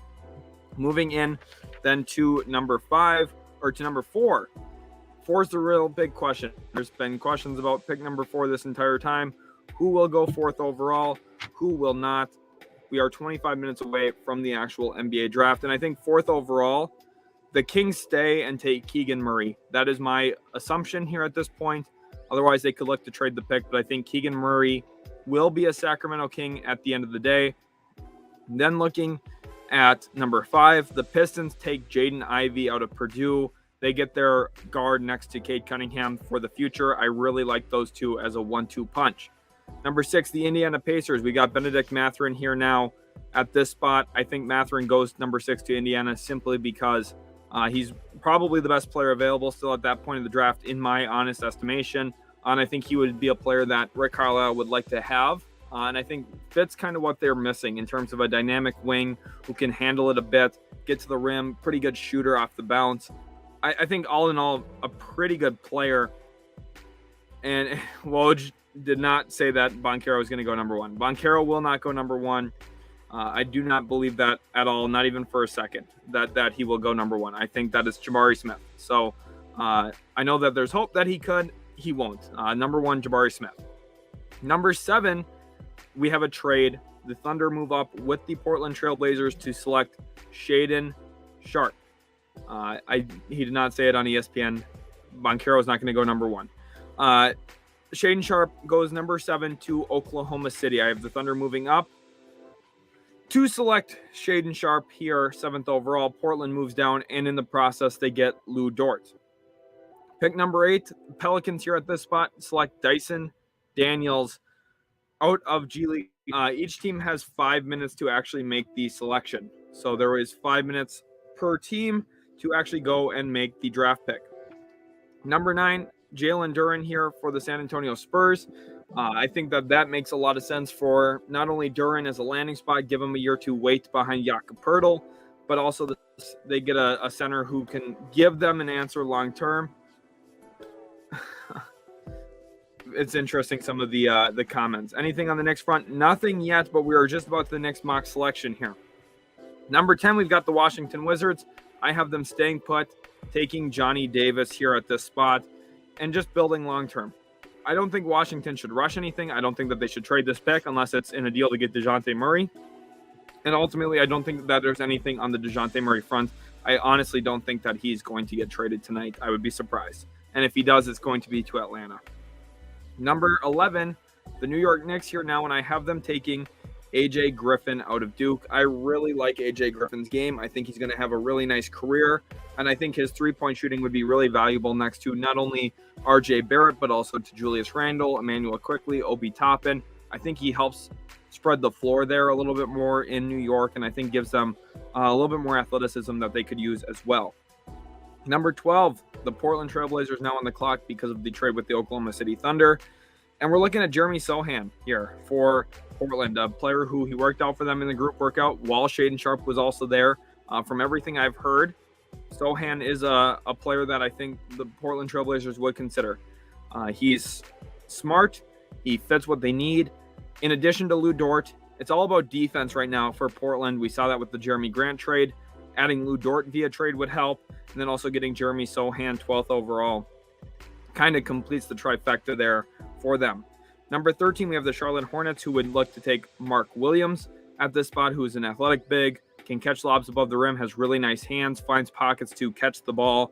And the Hornets, if you're looking for a center to pair with LaMelo Ball, this is the guy. 14, we have a trade. The Grizzlies move up with the Cleveland Cavaliers, giving up picks 22 and 29 and some additional stuff down the road for the opportunity here at 14 to take Tari Eason, who I have going to Memphis and becoming an absolute menace there. That team becomes so athletic, so lengthy, so much fun. Memphis would be really, really, really good with this selection. 15, we have another trade. I have the Detroit Pistons moving back into the first round with the Charlotte Hornets on a deal centered around Gordon Hayward and pick 15 back to Detroit for that future first round pick from the Milwaukee Bucks and a little bit of extra filler. And for Detroit, I have them taking Ousmane Dieng here from New Zealand. He's a very Troy Weaver-esque pick, in my opinion. And I think that they're in a position where ultimately we see Dieng go 15. They add not only Ivy, but also Dieng, two playmakers that can help this team win moving forward. Number 16, the Hawks at this spot go with Malachi Branham to add another shooting guard into the mix there that can play behind Herter and also Bogdanovic. Assuming that there's some moves to be made, I think that there's going to be quite a bit of action. 17, Houston takes Ochai Agbaji, 17th overall. Again, I think he's a player who is going to fit right into that realm of possibility.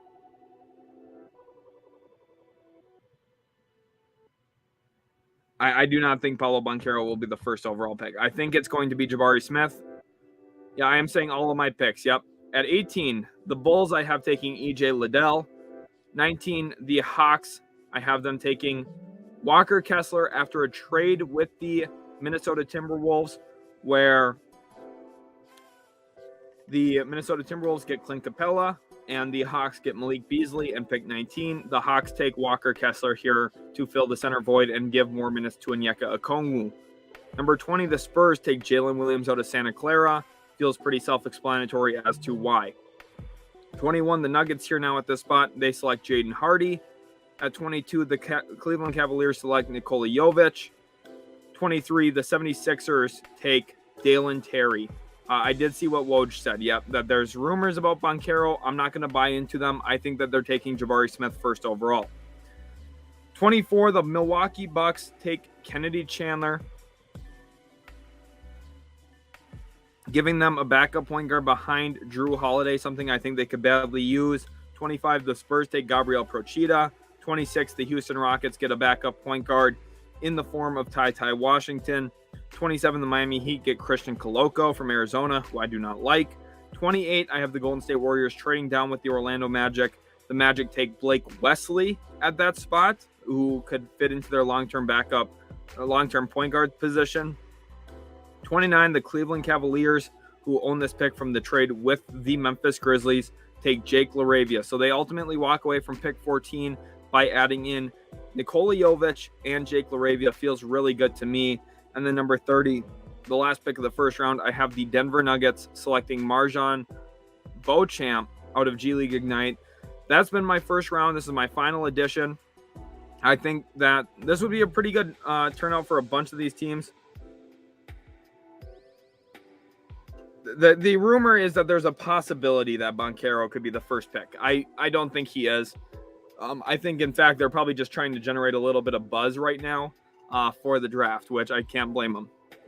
I really can't. Plus, Woj probably got in some trouble earlier today for reporting the top 3 selections. I really think so. I'm going to go get the television all set up here so that we can hear the draft analysis. Everyone hold on for just 1 second. I will be back in just a minute. Here is the draft timer. We will be there.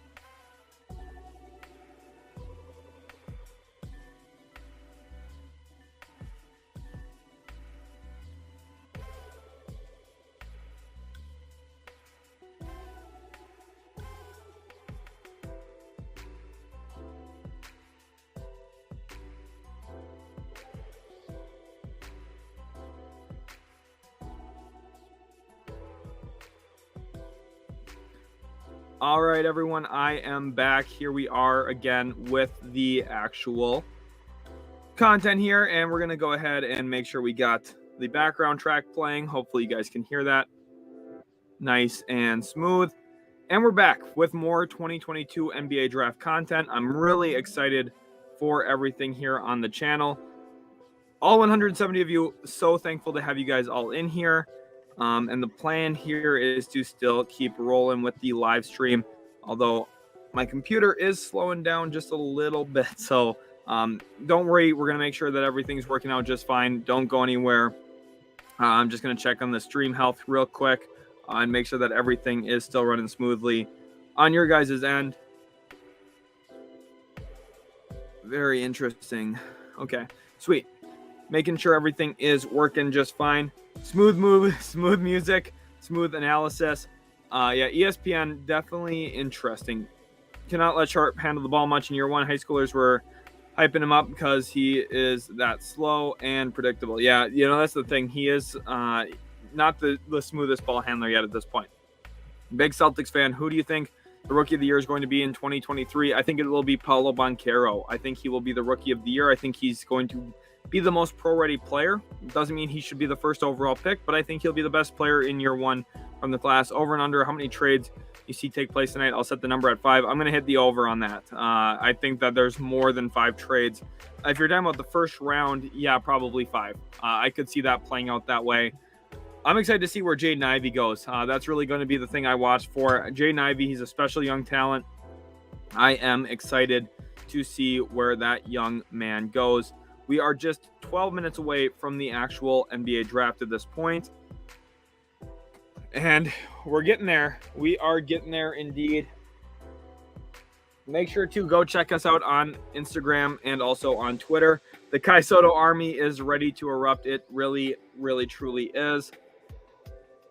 You think the finals for 2023 could be the Clippers versus Bucks? Potentially could. Dan says his favorite player in the draft is Jaden Ivey. Will the 25th pick be too high to take Jalen Williams? Not if a team likes him. If the team really likes him, I could see him going there. But my guess is probably somewhere between 27 to 38, somewhere in that realm. I think the most likely landing spot is 33 to the Toronto Raptors. But you never really know.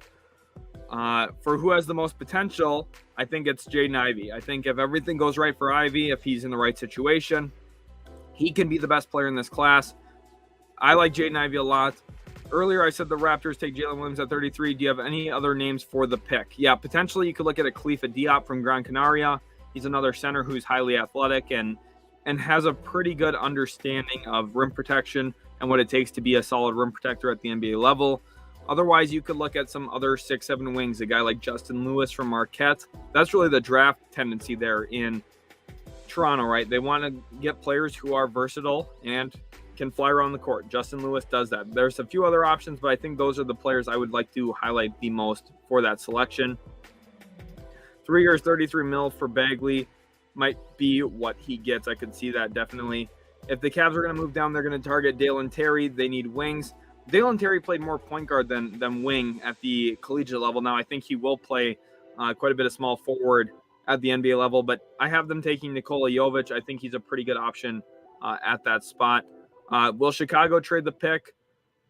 I don't think so. I think Chicago stays and drafts. For the Celtics, they don't have a pick in the first round, so it's going to be really dependent on who's available at that spot. Thank you, everyone, for being in the live stream here today. Let me make sure that everything is up, running smooth.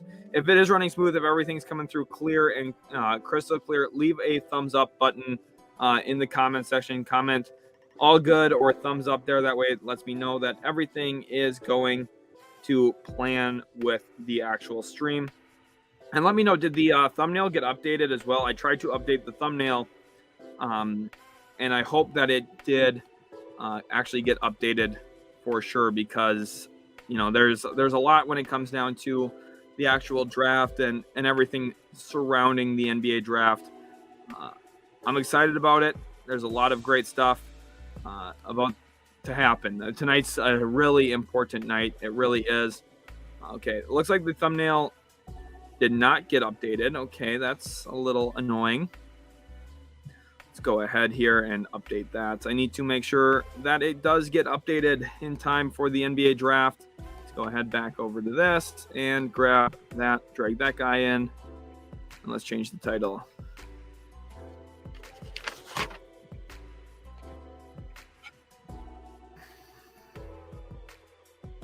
Hopefully you guys are excited. If you're excited, get some hype in the chat right now. 2022 NBA draft night grades and reactions. for every pick. Okay, let's see. How are we doing here today? In my mock draft, I had the Chicago Bulls taking E.J. Liddell from Ohio State. Icy Dem says, Woj tweeted that Paulo has re-entered the first pick possibility. He is in play, but I still think it's Jabari Smith. That's who I'm going to mock. And Icy Dem, no worries. I'm not gonna panic here. I know you're not gonna spoil picks. Pistons are Bagley's best fit. Best chance to bounce up to what a number 2 is expected to be. I agree with that. And Isaiah's saying we're all good over here, so that's good to know. I'm glad to see that. Who should the Wizards target at 10? I think if Dyson Daniels there, he makes some sense. Otherwise, I like Johnny Davis out of Wisconsin for that team. I think the Wizards, they're an interesting team to talk about. Tommy Shepard's got a lot of work ahead of him here this offseason. We'll see what he gets done. I think they could be a really busy team. I really, really do think that. I'm going to go ahead and exit out of this. We are just 7 minutes away from the NBA draft. Hopefully you guys are excited like I am. I am so stoked for the NBA draft. Paulo is sure man's money. I agree. He should be first, ready to roll and have a long career. He is very, very safe and ready. He's going to be productive, and I think he's going to have a nice career. Now, the question is he going to be as good as somebody like a Chet Holmgren or Jabari Smith or Jaden Ivey? That's yet to be seen. We'll talk about that throughout tonight. The green room invites are getting invited now out onto the stage. Hopefully you guys can hear this.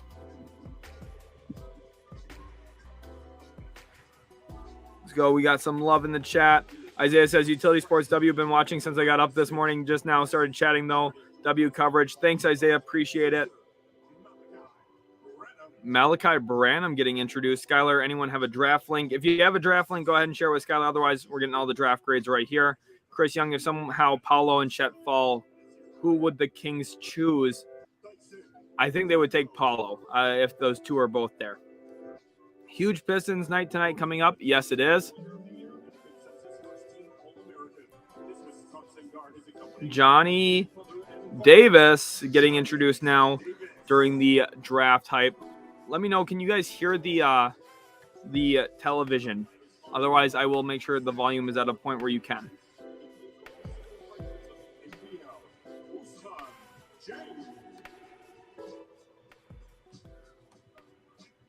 Let me know what is going on in the comment section. Also, my co-creator, Austin, will be joining us here, saying to up the volume a bit. Jalen Duren definitely now getting introduced. Chances can definitely hear, but it's faint. Okay. Hopefully it's a little bit better now. Let me try and reposition.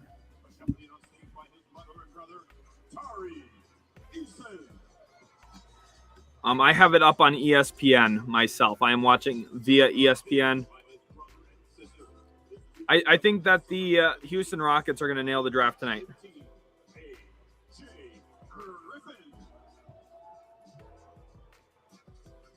I think the Houston Rockets are going to do a great job tonight. I really do. And I think the Detroit Pistons are going to do well as well.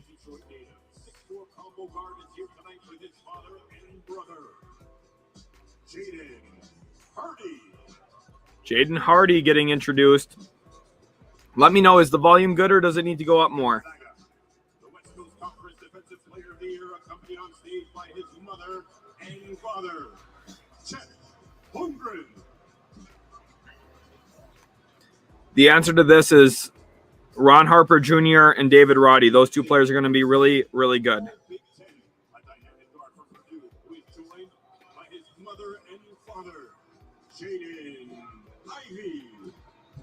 There's Ivy, my guy. This guard forward was born in England and raised in Serbia, accompanied by his father and mother, Nikola Jovich.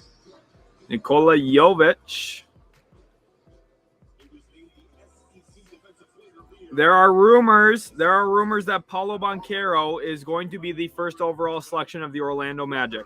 There are rumors that the Orlando Magic will take Paolo Banchero first overall. definitely crazy.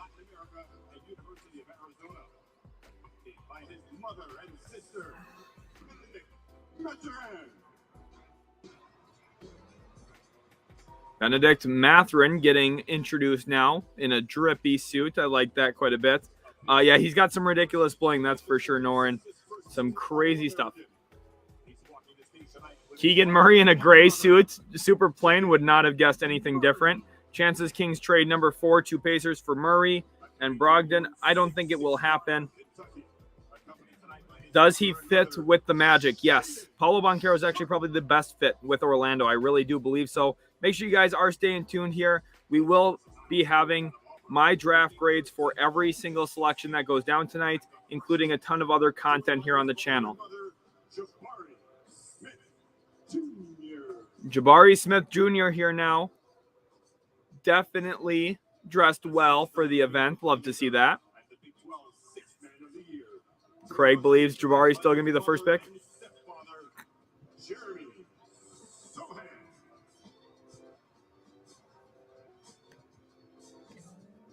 Escorted tonight by his mother and father, this Wildcat was selected to the SEC All-Freshman team from Kentucky, Ty Washington Jr.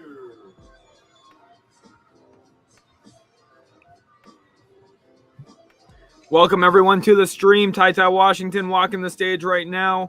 Super excited for the draft tonight. We're going to have a really great time covering the 2022 NBA draft. Detroit basketball, let's get some hype in the comment section right now for your favorite team. Comment your favorite team right now. Blake Wesley walking the stage.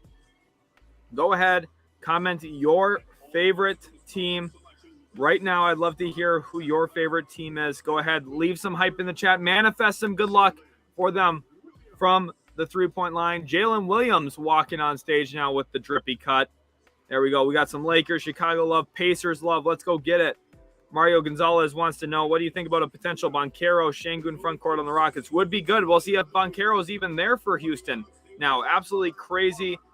We got some Pelicans hype as well from New Orleans. Mark Williams looking in a nice blue Duke suit, like that quite a bit. Paolo, Tari, Hardy. Watch. Talk about the Houston Rockets. Skylar, if you got this, I'm gonna think you're from the future. We're getting some Rockets manifestation, Wizards manifestation as well. Let's go. Spurs trying to hype up San Antonio. There's an expectation that Kyrie will try to find a new team via opt-in and trade. Wow. But we do have some hype coming in for some of the others at this spot. We're on a commercial, so I'm going to turn down the volume to the television. Hopefully you guys understand. Let's get some hype in for your favorite team. Let me know in the comment section. If you are a believer in your team tonight, comment their team name. I am a Dallas Mavericks fan. Let's get some Mavs hype in the chat as well. We got some Bucks love in here, Detroit Kings. I'm excited for my co-creator, Austin, to get in here as well. And then we can start really dissecting the NBA draft. Just a quick reminder, throughout the actual draft here, we will probably not be using the actual comment section as much, but we will be responding to DMs on Twitter. So if you go follow us on Twitter right now, link is in the description for that, and you DM us your questions about draft grades or what you think what you want to know, what we think could happen next, go ahead and comment that to us. Again, we will not be using the comment section nearly as much just throughout the process. So again, I'm really excited. You guys have been awesome all day long. I've been live for 10 hours. We're moving in on 10 hours here in just a couple minutes. Live for 10 hours. We're coming right up to the finish line here. I'm so very excited for the 2022 NBA draft. It's finally upon us. I'm so excited. And I'm really thankful for everyone who's in here. Let's go ahead. We got some Mavs fan for life love in here. Love that as well. We got some Toronto hype. I believe in Masai. That's a good player, good person to believe in. He's done a great job. We got some W's here from Brady Thompson. 10 hours live. Crazy, but we're coming up on it right now. Bullets. Let's move up and get Ivy. So we got some Bullets love. That's absolutely awesome. Thank you all for the follow requests as well on Instagram. Go ahead, give me a follow on the IG right now if you so choose. .40's nervous. If you're nervous, hit the like button. It's going to manifest some good luck for you guys. Trust me, Nothing to worry about. Everything is going to play out well. Come on, Magic. Paulo can't play D, says Skylar. We'll see what happens. Will Paulo go first overall? Are all the mock drafts already broken? Is Jabari Smith the first pick? Is Paulo Banchero the first pick? Nobody really knows at this point of the process. Could it be Paulo? Could it be Jabari? Who really knows? My brain's mush right now at this point, but we're going to be giving my honest evaluation as we go throughout the rest of the process. Steal the draft, says Alejandro. Utility Sports, thank you so much. Hopefully you guys have been enjoying and loving all the content. 2023 draft, that process starts tomorrow. Make sure to stay tuned for that NBA draft on the channel. We're getting some Kai hype in the chat. Obviously, Kai Soto, there's a lot of love for him from his native country. Got to respect the hustle there. Paulo better go to the Rockets, says Superman. He's been watching the channel for a long, long time. I feel like Banchero's lack of D is over-dramatized. I think so as well, but he is a worse defender than Chet and Jabari, definitely. So if you're going to go based off of defense, he is the worst of the three, but it's not like he's absolutely terrible. And, you know, there's certain things there. Gremlin says with the first pick, we got chicken Alfredo pizza. Don't forget the side of ranch. They're going with the side of ranch second overall. So definitely some good options. Nelson Andre says, anyone but Dyson, let's go Pelicans. Let's get that Pelicans hype in the chat here if you're a Pels fan. Don't leave Nelson alone. Let him get some hype with the NBA draft is upon us. We are going to be starting up here in just a minute. We got an awesome ad right now for the NBA draft. Here we go. I'm getting hyped. I'm getting the chills. Here we go. Here we go. My boy Luka was on the screen. This is dope. Here we are.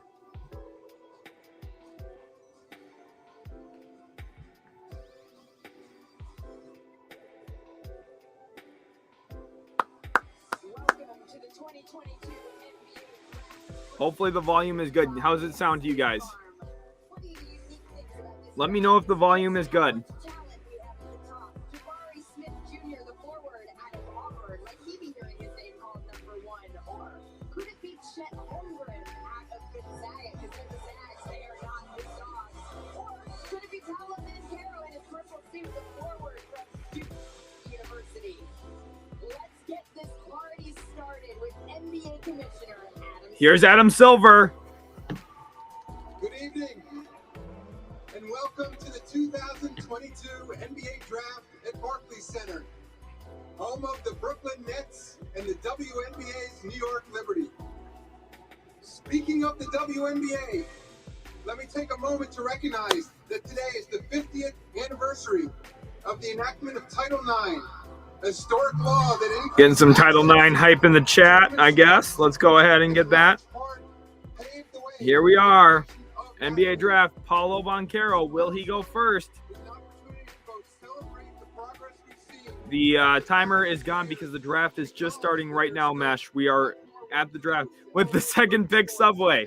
There it is, Ty. I love it. To our NBA fans here in the arena and around the world, thank you for making this past season, our 75th anniversary, one of the most... Been waiting all year for the Title IX content. Yes, we have been. Everyone's been hanging out, waiting for that content. Gotta love it. Metz is falling asleep over there on his keyboard. Title IX, let's go. Let's get some Title IX hype in the chat. What do we say? Golden State, 4 championships the last 8 years. Steph Curry, one of the best to ever do it. Let's go. In the 3 years since the Warriors were last in the finals. But what has remained the same is the core of that Warriors team. Oh, Adam Silver taking a shot at Kevin Durant. Steph picked number 7. I got my WNBA mocks on lock. I got you guys. Selected number 35, which underlines the importance of tonight for our teams as they look to assemble their own championship rosters. We can't close the book on last season without also recognizing the record 117 G League players who were called up and enabled us to keep going through spikes in COVID-19. Thank you to everyone at the NBA G League. All of us have been impacted by some way by this virus. As a society, we got COVID-19. That's awesome, Mesh. Glad to hear that. Let's go. Isaiah says, according to Instagram, Kyrie requested a trade. 50-year birthday to Title IX definitely has been huge for a lot of women. It's actually a really, really awesome thing. G League love as well. Kyrie in Brooklyn. Missed a ton of games. As we officially turn the page on the 2022-23 season. The young men who will hear their names called this Here we are. Drafts are right upon us. chance to be among the next generation of stars in our league. Gotta make sure I'm ready. Where will they land? We're about to find out. Okay, who's going first right now? Let me know. Is it Chet?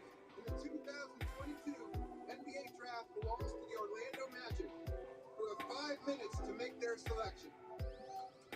The Orlando Magic are on the clock. Who are we thinking? Jabari? Or is it going to be Paolo Banchero? Comment who you think it is. We're getting some Jabari love. And we're also getting some Banchero love. Let me know in the comment section.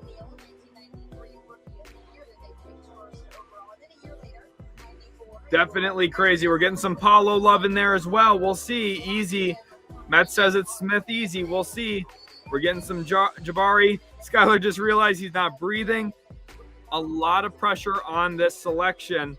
I'm going to go ahead and turn down the TV until we get to the selection here. Let me know in the comment section who you think is going to be the pick, and then we will be sharing our analysis as we go throughout the draft.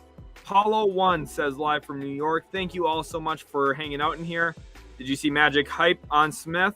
We will see what happens here.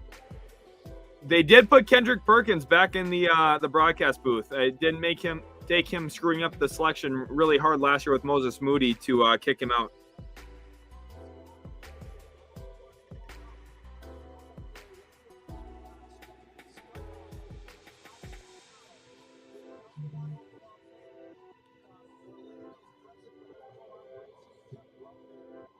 Woj expects it to be Paolo. If I had to bet right now, I would bet Paolo Banchero.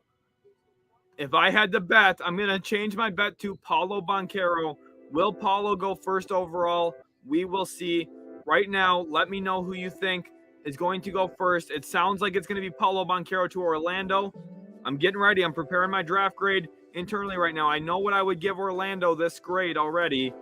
I've been prepared for it. Sounds like it's not going to be Jabari Smith, but potentially could be someone else. Already shaking up the boards. My mock draft is wrong after pick number 1. I think this is the first time. Mute Woj, he knows too much. I agree. Honestly, Woj is a little bit of a cheater in terms of his draft boards. He gets all the information ahead of time. Paulo says, as a Rockets fan, please know Jabari. Chet needs to fall. And here we are, my co-content creator, Austin. Welcome to the stream. What do we know so far here? I have the TV on, just got home. What's the news going on right now? Rumor Paolo Banchero might be going first.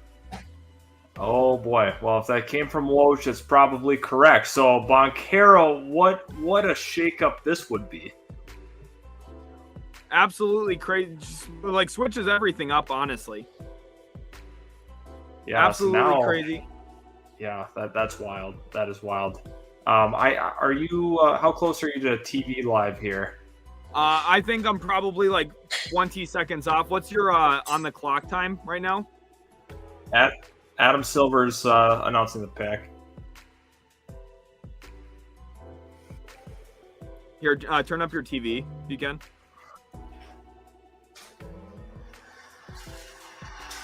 Banchero just was selected on the screen now. So that completely changes everything. Unbelievable. Unbelievable. Paolo Banchero. The Orlando Magic select Paolo Banchero first overall. Here's the replay here if you want to hear the audio. With the first pick in the 2022 NBA draft, the Orlando Magic select Paolo Banchero from Duke University. From Duke University, Paolo Banchero goes first overall. what a crazy turn of events. We're sitting here talking the entire day about how Paolo Banchero probably goes third to Houston. And now it's absolutely crazy. We know Paolo Banchero goes first overall. Austin, what a crazy shakeup to the draft already.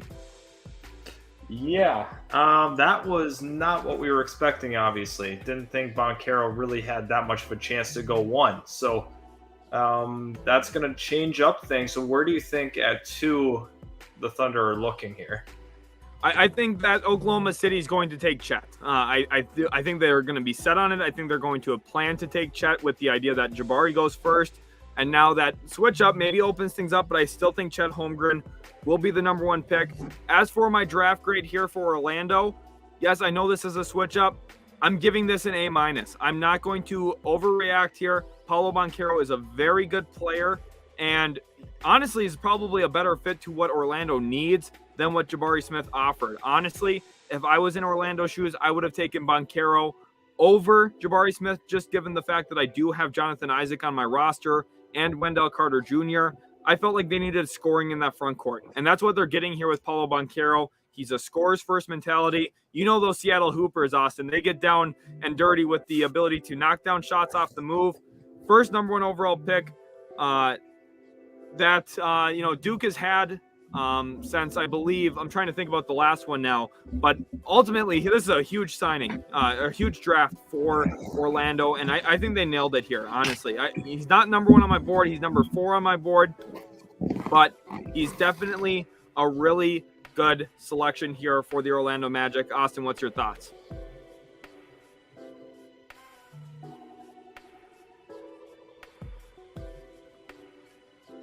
It looks like we maybe... Austin, are you there? I am here now. Yeah, your audio was cutting out for me. Maybe it's my connection. Very, very possible. What's your thoughts here on Paolo 1? That obviously a big switch up, but I mean the guy is a super talented player as an individual. I mean offensively, I think it's going to work with him in Orlando. Potentially a better fit, like you had said, than Jabari Smith might have been. So I'm kind of curious to know how Magic fans feel with all this anticipation that Jabari was definitely, people thought he was definitely going 1, and there was a set expectation set by Woj that he would be going 1 prior to the draft here. So obviously there's a lot of changes. My thought is, is this a last-second decision by Orlando to switch up that pick? Because when Woj is fed that information, a lot of times he's almost 100% correct on it. So I'm kind of curious to know what happened there. Yeah, I'm not sure if maybe they just last-second switched it up, or if, maybe this was the plan. It could have been possible that they were smoke screening the entire time to kind of throw maybe Oklahoma City and Houston off their game, especially near the top here. You'd ask, what's the benefit and upside there? Well, a team probably is conducting interviews and saying, okay, well, if we think they're going to take Jabari Smith, maybe let's spend a little bit more time with Paolo Banchero and a little bit more time with some of the other prospects. And all of a sudden, maybe Jabari Smith falls outside of the top 2 here now, maybe even to as far as 3, maybe 4. Is Sacramento in play here for Jabari Smith potentially? This shakes up everything. It really does. Jabari likely going to go in the top 3 still, I would guess. But if I had to guess here, Chet Holmgren will probably be the 2nd overall selection. Austin, let me know when the commissioner is on his way out. Yeah, so I don't know if we should, I don't know how you feel about this, but maybe you should be the one that gets that audio. I can turn mine up too, but mine's a little further away. But I could definitely do it since mine's ahead, and then we can kind of test and see, how that goes. If you let's plan on doing that if we possibly can, just because yours is a little bit further ahead because of some of the stream delay here that I have to deal with, unfortunately. But hopefully you guys are enjoying so far. Let's get a little bit of hype in the chat. If you're excited with the NBA draft finally underway, Paolo Banchero goes first overall to Orlando. It has been since Zion Williamson. There's actually only 4 in the common draft era for Duke players drafted number 1 overall: Elton Brand, Kyrie Irving, and then in addition, Zion Williamson, and now Paolo Banchero. You would think that number would be way higher. Surprisingly, only 4 players since 1966. Absolutely crazy. Here comes the commissioner. Here we go. With the second pick in the 2022 NBA Draft, the Oklahoma City Thunder select Chet Holmgren from Gonzaga University. There it is, Chet Holmgren. There we go. Chet Holmgren goes off the board, second overall. At least one pick in my mock is right, because I had Paolo going third to Houston, which means I won't have that one right either. Austin, Chet Holmgren goes to the Oklahoma City Thunder, played his high school basketball in Minnesota, of course, made an impact for Gonzaga this past year on a team that was really good. And he's an intriguing player. Talk about some of his strengths. Yeah, definitely a guy that has some potential to be a really good rim protector at that next level. Obviously, you've seen it throughout the high school level, the collegiate level, the 1 year he played at Gonzaga. The guy can be a rim protector. Now, the question is play strength. I think that is a little bit overblown. Yes, he's very, very skinny at this point in time. But once he gets in an NBA level training facility with the focus solely being on basketball and basketball only, I have a feeling that he could blossom into a really good player. He has better handles than any center we've seen in quite some time. He's a guy that is also, he's not going to be a terrific scorer, but he's an opportunistic scorer. So that's kind of what he brings to the table. Don't expect him to be a megastar year one. Let's not set that expectation for him. But at the end of the day, I think he's a phenomenal prospect. I don't think people gave him enough credit. With what he is, I think there's a lot of room to grow yet. I think so as well. When you get to my actual draft grade here, this is an A-level selection for Oklahoma City. Chet Holmgren was the number 2 player on my board, and players like him just don't walk around. When I went to the comparison, you can't really find one. You start blending guys like Gobert and Kristaps Porzingis and Nikola Jokic to a certain extent. You have to start blending all these players together. You begin to realize how special of a player Chet Holmgren is. He's able to work in the pick and roll both offensively and defensively. Could be a really nice help defender at the NBA level. And by the way, he made 39% of his threes this past year for Gonzaga. They don't make guys like this. He's a great passer, can push it in transition. He's a really good pickup for Oklahoma City. The Thunder, maybe they'll come back next year and try and get a chance at Victor Wembanyama. It would be incredible to see a front court of those two players. But ultimately, right now at this spot, Oklahoma City did a really good job not panicking with Jabari Smith on their board, going with Chet Holmgren, who I prefer over Jabari. And I would be surprised if Jabari doesn't go third overall here to Houston. Austin, what's your thoughts? I think he's got to go there to Houston. You would think with the idea that they were going to take Banchero. Now, I think the focus definitely shifts to Jabari Smith here at 3. Definitely a crazy turn of events as we see the guy many expected to go first. Now at least on the board here, 3rd overall for the Houston Rockets.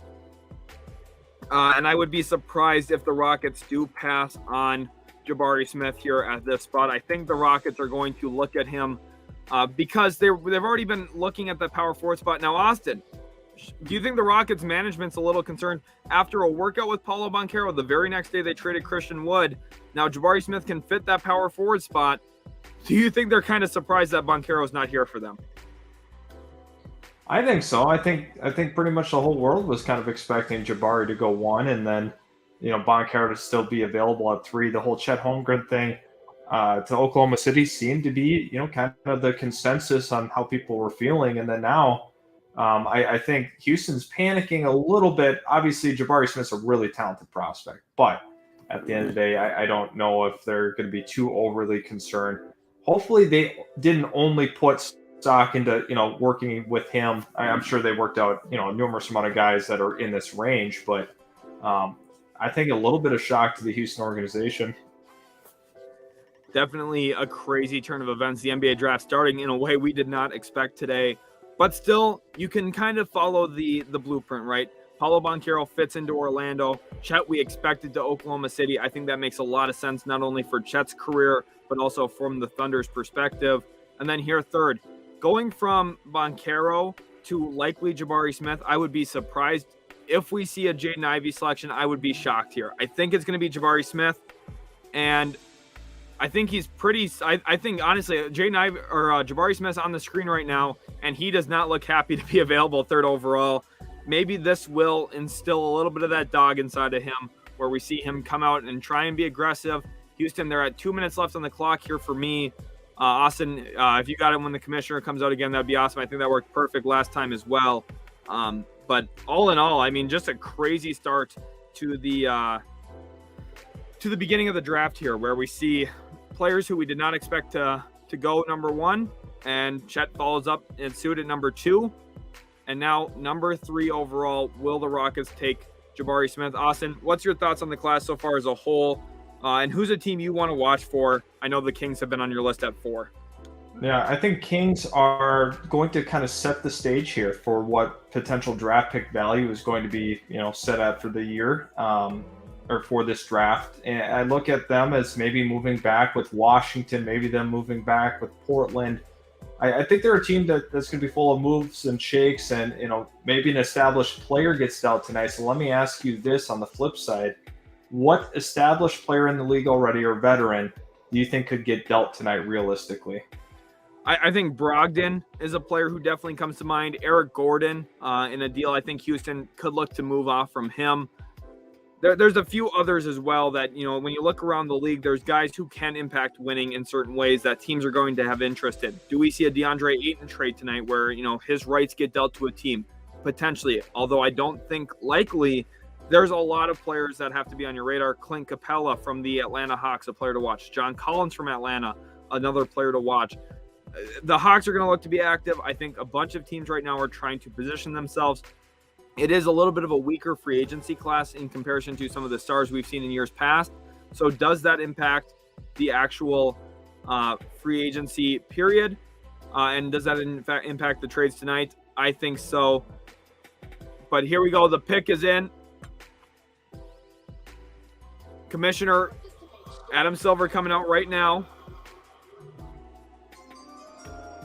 With the 3rd pick in the 2022 draft, the Houston Rockets select Jabari Smith Jr. from Auburn University. And Jabari Smith Jr. is the 3rd overall selection in the 2022 NBA draft. So the top 3 is as expected. It is the trio of forwards with Paolo Banchero and Jabari Smith flipping spots here as Jabari goes 3rd to Houston, and 1st overall to Orlando is Paolo Banchero.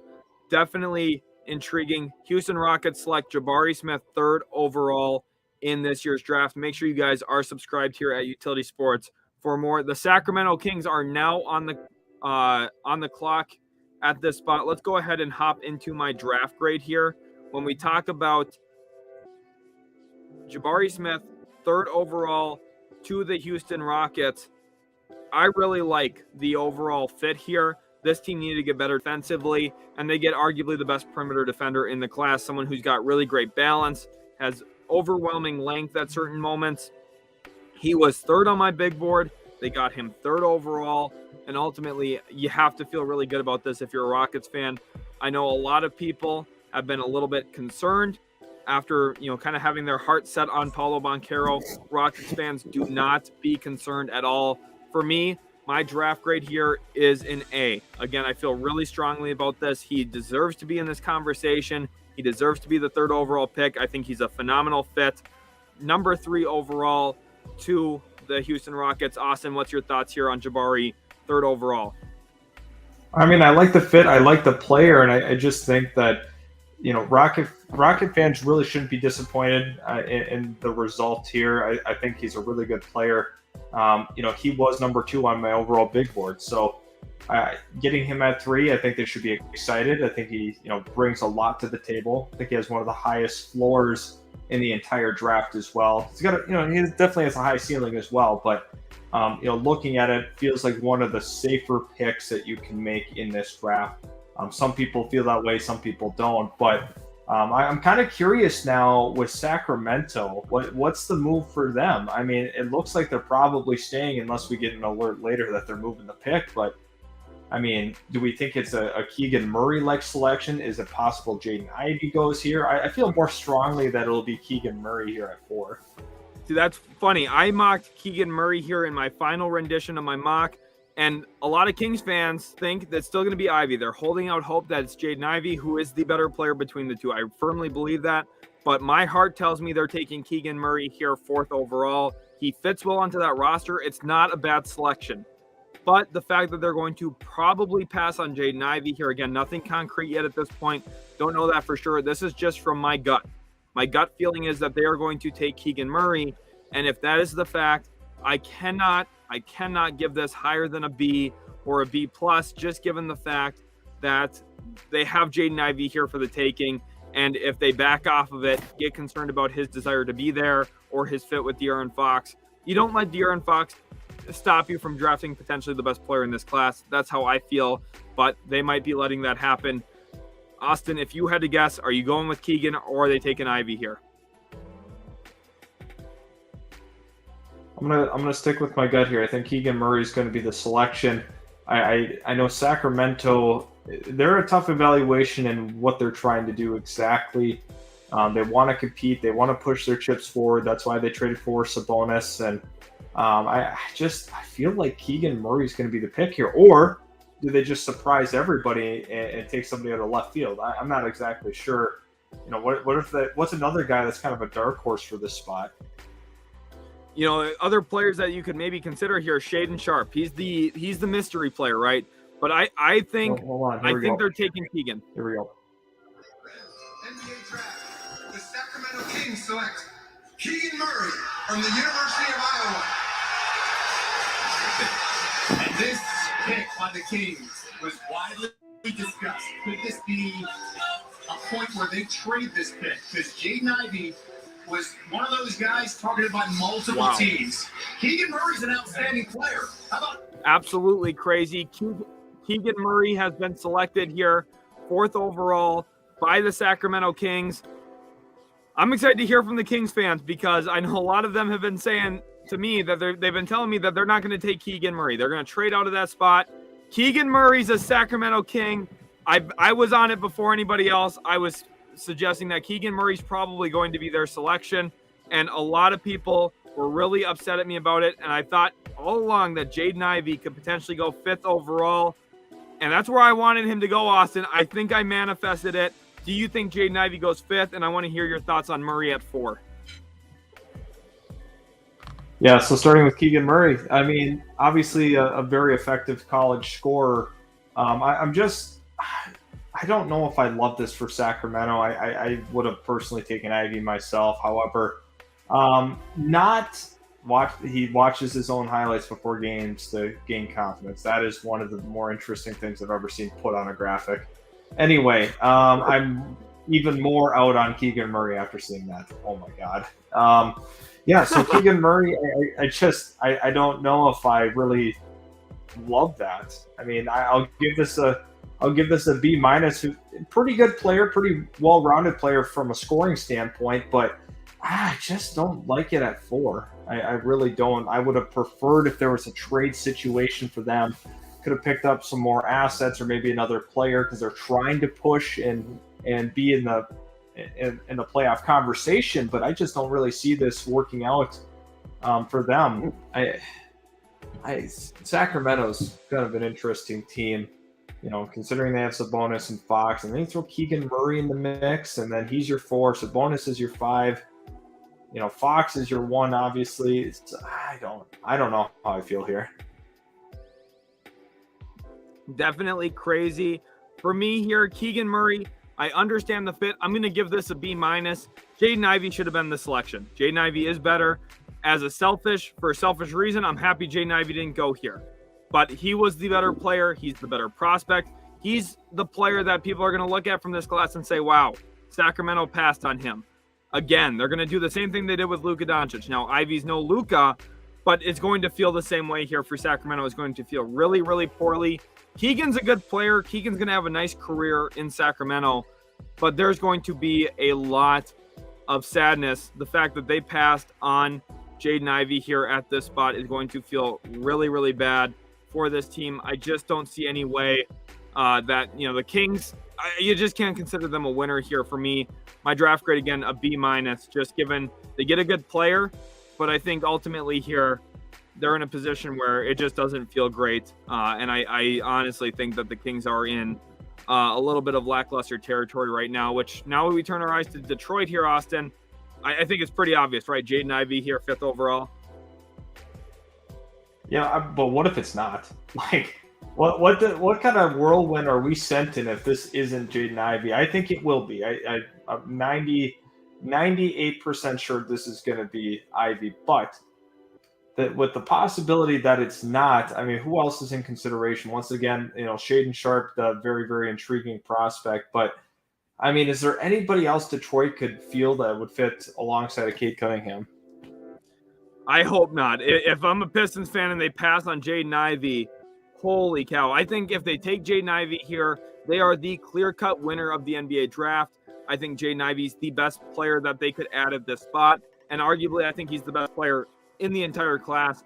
He's got everything you're looking for from a guard in today's league. He's fast, dynamic, can get to the rim when he wants. If you're looking for a dream guard to pair with Cade Cunningham, I think Jaden Ivey's the guy you turn your eyes to. He's able to bring a little bit of that fire and ice to Detroit. I've been talking about it for a long time on the channel here, that I think Detroit is the best landing spot for Jaden Ivey. And now it feels like we're a minute away from it becoming a reality here on draft night. If you're a Pistons fan, let's get a little bit of Pistons hype in the chat here, centered around Jaden Ivey potentially landing with the Detroit Pistons. I think it's a really good potential outcome, assuming they actually do pull the trigger on Jaden Ivey at this spot. I'm really excited for Pistons basketball moving forward. Cade Cunningham was a obvious phenomenal selection, 1st overall last year, and I hope Troy Weaver does what he's supposed to, takes Jaden Ivey 5th overall here. The draft, a little crazy at the top there with Paulo Banchero, but otherwise it's been playing out as expected here up to this point. Jaden Ivey, the cameras are on him. Austin, let me know when you see the commissioner. I'm so excited for this pick. Yeah, I definitely think this is going to be Jaden Ivey. I'd be very, very shocked if they passed on him.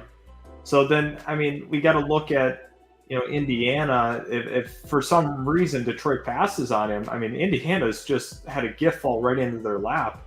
I mean, that team with a Jaden Ivey, that makes them much more competitive, and that's kind of an interesting roster to watch moving forward, considering that they have Halliburton and Turner and then Ivey. I mean, that's a pretty formidable group in the Eastern Conference, if you ask me. I do think it's going to be Jaden Ivey here, and I'm going to go ahead and unmute my TV. With the 5th pick in the 2022 NBA Draft, the Detroit Pistons select Jaden Ivey from Purdue University.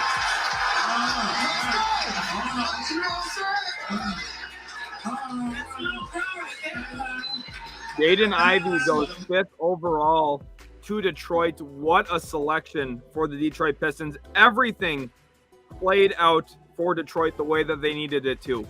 Keegan Murray does go in the top 4. You have the 3 forwards go 1 through 3. And now at this spot, Detroit, get your thank yous to Sacramento ready in the chat, because you have to thank the Kings for gifting Jaden Ivey to the Detroit Pistons. Austin, what's your instant takeaway? A+ grade for me. I mean, the guy is just super talented, and I think should be a star at the next level. We both had Ivy at number 1 on our big board. So really, really exciting for me to watch Jaden Ivey here go to the Detroit Pistons. And you put him and Cade Cunningham together. Man, that is going to be dynamic. They're going to be fun. And they're going to be explosive, definitely. So a lot of credit to, Detroit here and not screwing it up. I mean, that was the obvious pick in my mind. I don't think that they should have even considered anybody else here. I completely agree with that. When we look at my player profile here on Jaden Ivey, the guy who I have number 1 in the entire class, the player who I think is the best player in this year's draft, they got him 5th overall. That's an instant win. For my draft grade, this is an A+++. He fits. He's awesome. He's the best player. Let's read my player profile. Most explosive guard in the class, exactly what they needed to put next to Cade Cunningham. He's got the best slow to fast burst. You look at what Cade Cunningham offers in terms of his actual, pace of play. He's a player who can't get sped up. But you don't want to speed Jaden Ivey up. That kid will come down the lane at you like a locomotive.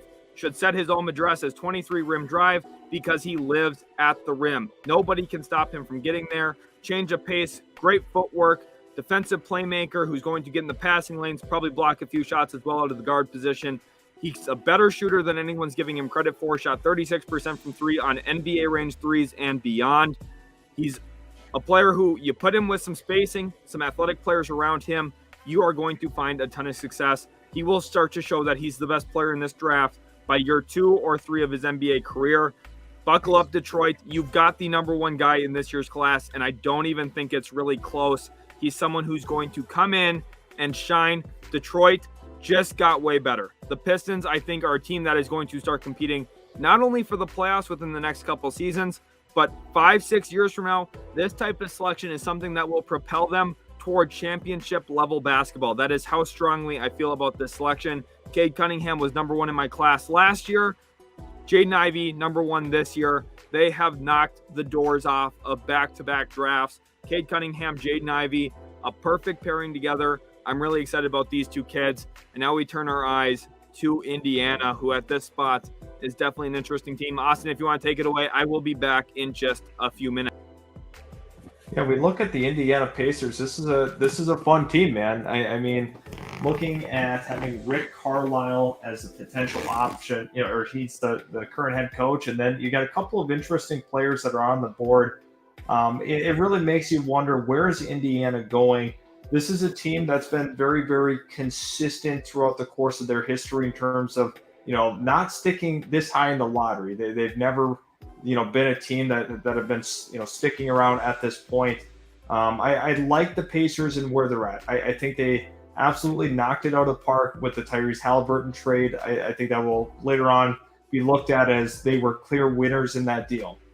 Now, I know a lot of people like Sabonis. They think he's a very, very good player, which he is. But I think Tyrese Halliburton is going to continue to get better and better. And this team is definitely heading in the right direction. Now, I'm kind of interested to kind of see, what direction they're going to go. I'm wondering if Shaedon Sharpe's at all in consideration here, because he's one of the more intriguing prospects. When you look at Shaedon Sharpe and what his potential upside could be, I mean, when he was competing, at Kentucky in these practices, a lot of the scouts were talking about how good he was against that, top tier talent. So I'm kind of curious, where does Indiana go from here? And we have the pick.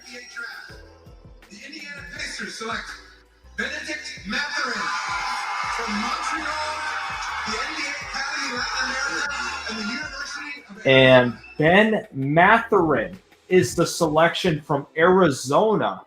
This is a good pick. I love Ben Mathurin. I think he's a terrific prospect. A guy that is super, super competitive. He fits exactly what Indiana basketball is looking for. 6'6", 205, 20-year-old out of Arizona. And this is a prospect that I've been super high on. I think, offensively, he has a lot to offer. I think defensively, that's also where some of his strength lies as well. Pretty good perimeter defender from the time watching him. His overall length as a prospect is something that's very noteworthy. A guy that can create shots. He had 17 points a game, 5 rebounds a game, and shot 37% from 3. He'll be able to shoot the 3 ball at the next level. I think his form would indicate that. And looking at it, I mean, he is a good scorer. So there's a lot to love about what Indiana just did. With the pick, I felt like he should have been a guy for sure that should have been taken, in the top 7 selections of the draft, and that remained true. So Benedict Mathurin, really, really good athlete, and he's quick, soar through the air. There's a lot to like about his athleticism, his ability to defend, his ability to score. A pretty good prospect, holistically speaking. Now, do I think he's going to shoot that 37% in the league? It's very possible, but I wouldn't hold my breath for him being an elite scorer, especially in the 3-point, from beyond the 3-point line. Now, the next team I want to talk about is Portland. Portland's an interesting team considering they just traded for Jeremy Grant. Now, granted, they didn't have to give up much for Grant. They had the opportunity here at number 7 to take one of Mike Schmidt's big guys that he was intrigued by. That was Shaedon Sharpe.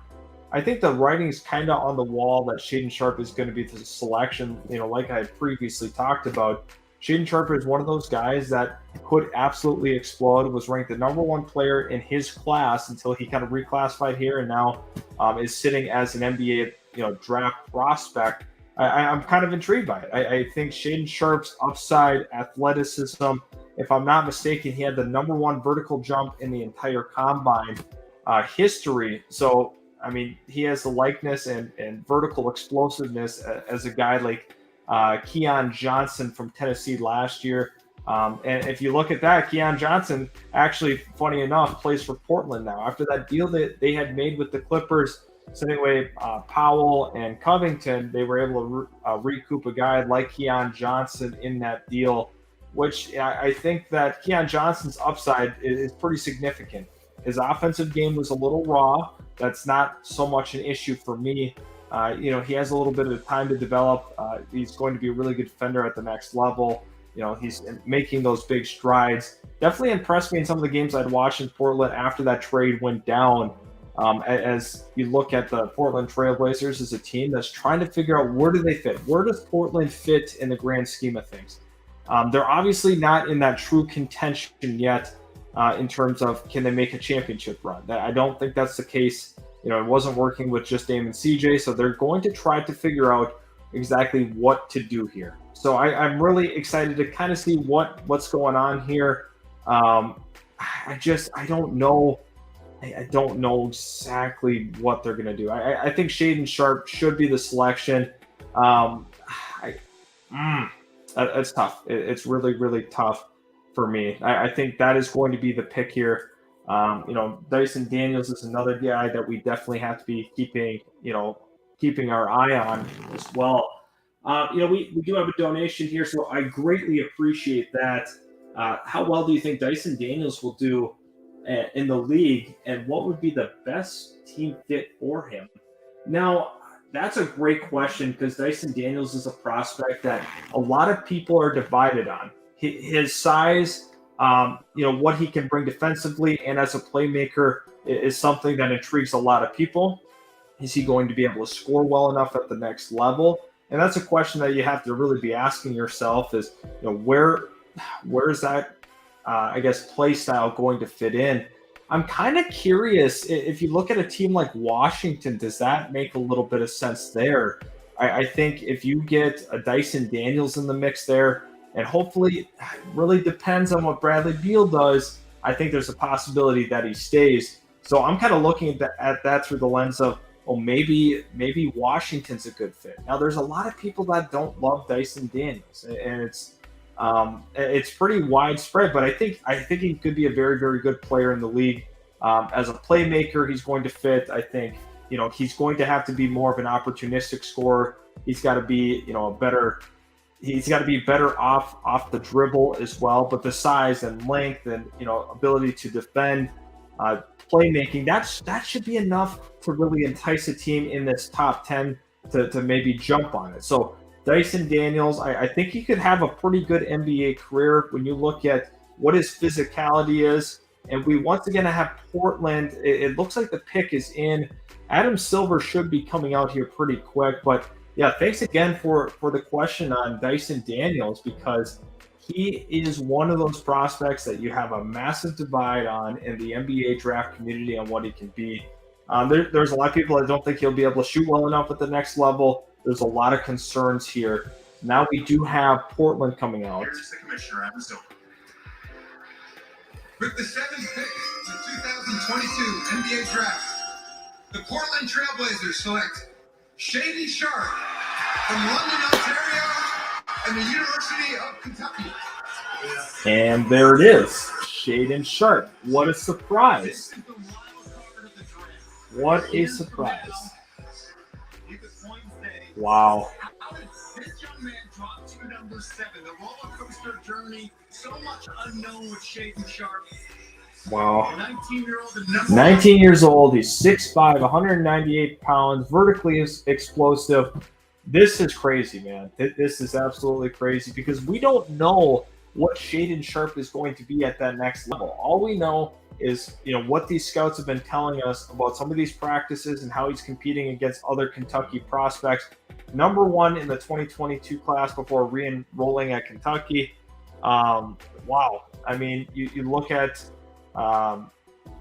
it's tough. It's tough. When you look at him, man, he's a guy at the next level that could really impress a lot of people with how athletic he is, his ability to get to the rim, his wingspan for his size. He's 6'5", but he's got nearly a 7-foot wingspan. I mean, at 6'5", I honestly have my questions about, not being able to see him makes it really tough. Like you've seen him at the high school level, but at the collegiate level, you would have liked to see him against, obviously some tougher competition. If he had that opportunity, I think he would have dominated.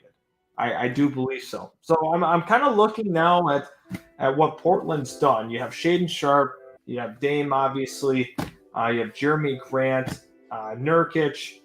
This is an interesting team, and I have to be honest, I don't know exactly where they kind of stack up. Is it going to take Shaedon Sharpe a year or two to really figure it out? Because technically, he's behind these other guys. He's one of the youngest players in the class, and I have my questions on how ready is he going to be. But apparently, in these practices and scrimmages that they were having at Kentucky, Shaedon Sharpe was giving them boys some buckets. So that's pretty cool. They got Shaedon's father on, Robert Sharpe, talking about his game, and this is crazy. This is absolutely crazy because now we have the Pelicans at pick number 8. And what does pick number 8 mean to New Orleans? This is a team that most certainly is going to need to make a big decision here. You look at it, they were able to beat the Clippers in the play-in and jump into the postseason. So a lot of credit to them. That's a team that not a lot of people give a chance without Zion. I mean, that's a really, really impressive. CJ McCollum was a terrific addition for this team. You look at when Zion comes back, CJ McCollum, Brandon Ingram, they have a pretty good collection and nucleus, if you will, for this squad. And I think that it's kind of intriguing to look at what New Orleans has built post Anthony Davis. There was a lot of question marks, obviously, and what they had, recouped in that deal. Now, looking at it, definitely some huge positives in that trade.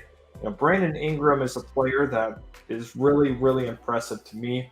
He's going to continue to get better as a playmaker, which is, he's already a really good scorer. We know that, guys. We know that he's a good scorer. But now New Orleans sitting here at number 8.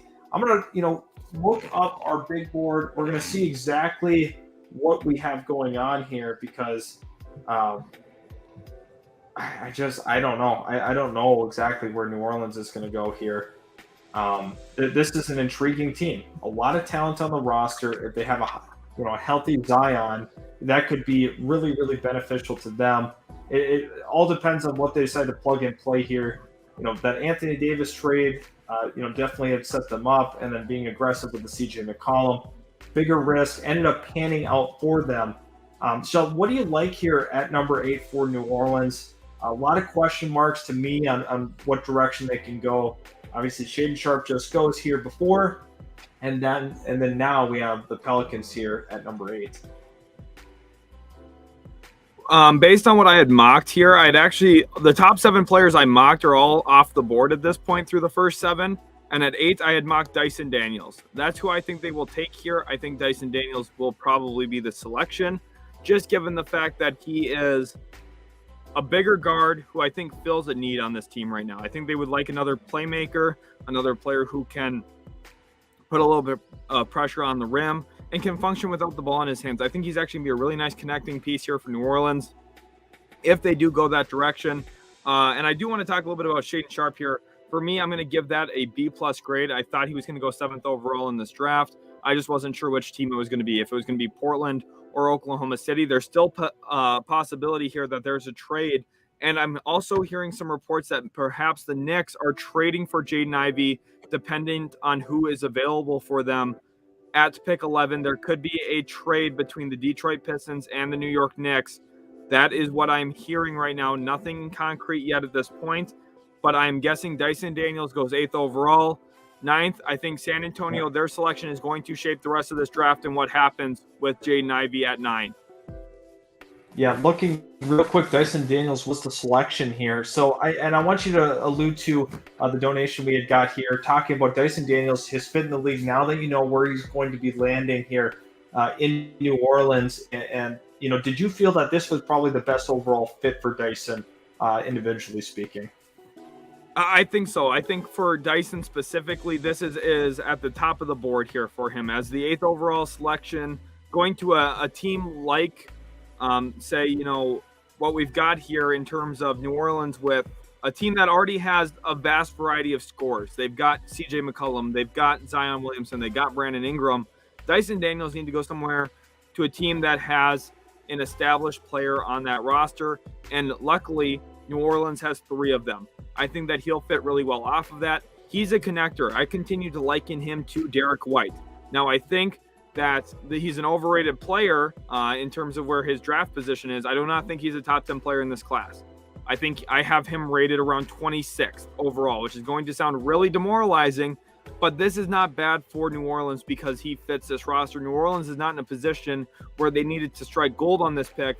They needed a player who's going to help them win, and I think Dyson Daniels does fit the bill for that here. Had a team like Indiana taken him or a team like Detroit, it would be a completely different reaction. New Orleans, completely different situation. I like this quite a bit.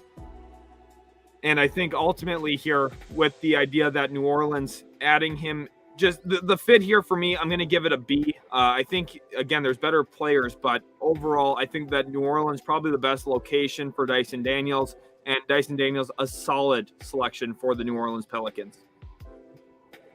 Yeah, like you said, I think he's one of those connector pieces that, if he goes to a team that's less established than they already are, I think that could be somewhat of a disastrous pick. But if he can be a complementary player to the already established nucleus that they have, I think that makes a lot of sense. Now, Dyson Daniels needed some structure in his life in order to succeed at the NBA level. I think New Orleans is a pretty good situation for him. And honestly, I don't think that they, really messed up this selection by any stretch of the imagination. Like you said, there's better players out there, and according to your board, but New Orleans felt differently. They obviously go with a guy like Dyson Daniels. So what's the kind of what's his ceiling? What are we looking at as a potential ceiling for Dyson? For Dyson, I think the ceiling kind of plays out as a more athletic Kyle Anderson, which I know doesn't sound super intriguing, doesn't sound super sexy, but it's good. Kyle Anderson's an impactful player, and I think Dyson Daniels, who is a similar size profile and I think has similar skill set to him. You see what I'm looking at here. Big, athletic, solid finisher around the rim, deals with contact decently, and occasionally hit some big shots for G League Ignite this past year. I think he plays off the basketball, which is why he fits so well here into New Orleans, because ultimately, if you asked him to be your lead point guard and handle the ball against pressure, I think he would have gotten swallowed up really quickly in the NBA. That is not what he is gifted at. But have him post up occasionally, have him work around other scorers, guys who can handle the basketball a bit themselves. We know Zion at point guard is a thing. We know that you can play Brandon Ingram with the ball in his hands and CJ McCollum as well. Dyson Daniels, I think, is a small forward, not a body, not a point guard. And honestly, this is a really great comment here. So Dyson is a sped up slow-mo. That is honestly how he is. Quicker, more explosive, more athletic, and that's not a bad thing. I don't think he's going to live up to the hype. He's never going to average, I don't think, anywhere near 18 points a game in the NBA. I think he'll probably have career averages around 12 and 6. And that's good. That's valuable, and I think New Orleans is better with this selection. I'm not super low on Dyson Daniels. I think he just has some inherent flaws to his game. And I do want to go back to Shaedon Sharpe, 7th overall. I'm really interested in what this kid ends up becoming. I think he's one of the most intriguing players in the entire draft. If we go up to where I had Shaedon Sharpe myself, I had him as the 7th ranked player in the class. So up to this point, the guys who I had in the top 8 of my mock have all gone. And at 8th overall, at this point, in fact, I've got the Pacers pick right. I have Shaedon Sharpe at 7 correct, Dyson Daniels at 8, Ivy at 5, and Keegan at 4. I am 6 out of 8 selections so far correct. So based on what I saw here with Shaedon Sharpe, he's a freak athlete with 3-level scoring potential. He's got strong legs. He jumps out of the gym. Those are the things to love. The question is the level of competition. Austin, I know you broke this down already, but I'm kind of curious myself. What's your thoughts on Shaedon Sharpe and then Dyson Daniels as well? Yeah, I mean, with the Dyson Daniels thing, like I said, I think he's an interesting connector piece, like you had already alluded to. Going back to Shaedon Sharpe, I think that's actually really awesome for them because if you're at that position where you have if you have Damian Lillard, an aging star, and you need to make it happen, and you might as well take a big swing on a guy, and Shaedon Sharpe can be that. Obviously, I talked about a little bit, what you were referring to with scouts at the practices of Kentucky and the scrimmages, and he was absolutely giving that squad some buckets. So maybe he's going to be ready to play right away and make an impact, or maybe it might take another year, but he could potentially ascend to stardom, a little earlier than some of these other guys. Like Keegan Murray is not a guy I project as having that star talent, but I think they're better off with a guy like Shaedon Sharpe and taking a massive chance here at 7. Definitely. And now with the Spurs here, Austin, let me know when the pick is coming in. Definitely interested in what goes on here for San Antonio and see what they do. The pick is in on my screen. I know you're a little bit ahead of me, so whenever they're coming in, feel free to tell me to shut up. Yeah, I'm kind of curious to see what the next generation Spurs do here. I mean, we had seen Primo go, and that was premature to see a guy like him go as high as he did last year. But, now do they go ahead and reach again, or are they going to kind of stay within their means of what the board's showing them? You'd think maybe I'm kind of curious, where do you think they're going? What prospect is the best fit here? There's a few. The player I had originally mocked for them, Jalen Duren, but over the last few days, we've been hearing more and more about Jeremy Sohan and the potential that he could go to San Antonio here at pick 9. Now, do they actually execute that? I don't know. That would be a surprise to me, but I've heard a lot of rumors about it. And when there's been buzz, usually there's something to listen to. And I think when there's smoke, there's fire. Perhaps Sohan here, 9th overall to San Antonio. For me, I think the right selection is Jalen Duren. The pick not in quite yet in terms of actually being announced by the commissioner, but we will watch and see exactly what happens here. Absolutely crazy. The start of the draft. The San Antonio Spurs select Jeremy Sohan from Milwaukee, England, and Baylor University. Wow. Okay. Jeremy Sohan does go 9th overall. Wow. Yeah, so you called that part of it. Jeremy Sohan going here to the San Antonio Spurs. Wow. That's something. What do you like about Sohan from a defensive perspective? Obviously, more of his strength, his ability to switch out into space. What else do you like about him on that side of the floor? He's very smart. He's an IQ-based defender who knows how to play across multiple positions, not just because of freak athleticism and switchability in terms of his athletic profile. He's got a good athletic profile as well. Don't think I'm underselling him there. But it really comes down to his smarts. He knows how to position himself. He's really good when it comes to fronting big, something you typically don't see a ton of from guys who are his size. He was great at it this past year for Baylor. Positionally, he's a really smart help defender. And I think ultimately Jeremy Sohan here going to San Antonio, I know some people are going to say, whoa, that's a reach. Not very much of one. He's a player who I had in my most recent mock going 12th overall. He's right in the ballpark here. Primo last year was way crazier than this Sohan selection. I know people have concerns about San Antonio, but for my actual draft grade here, I'm going to give this a B. I think they could have done better. I really like Jalen Duren here. Had they selected Duren, they would have gotten an A+. I think that they, missed the opportunity here on that, but I still think Sohan can be a good, impactful NBA player. The question is, how does his shooting translate? He's struggled quite a bit this past year at Baylor shooting the basketball. The defensive presence is going to be there. It's going to be notable. The defensive side of the ball is not a question. Offensively, though, how does he function? He's a good playmaker. How does he score the basketball? Austin, what's your thoughts here on Sohan as well? Yeah, I think I really do like this for the Spurs. From a fit standpoint, I think for what Greg Popovich is looking like. Yeah, and the question becomes what is his role offensively? What is he going to be able to contribute on that end to obviously make him worth being a part of the offense itself. So I do have some questions offensively on what he can bring to the table, but overall, I think it's a good pick. When you look at how much of an impact defender he is, whether it's on ball, whether it's help side, I think that's where a lot of the value lies for a guy like Sohan and the San Antonio Spurs, which, there's a number of different directions they could have gone. And maybe some people are surprised by this, but I'm not really surprised at all. I mean, this is very much a San Antonio Spurs-like selection. It is, honestly. It fits their mold. They like positionless playmakers. Think Boris Diaw, which Spurs fans, they're going to get mixed feelings about taking a Boris Diaw here in the top 10. I kind of like it. Someone who's a connector offensively. We say that a lot, but I think Sohan's even more capable than that. He can actually play with the ball in his hands and let him handle it a bit. I think he's going to be unique in the way that he works.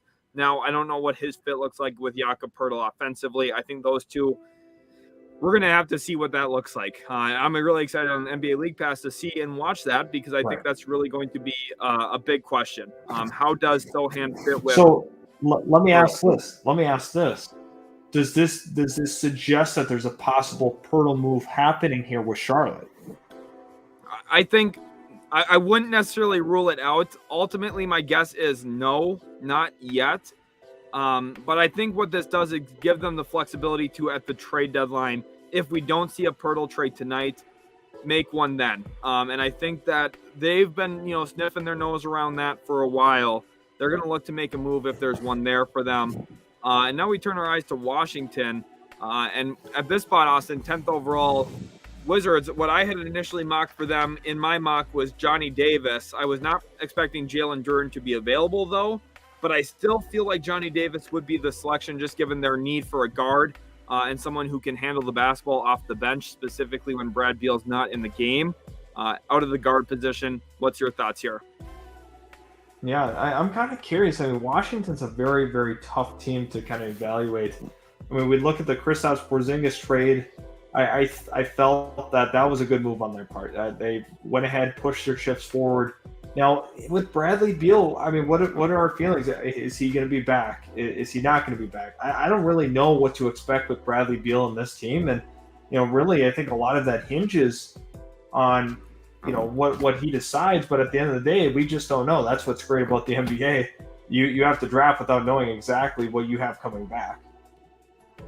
Right. And that's a huge question. With Beal, we don't know where he's going to end up. He is an unrestricted free agent. He is free to sign with any team he would like to.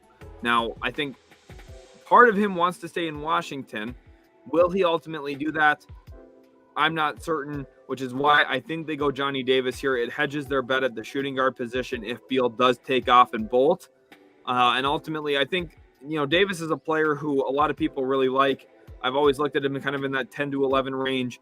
Finished with him here in my final mock, going 10th overall. I think Washington probably executes this selection now at this point. And it'll be a pretty good selection for them, just given the fact that they are, a very capable team in terms of the forward play already. I don't think that they're going to look to the front court with Jalen Duren. And I'm excited. Austin, what's your thoughts so far on the draft? What's been the biggest wow moment for you? I say I'd have to stick with number one. I was just so convinced that it was going to be Jabari Smith, but Banchero going one, that really shocked me. I think that was the biggest wow moment. None of the other picks really surprised me with how it's fallen so far. Keegan Murray, I expected it. That might have surprised some other people, like you've been talking about. But all the other ones, like Ben Mathurin, Jaden Sharp. Oh, here we go. With the 10th pick in the 2022 NBA Draft, the Washington Wizards select Johnny Davis from the University of Wisconsin. That's what I wanted them to get. And Wow. And did you have that mocked? I did, yep. So here's my Wow. mock from pre-draft if you want to hear it, Austin. Yeah, let's hear it. One, I had Jabari Smith to Orlando, obviously wrong. Two, I had Chet to the Thunder. 3, I had Paulo to the Houston Rockets. So if we flip 1 and 3, I would have been spot on. 4, Keegan Murray. 5 to the Pistons, Jaden Ivey. 6 to the Pacers, Benedict Mathurin. 7, I had the Shaedon Sharpe go there. I had projected a trade with the Thunder, but I did talk about in the live stream all day today that if the Thunder don't jump up, I could see the Blazers taking him there as well. The Pelicans I had at 8 taking Dyson Daniels. 9, I had Spurs taking Duran, and then the 10, I had the Wizards taking Johnny Davis. Wow. Holy moly. And this is why we call him the mock draft wizard. He basically almost has a whole perfect. If this were me in the NFL draft, oh my God, would we be talking about that all day? We would. Well, we're going to be talking about it anyway, because that's, our mock draft season, NFL, is going to be coming up. Austin's going to have all 32 picks right in a row. Make sure you guys are subscribed for that if you're interested in the NFL. He's the mock draft wizard, not myself. No, clearly. I mean, when you have this many picks correct. Now let's shift focus here. Let's talk a little bit more about Johnny Davis, and then we're going to talk about the Knicks. But Johnny Davis, what does this kid bring to the table? I feel like when you're looking at Washington, does he fit the mold? Is this the guy that they should have taken all along, or was this more a projectable thing that you had just made here?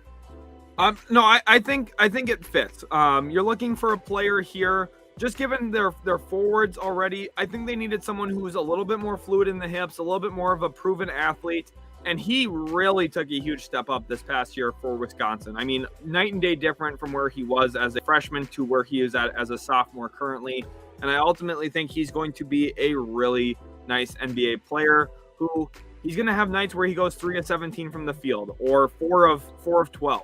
He's going to have some of those inefficient nights, but Washington's a team that needs that. I really do believe they need someone who's going to have nights where he goes 7 of 11 and, puts in 23 points in addition to whatever Beal and KP and Kuzma give you. And Washington's an interesting team because there's so many trade rumors around this squad. I think sitting here at 10, taking Johnny Davis, they made the right move, and I'm glad they stuck with it.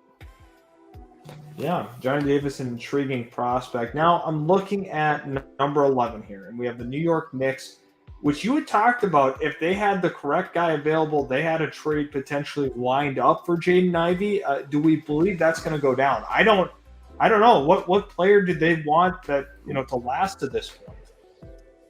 I think it would have came down to who Detroit would have wanted in a deal back for Jaden Ivey. And my understanding was that it was going to be Johnny Davis. If Johnny Davis was there for them, there would have been a trade to potentially execute. And I understand why Davis would have fit there in Detroit. And you would have probably looked at another big asset going back to Detroit in a deal like that. Now with Johnny Davis off the board at 10, I don't believe that will be the case. I think that Johnny Davis would have fit pretty well into Detroit. I would have really liked this trade for New York. But ultimately, I think now at this point, Jaden Ivey stays put with the Detroit Pistons, and the New York Knicks here are probably making this selection for themselves.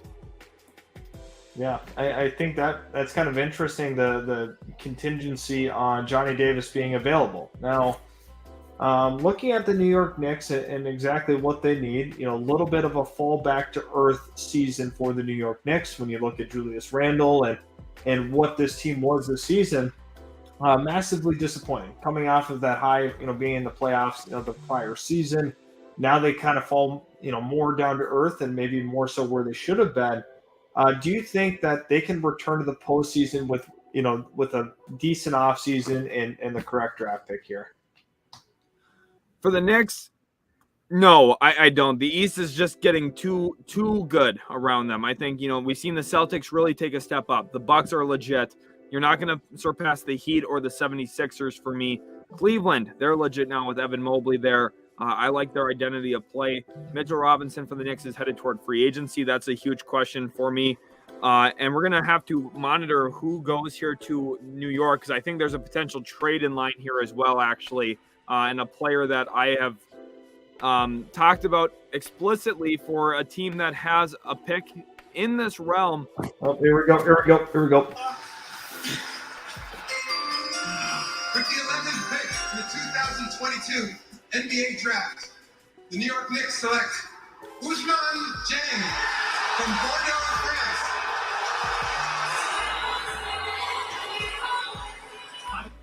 Ousmane Dieng. All right. Wow. So Ousmane Dieng selected 11th overall by the New York Knicks. Do not expect him to play a second of basketball for the Knicks.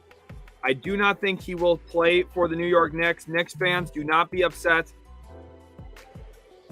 I think there is a trade here that Ousmane Dieng is going to get sent somewhere else. I think he is getting rerouted here.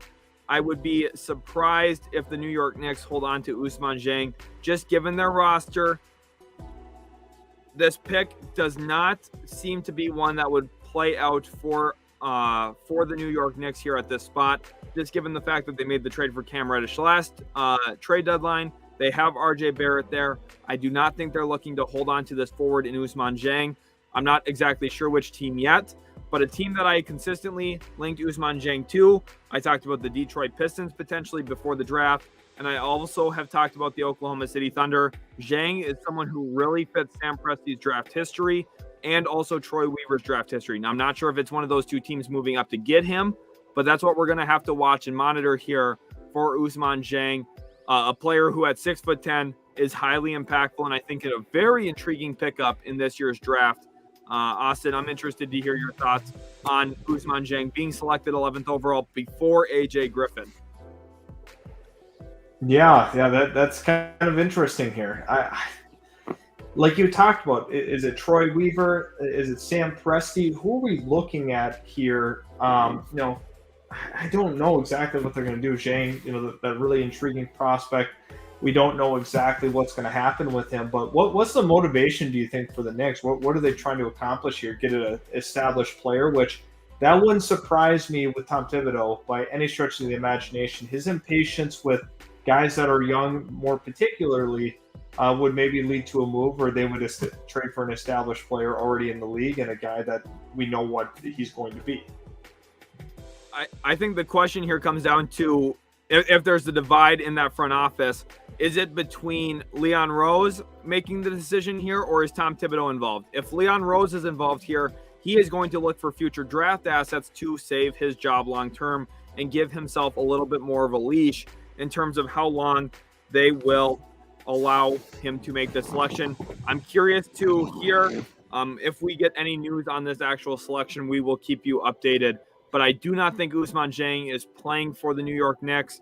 Let me see if I can do a little bit of work here investigating what's going on with this. And it's the Oklahoma City Thunder. He is going to Oklahoma City, Austin. Okay, so what is going back? So a flip-flop of the picks and then maybe a future second? I'm not sure. I can't figure out what the pick is. I don't know if Oklahoma City, the thing about them, they have enough picks where they could have kept number 12 here as well. We'll see what the move is. Yeah, I mean, Oklahoma City, you'd have to think at some point in time there needs to be some consolidation of draft choices because they just have way too many picks and not enough roster spots. So there's going to be a point in time where they're getting rid of some of these guys that they drafted relatively early in their careers because they just don't have the space unless they start to consolidate and trade for bigger assets.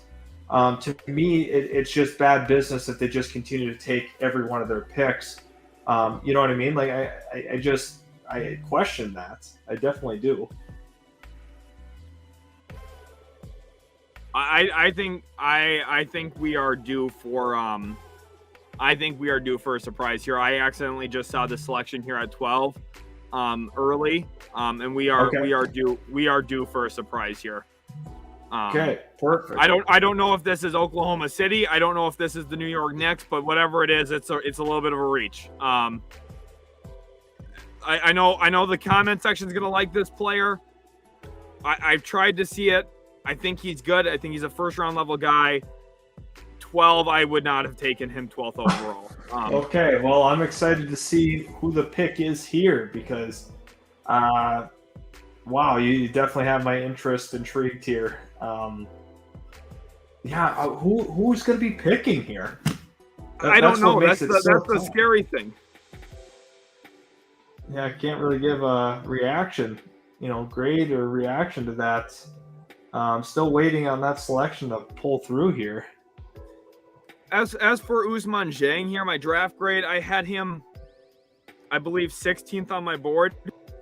Let me go double check just to be sure. I want to make sure I give you guys the right number. I actually had him 14th on my board.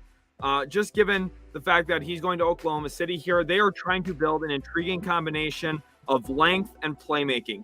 Every single player on this team can handle the ball. Every single one can pass.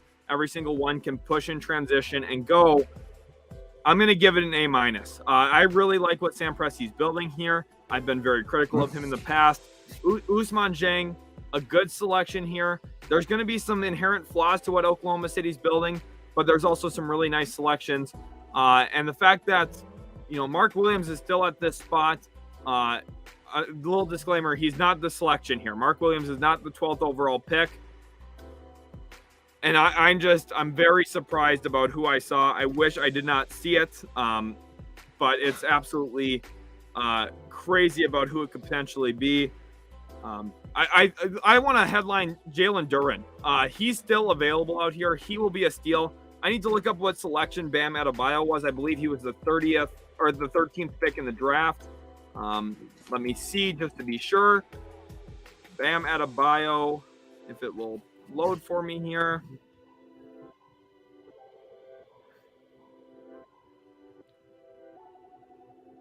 Yeah, so, Oklahoma City or whoever's selecting here, man. So probably won't be. Well, I don't know if they did the flip-flop. I'm not really sure what they did here. I'm not sure either. I think we're still trying to tough. get information on it. Oh, here we go. Sure, Leo. With the 12th pick in the 2022 NBA Draft, the Oklahoma City Thunder select Jalen Williams from Santa Clara University. Jalen Williams goes. Sheldon, talk about Jalen Williams.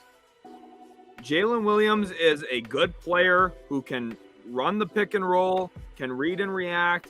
And this is what I'm talking about here with Oklahoma City. To me, this is an Oklahoma City pick. The way I'm thinking about it, I think OKC has the rights here to this selection. My guess is the trade with New York is going to be a collection of future first-round picks going out the door to the New York Knicks. And in return, the Thunder will have 3 of the top 12 picks in this class. Jalen Williams, I think this is a little rich. I think, honestly, pick 12 is a little high for him. I understand a lot of people like him. He's going to be a solid player in the NBA.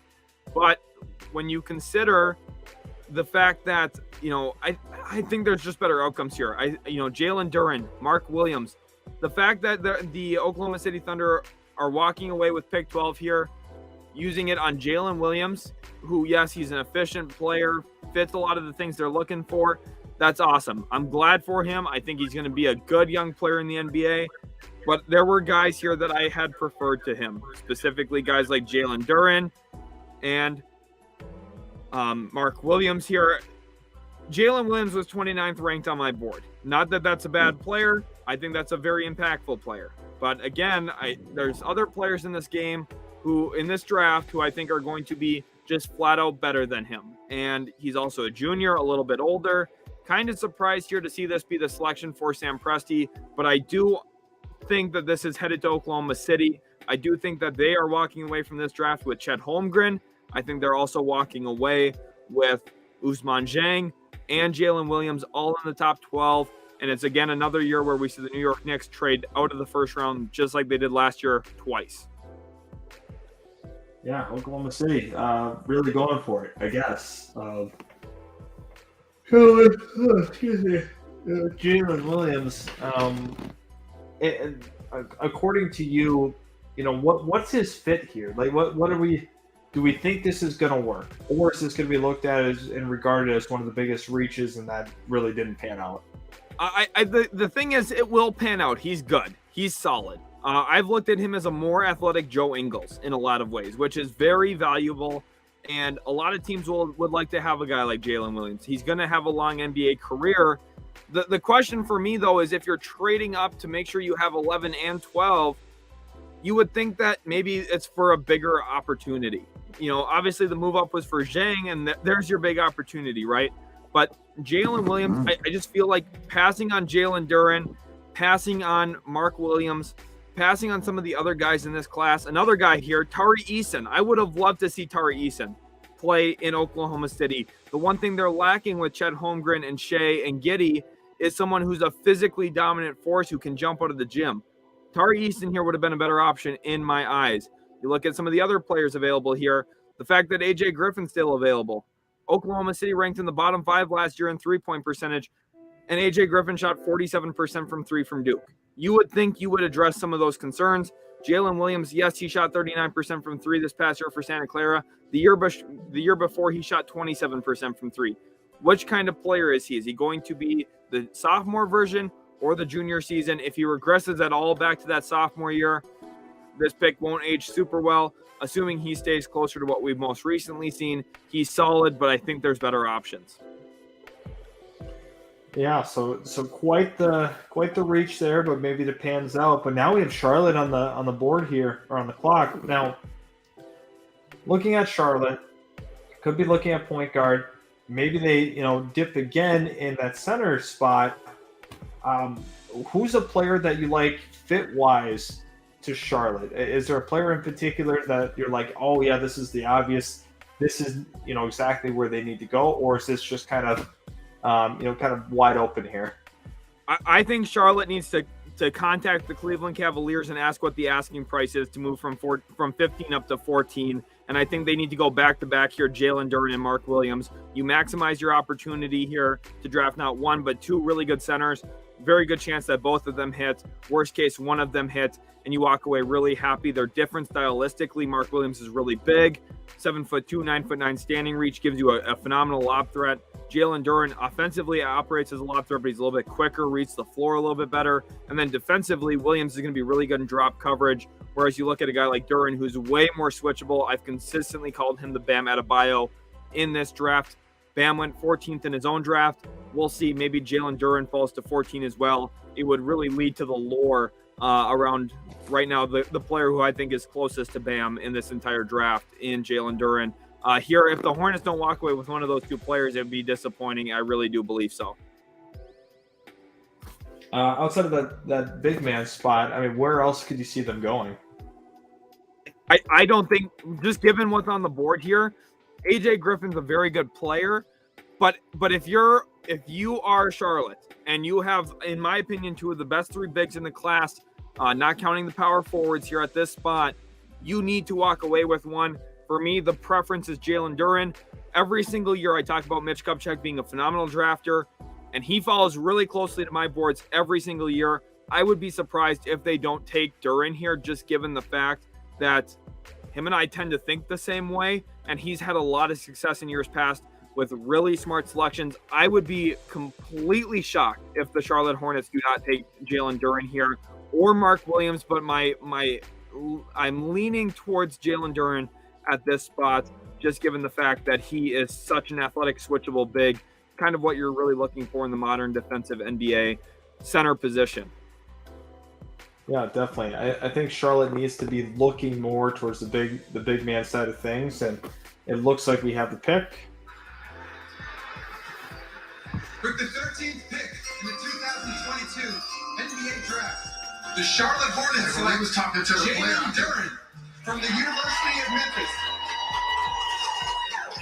Well, they went big here, and they get Duren. That's a big-time selection for the Charlotte Hornets. Jalen Duren goes here, and I think this is an A+ level selection. Getting him this late in the draft is insane to me. How did he last this long? 18-year-old kid, 6'10", athletic freak, switchable, like you had already mentioned. Wow, Jalen Duren, great selection by Charlotte. And here's the thing, he will not be playing basketball in Charlotte.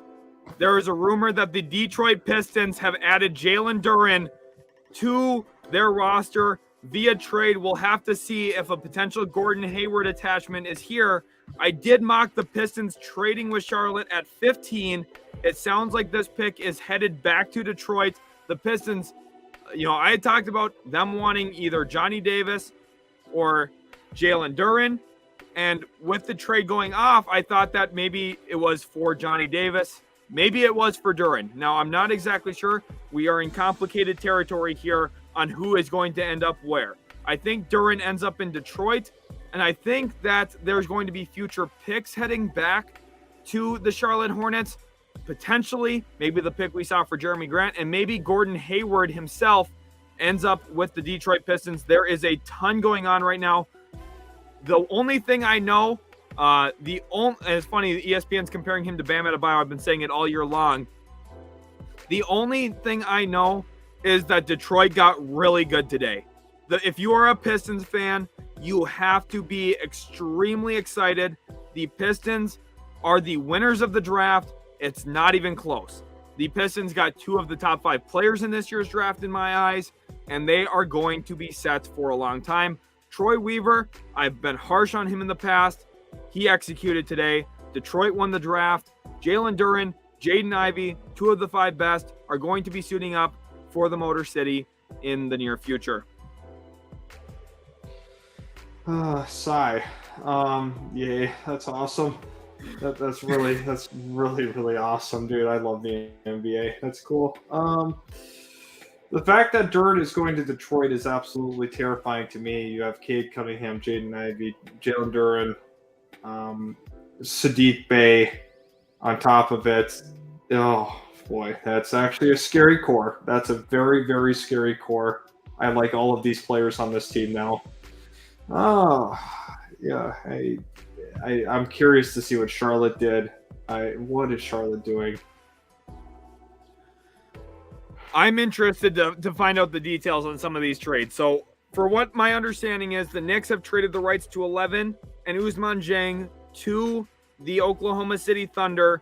The Detroit Pistons have acquired Jalen Duren from the Charlotte Hornets with pick 13. And this is crazy. The draft has exploded in terms of who's going where and what team is making which selection. So, potentially a 3-team trade between Detroit and New York.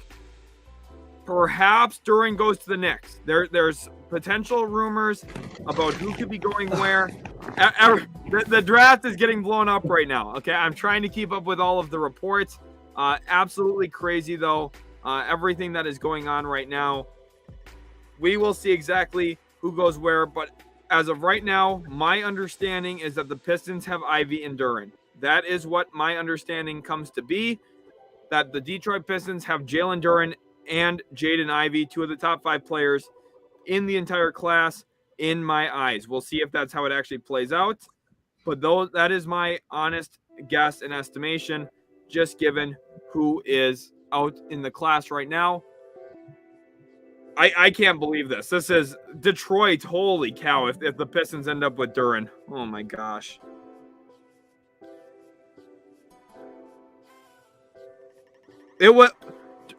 Duren has been traded twice. Duren got traded to the New York Knicks, who then Knicks did not get Duren. Duren is not heading to the New York Knicks. The Knicks got Duren and traded him with Kemba Walker's contract to the Detroit Pistons. The Pistons right now are taking in contracts to get off of some players and to bring in some draft assets. They have brought in Jalen Duren and they have Jaden Ivey. Detroit is getting Jalen Duren. Absolutely crazy. Austin, we've got the news here now on the move. What's going on here? Jalen Duren got traded to the New York Knicks, and the Knicks are rerouting him instantly to the Detroit Pistons. Absolutely crazy. The Pistons are getting Jalen Duren, and the Knicks, more crucially for immediate free agency matters, are shedding Kemba Walker's salary, according to Mark Stein, to Detroit to help fund their free agent pursuit of Jalen Brunson. So the Knicks are going all in on Brunson, and it's absolutely crazy. So the Knicks are not getting Duren. The Knicks are trading Duren's draft rights to the Detroit Pistons. Detroit, what a draft. Charlotte is trying to free up money by themselves as well. We'll see what they end up getting. I'm definitely sure there's going to be some guys out here, though, that make some sense. The Hornets are sending that 2025 first via Milwaukee in the Duren trade. Detroit got the pick from Portland in the Jeremy Grant deal yesterday. Definitely a really good move. Charlotte, we do not know who they are getting quite yet. We will keep you updated on that, though. But all in all, a great day for the Detroit Pistons. I really, really like this for Detroit. They are one of the biggest winners of the NBA draft, if not the biggest winner at this point. Absolutely massive that this team was able to go out and make a move like they did. They got way better today, not only with Jaden Ivey, but with Jalen Duren as well. Absolutely huge. Detroit basketball definitely on the upswing again. Huge, huge, huge additions for that team. And honestly, like, think about my winners and losers. We know Detroit is going to be featured in the winners category. Absolutely crazy what we have seen play out here. Absolutely nuts. Holy cow.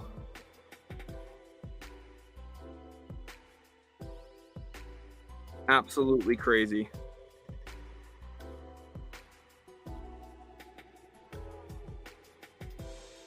Wow.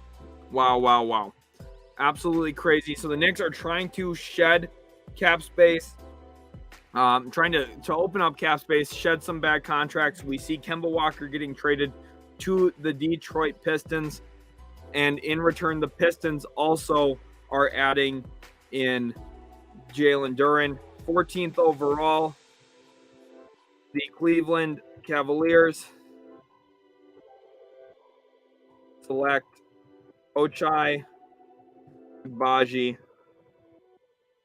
Absolutely crazy. Knicks will look stupid if they don't get Jalen Brunson. I think they will get Jalen Brunson.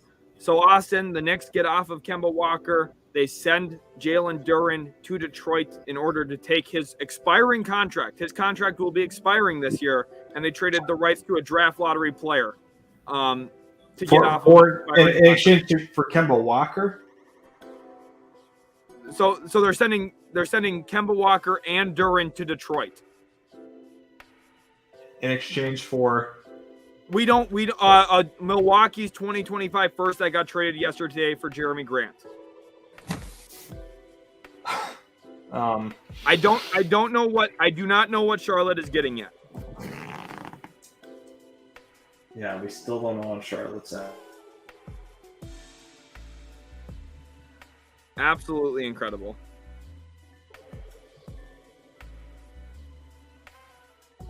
Absolutely incredible. New people are they're not opening cap space for Kyrie Irving. They're opening cap space for Jalen Brunson. They want Brunson there. The Knicks have been talking to Rick Brunson. They brought him in. Rick Brunson is a part of the Knicks coaching staff. They want Jalen Brunson to be a New York Knick, and he ultimately will end up becoming one. But at the end of the day, Jalen Brunson likely to the New York Knicks now. It seems like at this point they're planning to go get him. Jalen Duren to the Pistons. I am blown away. I am blown away. I just can't believe it. Hornets here at 15 are going to get Mark Williams, it seems like. Oh, absolutely crazy.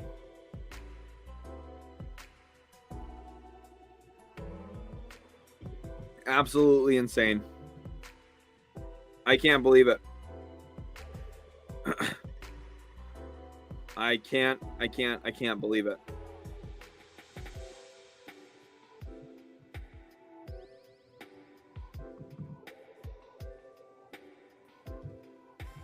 Absolutely incredible. Holy cow.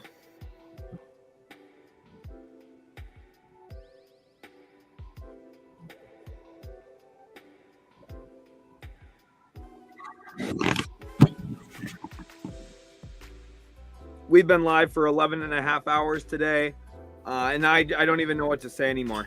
It's unbelievable Jesus. What we've seen at this point.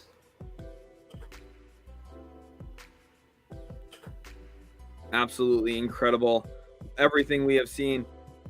Branham and Griffin slipping. Yes, they are. I'm surprised to see Griffin still on the board, presumably at pick 16. I would have to guess 15th overall.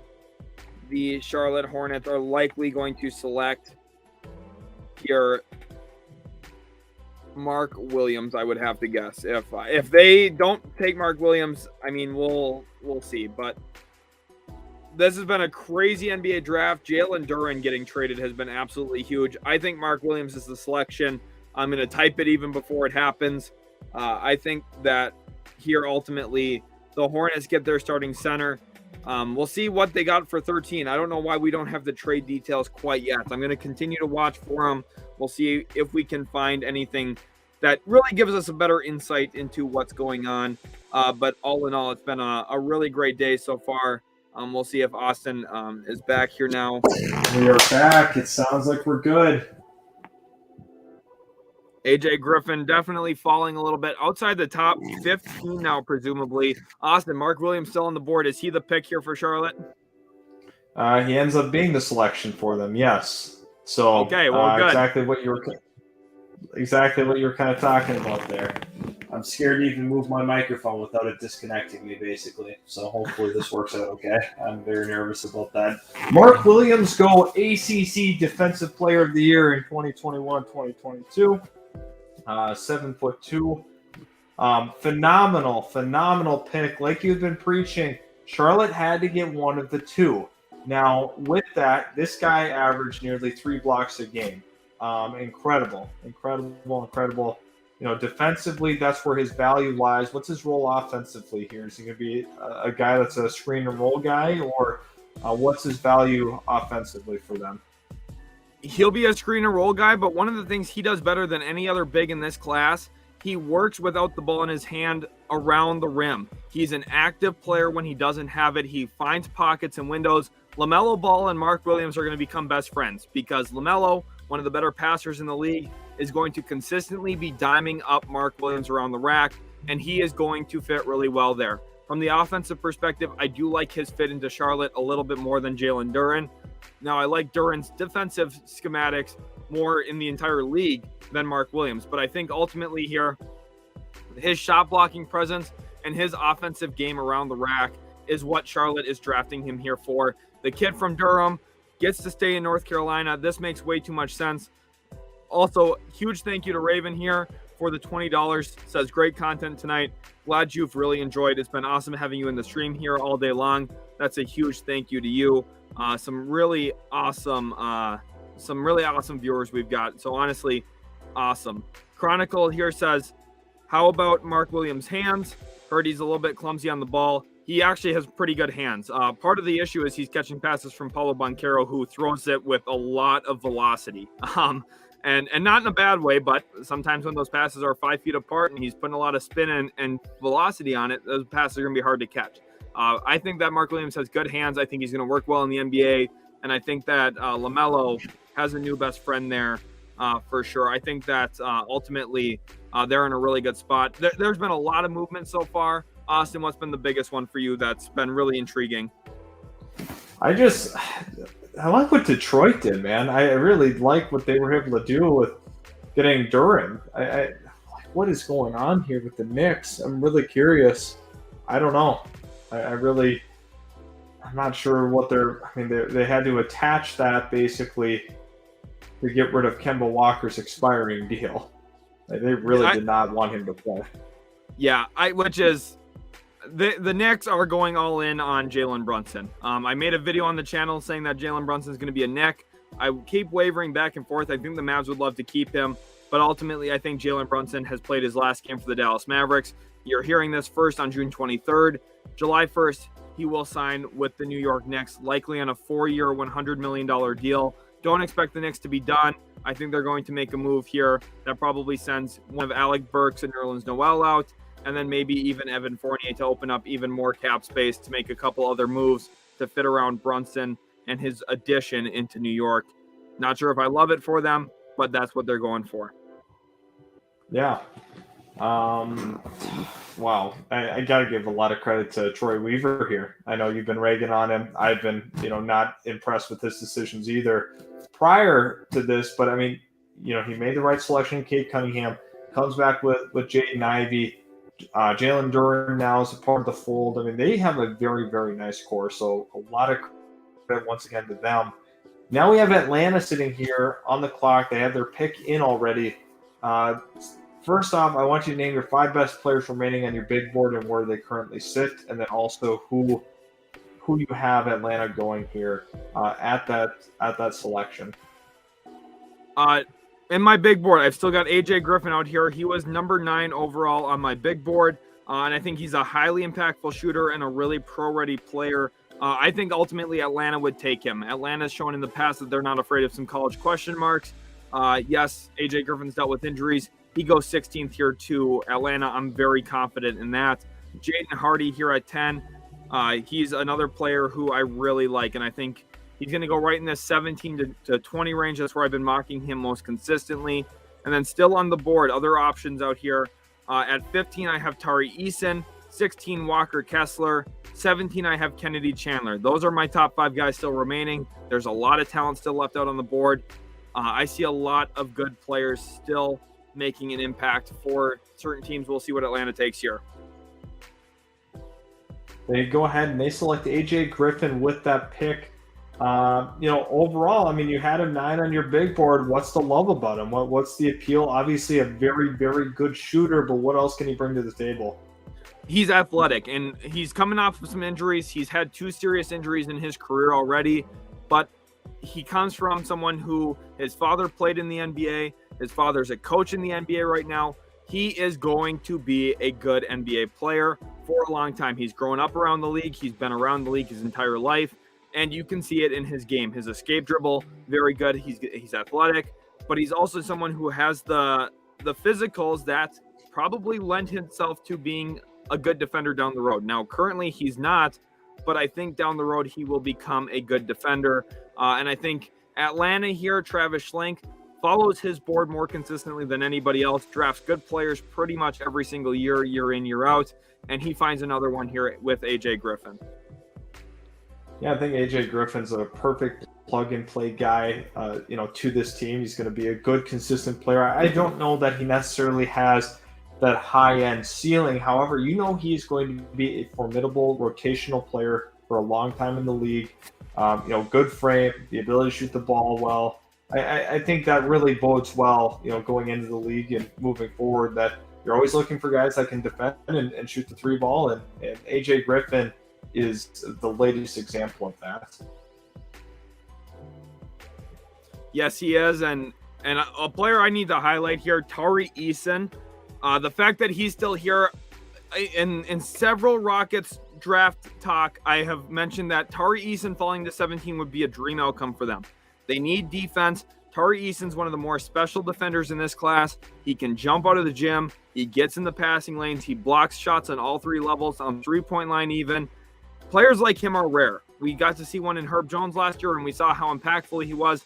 Tari Eason could become Herb Jones on steroids and maybe even on crack. That's how good of a player he is. We're Tari Eason, if he's not the pick here, something went wrong in Houston. I would not be able to believe it. I know that there's other players who are a little bit higher on my board. Jaden Hardy's not a fit here in Houston compared to Tari Eason. Tari Eason better be the selection.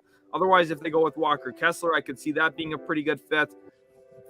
They need to go defense, and they got Jabari Smith at 3. I like that for them, but ultimately it has to be Tari. If it's not Tari, I think it's a disappointment. If Houston gets Tari, Houston basketball is going to be back faster than we thought, okay? Jabari Smith, Tari Eason, those are missing elements that Houston did not have. You can't give up 119 points a game and win. Next year, they won't do that if they have Jabari and Tari Eason on the floor. They're going to be improved massively. We'll see if Usman Garuba plays any impact next year. Houston's going to be young, but they're going to start being way more competitive, especially if they do select Tari Eason here, 17th overall. I'm really stoked to hear about what they do with this pick. Yeah, this is cool. I think Houston has a really good opportunity here at 17, like you said, to find an impactful, switchable defender like Tari Eason, athletic, a guy that can make a huge impact on the defensive end of the floor, and it's a guy that, if he's able to progress a little bit offensively, I mean, he's going to find and carve out a very, very long career as well. Like you talked about, in Walker Kessler, interesting fit here as well, but I'm not exactly sure. I think Houston's a little bit of a wild card here. I think they are, too.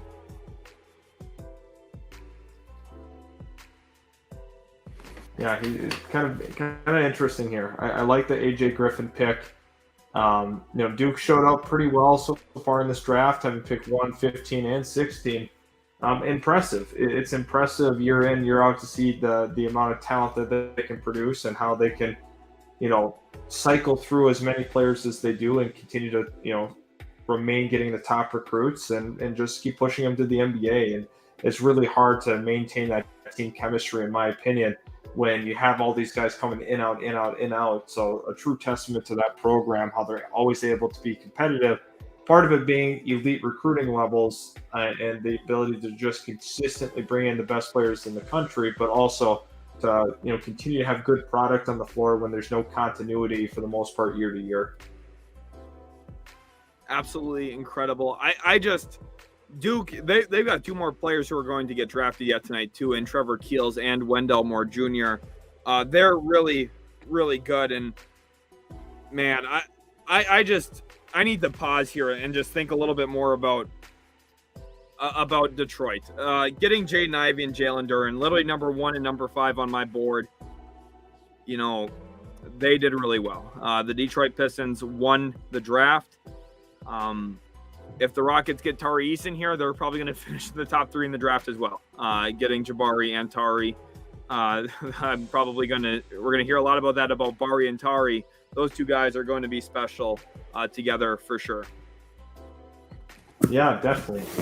Once again, the Houston Rockets pick is in.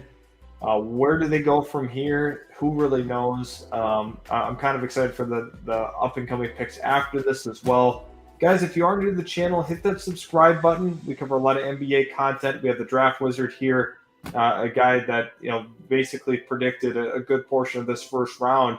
Even though there's a lot of movement, did a very, very good job, especially in that top 10 area, nailing almost every single pick. So does a lot of work, to put into this day. So very, very cool to see it panning out for predictions and pick them here. Oh man, absolutely. This draft has been nuts. Holy cow, the NBA is insane. That's what's so fun about, ending the season, and then all of a sudden you have this to kind of piggyback after the finals. It's a way that the NFL should maybe handle it. Here's the selection. The pick is in. Because they don't like trade. 2022 NBA Draft. The Houston Rockets select Tari Eason from Louisiana State University. They took him. What the story for Tari Eason? And you're going to hear so many of these stories. Wow. A year ago, Tari Eason wasn't projected to be a first rounder. Wow, Tari Eason from LSU, the Will Wade product.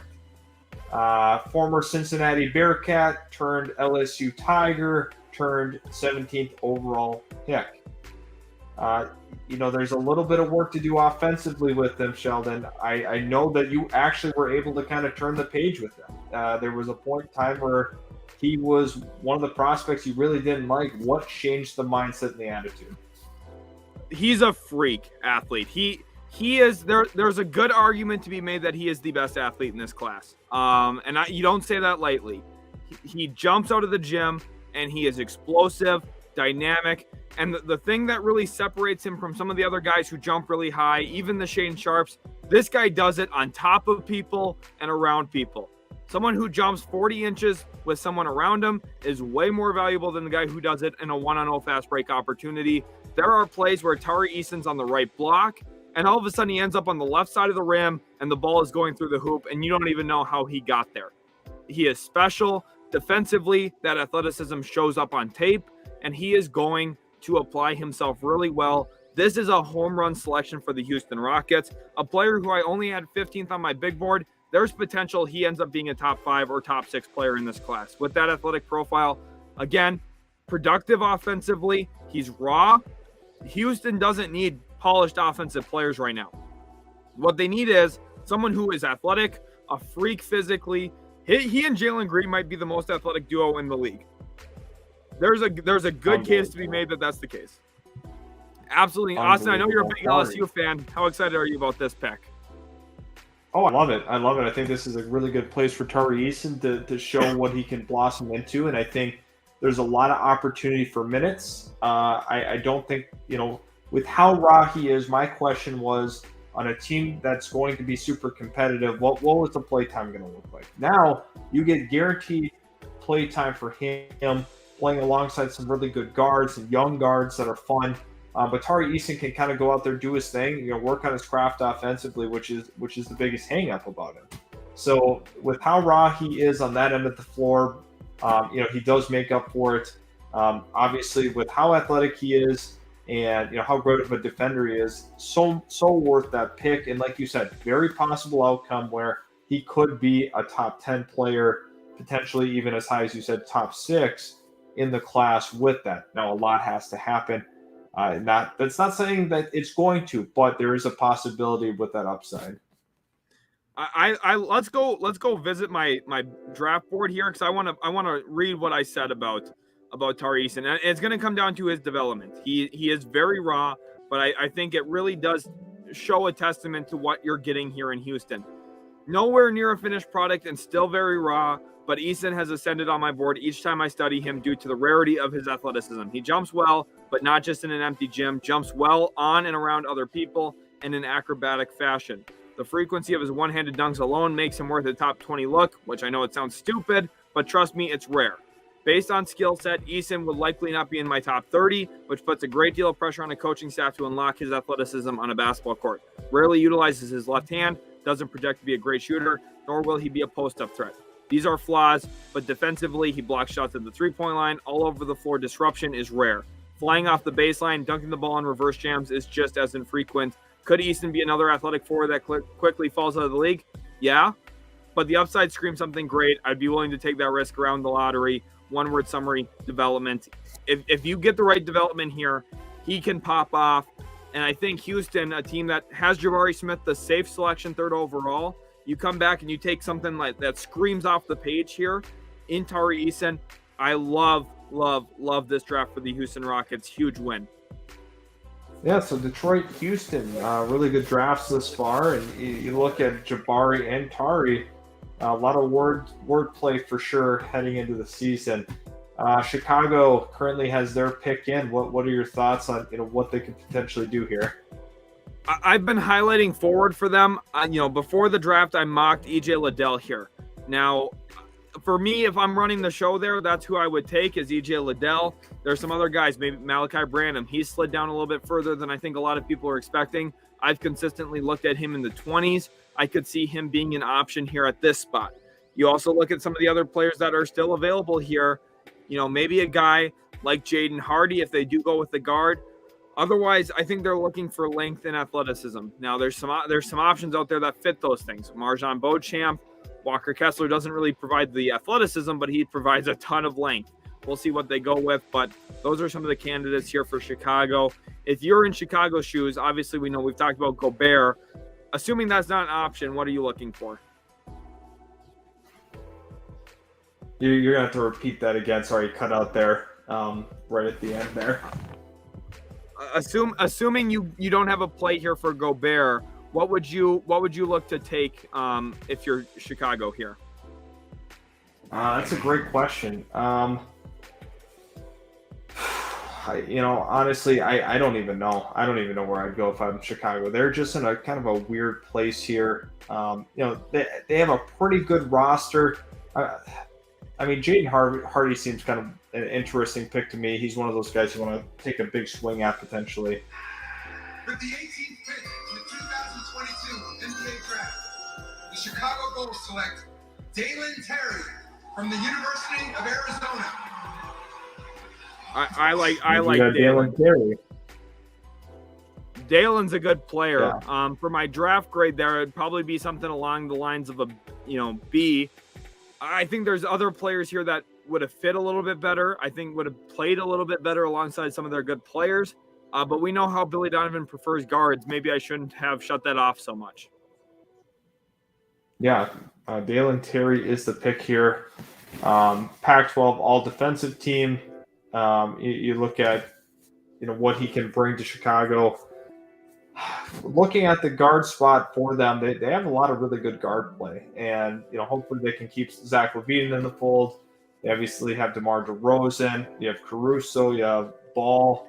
Really good, backcourt, in my opinion. What's your thoughts on that? I like the collection of backcourt pieces here. And the one thing I like about Dalen Terry is he flies around the floor. He makes a bunch of plays. He is extremely quick, and he's got the length at 6'7". He's a creative passer. I think he's an interesting fit here into Chicago. Now, they need to find ways to improve their front court, whether it's a power forward or a backup center. They need to get better there. You're not going to win the East without that, specifically when you have to deal with the Bostons, who even have Horford, Williams, Tatum, Brown. That's a lot of size and strength to deal with. When you look at the Milwaukee Bucks, how are you going to beat Giannis? We saw that was a massive matchup nightmare for Chicago this past playoffs. They need to improve, but Dalen Terry's a flat-out good player here. 2 Arizona guys selected. I was trying to tell everyone all year long that both of those 2 players in Mathurin and Dalen Terry would go before Christian Koloko. We've seen that play out here tonight. And I think Terry, definitely a good grab for Chicago. Yeah, Chicago definitely is going to have to get a little more physical and just better defensively if they're going to compete against the big dogs in that Eastern Conference. Like you had mentioned on the perimeter, you have to guard guys like Jason Tatum and Jaylen Brown. And honestly, a guy like Terry stepping in, to me, makes a lot of sense. And I think they want to get a little more physical in that front court as well, which is, once again, one of the prerequisites to even getting close to competing in that Eastern Conference, which they were really good for the most part in the regular season against teams that were, top 8 seeds. It just did not go well, and part of the reason was what we just discussed.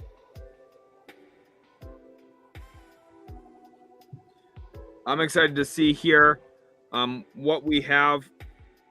And in fact, it's a trade. We do have a trade at this spot. The Minnesota Timberwolves are trading pick number 19. And it's a reach, by the way. I accidentally saw it. I was on Twitter tweeting at Utility Sports. Is a good opportunity. Go in the description right now. Go give us a follow on Twitter. I accidentally saw it, but it's a trade. Minnesota is moving out of this spot. Austin, do you want the details?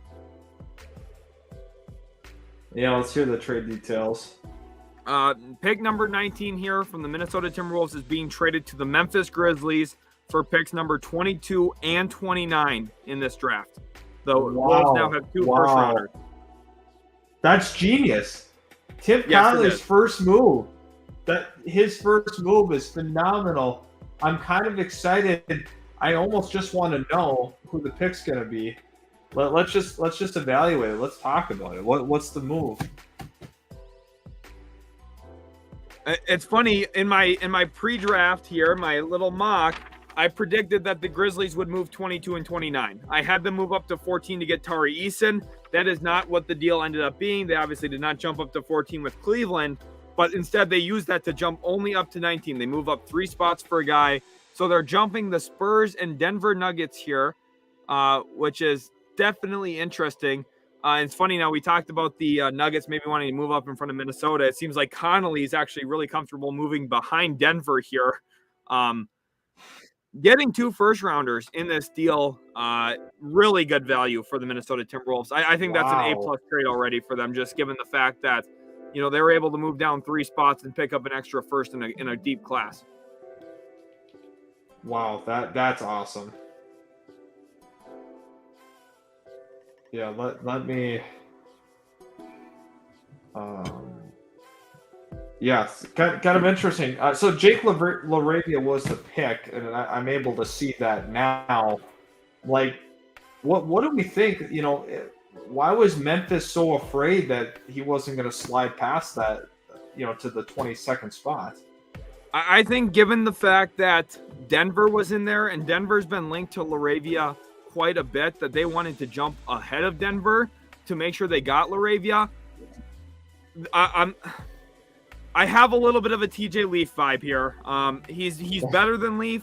He's more talented than Leaf, but this is a reach. Jake LaRavia was 38th on my big board this year, and he's a good player. He is, but there's some flaws. Athletically, he's flawed. Now, I think he's a good fit into Memphis because you look at the idea of adding more shooting around John Morant and Jaren Jackson Jr., and that should be your goal every single year. But the Timberwolves here are winning this deal. They moved out for a guy that I don't think they were going to take at 19, and at 22 and 29, there's going to be some good options here for them. I had always looked at Memphis as a team that would be willing to make a move, and now at this spot, they did. And I think LaRavia is a solid player. I think he's ready to help them win right now. But there's players out here that I would have vastly preferred for them. I think a swing on Jaden Hardy would have made a lot of sense. Yes, I completely agree with this here, Nora and Rad. I do. Kyle Anderson, Clark did not work together, but they didn't need to make the move here to do it for LaRavia.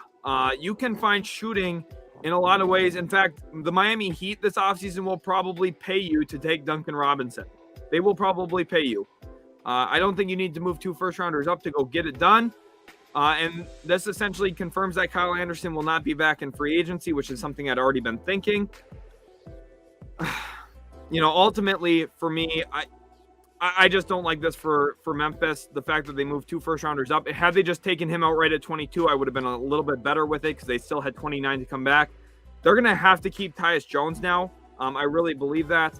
Kevin here says, I think OKC won the draft and now has best young core in the NBA. Chet and Zhang and Jalen Williams. Definitely good additions. I'm not sure if I would deem them the winners, but I definitely think they're in the winning category for sure. Kevin, thank you for the $5. Thanks for hanging out all day as well in the stream. Definitely been enjoying it. And exactly, this is what I'm saying here to Norin. EJ Liddell's just better than Jake LaRavia. He's a better athletic force. He's just as solid of a shooter in a lot of ways. He's probably not as good of a passer, but again, I don't think Memphis needs a passer here. I think that Memphis needs somebody who can athletically hold up in the postseason, and LaRavia, I just don't know about it. Here we have a question from Dukes about, is size the biggest factor why Ivy didn't get top 3 love? He just pops off the screen and has the highest ceiling of everyone. Why was he not talked about in the top 3? A few reasons. People look at him as a shooting guard because that's what he played in college. And some of the top draft analysts, some of the people who are in very high level positions cannot use their imagination. They watched Jaden Ivey play with 2 post scorers all year and saw him operate as a cutter and didn't think that, he can be a lead guard.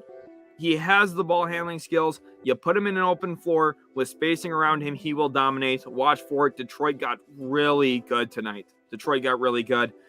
Just because executives and people who look at him miss all the time. This is going to be a steal. Jaden Ivey, Detroit, awesome.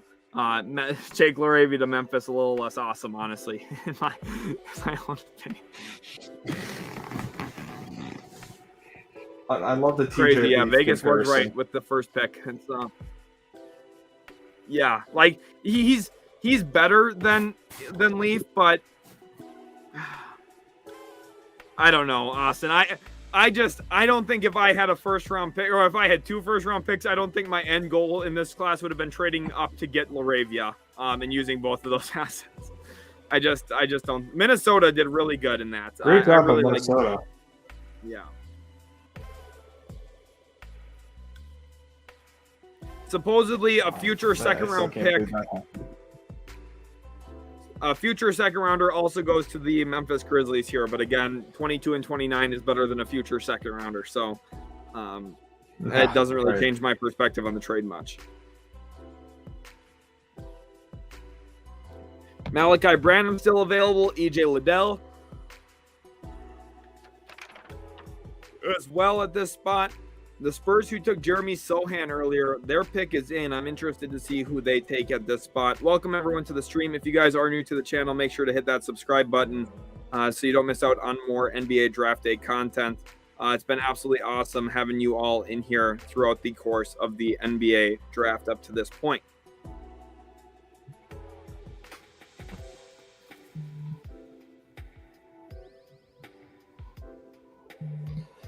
So best available, they have Branham, Ty Washington, Kennedy Chandler, EJ Liddell, and Blake Wesley. Do you agree with some of those, or which is the guy that kind of sticks out like a sore thumb?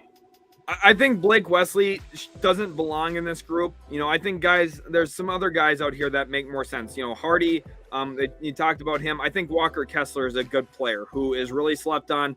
Yes, is Walker Kessler going to be a sexy addition? No, he's not. He's, a 7-footer who moves his feet like he's in mud. But he blocks shots at an extreme rate. He's going to be a huge steal. Guys like Rudy Gobert go at 27. Now, I'm not saying Kessler's going to be Gobert, but he's going to have an impact in this league. He will. And, the fact that Nikola Jovich is still out here, I think he's better than some of those guys. I think that Blake Wesley really does not compare in a lot of ways to some of the guys here at this point. And it's absolutely crazy what we've seen so far tonight. Now, Malachi Branham goes to the Spurs here. The Ohio State guard, kind of interesting, Big Ten Freshman of the Year. A lot to like about him going to the Spurs here. I think this is a good fit. What's your initial reaction here for a guy that averaged almost 14 a game, 42% from three, picked up a lot of steam in the second half of the year? He did, and that's really where he started to pick up his play. He's a good shooter. He's an NBA-ready player who, as a freshman, you'd think that would lock him into the lottery. It did not here. Part of the big concern with him is his quickness. He is a slower-paced player. We've seen it hurt players in the past. I kind of liken him to a little bit of a Chris Middleton. He's good in the mid-range, good from behind the arc. He's phenomenal as a pull-up jump shooter. The issue, though, is what's his handle look like? Where does he get to his spots? Is he going to be reliant on bumps to get to where he wants to go? The answer to that might be yes, but I still think he can be efficient playing that way. He is that good of an offensive player and that talented